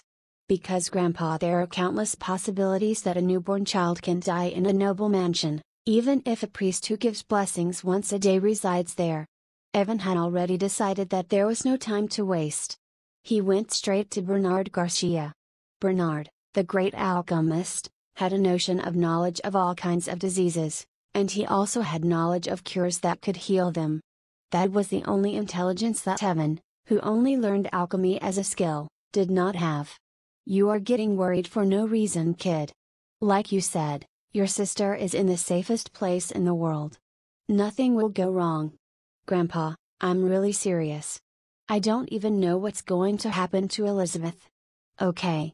Bernard thought, staring into Evan's infinitely deep purple eyes. Maybe this kid was seeing something that he couldn't see yet. Okay, let's take it seriously. Theoretically, even if a high-ranking demon came to attack, it will not be able to penetrate, so there's no point discussing this. Even if a larger number of demons was to attack, no one would die with all the armed personnel protecting the mansion. What then? There are only curses, diseases, and poisons left. But even those are not harmful. Aren't there 3 priests staying in the Marquis mansion? For quite a while now, yes. Are they from 3 different churches? Yeah. They are the priests of the Earth Church, the Charity Church, and finally the Keanan Church. Priests of the Earth Church were those who were very skilled in all divine spells such as healing, protection, reinforcement, and so on. Among them, the one that was particularly good was the reinforcement ability, which was why the Earth Church's priests were also welcomed in the dungeon. Meanwhile, the priests from the Charity Church were those who thoroughly specialized in healing. Each priest had a mighty divine power. Unfortunately, the number of priests was small. There was a priest who was assigned personally to the Marquis of Sheridan. Lastly, The Kionan Church's priests were excellent in their ability to protect and create a protection which was best among the priests of all the churches. It was an overwhelming shield that was incomparable to the shield made by the wizard. It was a reliable shield that protected the Marquis in any situation. Abandon the Kionan Church priest for now. No, he's a really strong man. He's a really nice guy too. If you want to help improve your sister's situation, then let me continue. The Earth Church is an ally of the Marquis, so they don't have any reason to hurt your sister. Therefore, you don't have to worry about them. I doubt if there is any need of the healing power of the Charity Church priest for a newborn baby. But if she is ever truly poisoned, the priest of the Charity Church can heal her. Then only, the number of possibilities has decreased considerably. All that is left is a disease that cannot be cured with the Church's healing spells. Is it a curse or a disease? Neither of them can break through the protection of the Earth Church and the Charity Church and harm Liz. As Evan said this, Bernard stood up with a groan. Well, in that case, it is best to go around the mansion and find out for ourselves. The Marquis is already inspecting the local servants. So let's look there. So we have to do that too. Don't be too disappointed, little boy. The legendary alchemist, Bernard Garcia, said with a smile. Actually, I have a rough guess. Hopefully, you will be able to save not only your sister, but many others as well. Grandpa. I don't know for sure yet. So let's go around first. Hey, get off me, you bastard. There will never be a grandpa like Bernard. When Evan clung to his waist, Bernard was annoyed and tried to remove him, but he finally gave up. Chapter 39, Evan Desjardins gets a younger sister, 3. There were so many different kinds of diseases in this world. Some of them often appeared during the Yoma Great War series. Evan knew about some, but most of them were a mystery to him. That was because Yoma Great War was not a disease treatment game that discovered and healed diseases in history. I didn't know it. In fact, in the history of the Yoma Great War, countless diseases were created and conquered, but they were still an unknown horror that tormented the humans. Evan kept wondering what they were based on and soon realized that the developers must have gotten ideas from an encyclopedia. Why? Because the game makers couldn't have thought of these things on their own. In other words, this world was not just a game, it somewhat reflected the real world. I still haven't been able to give up this thought. Evan had believed that he would have stopped worrying and hesitating by now, after a long time. But it seemed that there was still a question and some anguish in one corner of his mind. I have to stop worrying about things like that. Evan laughed at his own foolishness and hit himself on the head. Bernard was right next to him. He looked back at Evan with a puzzled look. Were there any flies? Yes, it was a large one. Don't worry, it has flown away.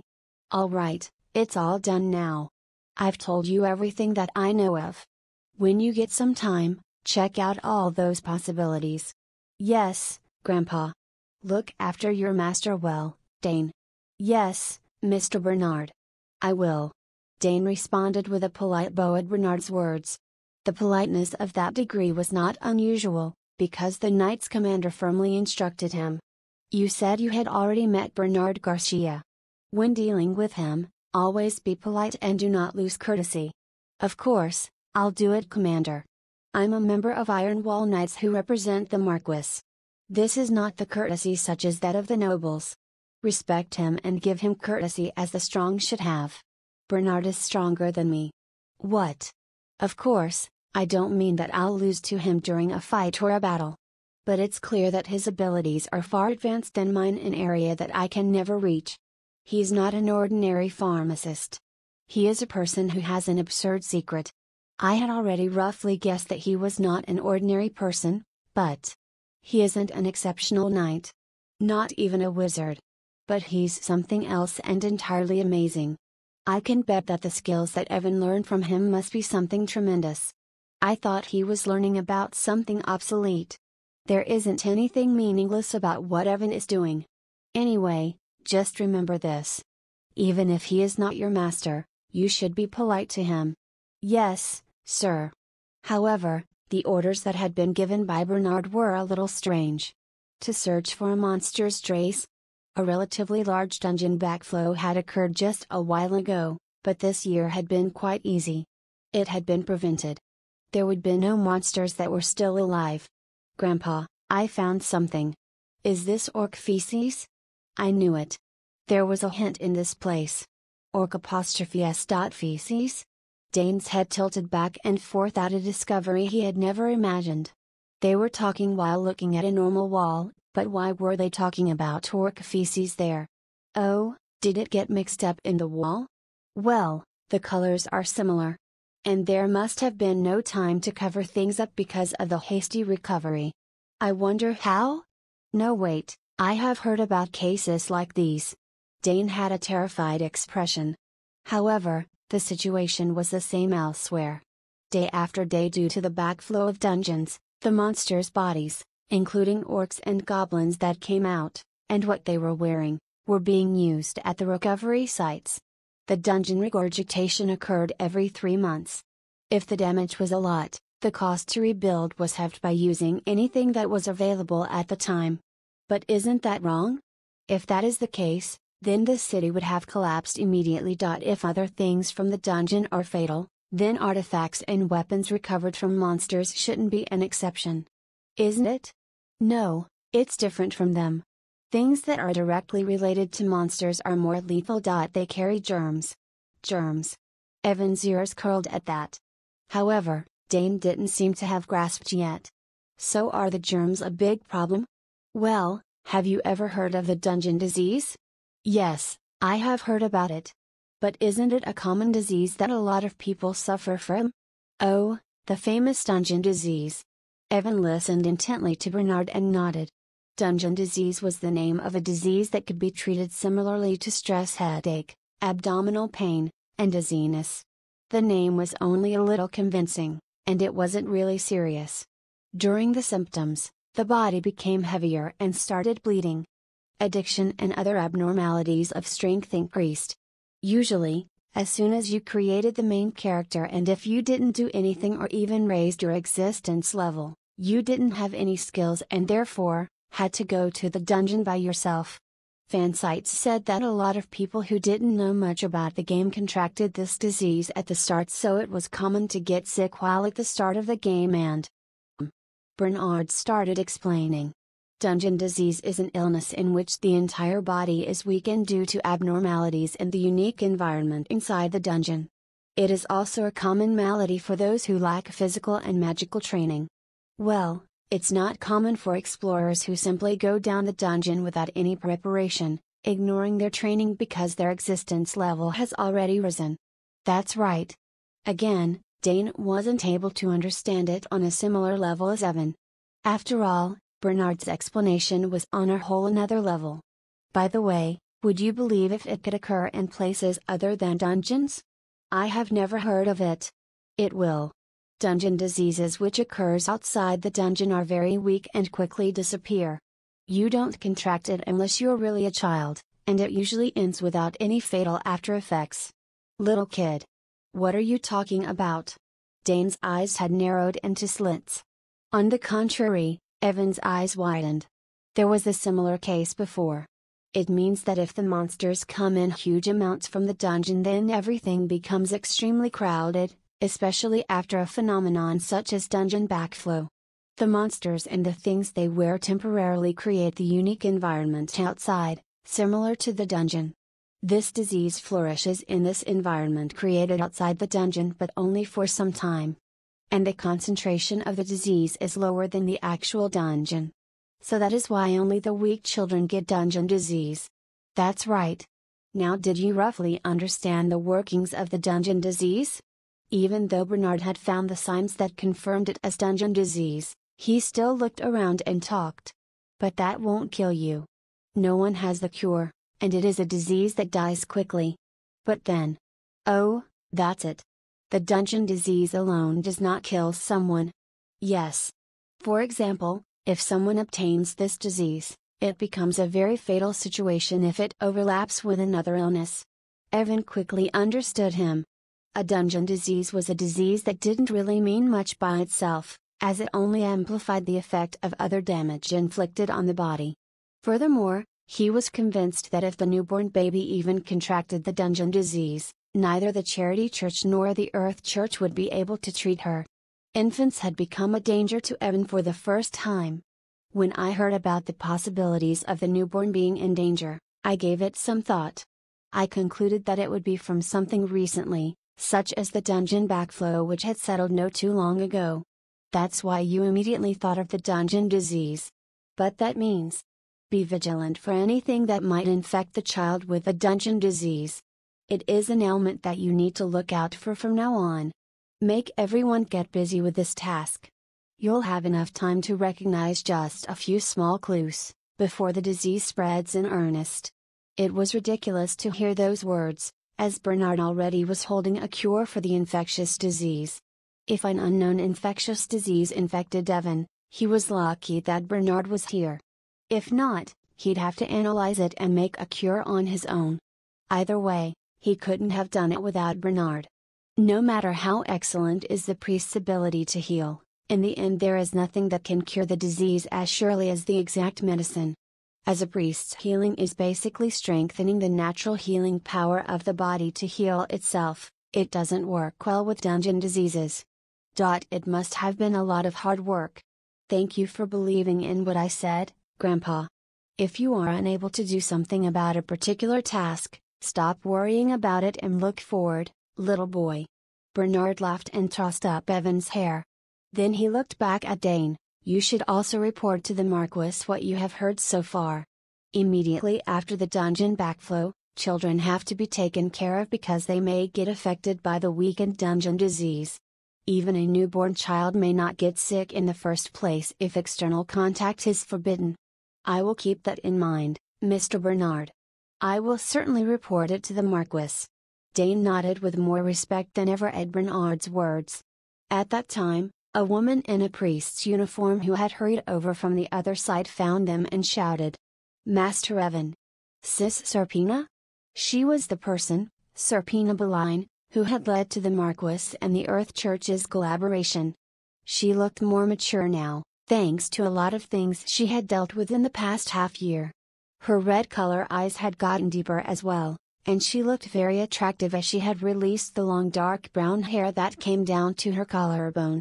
She had stopped wearing a hood now. Indeed, she was one of the most beautiful characters of Yoma Great War 4. Little boy, who is this true beauty? I'm a close friend of the Earth Church priestess.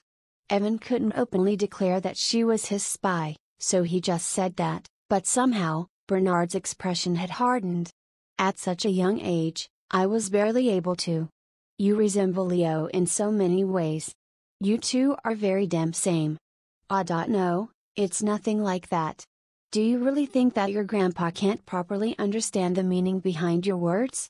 However, there was no time here to explain such a series of circumstances, and Evan just wanted to escape the situation. But Serpina, who seemed to be in agony from the moment she saw Evan, approached him and held him. Master, I think Master should also know. Of course you can help, there is a problem. Huh? What's wrong? Did you know that we regularly mobilized priests in the slums to give blessings for free? It was one of the new initiatives of Serpina, who had helped in dismissing the bishop of the temple and had taken over quite a lot of duties of the bishop. In relation to the former bishop Cetron, this was started with the meaning of renewing the temple's image. The bishop understood that this was the first step that he could take to show his goodwill to the Marquis.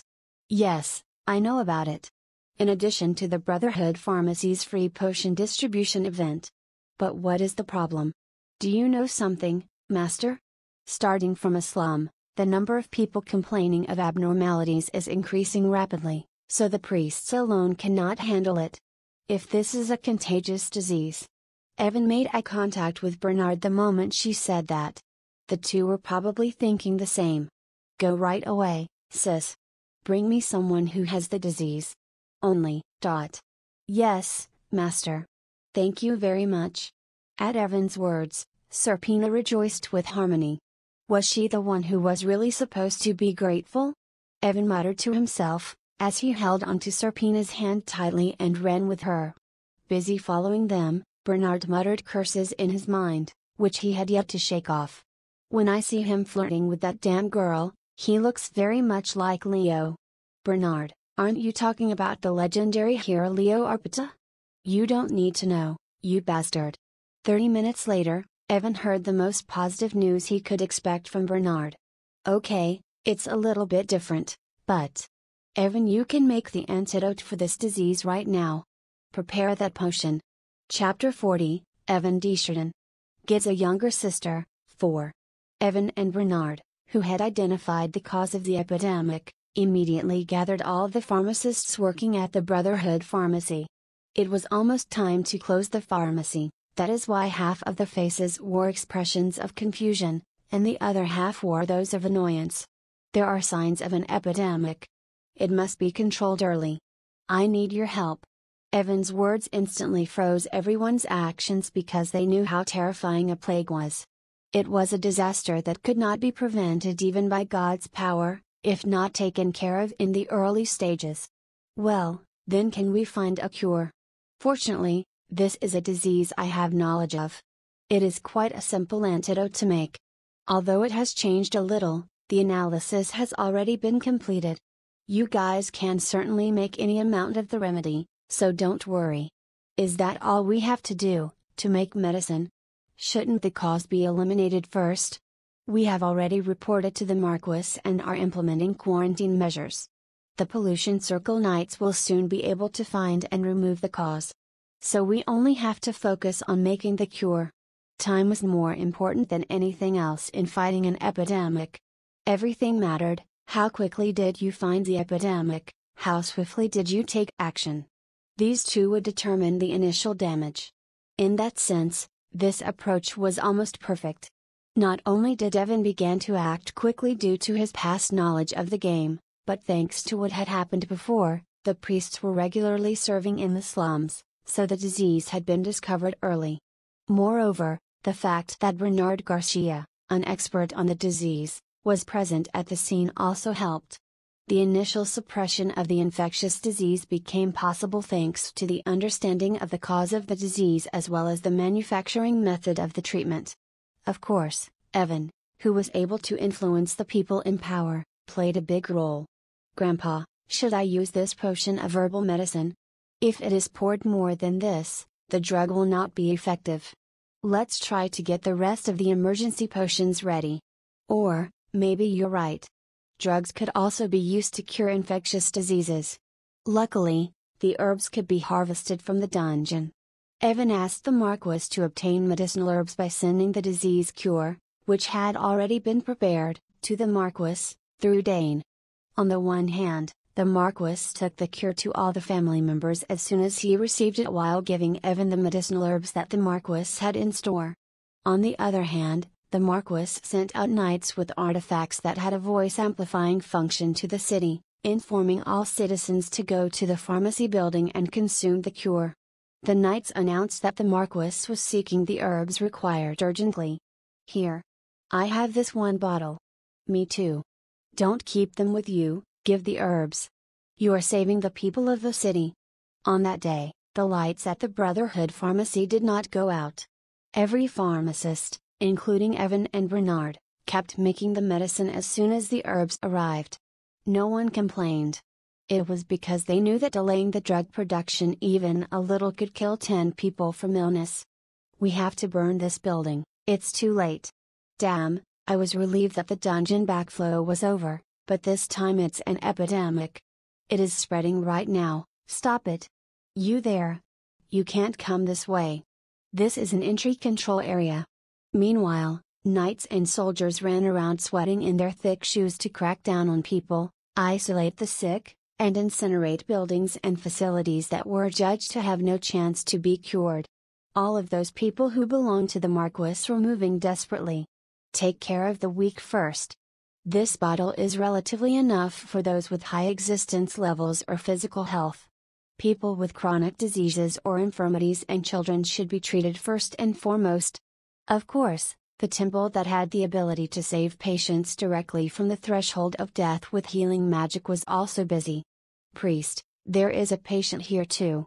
Wow, I really don't have time to rest. Serpina, please record this. What the patients say. I am doing it now. The epidemic was a serious problem that could not be ignored even for the Earth Church even before the change of bishop. So, what about the current situation in which the Earth Church was trying to build a smooth relationship with the Marquis?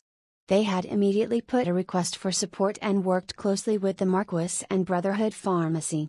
They healed the people in the order they needed to be thoroughly saved, with the most desperate cases being given top priority. As a bishop, of course, he couldn't just sit around.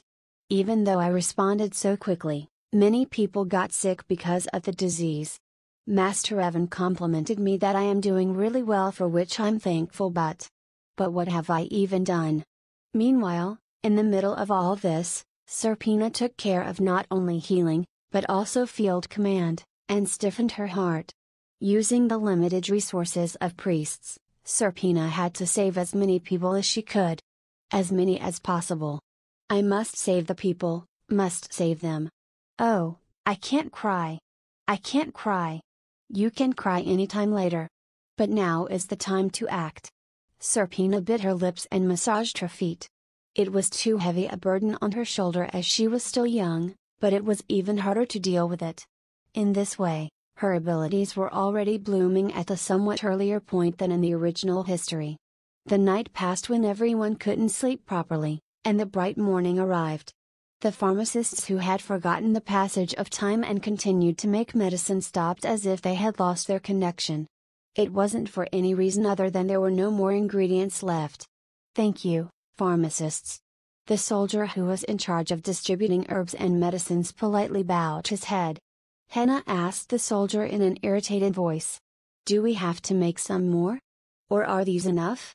I don't know yet. However, incineration and containment measures have already been completed. The cause has been terminated, and no additional patients are believed to have contracted the disease. You have really worked hard. Ah. Shortly after the soldier's report was over, Hannah exhaled a sigh of relief and fell asleep where she was standing. The tension was relieved, and sleep that could not be resisted for an instant longer attacked them all. Oh, we all had a hard time. I'll take a little rest too. The same was true for all of them. It must have been the first time in their lives that they had made drugs as rapidly as last night. Each person fell asleep on the spot, and it seemed funny and sad at the same time. That was laborious, Evan. Grandpa. Thank you very much. Of course, Bernard, one of the heroes who had saved mankind at one point, and Evan, who had grown so much that even Bernard was surprised by him, did not sleep that night. Both were very tired, physically and mentally, but they were still conscious. Evan was proud of all of them. He was overwhelmed by pleasant fatigue, and he also seemed to have a little fever, but Bernard suddenly spoke. Evan, you did a really good job. Whether it was an unfounded anxiety or a vague speculation, you believed in your senses and acted fast, and that allowed us to tackle the situation in the best conditions. You did the best you could. It was highly inspirational praise coming from a man who had never even complimented him. It was rather odd, so Evan looked up at him. Grandpa. So, even if someone dies from this incident, you should not blame yourself. Evan's heart, which had been expanding up until now, sank suddenly. Evan couldn't bring himself to be relieved since he thought he still hadn't done everything he could. I mean, it's an infectious disease, so no matter how fast we can find it and take action, we can't help but suffer the damage already done. This time, the damage was minimized thanks to the miracle of the Marquis's power, the pharmacists, and the church. Nevertheless, there will be some casualties. You are wise enough, Evan, and I believe you know what I want to say. Look forward. And you think about all the people we saved. The people we saved. Yes. Think about the thousands of people you saved. Don't ever worry about the people you couldn't save, but think about those who you were able to help. Bernard's words were in line with what Evan had learned in the nobility class. What Evan didn't know was that while traveling around the world, this was the commitment that Bernard had made to himself. Young Master. Master Evan, are you here? At that time, the door burst open, and a messenger came in. When Evan glanced at him, he said briefly, with a pale complexion, "The Marquis is calling." "Sure, I'm coming. Let us go together," Bernard said, putting a hand on Evan's shoulder. Evan simply nodded in vain. He wasn't the only one who was feeling anxious. Evan, our Liz. Why did ominous predictions always come true? When Evan arrived at the mansion, the first sound he heard was that of someone wailing, and then a scream. Evan hurriedly went to find the newborn child. "Liz. Not yet. But. Show me Liz. Did you give her the medicine?" "She was fed, but the child is still too weak." Evan followed Maybelle into the room hastily and clenched his teeth. Yes, I knew something was strange. No matter how much the dungeon disease was infectious, didn't it make sense that the Marquis's power could still save a child? However, an infant's body, which was so fragile because it was even less than a month old, could not cope with it until recovery. The damn developer crew. Damn them. Knowing that it wasn't the game crew's control in this world anymore, Evan still enunciated all sorts of curses that he knew. As the child was too young in his previous life, the disease proved to have come at a very fatal timing. Because of that, the second wife wasn't able to save her child even with all of the assistance from the Marquis. Evan. When Evan entered the room, he saw the two wives present there. The second wife was holding the child in her arms. Elizabeth was taking long and hard breaths, and it seemed possible that she would stop breathing at any moment now. There were no priests in the room. All of them had left as it was already hopeless. Only Evan with his family, and Shine and Billows were there. Everyone was very quiet. As if it would all be over soon. When Evan reached out, the second wife wondered what he was thinking and embraced him. Her hands were shaking softly. A few drops of tears fell on Evan's hand. "Ah, thank you for your hard work, Evan. But you know, my child. Oh, what can I do to save her? I don't think I can endure it." "No, it's not over yet. It's not late. Isn't that right, Grandpa?" The child was even given the cure properly. "She is weak enough and may not to be able to survive. Damn, I'm still not enough as a pharmacist. Damn it." Even Bernard could not help hide his nasty impressions in these terrible circumstances. But that wasn't what Evan wanted right now. "But you know something, Grandpa." "What is it though? Tell me." There are some medicines that permanently raise a person's abilities to the next level. That would give this child the strength to endure the disease, but that's the elixir." "No, it's not exactly the elixir. It's a potion, but not of such a high level that it is hard to make. It is a medicine that can be made easily." "But how the hell are we supposed to make such a medicine now? We're out of stock, everything is lacking. A drug that forcibly raises a person's abilities to the next level." It was a medicine that even Evan, who had cleared the Oh My Great War series, had not heard about.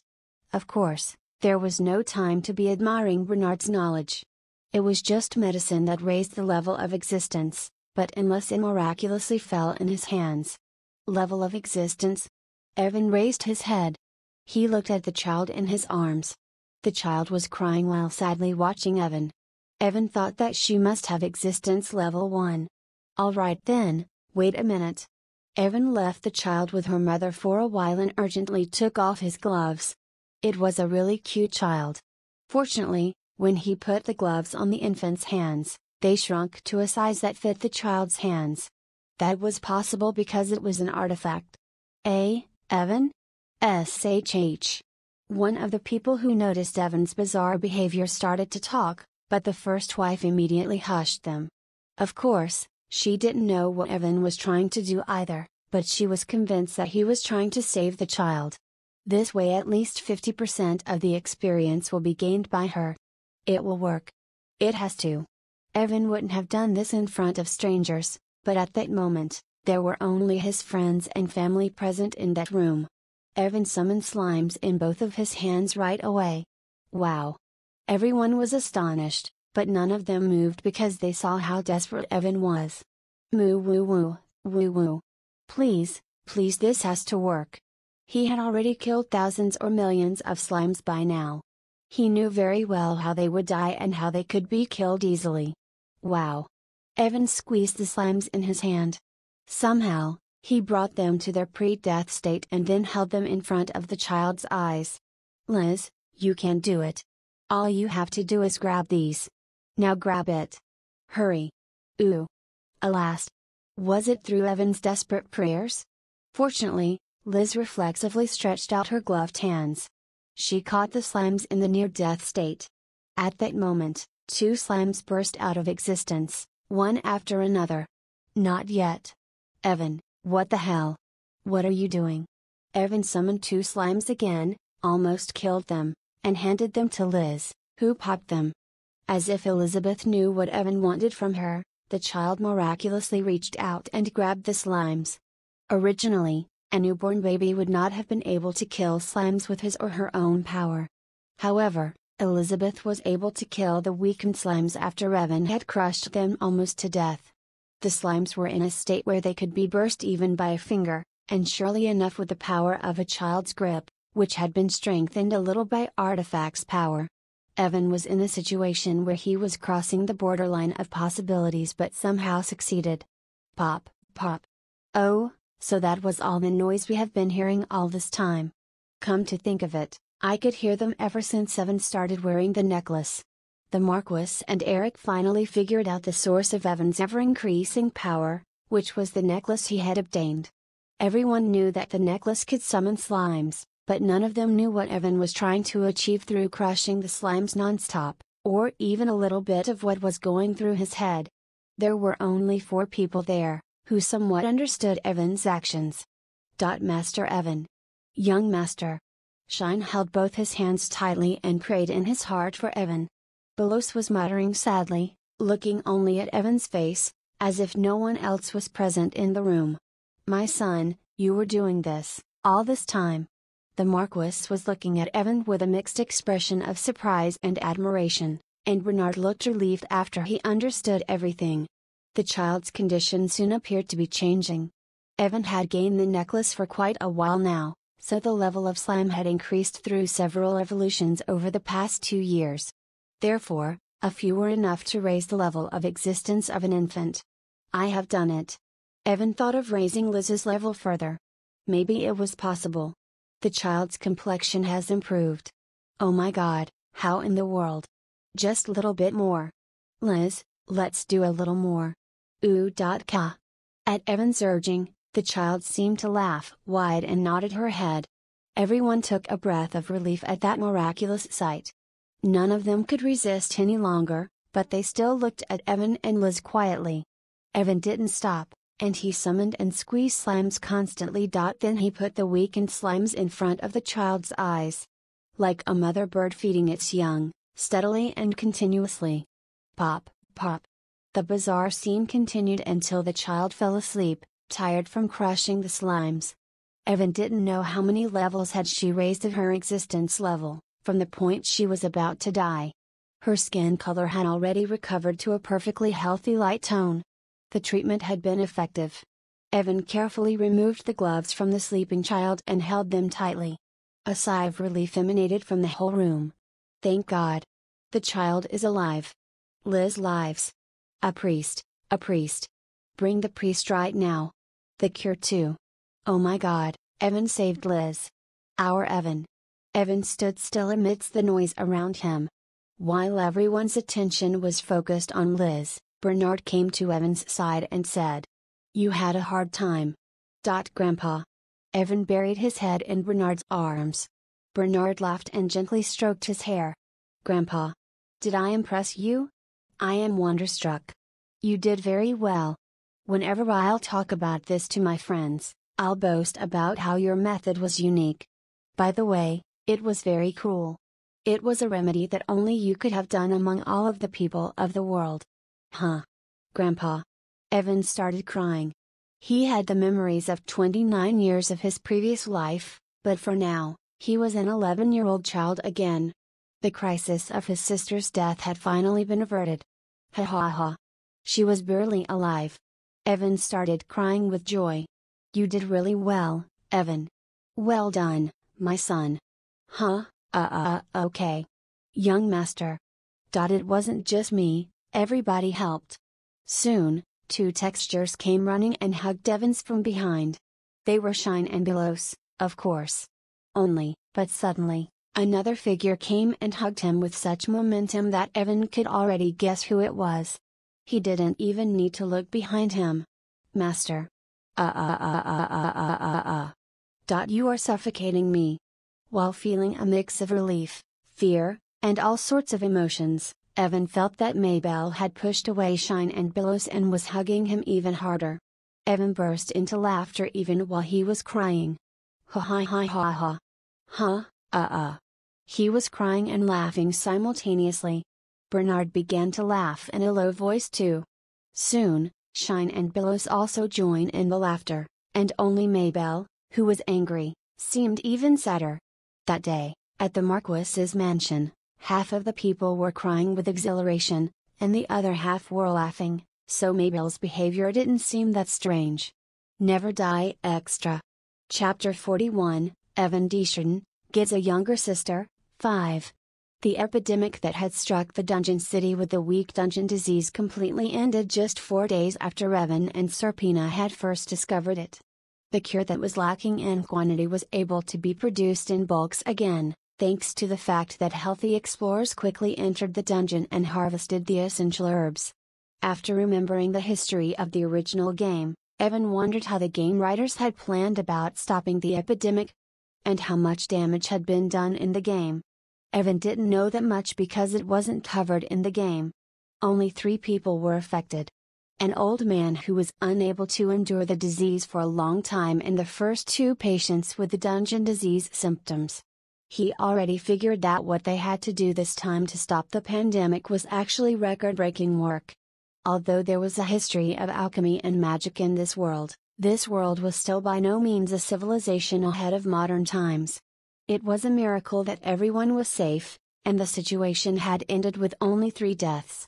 It was unbelievable to think of, after the outbreak of an infectious disease in a time when hygiene was not properly kept at a standard, and the recognition, approach, and extermination of diseases were not organized. Belpin disease caused an epidemic that destroyed a country in the past. Whenever it appears in the world, it affects the nature and makes it more toxic. It was a disease that drove many people to their deaths. This time, the disease appeared even stronger than before, but we were successful in stopping it without much damage.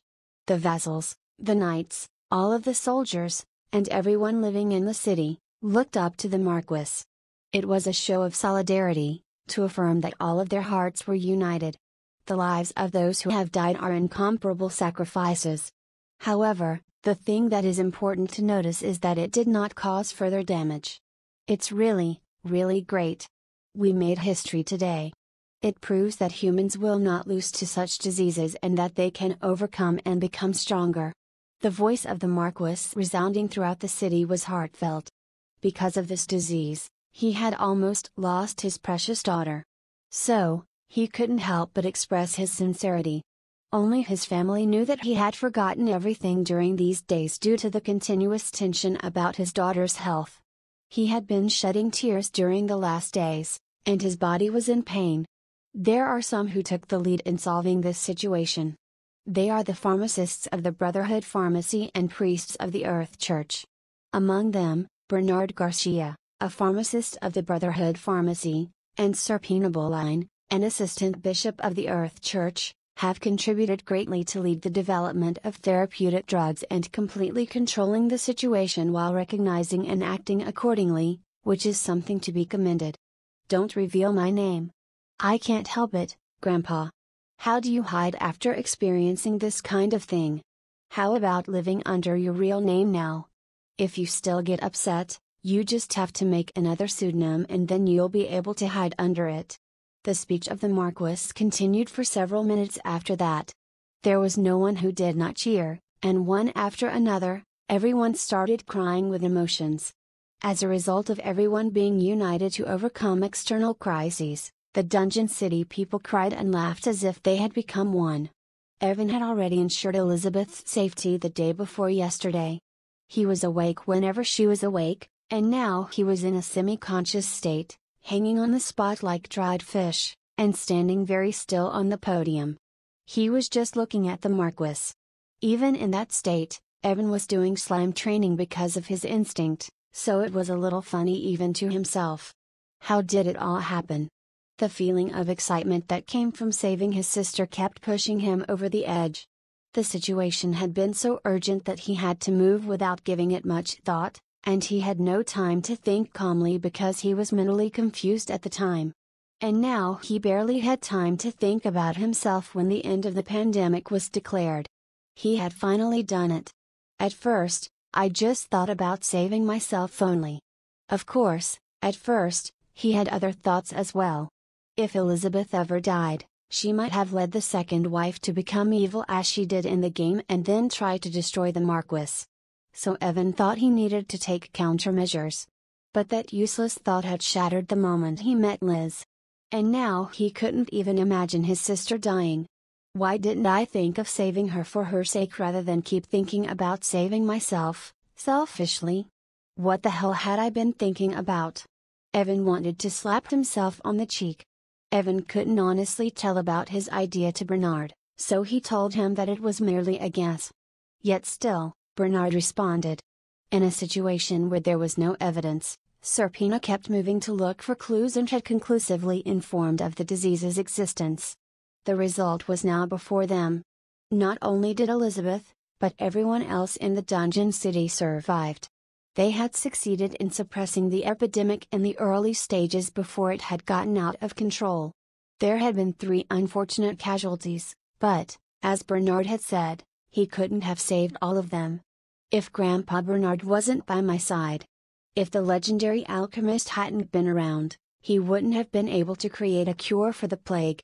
The disease had to be tested first, and only after countless trials and errors, a cure would have been found. At the last minute, such as in this situation, no one could have probably realized what cure it needed. Because of this, it would have been impossible to clarify the identity of the dangers that might have loomed over cute Liz. In the first place, even the dungeon disease wouldn't have been recognized itself. And if there was no Brotherhood pharmacy, it would have been impossible to produce a cure on such a large scale on time. The staff had to stay up all night. Thanks to them, they had all the resources they needed to contain the spread of the ailment. And if I didn't have Sis Serpina, if they hadn't built a good relationship with the church, or if the Earth Church hadn't changed in the first place, they would never have gotten the help of the priests to go serve in the slums, and of course, they would not have been able to identify the presence of the epidemic so quickly. Everyone. If it wasn't for everyone. How would we have saved everyone? All of these things were related to Evan, and he had done them to evade his own death. But in the end, it all came together to achieve this result. Everyone miraculously interlocked and was able to overcome the whole plague.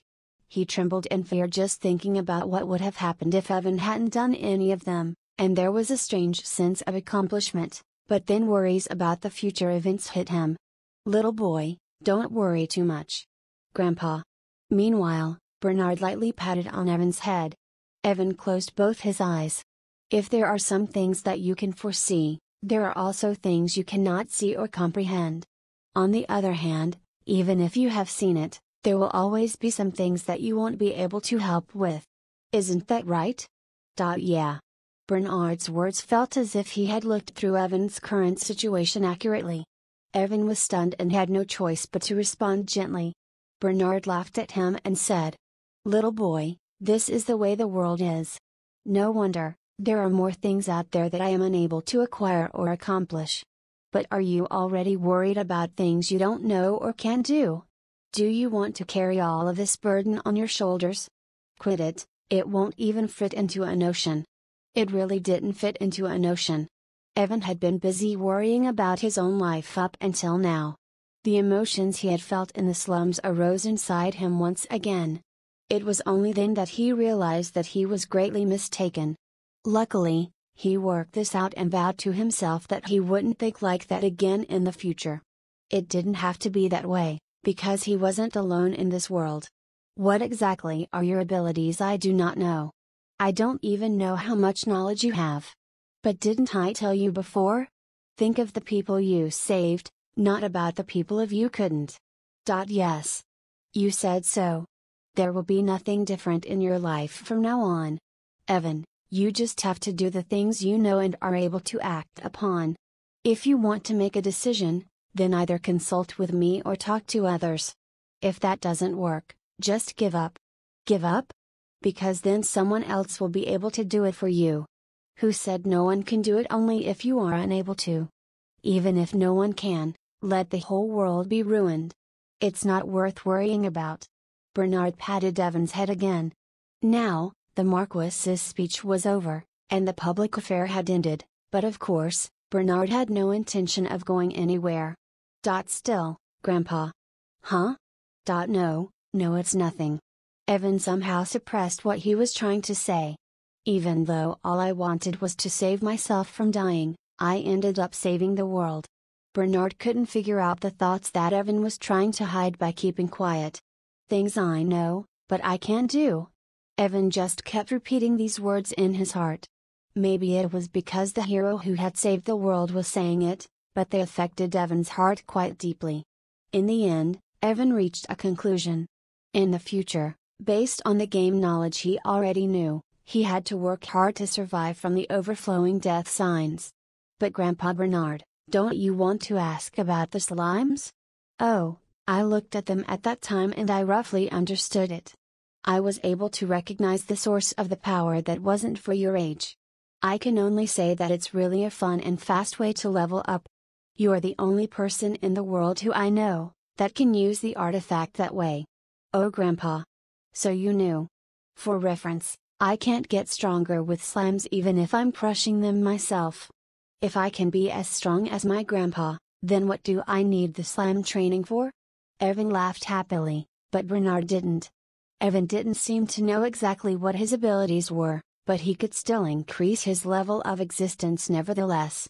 Even if Evan couldn't acknowledge his own level, Bernard could vaguely detect his level whenever he saw him.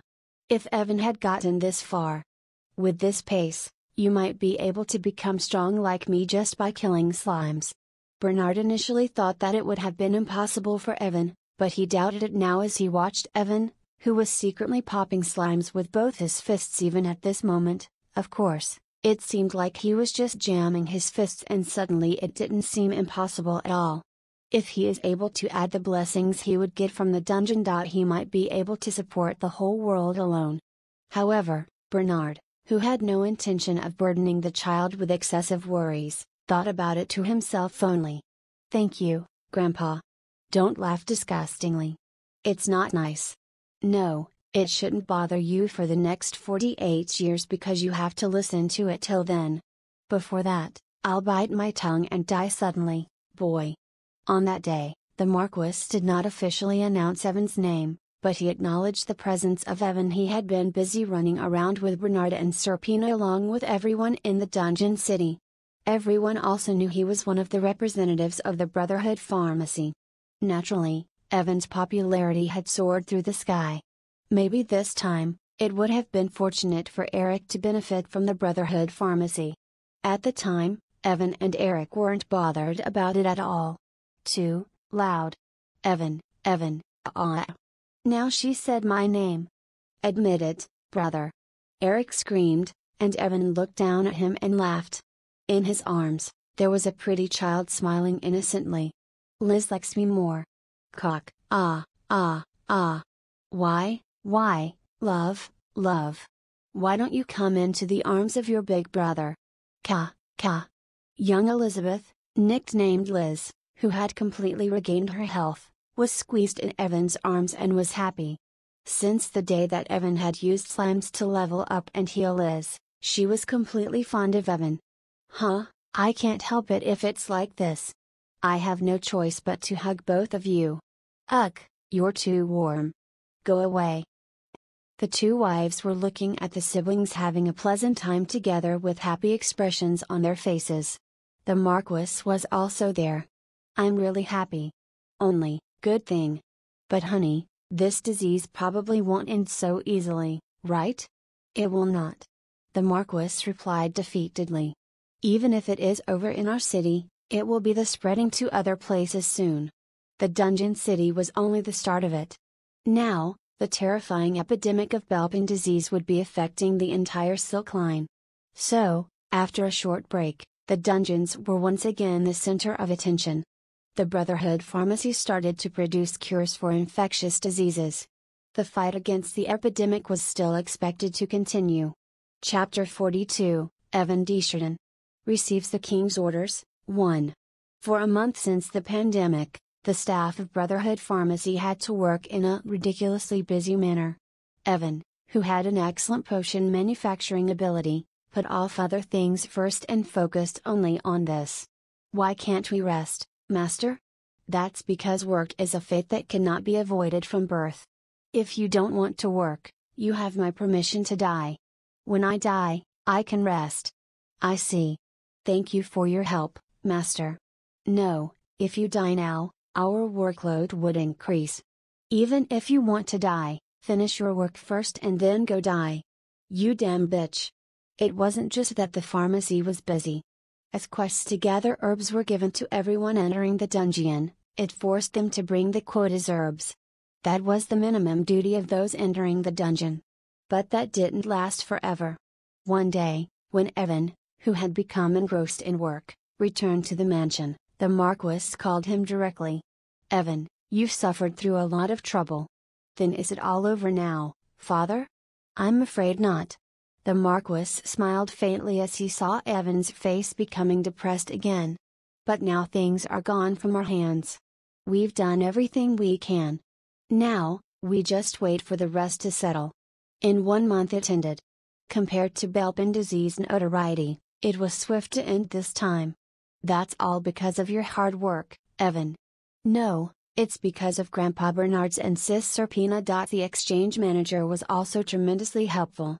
Including Bernard and Serpina, the contacts, intelligence, and mercenary skills of the slave trader were very useful in taking measures against the epidemic spreading across the country beyond Sheridan. It would have been impossible if the Marquis hadn't given him money and power to let him show his abilities to the Marquis. But you were the one who found them. Moreover, the Brotherhood Pharmacy was also suggested by you, Evan. If it wasn't for that and if it wasn't for you, how terrible we would have been.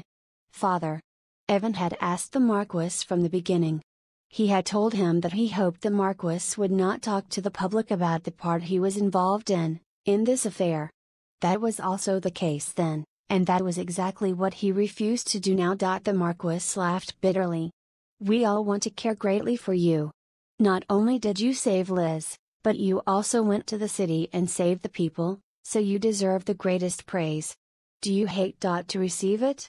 But Is it because of your brother? At the Marquis's words, Evan was still without affirmation or denial, but in fact, it was something that could be known without having to ask.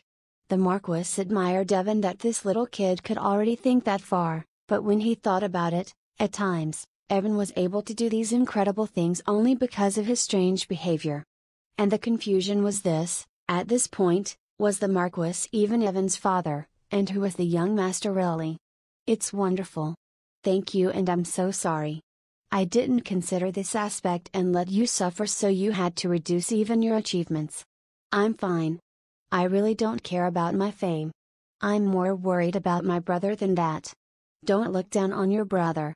He is a Sheridan. He's a man with great talent and perseverance. You lighted a fire inside him and it will burn even more in the future. It means that you have been a good stimulus for your brother. Whenever Evan met Eric, he was constantly being hugged by him, and Evan didn't feel anything special about him. But in fact, while Evan didn't know, his brother was training himself quietly but fiercely. Evan thought that the Marquis who saw through Eric's will to improve was clearly amazing, as the older brother hid it and kept it a secret. That was worthy of more than just admiration. Evan knew about this. And now was the time to speak. Evan breathed lightly, and then quickly spoke what he had thought of before. Father, I want to be the commander of the Dungeon Knights. Yes, I had expected you would say so. Even at such a young age, if Evan was wondering if his fame would harm his brother, The Marquis was convinced that Evan knew how to behave maturely. He who bore the name of Sheridan would have to walk the most difficult and glorious path at the same time. The Marquis gently stroked Evan's beautiful hair, which resembled that of Evan's mother. Her mother's hair was black, and he wondered if it was the power of her blood. "I want to do that too. You will be the commander of the Dungeon Knights of Sheridan.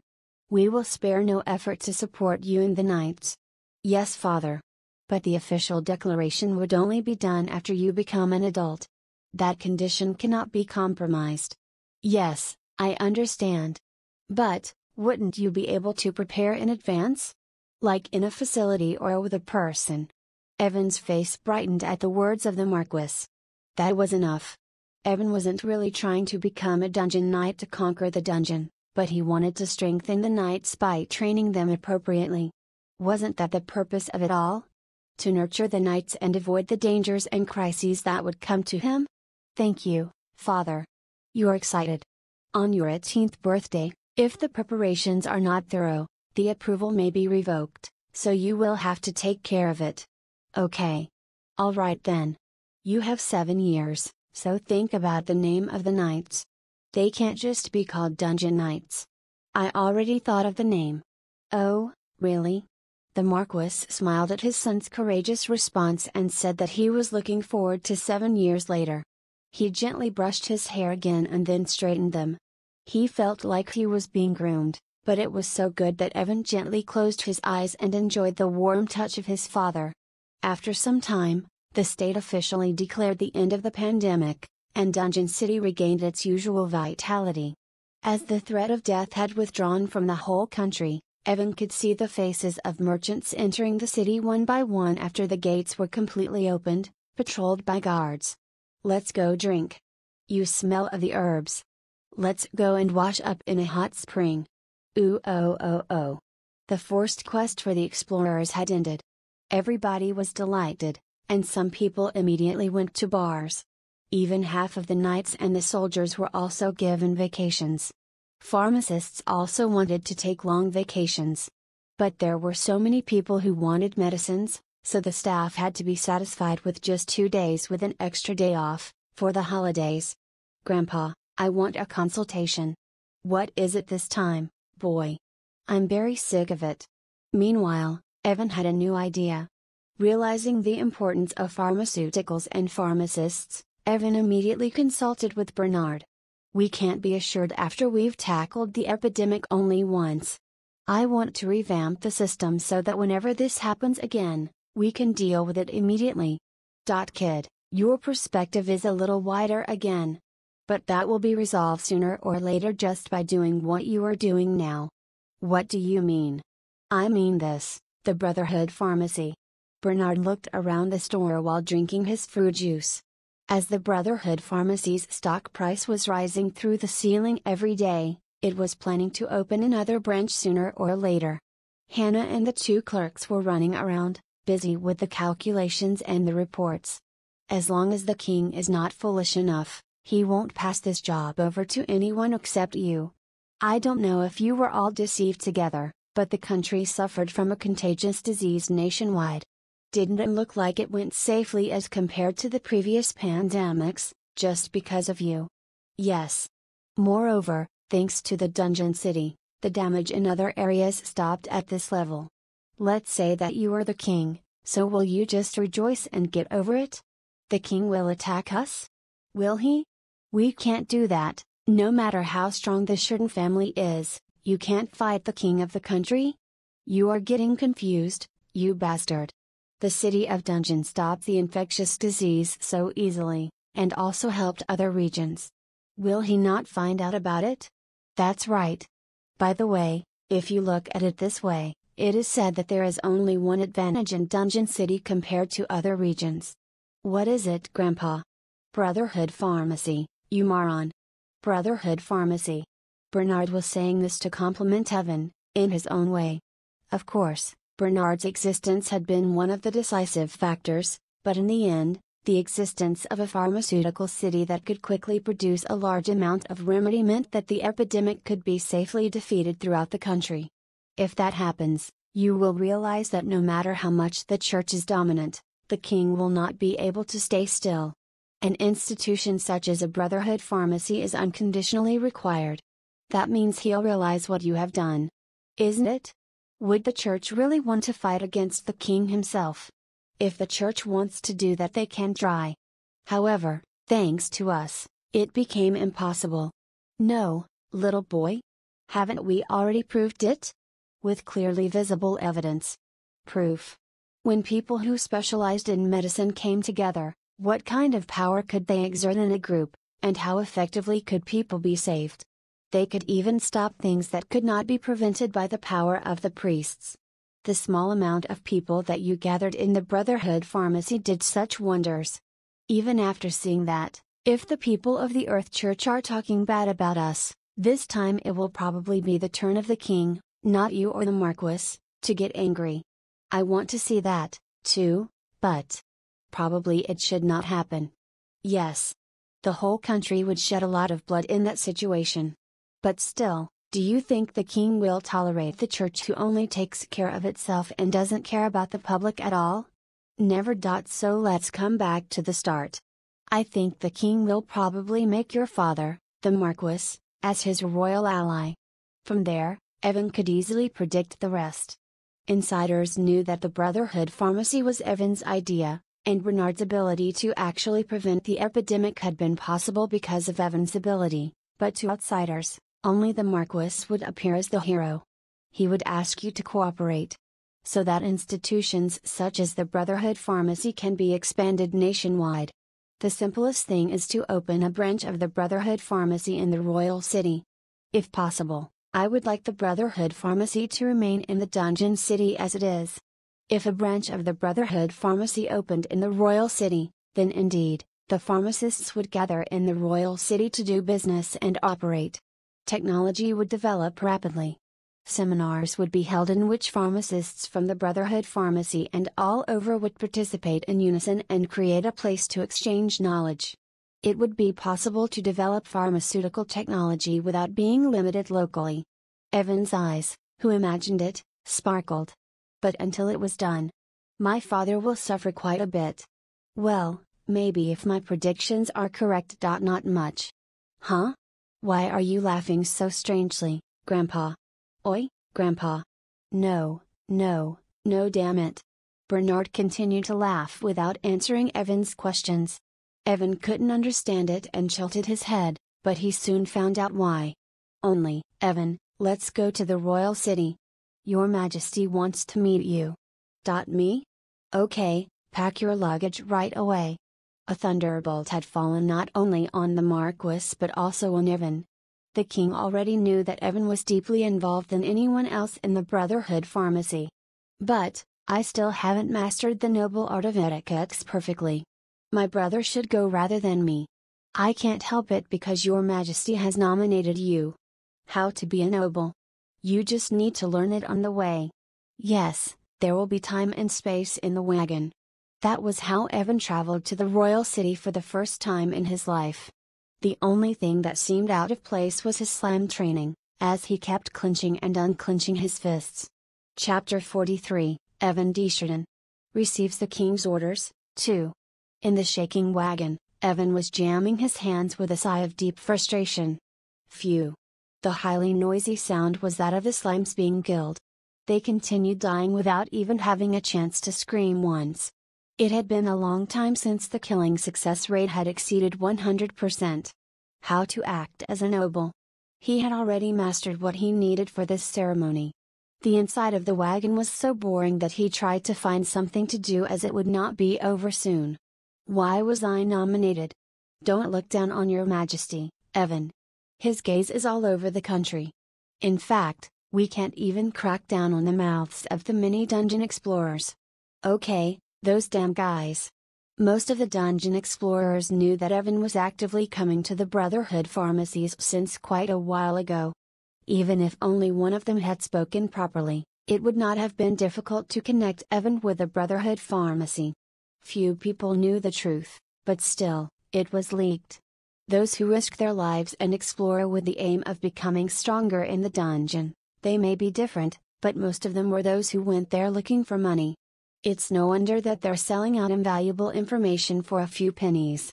I know I can't help it, but if I think I'm getting more attention than I need, my stomach hurts. Ugh! It starts now, Evan. Eat firmly. It's impossible to hide your extraordinariness in the first place, so you should learn to take their attention out of your mind and heart. Didn't Abby teach you already? Yes. It could be said that what the Marquis said was knowledge at the pinnacle of the aristocratic class and royal studies. Have the attitude you deserve as a ruler. The problem is that Evan had to come up with that attitude, standing in front of the highest nobles and the king. This is my official debut stage, but the difficulty is too great, father. Actually, I think so too. I'm sorry. If I knew this would happen, I would have had you meet other nobles in advance. The Marquis just smiled bitterly. Even if Evan was not feeling unusual, he didn't know that the king would even call a child with himself, but the king's word was law. In fact, he also called the pharmacist Bernard with Evan, but the Marquis was not a fool. He is uncomfortable and exhausted from hard work, so he cannot move long distances, so I will only see you with my son. That's enough. Even the king must know his place. Nevertheless, if you try to touch Bernard again, you are the king and nothing else. The temperament of the Marquis of Sheridan was well known throughout the nobility. Evan, remember. Just because your majesty is in front of you, you don't have to hide yourself more than you need, and you don't need to be constricted. Of course, you must have the manners you have been taught. But other than that, you just need to be Evan D. Sheridan, whom Abby knows. You know what I mean? Yes, father. Behind him was his father, a strong Marquis that governed the dungeon city, so it means that he could trust him completely and express himself at will. Who would not want such a wonderful father? Evan deepened his respect for the Marquis. In the meantime, slime training continued. Although they had already seen through his slime training, it was still a bit odd. Even if that was it, the Marquis and others were pretending not to see his jamming hands. Already it was part of Evan's personality for them. Royal City. Oh, I have never seen it. On the other hand, Shine and Belos, who sat next to Evan, were muttering the same words blankly as they had since the beginning of the journey, watching the scenery flowing through the opposite side's windows. It was 3 days after the wagon started, and for 3 days, they were muttering the same words, but Master. Shine first looked back at him and said, confident that it is a very natural behavior. It is a royal city. It is the center of the country. This is the first time for you too, are you not excited? There must be a lot of people and buildings. Belos also carefully added. At the current age, her appearance had become more mature, and she had become calmer, but now one couldn't find any traces of such coolness and calm in her. It's as if she went back to when she was 7 when they first met, including how she used to hide behind Evan's sleeves. Royal City is also a place where people live, so what should I do? Just think it will just be a little denser in population. Ah. I've never been there, but now I will be, so what? Evan is right. It is not that different from the dungeon city. The Marquis smiled happily as he saw the three talking to each other and gave a supplementary explanation. This city where you were born and raised is as well developed as the king's. No, it can be said that it is much more developed than the Royal Road in that it has an environment suitable for those exploring dungeons. Magic tools, armament shops, various supply stores using magic stones, taverns where food and drinks from the world are gathered, and an entertainment district. Actually, you haven't looked at dungeons yet, right? Yes. You haven't allowed it yet. Shine quickly tells the Marquis, then looks back and sticks out his tongue so that only Evan can see it. Evan grinds his teeth. Maybelle, who was trying with her utmost effort to go to the royal city this time, but someone was needed to handle the brothers' pharmacy business so she could not come. Well, Evan was wise, since Evan vowed not to tease him a lot later. The Marquis smiled lovingly and sided with Evan. Dungeons overflow with strong people. It would be fortunate if they were all polite, but there are rude among them, though there is no one who tries to do evil before the eyes of the Marquis' surveillance. Still, if you wrong them somehow, it could be a big deal. That, it is okay. Isn't that the reason why Shine and Billows lost their parents and went to the slave market immediately? That's why they escaped their fate, but ironically, they still didn't know the darkness of the dungeon city. Dungeons are places where blood flows. A struggle to save your life happens every day in that place. So it's unavoidable that people become harsh and violent. No matter how much you try to block crime in advance and try to catch the criminals, you cannot stop everything. So the best thing is not to go to such dangerous places. Until we get stronger, you mean? Right. Is that also what Evan said? Yeah. Okay. That's also a very good word. The Marquis looked satisfied. Seeing that he was educating his attendant's mindset so clearly, he didn't seem to have to worry about his second son. If you become stronger, what will be scary about going through dungeons? If you have at least enough power to get yourself out of trouble under any circumstance, who can't you meet, and where can't you go? That's a dungeon. Whatever you try to do in there, you have to have strength. Yes, I will keep it in mind. I have nothing to teach you. Yes, you are doing very well with Evan. In the future, I'll just trust you. Oh yeah, we were talking about the royal city. When they returned to the story of the royal city, the eyes of Shine and Billows began to twinkle. Now they looked like children again. Unlike the dungeon city where battles and warriors are gathered, the royal city is a place where all kinds of people gather. There are people with different clothes, different languages, and different values. Of course, there are also many such facilities. A variety of clothing stores, a variety of restaurants, and shops that sell products from various countries. Oh, the restaurant is not bad even though it is in the dungeon city. Marquis, who only seemed to have enjoyed aristocratic dinners all his life, actually liked restaurants, pubs, and street food in the dungeon city.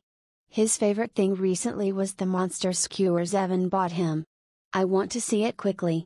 Only on the outside, they are all the same inside. All the stores will be similar. Still, if you want to go there, that is also the best.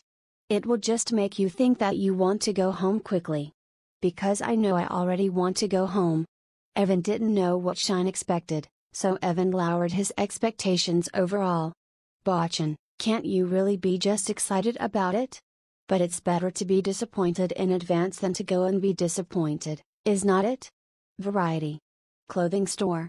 Oh, Billows. Do you have any clothes you want? Then we shall go to the Royal Road Boutique together. Go? I dare not take your time and budget. At Evan's suggestion, Billows suddenly regained her senses, leaving her shirt sleeves and blushing. Okay. You promised you would do what you want to do. I've never forgotten. Young master. As Evan's smile filled with pure sincerity without any insults, Velia's cheeks turned red. Sister, now is she? Shine had a rotten look at Evan's attitude that was blatantly different from when he was dealing with him, but he couldn't help it. The level of the two's relationship was different. Ha ha, yes. Boutique would be nice too. Because shopping for women takes a long time, Evan. You will have to do good escorting. If necessary, pass on Abby's tips. Yes, father. At the Marquis and Evan's words, who treated her as a woman that should be escorted, she twisted her body a little uneasily because she could not stand the embarrassment. The Marquis exchanged a smile with Evan after seeing her cute look and said, Evan, if there is something else you want to do or want to buy, tell me how much money you need. I can't publicly commend your achievements, so I'm going to have to give you a prize even in such a way. Thank you, father. Yes, I'll tell you if it happens. Huh? Say no matter how much, no matter how much. Evan didn't reject it even if they seemed empty words. Of course, he also brought a lot of money from the brothers' pharmacy business. So much that the Marquis would be stunned if he knew about it. Only, in fact, the memories of his previous life contained all the information of elements and hidden treasures. To buy or secure all of them, the more money there was, the better. It is unfair to be dragged to the royal city, but you should get benefit from this. Originally, I would have tried to come here a little later, but since I was dragged here now, This was as if the heavens had already decided, it is now. It was time to harvest the treasures.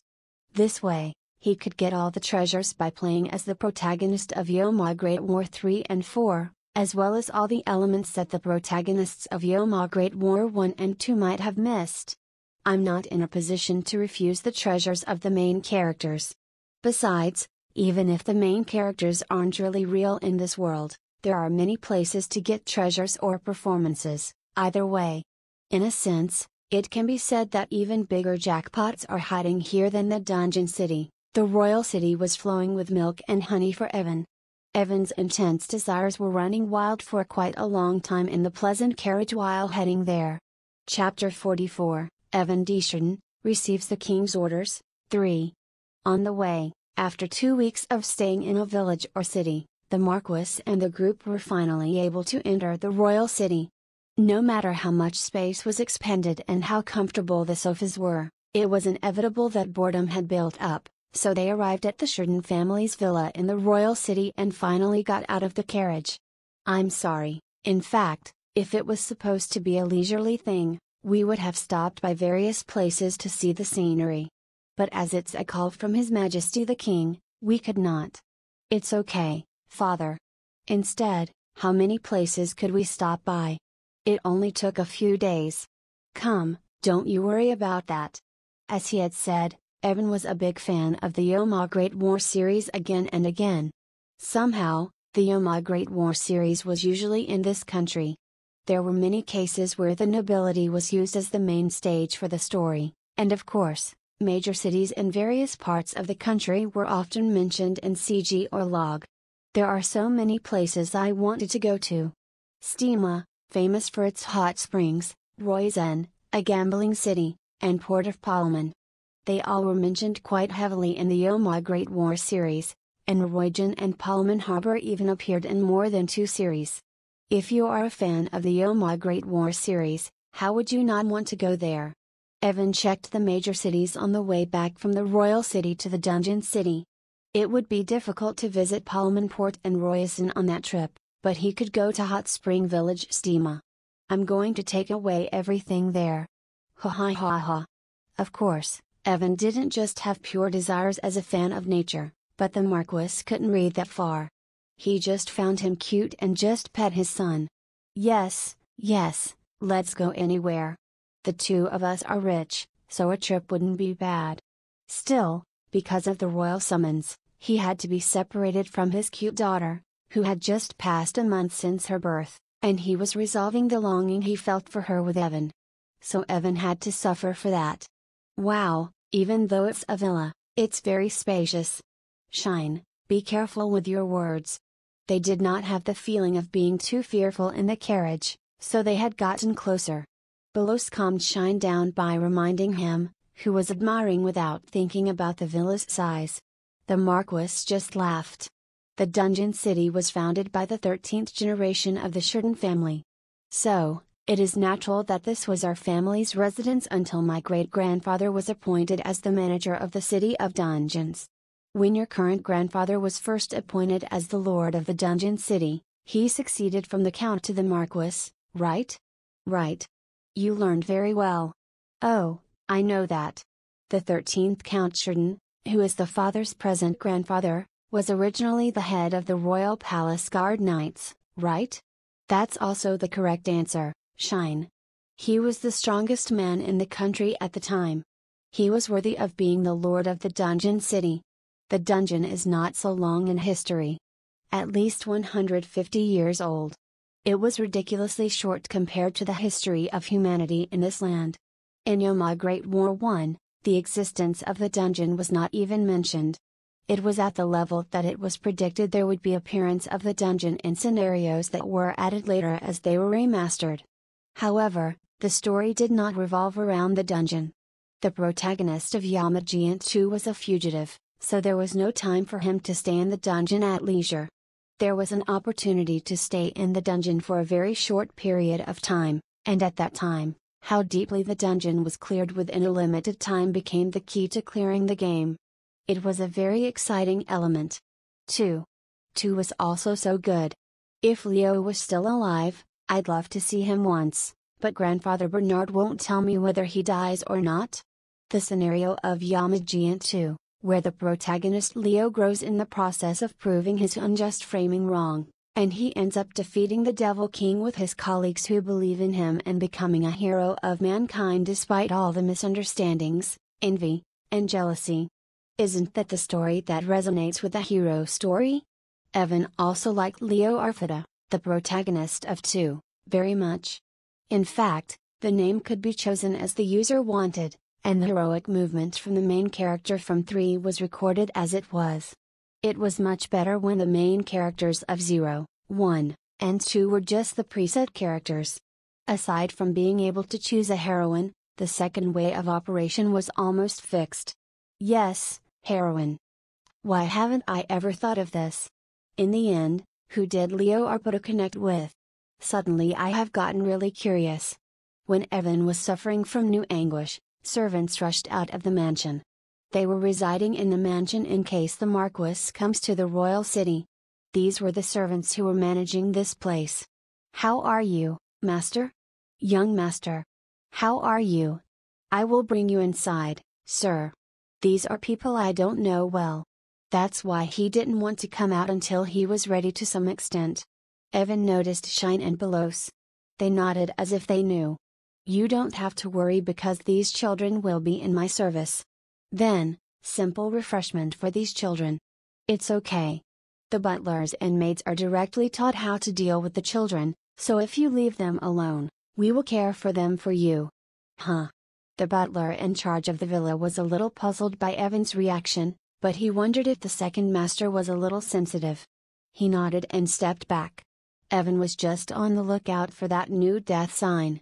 The mansion of an aristocrat that was neglected, the servants working here. It's a more dangerous condition than anything else. I don't know what will happen when here. It was a way of thinking that implied that he was worried because he might have read too many cartoons, but if it was Evan, the death signal maker, anything could happen. He walked cautiously after the Marquis. The Marquis laughed when he saw Evan. He had already thought that Evan was scared by the new environment.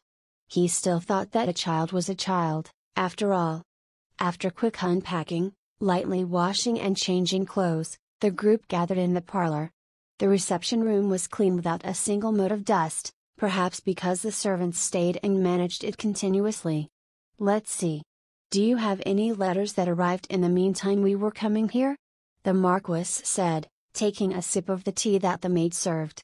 Of course, Evan was drinking the tea he had prepared separately. Before leaving for the trip, it was worthwhile to learn how to make tea well, even though Mabel had seemingly shed bloody tears in the pain of not being able to come with him. I have received letters from many aristocrats asking for you to visit them. Among them, Duke Leonine, Marquis of Feldhug, Marquis of Missorn, and Count of Bavaria are requesting an interview with the master during your stay in the Royal Road. Bavarian? Yes. It seems they want to see you. Bavarian was a representative family of commercial success. Although the criticism that the title was bought with money was famous among the nobility, the county who is quite successful can be bought with money? It can't. In other words, it was an absurd success. There was a saying that if you want to earn some money in this country, you cannot succeed without going through Bayern. Either hold hands with them or become their enemies. However, this time, the Marquis had not yet contacted them while expanding the business extensively. But they noticed first. The fact that they contacted them was also a sign. Well, Bavarian. Bavarian. He was not scared. However, they would become a nuisance if left alone. If so, it was the time to choose one of the two choices, or should they hold on a little longer? If he had brought the butler, he would have discussed it with him, or should he still have communicated with him? The Marquis was in anguish. Then he took a quick look at Evan. The butler, who noticed the gaze, and made a puzzled expression. It would be better to pass it over this time. My God! It was so surprising that the butler was overwhelmed. No, what is this now? The Marquis looks to the young master for advice? Not the opposite? Was it that they had used magic to change the spirit and soul? Oh, you mean hold on? Yes, we're hiding from the outsides anyway. We're not doing anything bad. However, Marquis and Evan began to have a conversation. The butler had not yet known where the idea of most of the business of the Marquis came from. Right. However, Evan, sometimes even if there is no sin, people are crowded as criminals and executed. If they're afraid of shirt and spear, they won't be able to attack directly. However, they could try to steal the skill by infiltrating a spy, or they could try to interfere with the pharmacy or do something dirty against the customer. Right. I'm worried about those vulgar things. So, it would be better to hold on so that it doesn't show off our decision. As if giving off that we're still deciding. Evan, do you know anything about them? Yes. He knew. Even before the beginning of Yoma Great War III, the Bayron family was destroyed. Evan knew for sure. Even their descendants did not appear in Yoma Great War IV, so he knew the reason. Evan struggled for a while, but he thought this was an important issue, so he decided to reveal his honest thoughts. However, if he just said it as is, no matter how he said it, it was too obvious. It feels bad. Not for us, for them. Either way, if you engage them, we will see bad things in the near future. Eventually, it was like a fortune teller said it. Only strange people would believe in this. Master Evan? Such words have a very great influence on the judgment of the Marquis. Okay, I see. Don't doubt my beautiful boy. He believed him? The butler's eyes were widened enough to fall out. The Marquis nodded, as if determined and sure, I'll have to talk to the aristocrats about that.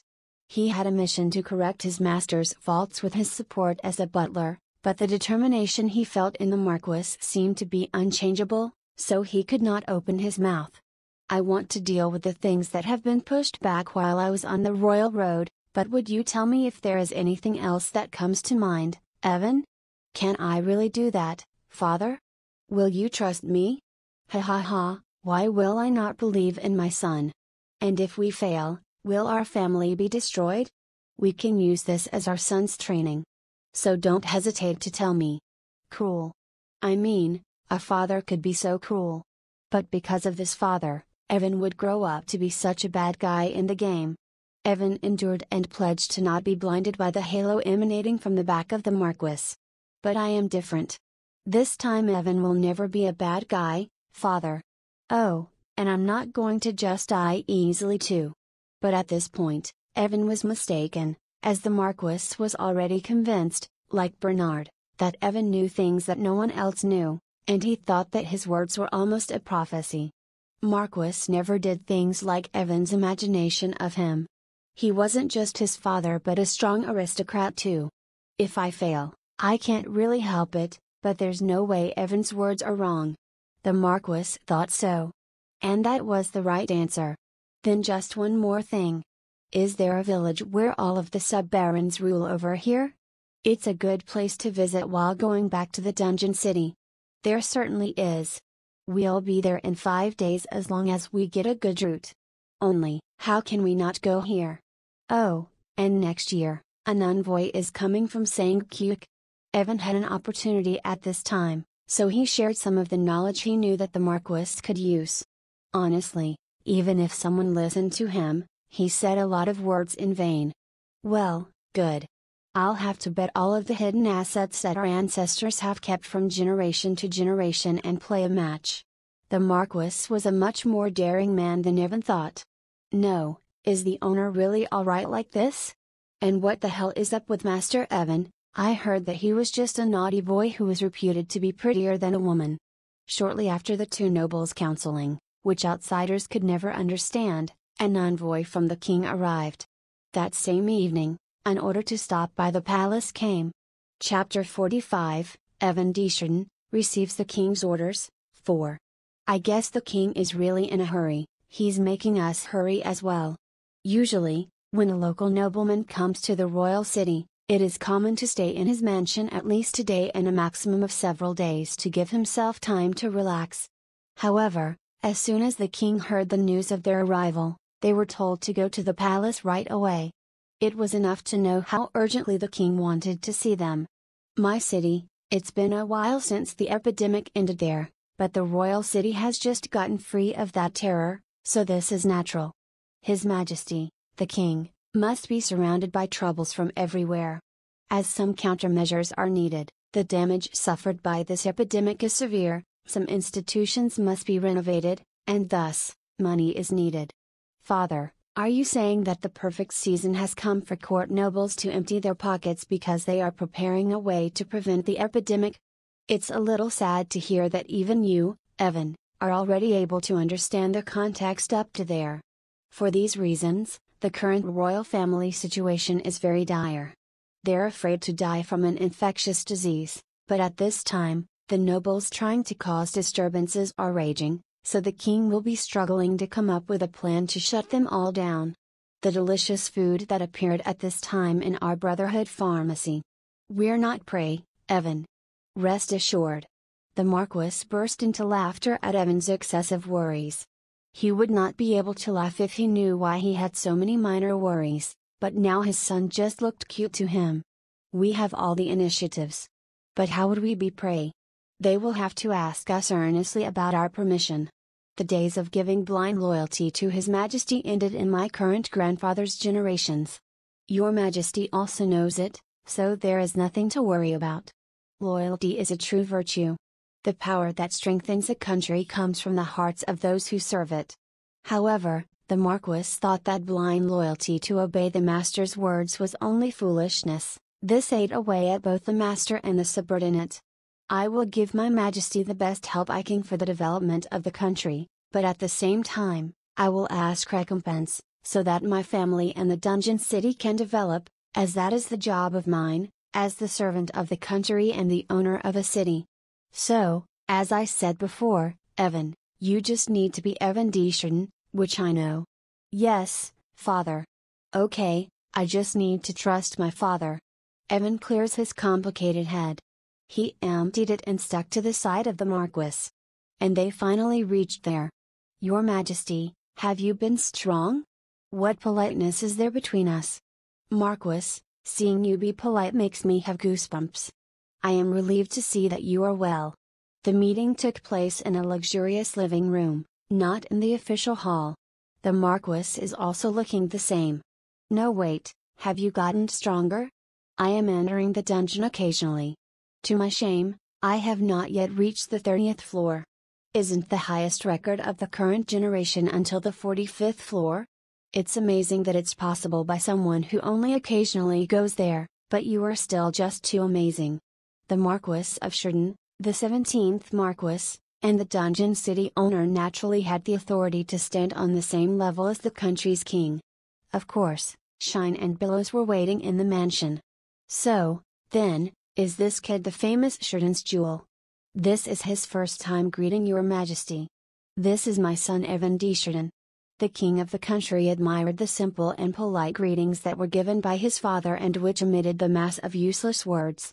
With soft and dark black hair, the king was just looking at his white and smooth face and delicate features as if comparing the Marquis to him. He thought for a moment, he will become an outstandingly handsome man, but he does not resemble the Marquis.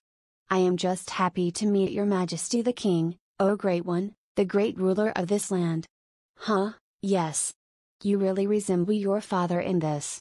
It's the best compliment I can ever get. It is an honor. Then he saw the purple, arrogant eyes that resembled the Marquis, shining brilliantly without losing their light even in front of the king, and admiration came from the king's heart. The eldest son was so talented and even the second son is now. How did the Marquis teach them so well? Please let me know, I should use those methods. Haha, I didn't do anything, but I'm just proud as a parent because my children grew up well. The Marquis burst into laughter while accepting the compliment, even though it seemed he had refused. Yes, this is the Marquis's only flaw, he perfectly performs office work, internal affairs, diplomacy, battle, but he's like a fool when it comes to his sons. Evan was in front of the king, he couldn't sigh, so he just clicked his tongue and sighed. My children don't listen to me and just want to do what they want, so I'm already worried about how to leave this country in the future. The ones that I gave birth to, One of them is stuck in books, one of them is sunk only in sword arts, and girls are just fond of flowers and insects without a worry to know the outside world. Evan was no different, Your Majesty. It is natural that parents have no way of knowing what is inside their child's head. But one day this kid woke up and found his way. I'm sorry, I can't tell you anything more. Is that so? Already at that young age? Huh. Stop it, man. Stop bragging. Evan just trembled fiercely at the conversation between the king and the Marquis, who apparently wanted to shame Evan in front of the king. At some point, the two of them started having a proper conversation. Talking about the Brotherhood Pharmacy. I think it's a very good system. It was something anyone could think of. In fact, the state had implemented this system before, and now there are many drugstores in the provinces. Both the king and the Marquis knew the reason why it has declined. The temples are gaining power. Do humans dare to use their own strength? They hated the attempt to go against the fate of disease, curse, and weakness. They hated it as if someone had attacked the divinity of the god they worshipped. Of course, more directly, they were wary that the money flowing into the temples would be cut off. There was actually no specific reason for the decline of the pharmaceutical field. We were too dependent on priests alone. We have lost the power of self-support. It's not too late yet. It didn't seem like there was a chance to save the situation, but this time there was a huge opportunity. His Majesty thought so too, so hadn't he summoned them for this reason? The king thought deeply and glanced at Evan for a moment. Evan responded with a calm smile. If even half of what the king was reported was true, Evan was a talent that should not be wasted. It is also a great thing that he was the second son of the Marquis. But then the king's attitude shifted. Okay, what the hell was that man named Bernard doing? Oh, don't get me wrong. It doesn't mean you are at fault. In fact, I personally contacted him, but I was given a confirmation by him that he would not leave the Sherdans even if he died. I don't know. When I opened the Brotherhood Pharmacy, I brought in a pharmacist who was known to be good in the neighborhood, and that turned out to be an excellent choice. Even if he died, he would not say that it was the result of Evan's insistence on bringing that guy. His purpose was to minimize Evan's connection with Bernard. Because his and Evan's relationship right now needs to be kept hidden. Well. Anyway, he's still there, and it's true that Brotherhood Pharmacy was able to prevent this disaster with only minor damage. I would like to give him a big congratulations, but he doesn't want it, so I will give it to the Marquis and Brotherhood Pharmacy instead. It is an honor. Well then. What do you think about opening the Brotherhood Pharmacy in major cities, including the royal city? As expected, that discussion came out. However, Evan thought that grim things such as the acquisition of the Brotherhood Pharmacy by the royal family, the replacement of the person in charge, the transfer of management rights, and such would start to be discussed, but he was wrong. That's a good idea, Your Majesty. If the system established by the Brotherhood Pharmacies can be applied to the royal city, no, if it can be extended to major cities in the country, I believe something like this can be easily prevented if it happens again. The Marquis had a, "I told you we were going to go and win," expression when he looked at Evan, and then talked to the king again. Furthermore, it will not be impossible to develop the system that has regressed for decades if we actively communicate with each other and share technology and know-how. Sharing. That's good, it should be like that. They had already talked with Bernard about how to proceed with the discussion, and as he had enough time to talk with Evan in the carriage, the discourse between the king and the Marquis flowed like a stream. Evan was a bit bored about what the hell he was doing here. Then, let's start with the royal city branch first. I would like you to send a pharmacist here who works at your head office during this period. Of course. 2 veterans working in the dungeon city. No, I'll send 3 people. Also, we will also provide artifacts so that we can communicate easily. Bernard wouldn't be among them. Maybe Hannah would come. Good, very good. If you do that, I will crack down on the temple and any other opposition. Security will also be thoroughly maintained. What else? Yeah. The location will also be important. It is an honor to take care of you so far. It seems that if you give a little extra consideration to those who are cooperating with the distribution of medicinal herbs of the Brotherhood Pharmacy, it will be easier to build a good pharmaceutical system. So, have you any ideas about that? Evan didn't know yet, but the competition started at this point. This work was not just a matter of who had the name Brotherhood Pharmacy. There were countless other influential businesses related to it. This was a discussion about who had the right to partner with them. But this should be done by the royal family. Do you have any other ideas? No, Your Majesty, this will also properly display the name of the Brotherhood Pharmacy. The king would defeat the Timble and other opposition groups for the Brotherhood Pharmacy and protect them, so that they could safely establish a branch and operate in the royal city. Above all, they had a justification that they had made the greatest contribution and that they also allowed the royal city to enjoy the benefits of their technology that they previously had been monopolizing solely. Neither easily backed off. It was only after a series of conversations, sometimes verbal struggles, and then repeated conversations again that the future business cooperation was decided upon. Only, yes, Evan. But when Evan, who had barely kept his eyes open and was listening to their conversation, the king said as if he remembered something. It must be boring to listen to such an uninteresting conversation. I forgot to care for you because I wanted to see you so badly. There is a beautifully decorated flower garden in the palace, so why don't you take a break there? Thank you, Your Majesty. But, is anyone out there? Please guide the second master of the Sheridan family to the flower garden. Oh, can I not just listen? Evan was confused, but as soon as he heard the king's command, he was guided by an incoming soldier and left. He could practice slam training outside. The Marquis was disappointed at that moment, but he sighed a little because it was something that couldn't be avoided anyway. On the other hand, the king showed a smile of good intention. It seemed like a truly insidious smile unsuitable for the king of a country. Hi. This is Novel Admire. Thanks for the visit. Chapter 46, Evan D. Sheridan. Watering Seeds, 1. After 20 minutes, the soldier guided him to the garden on the palace's first floor after wandering the royal corridors. The flower garden is here, Master Evan. Wow, just as Your Majesty said so, this is a great place to be. If I share the words of Master, Your Majesty will be satisfied. There was a huge fountain in the center, and the flower garden was in full bloom as if the surrounding was heaven. In fact, Evan knew it already because he had come as the main character in Yoma Great War II. The characteristic of this garden is that it is wide. Moreover, the textures are all the same. So, because the background images are also mostly similar, it was a bad place to get lost. There were a few ghost stories that were popular among fans, as is the case with maps like this one.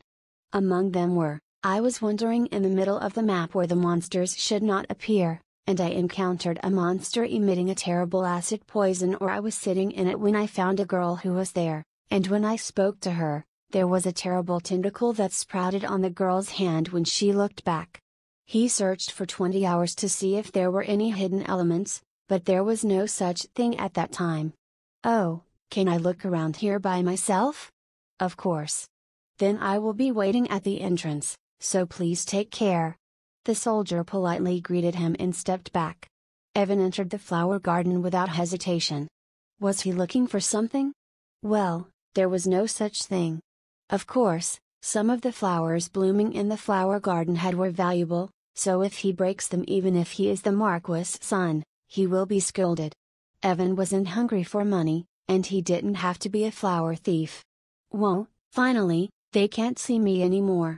Evan's purpose was simply to hide among the numerous blooming flowers and grass and do slam training. No matter how Evan couldn't keep jamming his hands while confronting the king or walking the hallway. Well, squat and lunge should also be used in parallel with slam training. As it became a habit for him to do other things together with slam training, it didn't fit Evan's temper to look at pretty flowers while only slam training. And now, when he tried to practice slam training with both hands, the most suitable training was for lower body training such as bare-handed squat and lunge. Of course, To strike a slime, it must include the process of canceling the lower body's attack action. However, now Evan was reaching a ridiculous point in his expertise where he had trained his lower body. The issue is that he did not even consciously know what he was doing. So, in the end, he began training his lower body along with constantly jamming his hands. It was bizarre enough that it could be considered fortunate for it to be covered by flowers. After getting used to such a scene, his family was not surprised by anything he did. Woo, my body that was itchy is now a little relaxed. Since he was little, he'd been doing it, so now he felt empty if he didn't practice slam training even for a while when he was awake. As the level of existence increased, not only the initial magical power increased but also the necklace of Marisol, and so did the earrings of the Snow Mountain Spirit that dramatically increased the speed of mana recovery. Now, he could learn alchemy in depth and have a great deal of mana ability. Evan's training had rarely ceased when he was awake. The mana is always overflowing. Thanks to the practice of alchemy, I feel that my basic constitution has changed. If you start learning an active skill that belongs to martial arts, you will have to use mana, but now there is no place to use mana for me other potion making. Evan's recent solution, which almost completely solved the magic problem, was used by him. It was done by reducing the size of the slime.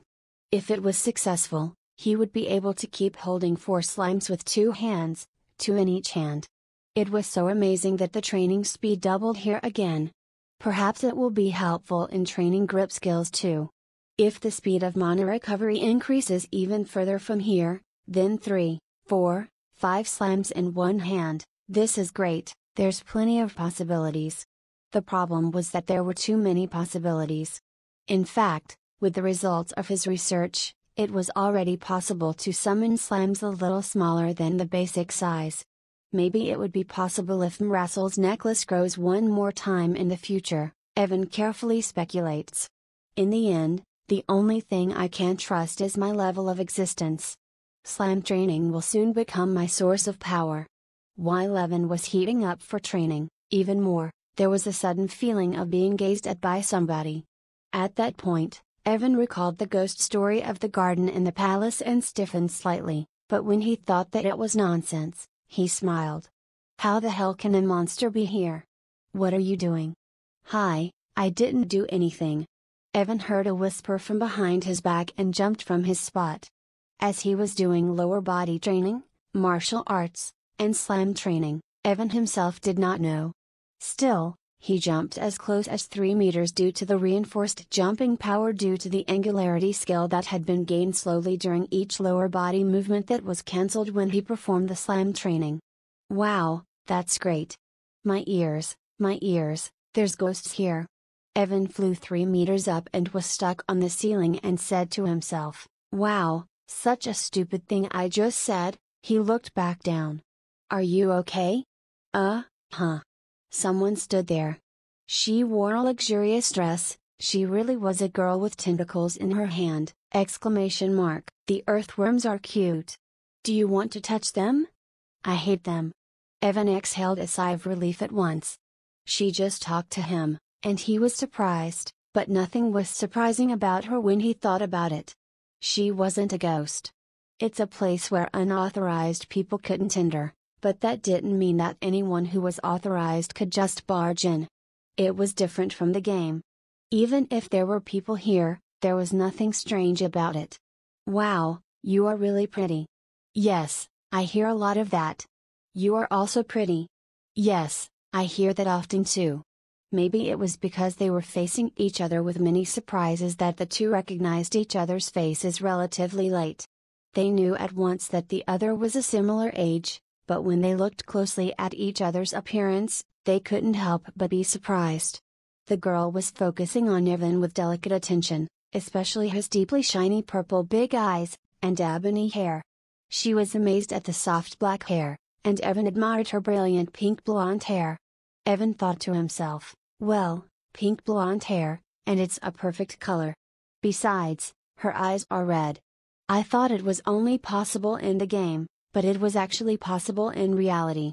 If the Earthlings knew about this, They would clamor for sure to come to see her even if they developed interstellar movement technology.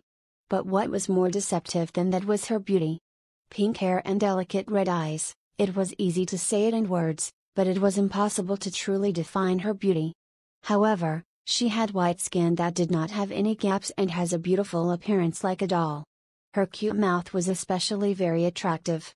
In conclusion, the pink hair and pink eyes were so perfect that they did not look odd or out of place. Anyway, she was really pretty. From a young age, it was not common to have such a clear off-white color, but she had top-notch beauty among other girls. There was a different charm from Belos about her, who had black hair, red eyes, and cold icy beauty. You are really pretty. As pretty as an earthworm? I'm sorry, I've never heard that before. The earthworms are really pretty. The girl who admired his beauty seemed to be really in love with earthworms. When he saw the expression on her face, she seemed to believe that the worms were pretty. She didn't doubt it.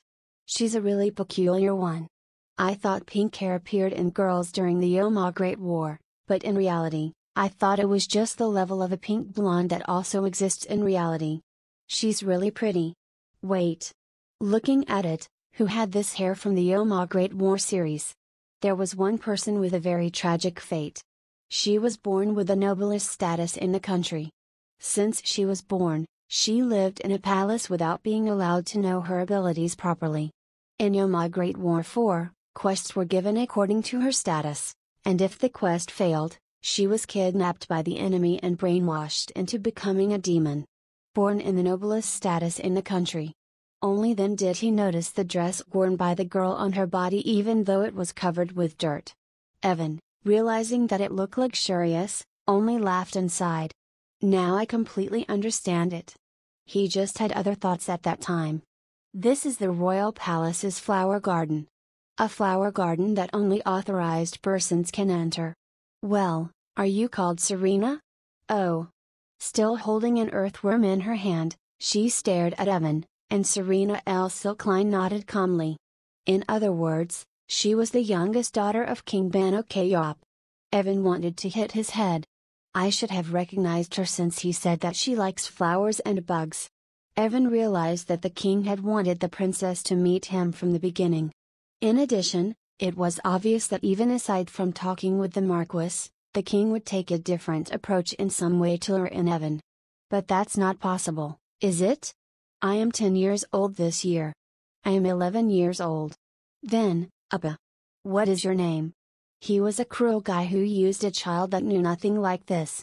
Evan sat down on the spot. Bad news. The king's interest in him is so burdensome, and even beyond that. What's your name? I am Evan D. Sheridan. I am the second son of the Marquis of Sheridan. This girl with sparkling pink eyes was burdensome to talk to. The worm still in her hand and wriggling. That was especially creepy to Evan. Evan, your name is pretty. Your Majesty, did you ever get a beauty manual from Your Majesty the King? Dad, you know my dad? How can I not know Your Majesty? I met him today. Oh, really? Looking at the feeling, she seemed to know nothing. She just liked flowers and bugs. Likewise, she seemed to be a child who was grown in a flower garden. And the king pushed Evan, who knew nothing, into meeting her. The level of this plan is too low, to just pray for a future relationship by guiding a boy where there is a girl, he thought to himself. It was not that bad since children don't understand a lot of things. The king's thoughts weren't wrong, as it only made him feel weird when he tried to talk about the family's circumstances. Unless one took into account that there were 29 additional years of memories in Evan's mind. Excuse me, madam. Evan had no intention of playing as the king wanted him to. Therefore, when he realized the situation, he was thinking of stepping back right there. I cannot interfere with the playtime of Your Majesty anymore, so I will withdraw from this point. Of course, he knew that she was a character with an unfortunate fate. However, she was different from Shine and Belos. She already had everything, and the protagonist will also be with her in the future. The savior who is the main character of Yoma Great War 4. If that guy fails, she goes to the demon side, but honestly, If I take that into account and make a move, the story won't remain the same anymore. Evan was not the main character. He was just an extra trying to survive. If he didn't know his place, he would be in great trouble. The work of the protagonist should be quietly left to the protagonist. Moreover, it's a woman who later ties directly with the demons. This is another sign of death. If I were caught there, I would change the original story, but I would take a bigger risk and carry a burden on my back. Evan had already made up his mind. He would not be tied up. Just ignore her. This is the correct mindset for extras to survive. In fact, this was number 4 of the Immortal Life Project, immortality. No matter how hard your heart wants to do something, no matter how hard your body wants to help out, you never move. Act only to live. His actions were a bit overkill in the last pandemic, but that was basically an action to save Evan himself, so it could be allowed. Only, by the way, Appa, tell me. The princess's voice grabbed Evan's attention, who had almost left the child and was about to leave the garden too. A vague voice that seemed to have no worries, no agony, no thoughts. Why are you bullying those kids? What? Turning around, the princess said very lightly, pointing to Evan's fists. She was frowning. I want to help them. At that moment, Mresel's necklace, which had been silent for a few months, began to emit light again. Chapter 47, Evan Desjardins, Watering Seeds, 2. Was it finally the time for Mresel's necklace to evolve? Of course, Evan didn't have the spirit of rejoicing immediately.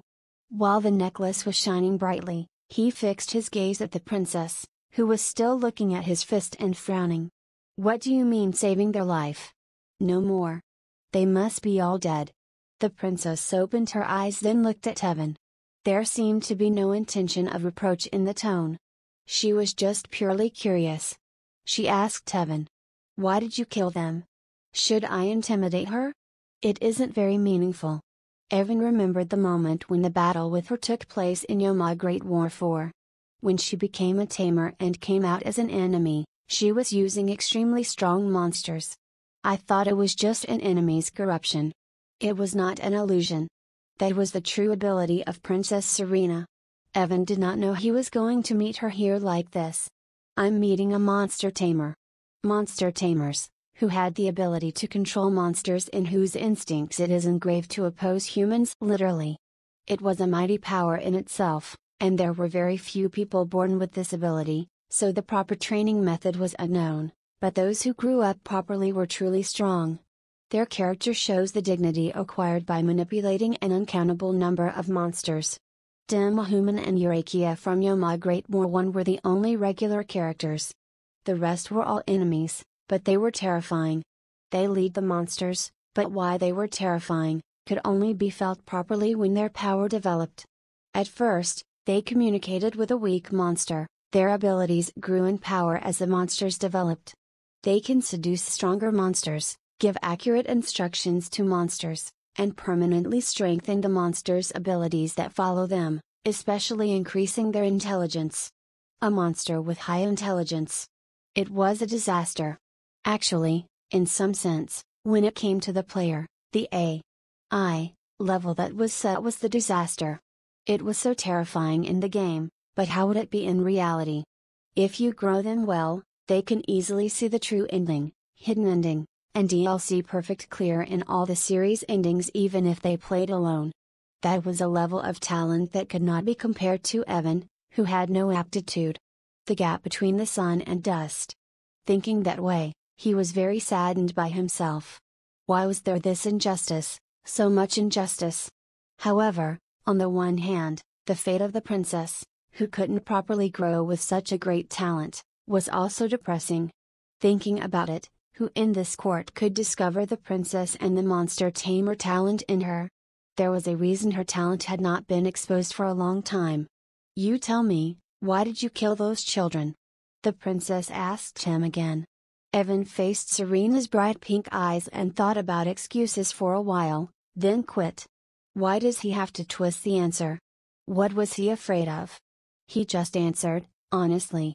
There was nothing to hide as he was just caught summoning and killing a monster. It is for me to stay alive. By summoning and killing these, I become stronger. If you become stronger, you can survive. That's all. Okay, then I can't help it. Evan shouldn't die. In this world, weak people are eaten. But the answer that came back was beyond his imagination. Evan could not laugh at the princess's seemingly defiant words. The words were so outrageous that he couldn't figure out where to tackle them, but he didn't hate hearing the narratives as he knew that she didn't just make them up. You know what then, can't you just let these ones go? These slimes? Yes, they won't run away, so please take them out. Then the princess made a strange sound again. Evan questioned his ears inadvertently, but soon afterward, he felt odd as if he knew what the sound was.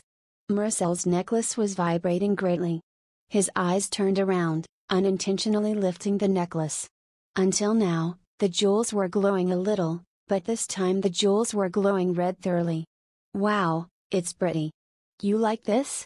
As he concentrated his consciousness on the necklace, he quickly grasped the necklace's ability that had leveled up. First of all, the ability he recently practiced with the most concentration, adjusting the size of the slime. It was now possible, quite freely. If he practiced a little more, it would even be possible to call out 2 slimes in one hand. Okay, that's a very good thing. But more than that. More importantly, it was possible to summon attribute slimes. Attribute slime refers to a slime that appears at the beginning of a dungeon. Of course, it is stronger than the basic slime and has the power of its attribute, but it is still weak. I recognized it when I had first seen it as a red gem, but it's a fire slime. I love fire too, but if I put it here, the flowers will burn. Then shall we go to the fountain? Yeah. Evan followed Serena's back and moved to the fountain. Maricel's necklace kept vibrating. Now he understood Serena's words. This is a hidden trait of Maricel's necklace. Among the simple summons, there was an option to summon elite monsters with a very rare probability. The moment when the necklace vibrated was the timing. Of course, even if you call it an elite, it's still a slime. And now the elite is begging for a life instead of me killing it. Of course, Evan was not a monster tamer, so he couldn't understand its intention. In the first place, it wasn't even possible for him to have summoned it yet, but the ability of Princess Serena was how he could understand the intention of the monster. But if it was real, it would be better to try it at least once, rather than killing the elite as soon as it was summoned, because this may have been a precious contract opportunity for a princess who usually did not have a chance to meet monsters. Shall we summon it then? Yes, he also wants to come out quickly. Serena also apparently recognized what he was trying to do. He carefully placed the earthworm in his hand a little away, and then he stood with his arms open. It meant that he was ready. Evan took a short deep breath. Hopefully, the slime would not harm the princess. It might do it. It is a slime, but it is also an elite slime of fire property. If it was trying really hard, she might even suffer from severe burns. Apostrophe us as it shows suspicious behavior, I'll kill it. Evan nodded after several simulations of grabbing slime in his head and popping it. The neckband trembled as if it knew its fate. He laughed and spread his palms, then. Summons. Moon woo woo. She summoned an elite slime of fire property. So pretty. The princess immediately cheered. Evan had no choice but to agree. Even in the game, as they do not go hunting for slime on purpose, fire slime was in existence that could not be easily seen, but now that it looks like its appearance itself was different from the normal slime. It looks like a gem. Yes, it's like a glowing jewel. Evan laughed again at the witty expression of the princess. The expression of glowing jewels was truly accurate. The elite slime's surface was covered with red, semi-transparent, fine scale-like things, and the scales reflected sunlight exactly like a jewel. Still, the inside remained red and slimy, so it literally looked like a flowing jewel. Evan, are you giving me this? Really? Thanks. I can't control it anyway. So, I can give it to the Highness as much as I can, but before that, thought verification was necessary. Evan's eyes flashed, and the slime sitting quietly on Evan's palm shook and trembled. It flowed down from his hand and fell to the floor. Then it started to shake back and forth, and then shake left and right. The princess cheered and clapped at once. Cute. It's a little smaller than an earthworm, but it's cute. Okay, I'll give you a temporary pass. Mo, woo. It expressed its willingness to obey perfectly, but Instructor Evan's scoring was severe. Slime Elite was depressed and shook. However, the princess raised it up. Princess, it's dangerous. It's not dangerous. Are you? Mo. Woo? At the moment when it seemed that the Evan would kill it even if it was not in the wrong, the slime really agreed with the princess's question. What a desperate expression would the slimes have made that Evan had already killed. Evan could not even understand half of what they were trying to say. If all slimes are like this, it would be quite difficult for me to practice slime training. Usually, he says they have no idea. He said that you could just kill them because they only had the instinct to melt, burn, or freeze everything that comes before their eyes rather than trying to save their own life. Who said it? Ruby. The princess said, pointing to the slime that quietly slept in her arms. It was already named Ruby. At that moment, a faint light came from its body. It meant there was an establishment of a contract. The princess, who held Ruby in her arms, admired it with Evan in front of her. From just a while ago, Ruby's thoughts could be read more clearly by me. I call it a contract, princess. Make friends with this monster, stay with it, and strengthen it. If you can raise it well, then they will protect the princess too. Contract. Can you do that with an earthworm? No, only with monsters. Too bad. He wanted to ask why she liked bugs so much, but the monster tamer's aptitude was so excellent that even the general creatures doctor would be able to tell that it was because of her talent. But anyway, with this, she completed her first contract with a monster. That was important. In particular, the first contract needed to be made at the age of 10, unlike the original history. Because she made a contract with the monster somehow, she may be able to develop her aptitude in the future. It's kind of like that the contract target is just a slime, but if you keep a contract with any monster and then develop it, that is what strengthens the power of the monster tamer. At least, she won't have to take on the role of the helpless kidnapped princess, which seems to appear in fairy tales quite a lot. Even if she is kidnapped, it will be like a princess who is kidnapped after fighting confidently against the enemy. Evan thought that the difference between the two would not be huge. Only, I wish I could live my own life, not just swinging around people like this. I can't help it anymore. It's just a little bit, very little hint. Just give her a hint and leave. So that she can pioneer her life. Just a little. Evan sighed and said to the princess, thinking that there was a really long way for him to go in the future. I think I know a little about the princess abilities. Would you like to listen? If I hear all that, can I sign a contract with the worms? Maybe someday? Evan lied a little. The princess's answer was, of course, yes without a need to say anything. Chapter 48, Evan Deschardin, Watering Seeds, 3. Evan started the property final reel end of the Monster Tamer training lecture. For reference, the reason that the revision was finished twice was that when you first made the main character in Yo Migrate Wars 3 and 4, most fans called this drawing because the aptitude was completely random. This is because it was very rare that the tamer aptitude is born. In order for the monster tamer to become stronger, you have to grow the contracted monster above all else. That leads to the growth of the tamer. The most basic skill of monster tamer, monster taming, grows and enhances the princess level. Anyway, you can think of it as becoming stronger. It's like that. Am I becoming stronger to live? Yeah. The princess can think this way, it's possible to live a long life. Huh. I like to live long. And I want to sign a contract with earthworms? This is what he said to Belos before, but even if there was no place in the royal city to study, there was still always a way to becoming stronger. Belos ramp training was a training method that affects a large area not only for initial magical power management but also for other magical power related skills that extend from magical power management onwards. The royal city was not the best place to train that, or so she thought.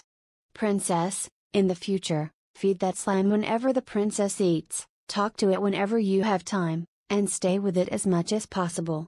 That is the first step to growing as a monster tamer. You give your best behavior to the monsters you have tamed. Is it easy? Of course, it's easy. But the most important thing is something else. In the future, you should focus on this training. So, Evan hesitated for a while. Was it really possible to pass on a training method called Ado and Ado among the training methods of Li and Wangdo? However, if the princess could do this properly, if she could do this repeatedly for at least an hour a day, her growth as a monster tamer would be certain. At the same time, the elite fire slime Ruby would also grow. From now on, if possible, try to avoid people when doing this. It may look a little weird on the outside. Like Evan does? Yes. Fortunately, she's just wacky, not stupid. Evan thought with relief. Strike yourself. I hate being struck. Sorry. There was a slight misunderstanding. Try to hit yourself. What's the difference? The princess seemed like she was staring at a fool. She was looking at Evan. Evan understood at that point. Without game knowledge, it's no wonder that she just couldn't understand his words properly. At the same time, order Ruby to protect you. Oh? Then Ruby will protect the princess by stopping her attack. This is called protection, which is the command that increases skill proficiency the most compared to the time consumed by the monster tamer's basic commands. That way, the monster grows most efficiently. That's the way to do it? The princess's eyes were wide open. She still did not understand what he meant, but she seemed to understand roughly what she had to do. If I try to hit me, will Ruby protect me from me? Sure, it will. Of course, it has to be effective damage, so if you hit yourself like this, it might hurt a little. Then, wouldn't Ruby, who takes the hit in my place, hurt too? A princess who cares about monsters, not her fist hitting herself. Evan nationally laughed, even while knowing that he shouldn't keep laughing. Although he already knew, she already possessed an attitude as a tamer. I'm worried that although it is hard for the princess, it will be very effective for Ruby, so you should do it. Besides, this is the way for both Ruby and princess to grow. Both will be able to live a long, healthy life. It's totally real. Yes, it seems so. I can do that. Yes. No matter how strange it may seem, it ultimately leads to growth. Otherwise, there is no meaning to practice. Of course, it looks weird. It looks so stupid. Actually, if you're doing it in game, it looks really stupid. More than in reality. If I do that, then tell me Appa. Princess Serena, who was roughly convinced about the training, laughed like a fool. Then you can contract with the worm, right? If you grow a lot like that, of course you can. However, if the princess is sick or Ruby is difficult during training, you should take it easy. Yay, I got it. I think I know roughly. All the mechanisms of training were delivered. He also gave her notes. The princess mumbled 2 or 3 times, as if trying to memorize it, and then nodded. She raised her fist. Protect. No. And she tried to hit her own head. Ruby, who ran over quickly, stopped her from trying to hit herself. Stop. Ruby, I'm sorry. Doesn't it hurt? No. Ruby exclaimed proudly as if it didn't hurt its body trying to protect its master. The princess tried her best to strike herself hard, and the slime did not falter under her hits. Look at this. Evan's eyes turned to see it. He just gave the princess a chance to sign a contract with a monster, and the situation fits luckily. This slime was an elite, and it seemed to be capable of surviving the hits. I was worried that the princess would be injured in the process of hitting the monster rather than the damage that the slime took. I didn't know I would admire Slime's abilities, I never thought this would be possible. With Evan's exclamation, the princess tried to hit her head several more times, and Ruby hurriedly bounced to stop her. This is fun. He didn't know where the fun element was, but the princess seemed to think of it as a kind of play. Hit, hit. Stop, stop. The princess just swung her fist and attacked herself, but suddenly begins to fake her motion trajectory. And Ruby that detected the fake and blocked the princess's fist with the correct trajectory. The princess soon began to use both hands. However, the slime moved quickly without losing to its speed. Even Evan was a little confused about what they were doing. It seemed like she was beginning to lose her sanity. Well, it would be nice if she enjoyed it like this. The time taken for one training act was very short, unlike the game. There was no command in the game to attack yourself with your own fist. That was the difference between game and reality. He had thought it might make a pretty significant difference. Hey, I'm tired. Mo. The chance for the princess to raise her level of existence was the true growth, not the method she learned from Evan, so she would not have received the physical strength-related growth, only her magical power would increase slightly. At this point, Evan was a little nervous. The key flaw of this practice was that she might not like this practice, which is physically exhausting. But that was not the case. This is really fun. So much fun. It's been a while since I moved so much. Laugh. Laugh. It's really fortunate. When people are not around, take the time to do it as often as possible. Yay, I got it. I will work hard. I hate the tough exercises that Appa is trying to do, but I like this. The princess nodded softly with sweat on her forehead.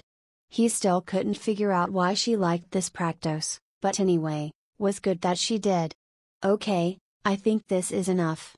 He was caught in the king's tactics and met Serena, the princess, as well as told her some secrets.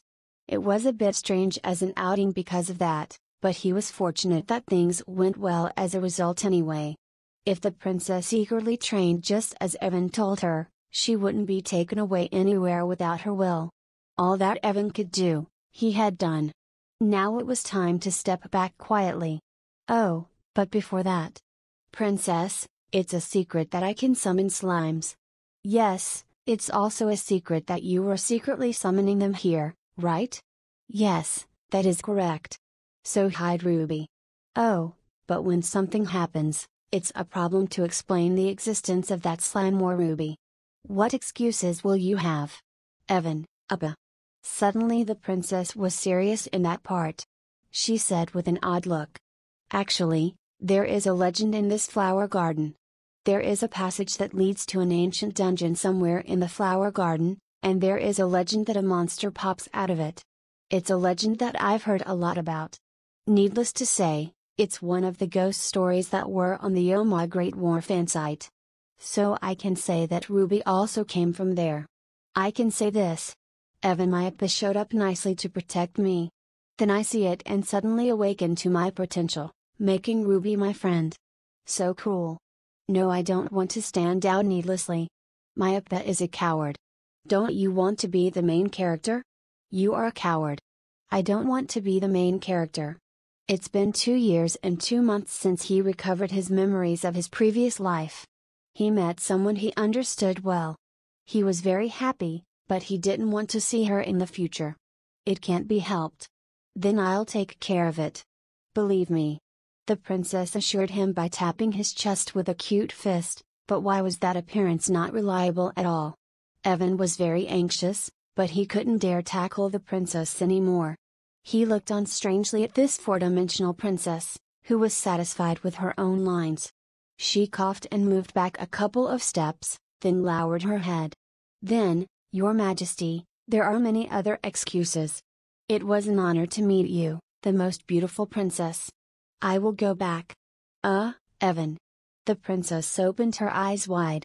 Aren't you playing with me anymore? Yes, I can no longer take the precious time of the princess. My time is not so precious. Let's play together. Or maybe you hate me? I like you. I don't like playing. Then let's play. Are we going to play together? He couldn't even say I hate you, as this would get him related even deeper with her, and things may become dangerous. No excuses could be found even after looking around. If he was harsh with her, it might be considered rude, and he may have to pay the price for this offense. Evan eventually shook his shoulders with a sigh. That's why I hate those in power. It might be possible if I stay a little longer. But if my father calls me, I really have to go.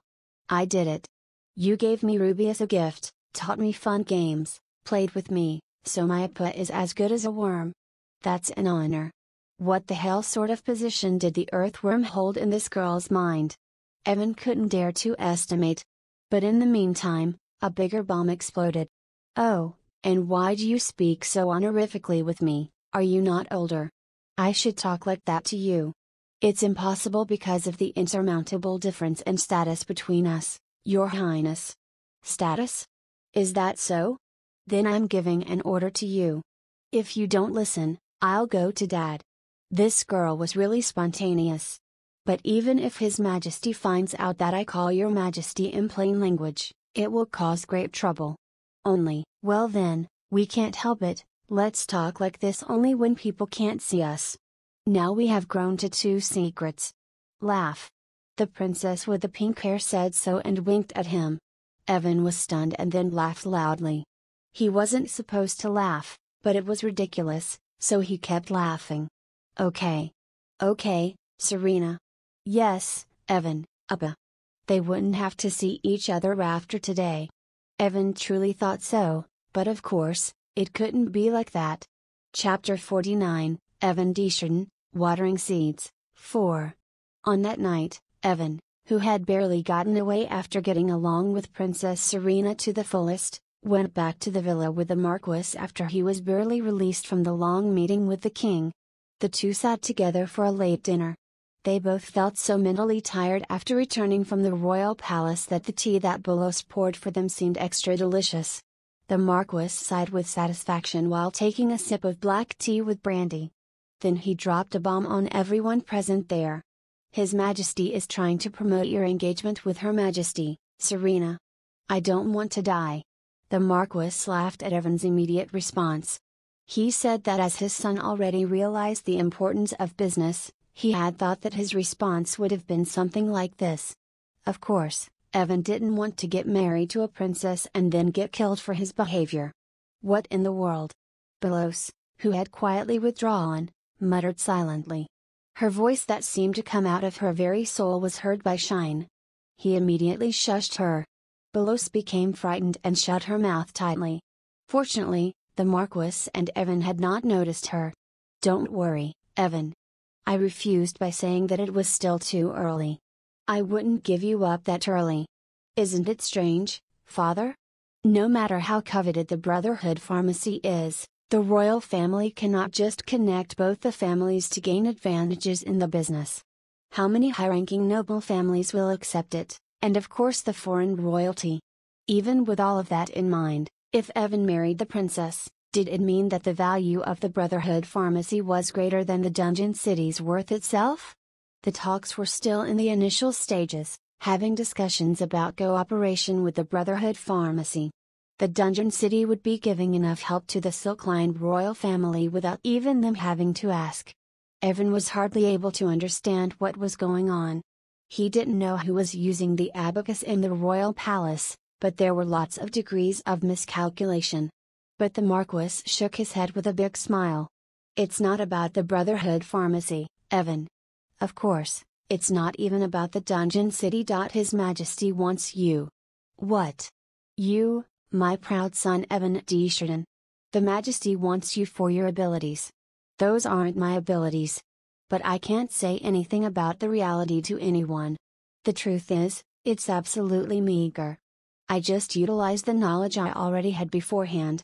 I was lucky, and there were only good people around, always helping me. That is the only reason why it had all been possible.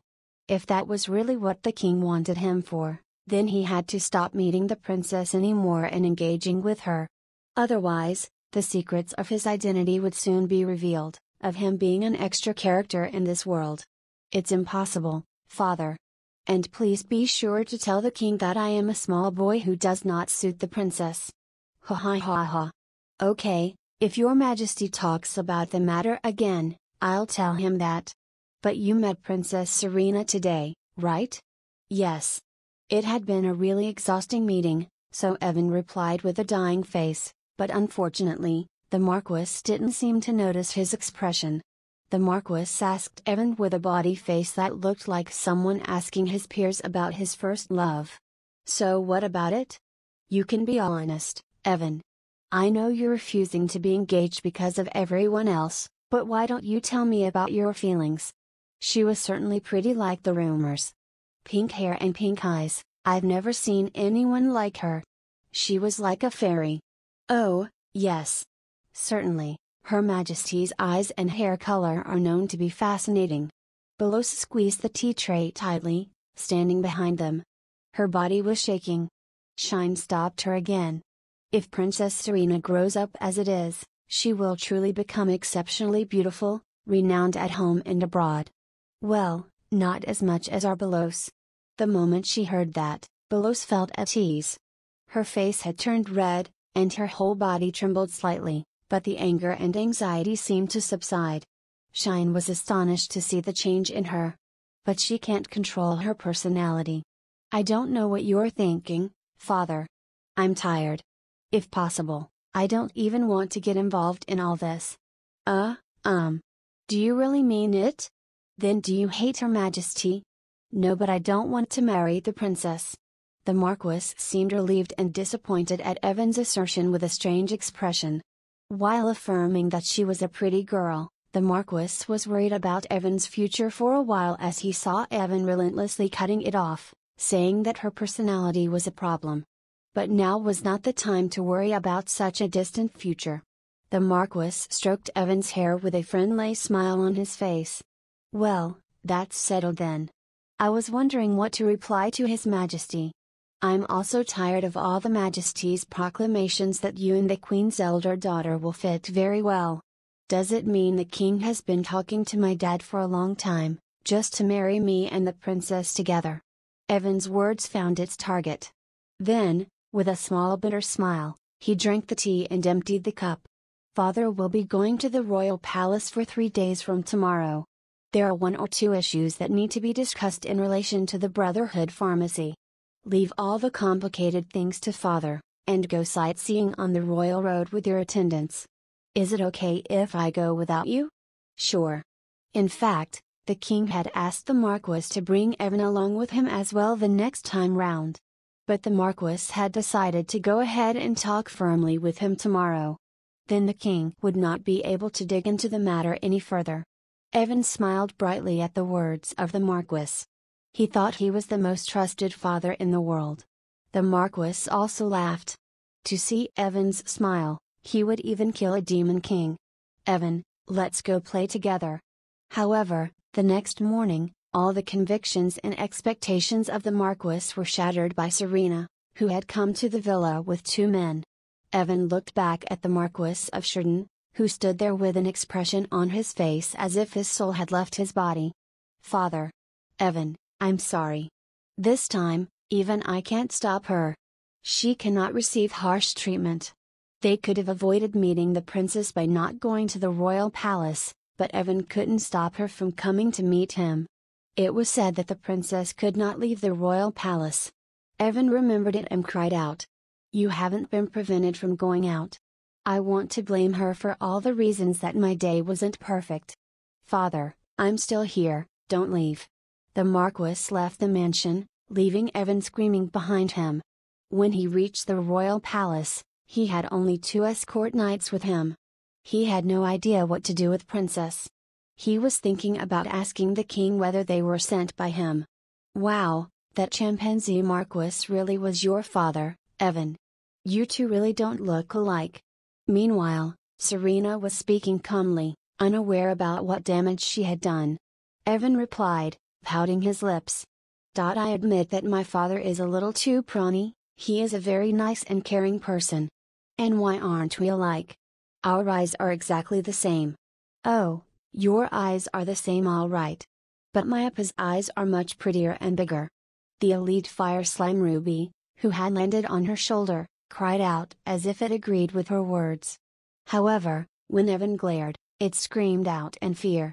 He said, looking at the princess, what if an attacker comes out of the street like this? It's okay. These 2 are here to protect us. Please rest assured, Master Evan. His Majesty has also ordered them. We will be responsible for your safety, so please enjoy yourself comfortably. Now, I can't even enjoy what intended to in the first place. Evan sighed again. As the Marquis had said, running away from her was possible, but keeping her away was impossible. It would have been ridiculous to return the princess who had come herself. So Evan had no choice but to play along. There was a place I originally wanted to go to with my attendants today. Then I'll go there with you. I hope it's fun. It would be better if there were earthworms too. There are absolutely no earthworms? Evan sighed and looked back. There, Shine was admiring the transcendent beauty of the little princess. And then there was Belos, casually standing there with a calm expression on her face, as usual. However, Evan had a strange feeling that Belos was just pretending to appear calm. She can't be jealous. Or is she? He thought to himself. You both get ready to go out with me.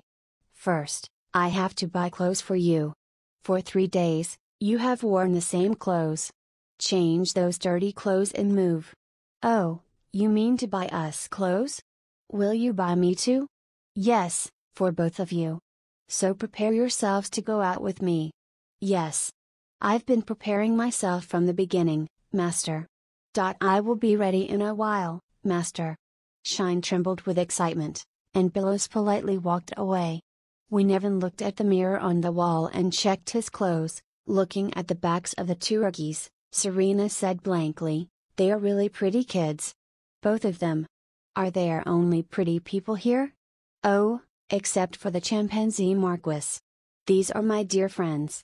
They are acting as my servant and maid for some reason, but I would appreciate it if you could understand that both are precious to me. Okay, Appa. Are we starting to cross the status wall that cannot be overcome? No. Well, yes. The princess was by no means a bad person. One just had to understand the speech and respond to it. She was not a spoiled child, so it was awkward to tease her further. Evan closed and opened his eyes. For now, he decided to ask her the thing he was most curious about. But how really? How did you even come out? I wanted to play with Appa, so Dad happily let me go. Again, my Appa is amazing. It's the first time I've ever seen my dad like someone so much. Wait a minute, did you tell him about yesterday? The princess said confidently, I met Ruby at the flower garden, and I also met Evan Appa. But I can't tell you the details because I'm shy. It's the worst. 80% of the parts that need to be omitted remain the same. I didn't lie as my Appa asked me to. What did the king think about Evan's and Serena's relationship? Seeing the two escorts nodding satisfactorily after seeing Evan walking behind her, it seemed like it was already over for him. No, this is really dangerous. Evan imagined one of the soldiers carrying a bomb and making a minefield around him just to stop him from running away. It meant that Evan's way to escape had been completely blocked. If he was unable to escape, he might really have to get engaged to the princess. I just wanted the princess to be free, so I helped. And why are you trying to wear another leash around yourself? Leash? I just said I wanted to play with Evan. The princess looked up and laughed. She said, can't we just play? If we play, will we be scolded? No, of course not. Evan replied, unsure of his situation. But Evan kept thinking too deeply that he was feeling dizzy all of a sudden. However, thanks to that, his mind was cleared. At least when he thought about it now, it was clear that Princess Serena playing with him meant nothing. Hey, it's too late, so I can't help it. Let's play together. Also, everything today is a secret. Yes, let's go play together. Oh, the kids are here too. When Evan looked back, he saw Shine and Belos, who had been prepared, walking side by side. They had just washed their faces and put on new clothes, and both of them seemed to emit an aura of radiance. We're ready, Master. Master, I'm sorry to have you wait. No, it's not a problem, Belos. Among the two, Belos was looking the best. She was still 9 years old, but why did she have such a mature charm? He shook his head, recognizing himself fascinated by Belos' quietly burning red eyes and tight lips. Then let's go. The unexpected party had increased by one member, but there was no diversion to be had. It was the moment when the Royal Road treasure hunt began. Chapter 50, Evan Deschardin, Watering the Seeds, 5. Belos' first memory was the face of her crying mother. "I'm sorry, Belos." Her mother lay sick and wet in the rain, holding her daughter in her arms. She was crying and repeating the same words over and over again. "Your mother gave birth to Belos in such a weak manner because she was ugly. You are like this because I couldn't do anything. Mom, I'm okay. Sorry. I'm so sorry, Belos. Don't cry, Mom. I'm really okay." Life was in pain. Happiness had always belonged to others and even overflowed, but unfortunately, it wasn't a thing that could be sold. Belos learned resignation rather than achievement, and experienced giving up more quickly than desire. She didn't know the existence of hope, so she couldn't even suffer despair. And she learned about death at the age of 7. "Run away. Belos, go. Tururu. Mom. Mom. Run away. Please. Belos." Death soon changed into disappearance. It was the extortionist who stole the only remaining thing from Belos. He was a tyrant, an absolute, giant devil. Belos was scared to death. She turned heel and ran away. She was just trying to get away from death when she ended up on the slave market. "I need to survive. I will." Yes, me too. Shine seemed to consider himself a friend of hers, but he was a little different. They didn't choose their own fates. They wanted to avoid death, which led them both to meet there. He had purple eyes. Shine looked at her. A maid is a being who only thinks of serving her master. If you do not keep this in mind, it will be useless to learn anything. In particular, you would want to work hard on becoming an exclusive maid. So, focus on your education. "I will do it." Yes, that's the spirit. An exclusive maid, me too. I also want to become the master's exclusive maid. Yeah, both of you have almost the same mindsets, so try competing. I am looking forward to seeing who will serve by my side. I'll try my best. She learned the word goal. She also learned the words competition and effort. Did you memorize this in a week? Did you say you are 7? Yes, master. You are right. You have a talent. But you shouldn't be satisfied with this much. Because a maid of the Sheridan family can't get through just with good memory. You have to put your stamina. Will you try continuously? Can you do it? Yes. I made an appointment with the master. Good, that's it. She learned the word talent. She also learned favors and promises. You can just call me your sister, comfortably. Now, call me Sis Maybell. Sis Maybell. Okay, then we're both sisters from now on. Since you're my younger sister, can you do me a favor? I will not give up the position of the exclusive maid. How did you know? She learned the word friend. She decided to stop giving up now. Belos, what I'm doing now is witchcraft. This should be kept as a secret from everyone else. Our witch's education is secretly transmitted. Is it really necessary to keep it a secret? Belos really likes our Evan. Belos also learned the word secret in the room of the Marquis woman. She followed her with a lamp. Marquis's wife, who was so beautiful that Belos had convinced herself that she was indeed the mother of the master, nodded immediately after getting a bit embarrassed by Belos' reaction. As I said before, let's keep this our own little secret. I don't want to burden Evan. Doesn't it hurt you, if you keep secrets from him? I think about it sometimes. Actually, if Evan's qualities were sufficient, I would have tried to give Evan a witchcraft lesson, and would have even ignored the wall between genders. But he isn't ready yet. So it's better to keep it a secret until the end. Belos heard that and tilted her head. Master had an older brother, who was surprisingly excellent in magical talent. But the first master learns magic, and he is Master Evan's brother. Eric's blood is light. Isn't that weird? The big child, who is excellent at magic, cannot be taught witchcraft because his blood is light, and my blood is thick. It was understandable about what the Marquis' wife was complaining about. But there was something that didn't make sense at all. But you will do good enough as a witch. Anyway, would I have brought you without thinking? The witch lineage that I thought was cut off from me will actually still continue. I am happy. Which is talent. Belos heard another word similar to talent. She thought she was defined by words she already knew, such as helpless, incompetent, worthless. Then there were those people who gave her the word talent and made her feel talented without hesitation. Okay, then let's get started. The witchcraft training starts with magical power management, but you have a good training tool, so keep using it. Let's do it. Woo. I don't know how Evan came up with that idea, but it's really amazing. Yes, I will try my best. Good. You can become strong. How come Evan can see so much that others can't? Belos learned the word strength. She put it in her mind. She engraved it on her heart. She was sick of being weak now. She must be strong, so that she would be strong enough to protect her mother when they would meet once again. She wanted to thank her for having given birth to her. I will definitely do it.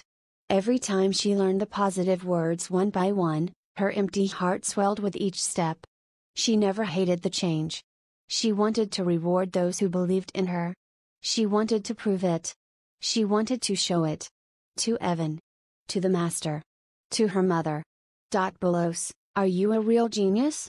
The speed at which the power increases is slow, but how are you able to control it? I can still do more. Okay, if that happens, we can increase the progress rate a little faster. I'll teach you the essence of every witchcraft I've learned. Did you say that you have the highest flame affinity? But from a witch's eye, I think you can handle ice too, as much as you want. He, I look forward to when you grow up. She also learned the word expectation and the word genius. How are you so pretty at a young age? It's a waste to be only a maid. Master Evan has really good eyes. I guess pretty things come only with pretty eyes. I'm sorry for Maybelle, who has to compete with Belos. But of course, Maybelle is also pretty. People like me can't even begin to challenge your beauty. She learned the words charm and beauty. Belos, you're getting prettier every day. I'm scared enough. Thank you, Master. Master does not shy away from saying things like that. Oh, yes. Shine, you are also very handsome. If you rub your cheeks, you'll get a good look. I'm ashamed to hear that. Are you serious? It's even more embarrassing. Are you bothering me now, Master? Silly Shine. She learned the word joy. It would have been nice if that was the only thing. So, what about you? You can be honest, Evan. I know you're refusing to be engaged because of everyone else, but why don't you tell me about your feelings? She was certainly pretty like the rumors. Pink hair and pink eyes, I've never seen anyone like her. She was like a fairy. Envy and jealousy. Belos learned 2 more words. The negative words she learned after a long time made her head hurt. Belos, what are you going to do? I know you like Evan, but it's really dangerous if you show it openly. The Marquis people are modest and kind compared to their status, but they are still nobles. You know? You are not the person who can be selfish first. I know. Shine was purely concerned about Belos. Belos knew it too. Shine's worries were all acceptable. He didn't say anything wrong. Still, that was okay. He was the one who saved us from the pit. And he gave me opportunities that ordinary people could never have gotten. Caring for us and making us enjoy. He taught me what a real life is. I'm ashamed to say this, but I'm ready to die for that person. That's the same for me. If I can protect him, I would die as many times as I have to. But just because we think like this, we shouldn't expect the same things of the master. Service is like that. It's like being a servant and a maid, like a butler and a maid. I'm not hoping for a price. We can't hope for more than what the master said he would give. I know that too. Shine sighed as he looked at Belos, biting his lips gently. He regarded and cherished Belos like his sister, but there were times when she made more disturbance than necessary. She was doing it now. It's because you are still young. If you're a little older, you won't be swayed by those feelings. I'm not young. You are. You are very young. You moron. Belos turned around, kicking Shine's shin exactly with the pointed heel of her shoe. Shine grinded his teeth, but soon grinned. Only Shine knew that Belos, who always pretended to be cold and all grown up, with a fresh expression, was actually just a child. But I still support you. You know my heart. It's already late, Shine, shut it. But the way the master treats you while looking at the princess, it seems that there is no hope at all. Don't you feel that too? Compared to your older sister Maybelle, the difference is quite obvious. The princess must feel glad about that too, Belos thought. She was somehow able to stop herself from retaliating. Evan, let's go play together. The day was bright. A hindrance had intervened for going out with Evan, who had been looking forward to going on the royal road. The princess was such a beautiful girl with gorgeous hair and eyes that Belos had never seen in her life, whose young dignity in her body proved her high status even though she had a haughty expression. Wow, wow. Moreover, sitting on her shoulder was evidently a slime summoned by Evan, but it was very different. Until now, Belos had thought that the slime was only used for being summoned and killed, but she couldn't believe that it could be kept alive and commanded. Belos came to know it for the first time. Maybe Evan was the first to know. He probably had shown it to the girl. Yesterday, the two went together to talk in secret in the royal palace where Belos could not enter. It was something only the two of them had shared. Belos surprised herself because she hated the feeling so much that she couldn't stand it. When have my feelings become so unstoppable? She was amazed. But from now on she wanted to be honest with herself about her feelings. She couldn't deny the soaring envy and jealousy. You both get ready to go out with me. First, I have to buy clothes for you. For 3 days you have worn the same, old clothes. Change out of them and move. I will be ready in a while, master. There wasn't much to prepare. After returning to the room, Belos washed and cleaned her face and stood in front of the mirror. She hesitated for a moment and pulled a small bottle out of her pocket. It was the perfume Maybelle had given her. Because you are still young, you cannot wear makeup early, but a citrus-based perfume would be fine. I don't need anything like this, says Maybelle. No, no, it is absolutely necessary. Belos, makeup will give you mental confidence in the future. If you fill in the confidence you lack, your beauty will bloom. So, I bet Evan would rather choose you than any other woman.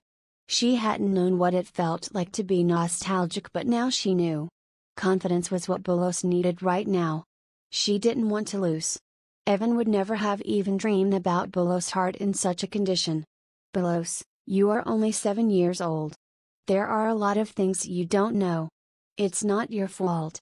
So, whatever it is, you just have to learn slowly from now on.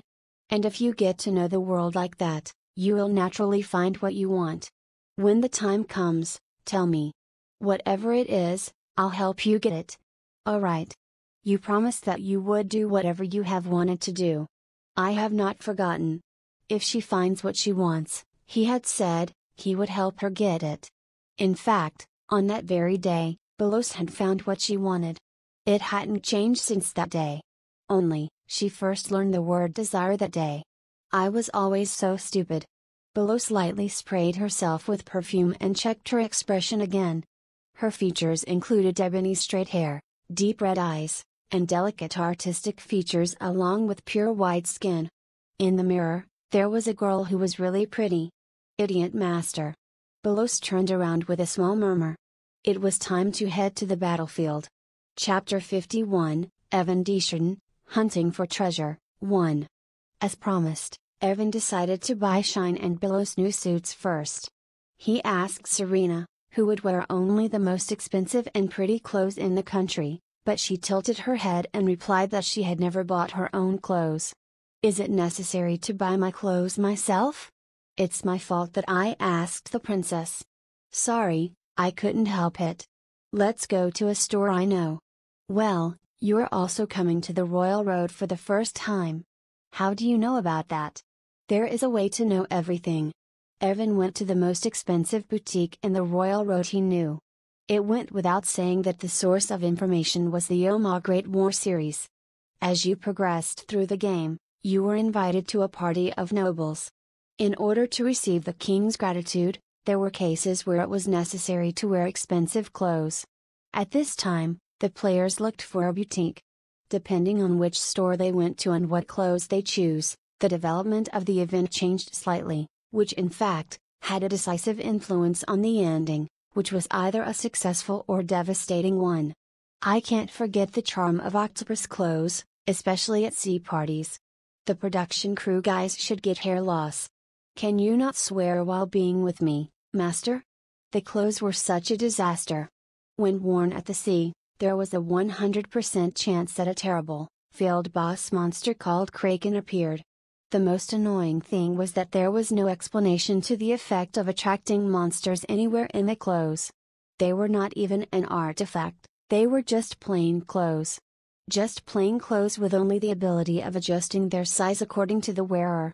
However, if you wore those clothes and attended a sea party, a kraken suddenly appeared from a distant sea and swallowed you. The player faced a terrible ending. If the word unreasonable took on the shape of a dress, it was certainly those clothes.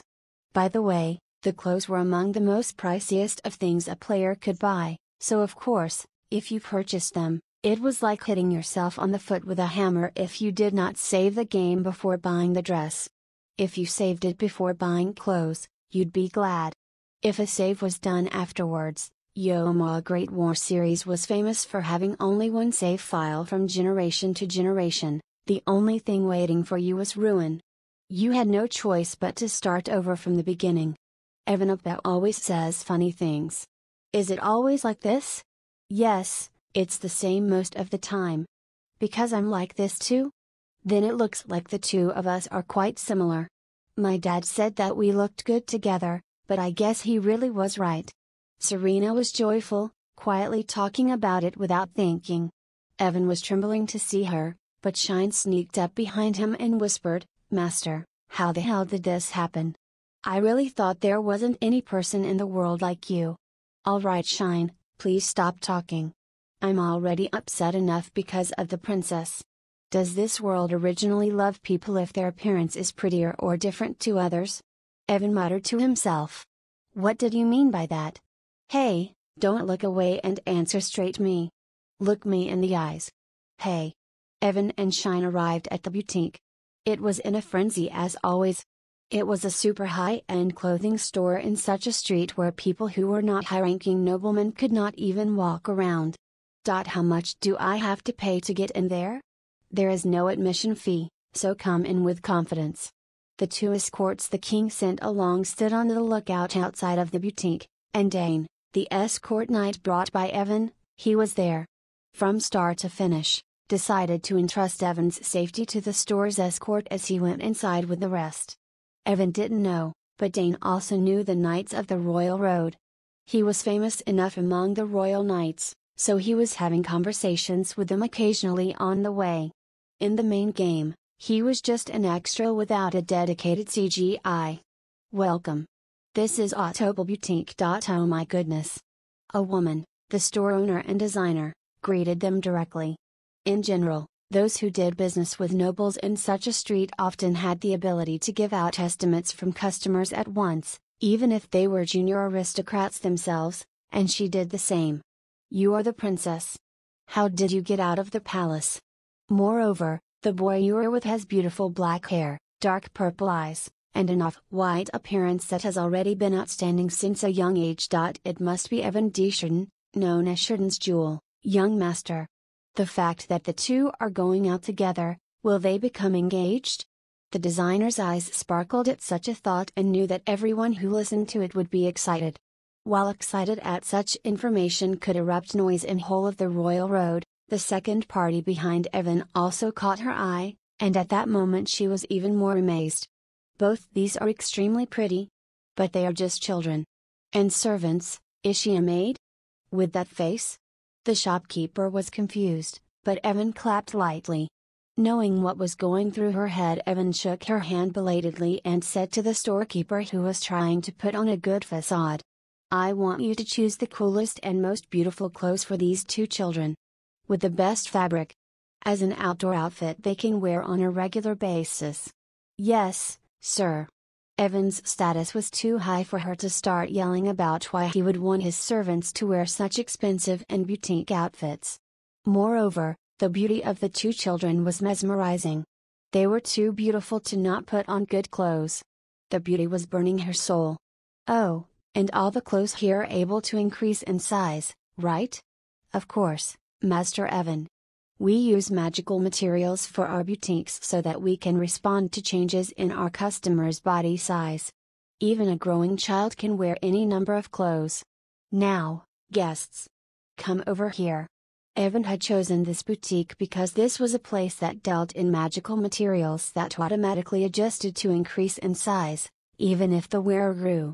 Although there was no other magical performance, the clothes here were very popular because they could be worn even if you gained weight or lost some, and you could also wear the clothes from when you were young. Evan also didn't know when he would return if he left the royal road this time, so he thought this was opportune for him to provide a set of clothes for Shine and Belos. Appa, will you also buy new clothes? If you buy clothes here, even if your body grows later, you can keep wearing them without having to throw away the memories left with the clothes you used to wear as a child. When you wear clothes, do you make memories in them? That's right. Clothes have memories stuck with them. Indeed, it was an appropriate expression. Evan nodded without much thought, but he had actually detonated a bomb. The princess immediately began to flock to him. Then buy me clothes too. Princess, you have a lot of money and clothes already. I don't like them. I want to wear those clothes that Evan bought me so I can make new memories with them. Her instant mood shifts are mind-boggling. So let's do this. I will buy clothes for Evan Appa, so that he wears clothes with memories that Princess Serena bought him. How about it, is it fair? And then we can wear clothes with memories of each other. Is she even thinking? Evan did not conceal his desperate expression and devised a way out. Serena was enjoying Evan's reaction. He looked back at Dane as if asking for salvation, but Dane turned back disrespectfully and giggled, "You have to protect yourself from this mental crisis." All right, let's do it then. Exciting. So, in the end, Evan and Serena bought their clothes. The clothes could shrink and stretch according to the wearer, so they could choose clothes that they liked and matched with each other. Their sizes were adjusted a little through the immediate repair of the experts before they could wear it right away. Master, thank you very much.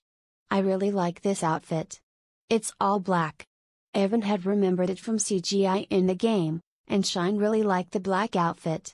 It was a taste that had formed as he grew, but now it seemed like it was formed since childhood. His skin was dark.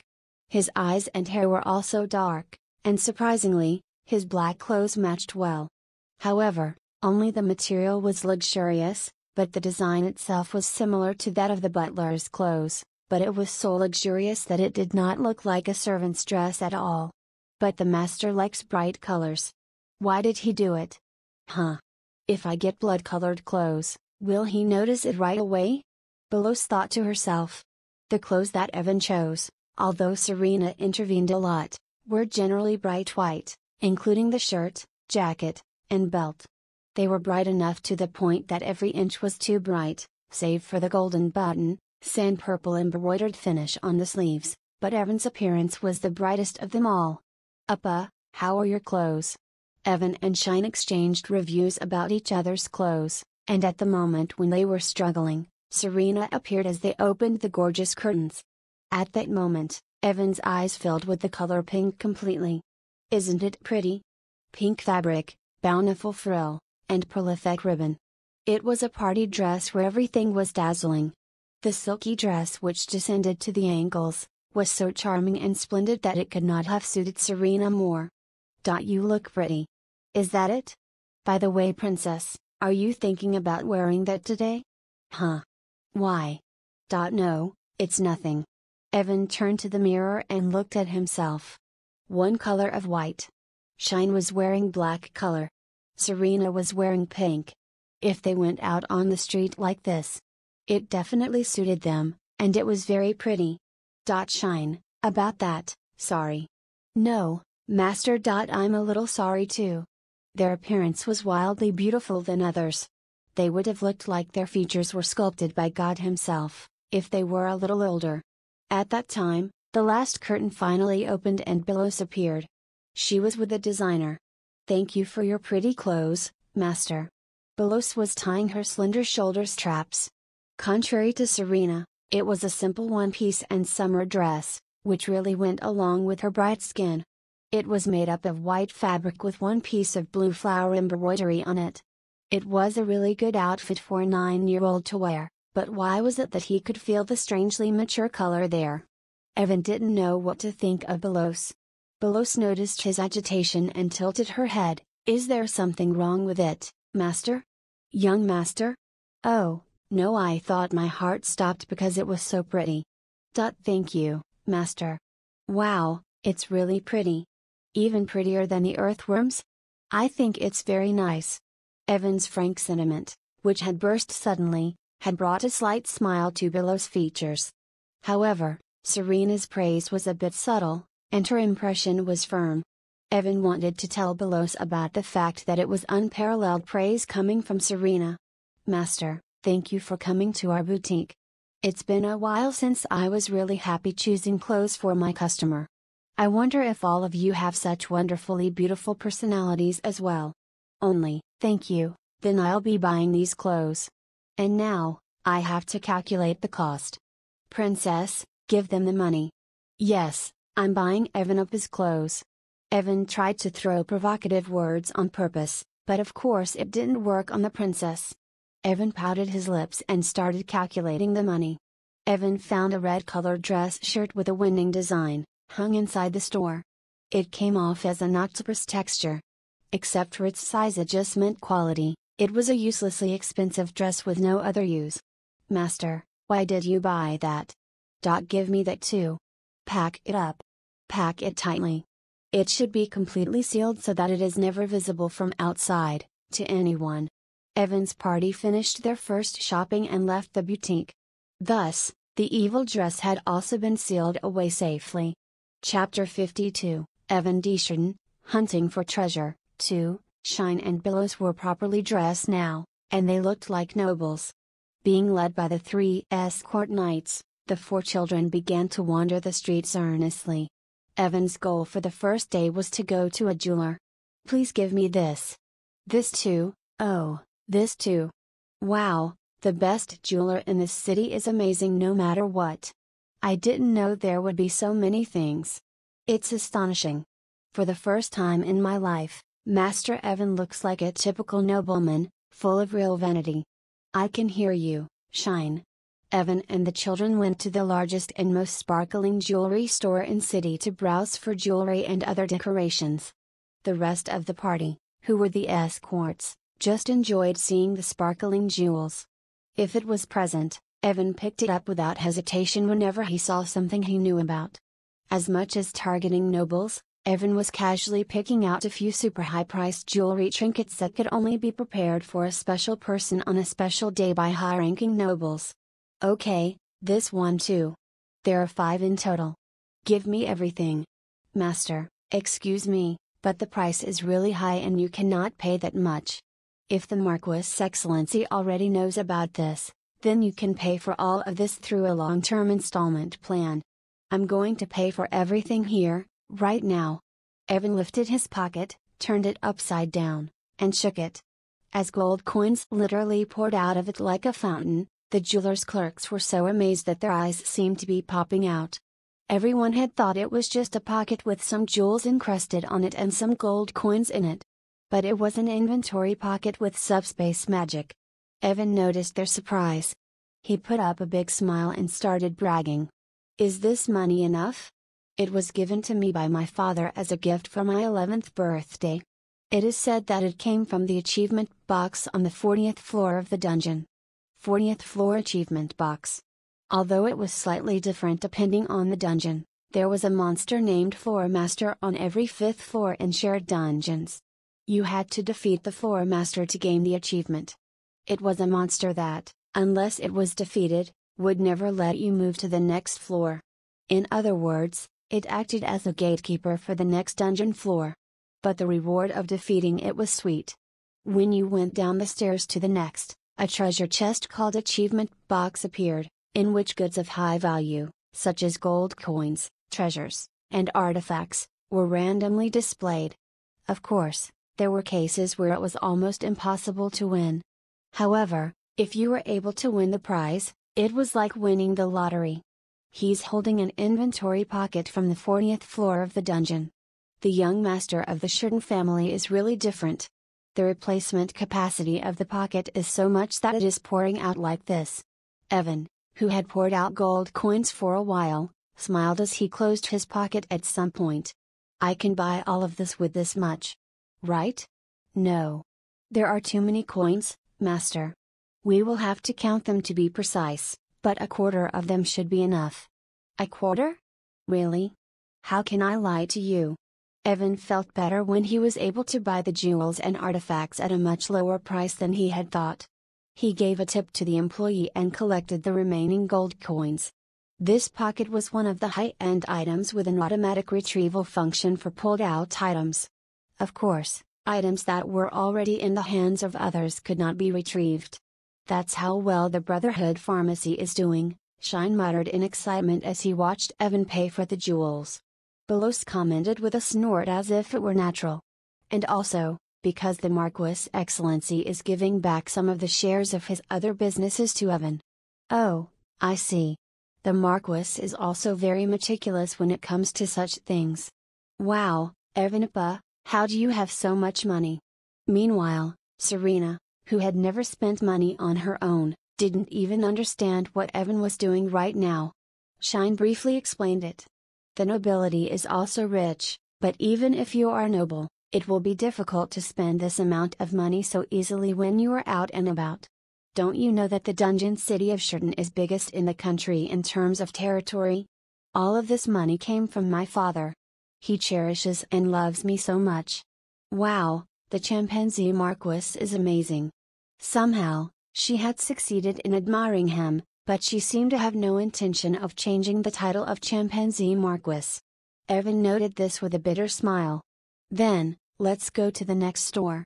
Where are you going next, master? There is no such thing as a useless shop on the Royal Road. I wanted to go to the arms shop, but not today. Today, I'm going to focus on jewelers.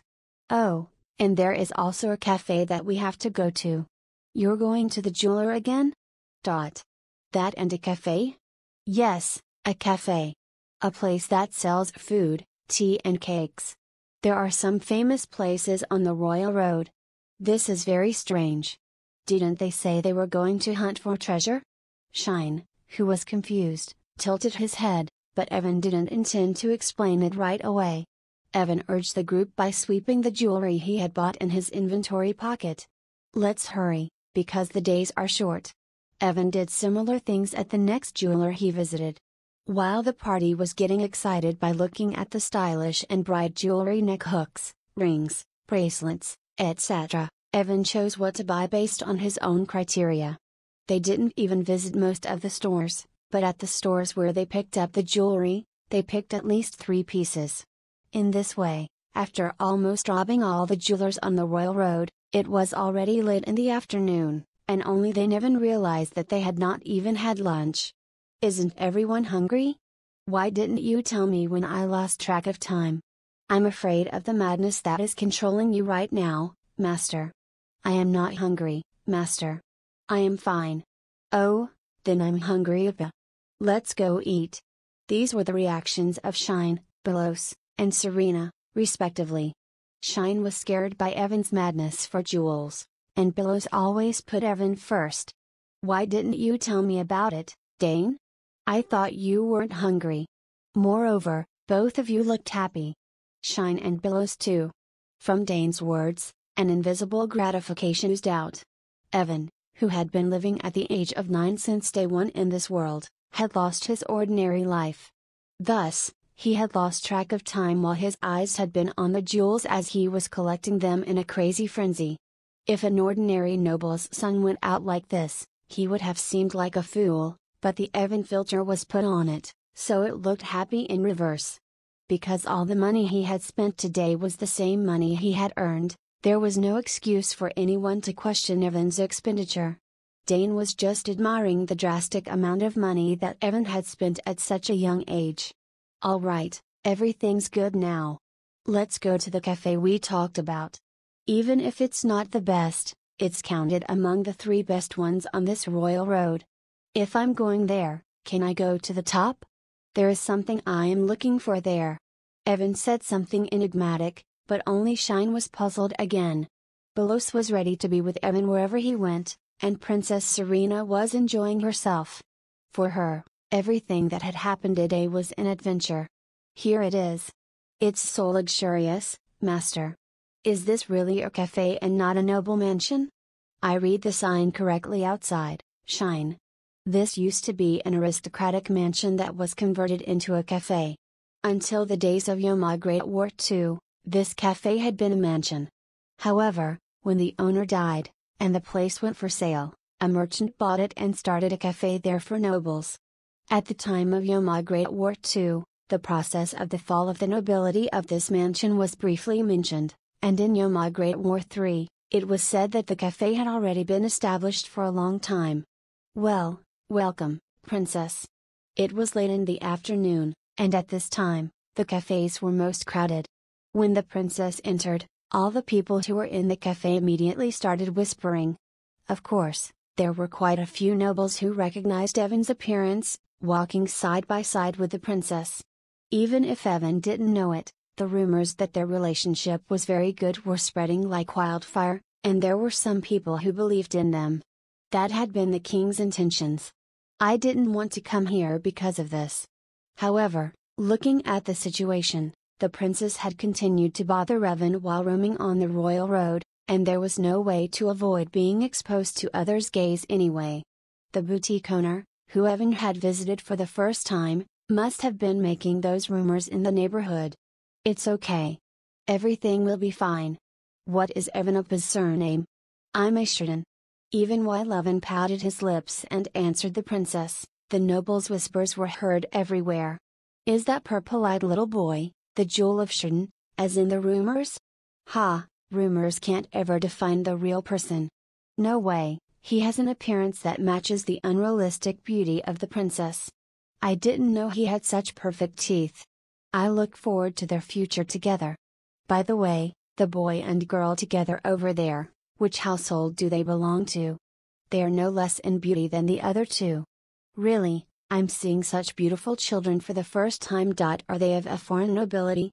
Only if I could be with Shun's son in the royal family. They are from the dungeon city." Since Shine and Belos had put on new clothes, they were also getting a lot of attention. Even if they pretend otherwise, both of them were nervous as they were not used to such gazes from others. Evan called the waiter. "Yes, young master. I will guide you right away. If there is a place you want particularly, please guide me to the room in the right corner of the corridor on the 2nd floor. Will you?"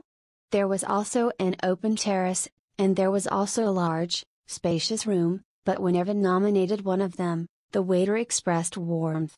"Master, this room is not currently in use as someone died here." However, Evan gave a gold coin to the waiter. The smallest dip was in gold coins, as it was a cafe used only by the nobles, and ordered the room to be prepared. "I will eat in that room." "Surely. Well, if you want that, I understand. I will prepare it right away." "Thanks. Oh, and nights. Please eat somewhere close to us. If I need you, I'll call you." "Yes, master." Already accustomed to Evan's behavior, Dane nodded without question and took 2 confused royal guards with him to a seat nearby. Meanwhile, their room was also being prepared. "Would you be really okay? This is a room that has rumors of ghosts living in it. It's afternoon now, so it's still okay. Or at least I think it will be. Yes, it's actually fine by us. So I'll place an order. Let's see, this. Evan made a mistake. It was rare for Evan, who did not have bad etiquettes despite his young age, ordered what he liked to eat and drink without asking the other ones. However, there was no one to blame it on him. Shine and Belos were his servants, and Serena had never chosen anything to eat in her life. Here is it. Excellent. What Evan ordered was a full-course dish that ran perfectly from appetizer to dessert. In fact, if you wanted to eat food, it would have been better to go to a restaurant other than this cafe, but Evan didn't dare do that. The treasure hunt had already begun. You have to follow my instructions carefully from now on. Evan cheerfully talked to his comrades as they looked around the room, which had an eerie atmosphere. He tapped the table to gain their attention. There was no air conditioning in this era, but the table laid with hot dishes contrasted the cool room. Follow me and eat in the same order in which I eat. If the order is wrong, I'll kick you out of the room, so you have to follow me. Hee, this will be fun. Serena had already figured out that this was also a kind of adventure. Shine and Billows also picked up the tableware. Evan nodded and ate the whole beef potato quiche, or pie, first. It was a little laughable for the three to follow him exactly. The slime, Ruby, also ate the quiche along with them. This event required 4 people. Next is soup. It was a thin soup with tomatoes and onions. It tasted delicious because the contents were in the right proportion. The moment Evan slurped the soup down his throat, there was an unknown sound coming from somewhere other than their table. Do you hear that? Something's calling out. Whatever it is, I hope it doesn't come out in front of us. At that moment, Shine was frightened, but Evan responded calmly. It was Shine who immediately understood what Evan was talking about and cried, but the meal had already started, and there was no way to stop. After that, they ate the dinner in the correct order, from salad, bread, fish, meat, to cakes and tea in the end. Others enjoyed the taste purely and ate leisurely, but Shine was so afraid that he kept putting the food inside his nostrils instead of his mouth. Ah, I am full. How long did the meal last? Everyone's teacups were empty. Ruby shared tea with Serena. The moment the meal was completely over, a woman's soft voice reached everyone's ears. Thank you very much for eating the delicious food. I feel like I'm going to fall asleep because I'm full. With that, the female voice stopped. From that moment, surprisingly, warmth began to flow in the room. Is that all? After the meal, the room seems to be getting hotter. Evan exhaled a sigh of relief. You've all done well. The event was successful. But now it's over. Event? Serena asked. Evan explained, smiling kindly, did you know that there are ghosts in the room here? We just removed the ghost's resentment. While eating a table set only with things that the ghost liked in its lifetime. This room had been a bonus event reserved for players who cleared Yoma Great War II. The ghost was an NPC who gave a quest as an aristocratic woman from Yoma Great War II, and whether the player succeeded or failed the quest, he was eventually trapped in this room and starved to death. However, if the quest was successful, you could meet her one last time, and at that time, she cried out and sang the list of dinner courses she wanted to eat. This was a very sad scene. By the way, that was no way a clear privilege. It must have been a privilege applied to the next life that she would live from then on. In Yoma Great War III, if the player entered this room where she was trapped and died and ate the dinner course in a specific order, the ghost who died carrying resentment would bless the player with a very permanent buff that made it easier in the game to progress. That was only possible for up to 4 party members, including the player. Existence level and scale growth rate were increased by 10%, which was a rare growth bonus in the Yoma Great War series. In the game, the protagonist's party had to go through almost half of the game until he could get the opportunity to activate this event. However, Evan didn't know for sure yet because there was no way to confirm whether the buff was actually applied properly. It was a special event linked to the previous progress, and it was not possible to know whether the permanent buff had been applied properly, so Evan could not come to the Royal Road to test it beforehand. Even this time, he had visited the Royal Road by chance. Evan realized something was happening to him when he saw that his body was warming up comfortably. Did the ghost bless us? It's something like that. It's good for your body, so there's nothing to worry about. Yes, I feel that. I feel very warm. Really. It feels like my body is activated. It feels strange. The ghost blessed Serena and Billows after the mysterious experience. They were quite satisfied with the situation as it didn't turn out badly. However, there was only one person still showing a terrified expression. It was Shine. Well then, what about the ghost we released? Of course. It was alive already. At what Evan said with a burst of satisfying laughter, Shine dared not refute. There was one more urgent thing right now. Shine felt like dying at the moment. Only, then can I pass out now? Huh. Evan replied and was surprised as Shine fell down unconscious on the spot. Evan looked at him blankly for a few seconds and then started laughing at his state. Evan had thought he was a guy who wasn't afraid of anything, but he came to find out that Shine was scared of ghosts.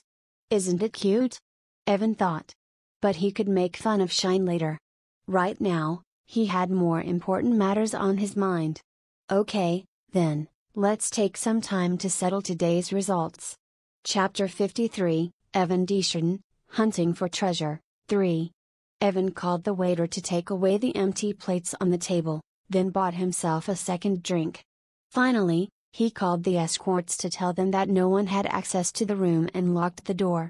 After that, he displayed all the jewelry and trinkets he had bought at the jewelry store that day on the table.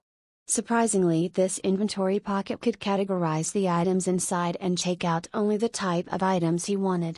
And Evan, who was born in a wealthy home and had been using magic tools since childhood, was proficient in dealing with magic tools even though he didn't have the ability to use mana. There are 32 in total. Okay, these are more than I thought. These should have been saved from Yoma Great War 1. Wow, they're so pretty because they're arranged like this. Master, if you put it on a rough table like this, wouldn't the jewelry be damaged? Billows still had realistic worries even while seeing the jewelry and sparkling jewels that made others captivated. Evan answered Billows's question, it won't be damaged. As an artifact, it has basic defense. For a short time, Billows was stiff because she couldn't understand. Even if he had 32 artifacts, no matter how many artifacts were constantly being unearthed from the dungeon, it was still dangerous to place them over a table like that. Instead, Serena asked, how did you buy the artifacts from the jewelers? They didn't know these were artifacts. Not all artifacts in the world reveal their presence in the moment they are discovered. The things he said were still unintelligible to them. Their facial expression shows that they were logically unconvinced. How the hell artifacts could be obtained from a jeweler without him even knowing? He would have never thought so too if he had just been a pure nobleman, but they did not know that Evan had also been a player of the Yoma Great War series. However, when his knowledge as a nobleman, and his knowledge about the game and the artifacts knowledge were combined, it had become possible to explain this phenomenon. These weren't artifacts in the first place, but there are some things that naturally become artifacts over time. Some have potential to become artifacts, but there are cases where they aren't revealed because they don't receive appropriate attention. There are artifacts that don't emit magical power until the owner is found, and there are also artifacts that have to be replenished due to loss of power. I heard that there is a mage who manages artifacts in our royal palace. Yes? Everything I just said is something you can't figure out without scrutinizing and testing out these artifacts all day. Even if someone knew that artifacts can be found at a jeweler's, if you do something like that in a jewelry shop, you will be kicked out, of course. What would happen if a skilled person went to the jeweler and said, I want to find out if there are any artifacts among these and buy them at a low price, so can I rent the store for one day? Maybe that guy would be handed over to the guards to be put on trial. With that in mind, it was natural that such a large number of artifacts had been kept there still. By the way, they had been finally rescued now from the place where all the precious stones of the city had been gathered for hundreds of years. Then, Master, these 32 gems are really all artifacts. Huh. The jewelers lost almost 1 million coins today. It's not a standard, but it can be said that they've lost nearly half of what they will earn in their life. However, Evan didn't feel sorry for them. No matter how much money he had, Evan didn't have the ability to pay for 32 artifacts at their actual price. No one else would have been able to figure out the worth of these artifacts anyway, Not here in the game world at least. Initially, the jewelers had not paid for the artifact either. But Master Evan, I have a question. That's a trade secret. Belos puffed both her cheeks. She didn't even know what they were trying to ask. It takes such great people all day and they barely find them, but how did you recognize them at a glance and pick them all? And the answer was simple.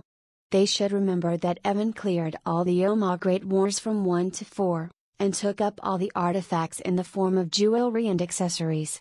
In a state where he remembered nothing, if someone asked Evan to recall them and write them all up, they would be a lot to remember, but when he saw the artifacts, he could remember their names and properties easily. But, of course, we cannot explain this as always, and as we have not done so far, we have no choice but to relate it all with his unknown prophecies ability. It's getting harder and harder to understand this. Still, he couldn't help it. There was a reason behind him revealing to Serena that these were rare artifacts. He was already getting annoyed by her words. But Evan-Napa, these are so pretty, can't you just give me one as a gift? People should not keep asking for things, princess. If you give me one as present, I'll get something for you too. So? Give me one, huh?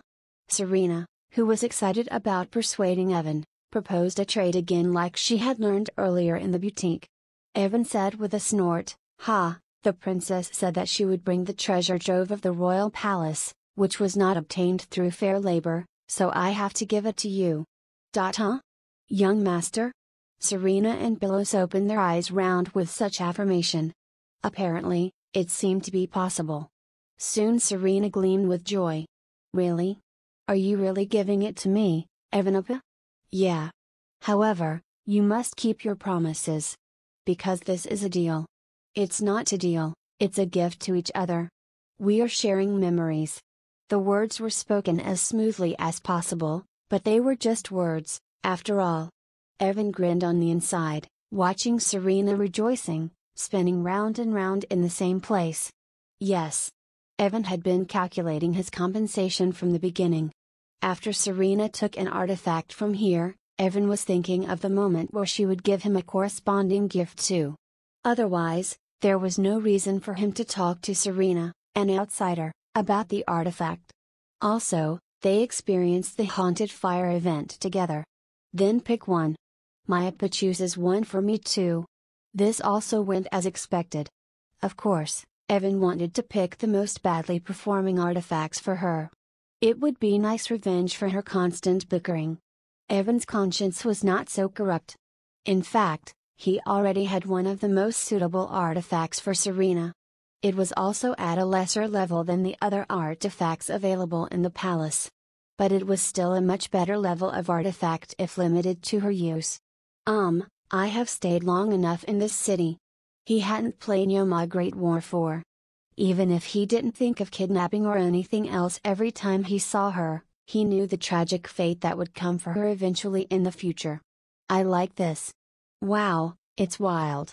In the end, he picked one out of 32 artifacts that looked wild, like Serena said. It was a small gold and diamond necklace that resembled a lion's paw along with a silver paw-shaped medal covered with platinum. The name of this artifact is Tigress Glory, and it is a necklace that is good for tamers of all kinds. It increases the basic taming success rate, increases the stats of the contract target, and more importantly, injects mana to create a shield. It's one of Tamer's final equipment, and I was lucky to get it here. It's a necklace for me, Appa. It was too hard for Serena to think so much. The former owner of Tigress Glory had also been a monster tamer. He had been the regular character of Yoma Great War 1, the demi-human Eurakia. However, in Yoma Great War 3, there were other types of tamers, even if they were not monster tamers, so it would be much better for me to hand this over to someone whom I could control. The beast tamer's ability to grow to the limit with this necklace was really worth seeing in Yoma Great War 3, but Evan still chose to sacrifice the future and handed over the necklace to Serena. She was almost hopping with glee. Even if he did this, Evan would really be upset if the princess was kidnapped later. Princess, this is really valuable. You have to keep working hard. Yes, I know. Appa is so serious, I can see that. Serena was seemingly dumb but also had the ability to read people's signs. Maybe she even noticed that Evan was acting weird for the situation. I don't know why Evan Appa is so good to me. I saw him for the first time yesterday, isn't that weird? It is because of the insurmountable status of power that you have. I have no personal feelings for you at all. Oh, so it's like that. Serena replied quite plainly with an unknown expression and hung the necklace right around her neck. This necklace was a top-notch artifact that did not reveal its ability even if she died, unless she had the aptitude of a tamer, and as such, Serena wore it, who had the ability of a monster tamer, the highest rank among tamers. It immediately caused an unusual reaction. Oh, oh, oh, oh, oh! Serena exclaimed in a silly voice. Evan was dazzled for a moment. It was not an artifact with a spirit, so why was this girl standing still with such a blank expression? Had the game and settings changed? Fortunately, however, Serena quickly woke up from her trance. I have a little more knowledge about being a monster tamer, Appa. This necklace really goes well with me. Ah. That's great. If you thought about it, it was possible. The former owner of Tigress Glory had been a monster tamer, so even if another monster tamer had the ability to open more functions, additionally, it didn't seem odd. For reference, when a situation where you could acquire Tigress Glory in the game came up, there was no monster tamer among the regular characters in the story. If there was a chance, the protagonist would select the aptitude of the monster tamer, but in fact, it was not possible to obtain Tigress Glory in every round, so it was difficult to win with such a small probability. I learned how to grow Ruby even more. But right now, I think the method my Appa taught me is the best. I've never lied to you, you know. That's right. Serena seemed to have something more to say, but for now, she just said that and laughed. She was lovingly tying the necklace. She seemed to be jubilant. Ruby was also happy as it felt stronger thanks to the necklace, running around Serena. Then, Princess, I'll tell you the artifacts I want from now on. If you have them in the palace, you must bring them. Yes, Appa, even if you ask me to bring Dad's sword, I will. That's the king's proof. What if Evan Appa becomes the king? That's absurd, definitely not. You shouldn't say that to His Majesty by any chance. Evan explained to Serena the characteristics of the artifact he wanted. She was smart and quickly remembered it. Okay, I'll get it somehow. No, you probably won't be able to get it by yourself.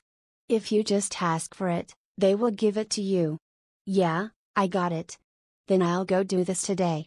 See you tomorrow, Evan Appa. Serena was full of thoughts about what she had been asked to do, and ran out of the room first, declaring her dismissal there. Outside, they could feel the escort knights getting up and running along with her. However, Evan didn't go out right away, he stayed there a little more, sorted out the 32 artifacts' properties, and put them in the pocket. Now he would be able to pull out the artifacts according to his desire. By the way, did Shine wake up? No, Master. I really can't help it. Then, first of all, I should give Belos her portion first. Okay? Belos widened her eyes a bit. However, Evan laughed at her appearance. You were honestly looking forward to getting one after I gave one to the princess, right? Oh no, how dare I! What you gave to Her Majesty the princess was just a part of a deal. Right. That was a deal. It felt like half of the loss was his, but the deal was acceptable because he was able to exchange what he wanted anyway. But this is not a deal, it's a pure gift. A gift I give to Belos. Evan pulled out a pair of earrings from his pocket. Belos tilted her head. In fact, Evan had been correct. She expected Evan would give her a gift too. However, among the 32 items that were taken out and sorted, those earrings were not there, but now it felt like she had seen them somewhere. This was the last pair of earrings I bought at the jeweler I visited for the first time. It was hanging on a mannequin's ear, so I guess everyone couldn't see it properly. I had bought this from the beginning but separately from other artifacts. I had kept it, just for you, Belos. Ah. In other words, He had purchased 33 artifacts instead of 32. Yet, he had saved it out for her. Below's heart pounded. She was so happy that her heart and brain were going to burst at the same time. She bowed her head because it was difficult to hold back her feelings of joy. Evan's explanation followed. I didn't know if I could even get these earrings. They were originally meant to be used elsewhere. It was said that it was an object supposed to be in the protagonist's hands in Yoma Great War II. However, since those earrings were present in this game, it seemed that Leo Arpita did not have a friend who handled fire magic. Either that, or he couldn't find these earrings. Belos, the name of this earring is Hua Mountain Spirit Earring. It will dramatically increase your mana recovery speed, while at the same time amplifying the performance of all the fire magic you deal with. It's a typical final piece of equipment. What? Belos raised her head. The name of the Blue Cross earrings hanging by Evan's ears was Snow Mountain Spirit Earring. Looking at them, the earrings in her hand were also jeweled earrings in the form of a red cross. So this meant, these pairs of earrings belong to each other. It's a pair. No, this is difficult for me to handle. How can I get a treasure like the Master's? Then won't you take it? It's a blessing that is above me, but I can't dare reject the Master's heart and wish. After all, a child is still a child. Evan laughed at the Belos, who couldn't hide her feelings. Belos puffed her cheeks a little. Master, you have a bad taste. Yes, sometimes they complain about me like that. The feelings that have accumulated on me must be released in a timely manner so that there will be no big deal among them. But at Evan's words, Belos paused for a moment, then, her red eyes gleaming, she twisted the tip of her lips very slightly. I bet, if I release the feelings that I have accumulated for the Master, it will definitely be a big deal. What did I do wrong? It's a joke. Belos' jokes were a problem because they didn't sound like jokes. What could Evan do after hearing what she said with such a stiff expression, especially as he knew her future was growing up and becoming a bloody witch? Hey, you should tell me about what I really did wrong. I am really good at reflecting and fixing things, you know. Why don't you call me the Fixing King? You can't trust me. Yes, Master. But I wouldn't call you that way. Belos laughed. Evan was relieved and gave her the earring. Belos stared at it for a moment, then took a deep breath, and carefully approached Evan, turned to her side to reveal her ears. Evan wasn't too stupid to know what that meant. Is it that you really don't hate me that much? It would be a real joke for you to have accumulated emotions, right? Only, Evan trembled and hung earrings on both of her ears. As it was an artifact, the ear did not need to be pierced separately, and the moment you tried to wear them, they stuck to your ear. Thank you, Master. Belos was now wearing an earring in her ear that was put there personally by Evan. As she checked it, she smiled again. For her, who smiled rarely, it was the highlight of the day. But it didn't end there. From now on. She glanced back to see that Shine was still fainted and then squeezed her lips a little bit more to make sure only Evan could hear her next words. I want you to call me Lua. Chapter 54, Evan Desjardins. Hunting for Treasure, 4. The second day of the treasure hunt was bright. If the first day was to be compared to a graduate's arrival, Evan thought they would enjoy a more plausible expedition on the second day. It was because he was going to escape from the noble streets and look for hidden elements in all the shops all over the Royal Road. In fact, the work is harder and the rewards aren't going to be as dramatic as yesterday. Yesterday, I acquired 33 artifacts. It was a really good hit. After all, in any game, trinkets are awesome. Evan had mumbled this to himself after returning to the mansion yesterday. He was checking the treasure hunt map that he had gotten and was comparing it with that which he had drawn in his notebook. There are 3 places you must check. Other 5 places that I have heard good things about, and 8 places that only have monetary value, Master Evan. Shine said in a soggy voice as he watched Evan correcting and preparing a preliminary route. In the past, I used to think of you as a person armed with a philanthropist spirit, young Master. But now it seems that is not the case. If Evan had been a real perfect ancestor, Shine thought, he would not have shown such a level of brutality yesterday. Although no one had suffered substantial damage, they had still looted all of the jeweler's artifacts. Of course it is. I'm the one who cares about everyone without caring about my own life in the first place. I thought you would say so, Master Evan. For reference, Evan was only an extra compared to the main characters of the game. Of course, he was not the protagonist, but because of various scenarios, he was only thought of as a hero because of his personality, which wasn't even that good. In the game, Evan used to intrude into other people's homes, breaking every jar he saw, going through trash cans, opening all visible boxes, and didn't even think about finding the owner if the roof itself fell on the floor. If I ask a person to do me a favor, I try my best to pay them back through an equal exchange now, Evan thought. One immoral action can lead to the destruction of humanity easily, and dozens of criminals are born, committed only to misdemeanors. And it means that I am no different from them now, as I want to benefit from the actions of the protagonist. But no, after playing as the protagonist countless times, I only took what I needed in order to survive and moved in search of extreme efficiency. So even though he wasn't immortal at the moment, his heart was satisfied. Evan also thought, yesterday, was I a bit severe? Of course, I did not intend to hurt anyone's feelings. I will have to pretend to be busy today, so I hope the princess fails to incessantly bother me like yesterday. I don't think so. It should be fun to be with Princess Serena. Shine, you are. Oh. Why are you so pale?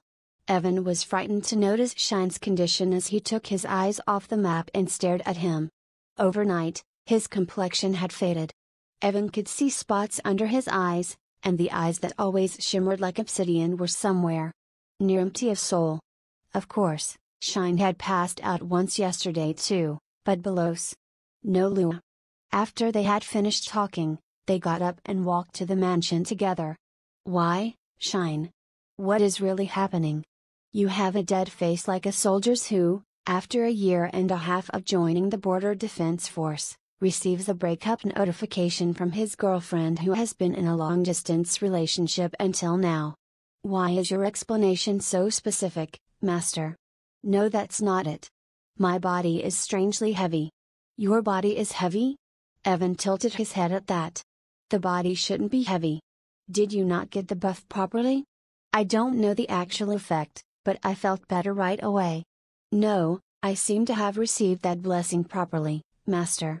That feeling remains for sure. Immediately after receiving the buff, Evan's body felt like it was burning. Now it had mostly subsided, but still, some tingling effects remained. It felt like they had grown a new organ that seemed to spread a strange warmth in their bodies. Evan couldn't feel it even if he consciously tried to, but he could sense that it certainly existed. Strangely, the surroundings feel a little cold, and my body is a little heavy. I don't feel good, Master. It looks like someone is watching me. How come Shine's symptoms aren't normal? Evan suddenly thought while looking at him with a quivering expression.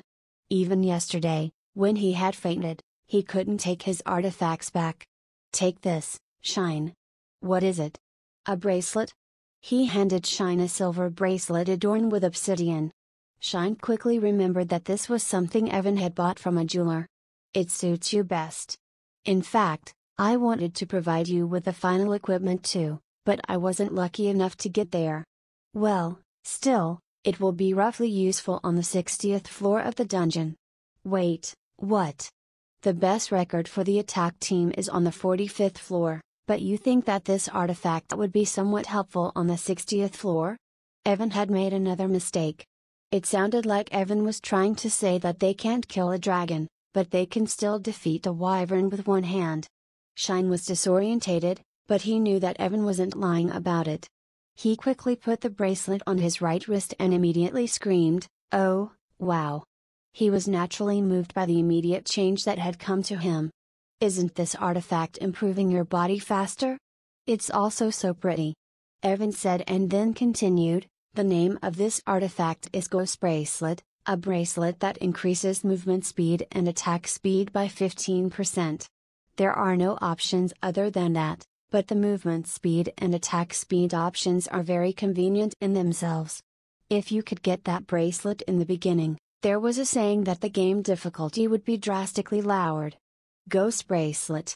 Of course, this bracelet originally appeared only at the time of Yoma Great War 4, and it was the dream of many to obtain it early because it could only be obtained by successful quests given by the great nobility, and then miraculously completing the optional event.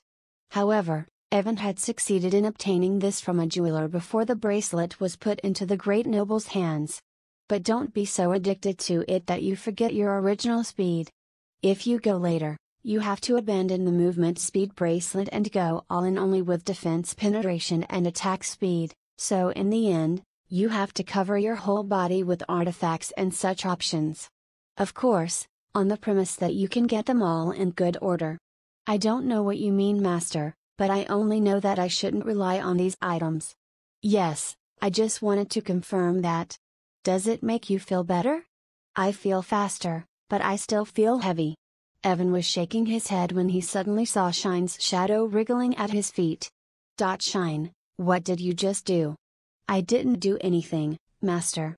But Evan had clearly seen something weird. Now, Shine's was twitching again. And then, a woman's face rose above him. A beautiful, noble woman with noble dignity. It was the ghost's face. Yes, it looks very comfortable there. Shine's body stiffened the moment the eerie female voice echoed. Evan, on the other hand, was at a loss of words. I remember where I saw this woman's face. I got it. It was the woman who gave a quest to the main character in Yoma Great War 2, but eventually died unfairly. Evan inwardly exclaimed in horror. Why haven't you gone by now? That was the case, and I was asleep comfortably, but I was next to this boy when I woke up. Go away. My body's heavy, all because of you. Well, I tried to do something about that too, but it didn't work. Why? Are you not feeling strong? Am I strong? Shine's complexion became even paler. Shine was already afraid of ghosts, but it was nothing less than a horror to say that the ghost was using him as a vessel.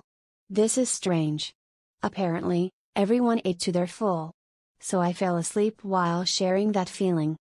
Oh, is that the case? The moment he heard that, something flashed in Evan's mind. Is it because Shine was afraid and constantly frowning while he ate it? Everyone ate the delicious food, but Shine wasn't feeling good at that time, so the ritual must not have worked properly. Oh, maybe it's because of that. Damn, I'll do it again. I'll go back and eat the food in the right order, so I can get better quickly. Shine shouted outrageously, but the ghost said, I am very sorry. The body was completely out of the shadow, but the area around the legs was still under the control of the ghost. I'm not bound to that place anymore, so it's useless even if you go there. Well, then what do we do now, Master? Is there no way for me to get rid of her? Will I be afflicted forever?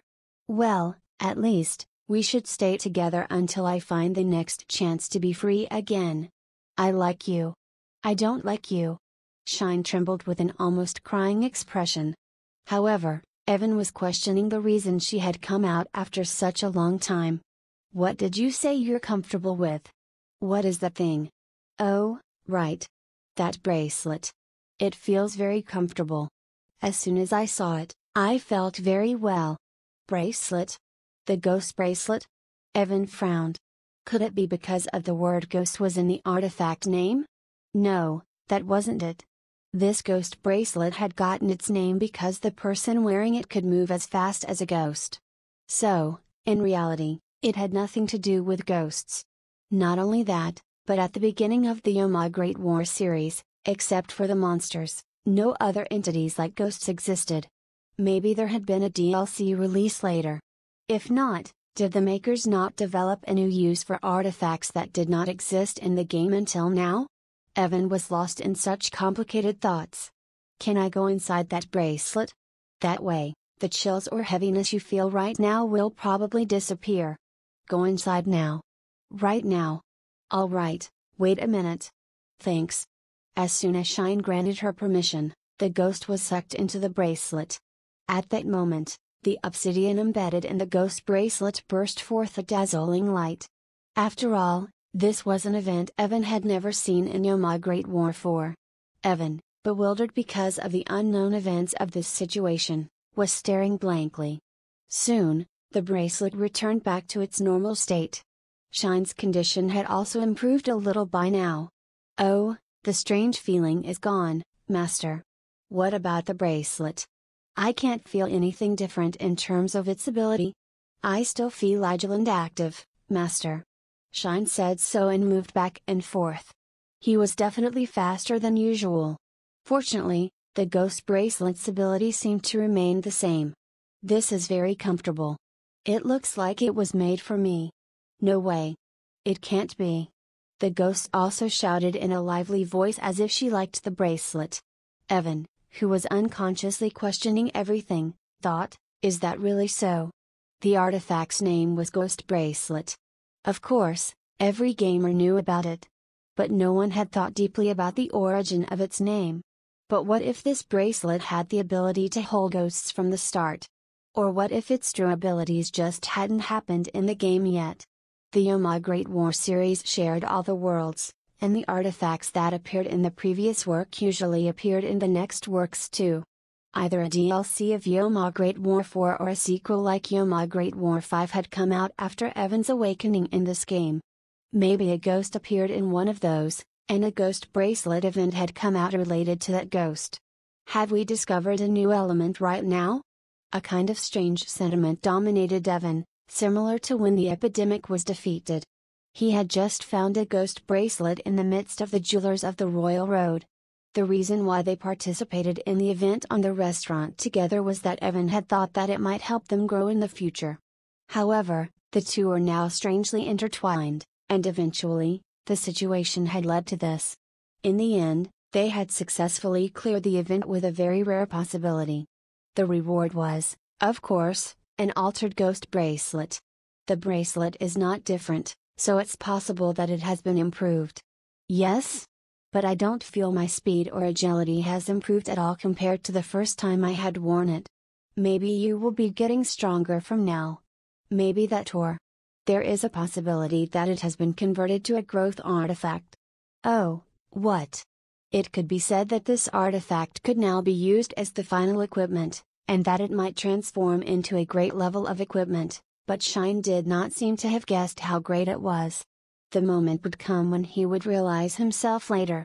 Evan shrugged, "You can just think of it as a good thing." "How can I, Master? It doesn't seem like a good thing at all, considering the fact that the ghost has not disappeared. I like it very much. I got a nice boy and a comfortable house." "Don't say such things. It sounds weird, so don't do it." Only, as Shine and the ghost were making a ruckus in the room, they heard a sound of knocking on the door. When Evan beckoned to enter, Belos came in, wearing the summer dress Evan had bought for her yesterday. She was also wearing volcanic spirit earrings in both ears. Evan felt the room light up. Behind her was Serena in a pink party dress, and she seemed the prettiest in the world. Ruby was still sitting on her shoulder. "I'm ready to go out, Master." "Where are you going to play today, Evanapa?" Shine and Evan made eye contact with each other. They exchanged silent signals. And, as if nothing had happened, they got up and walked towards them.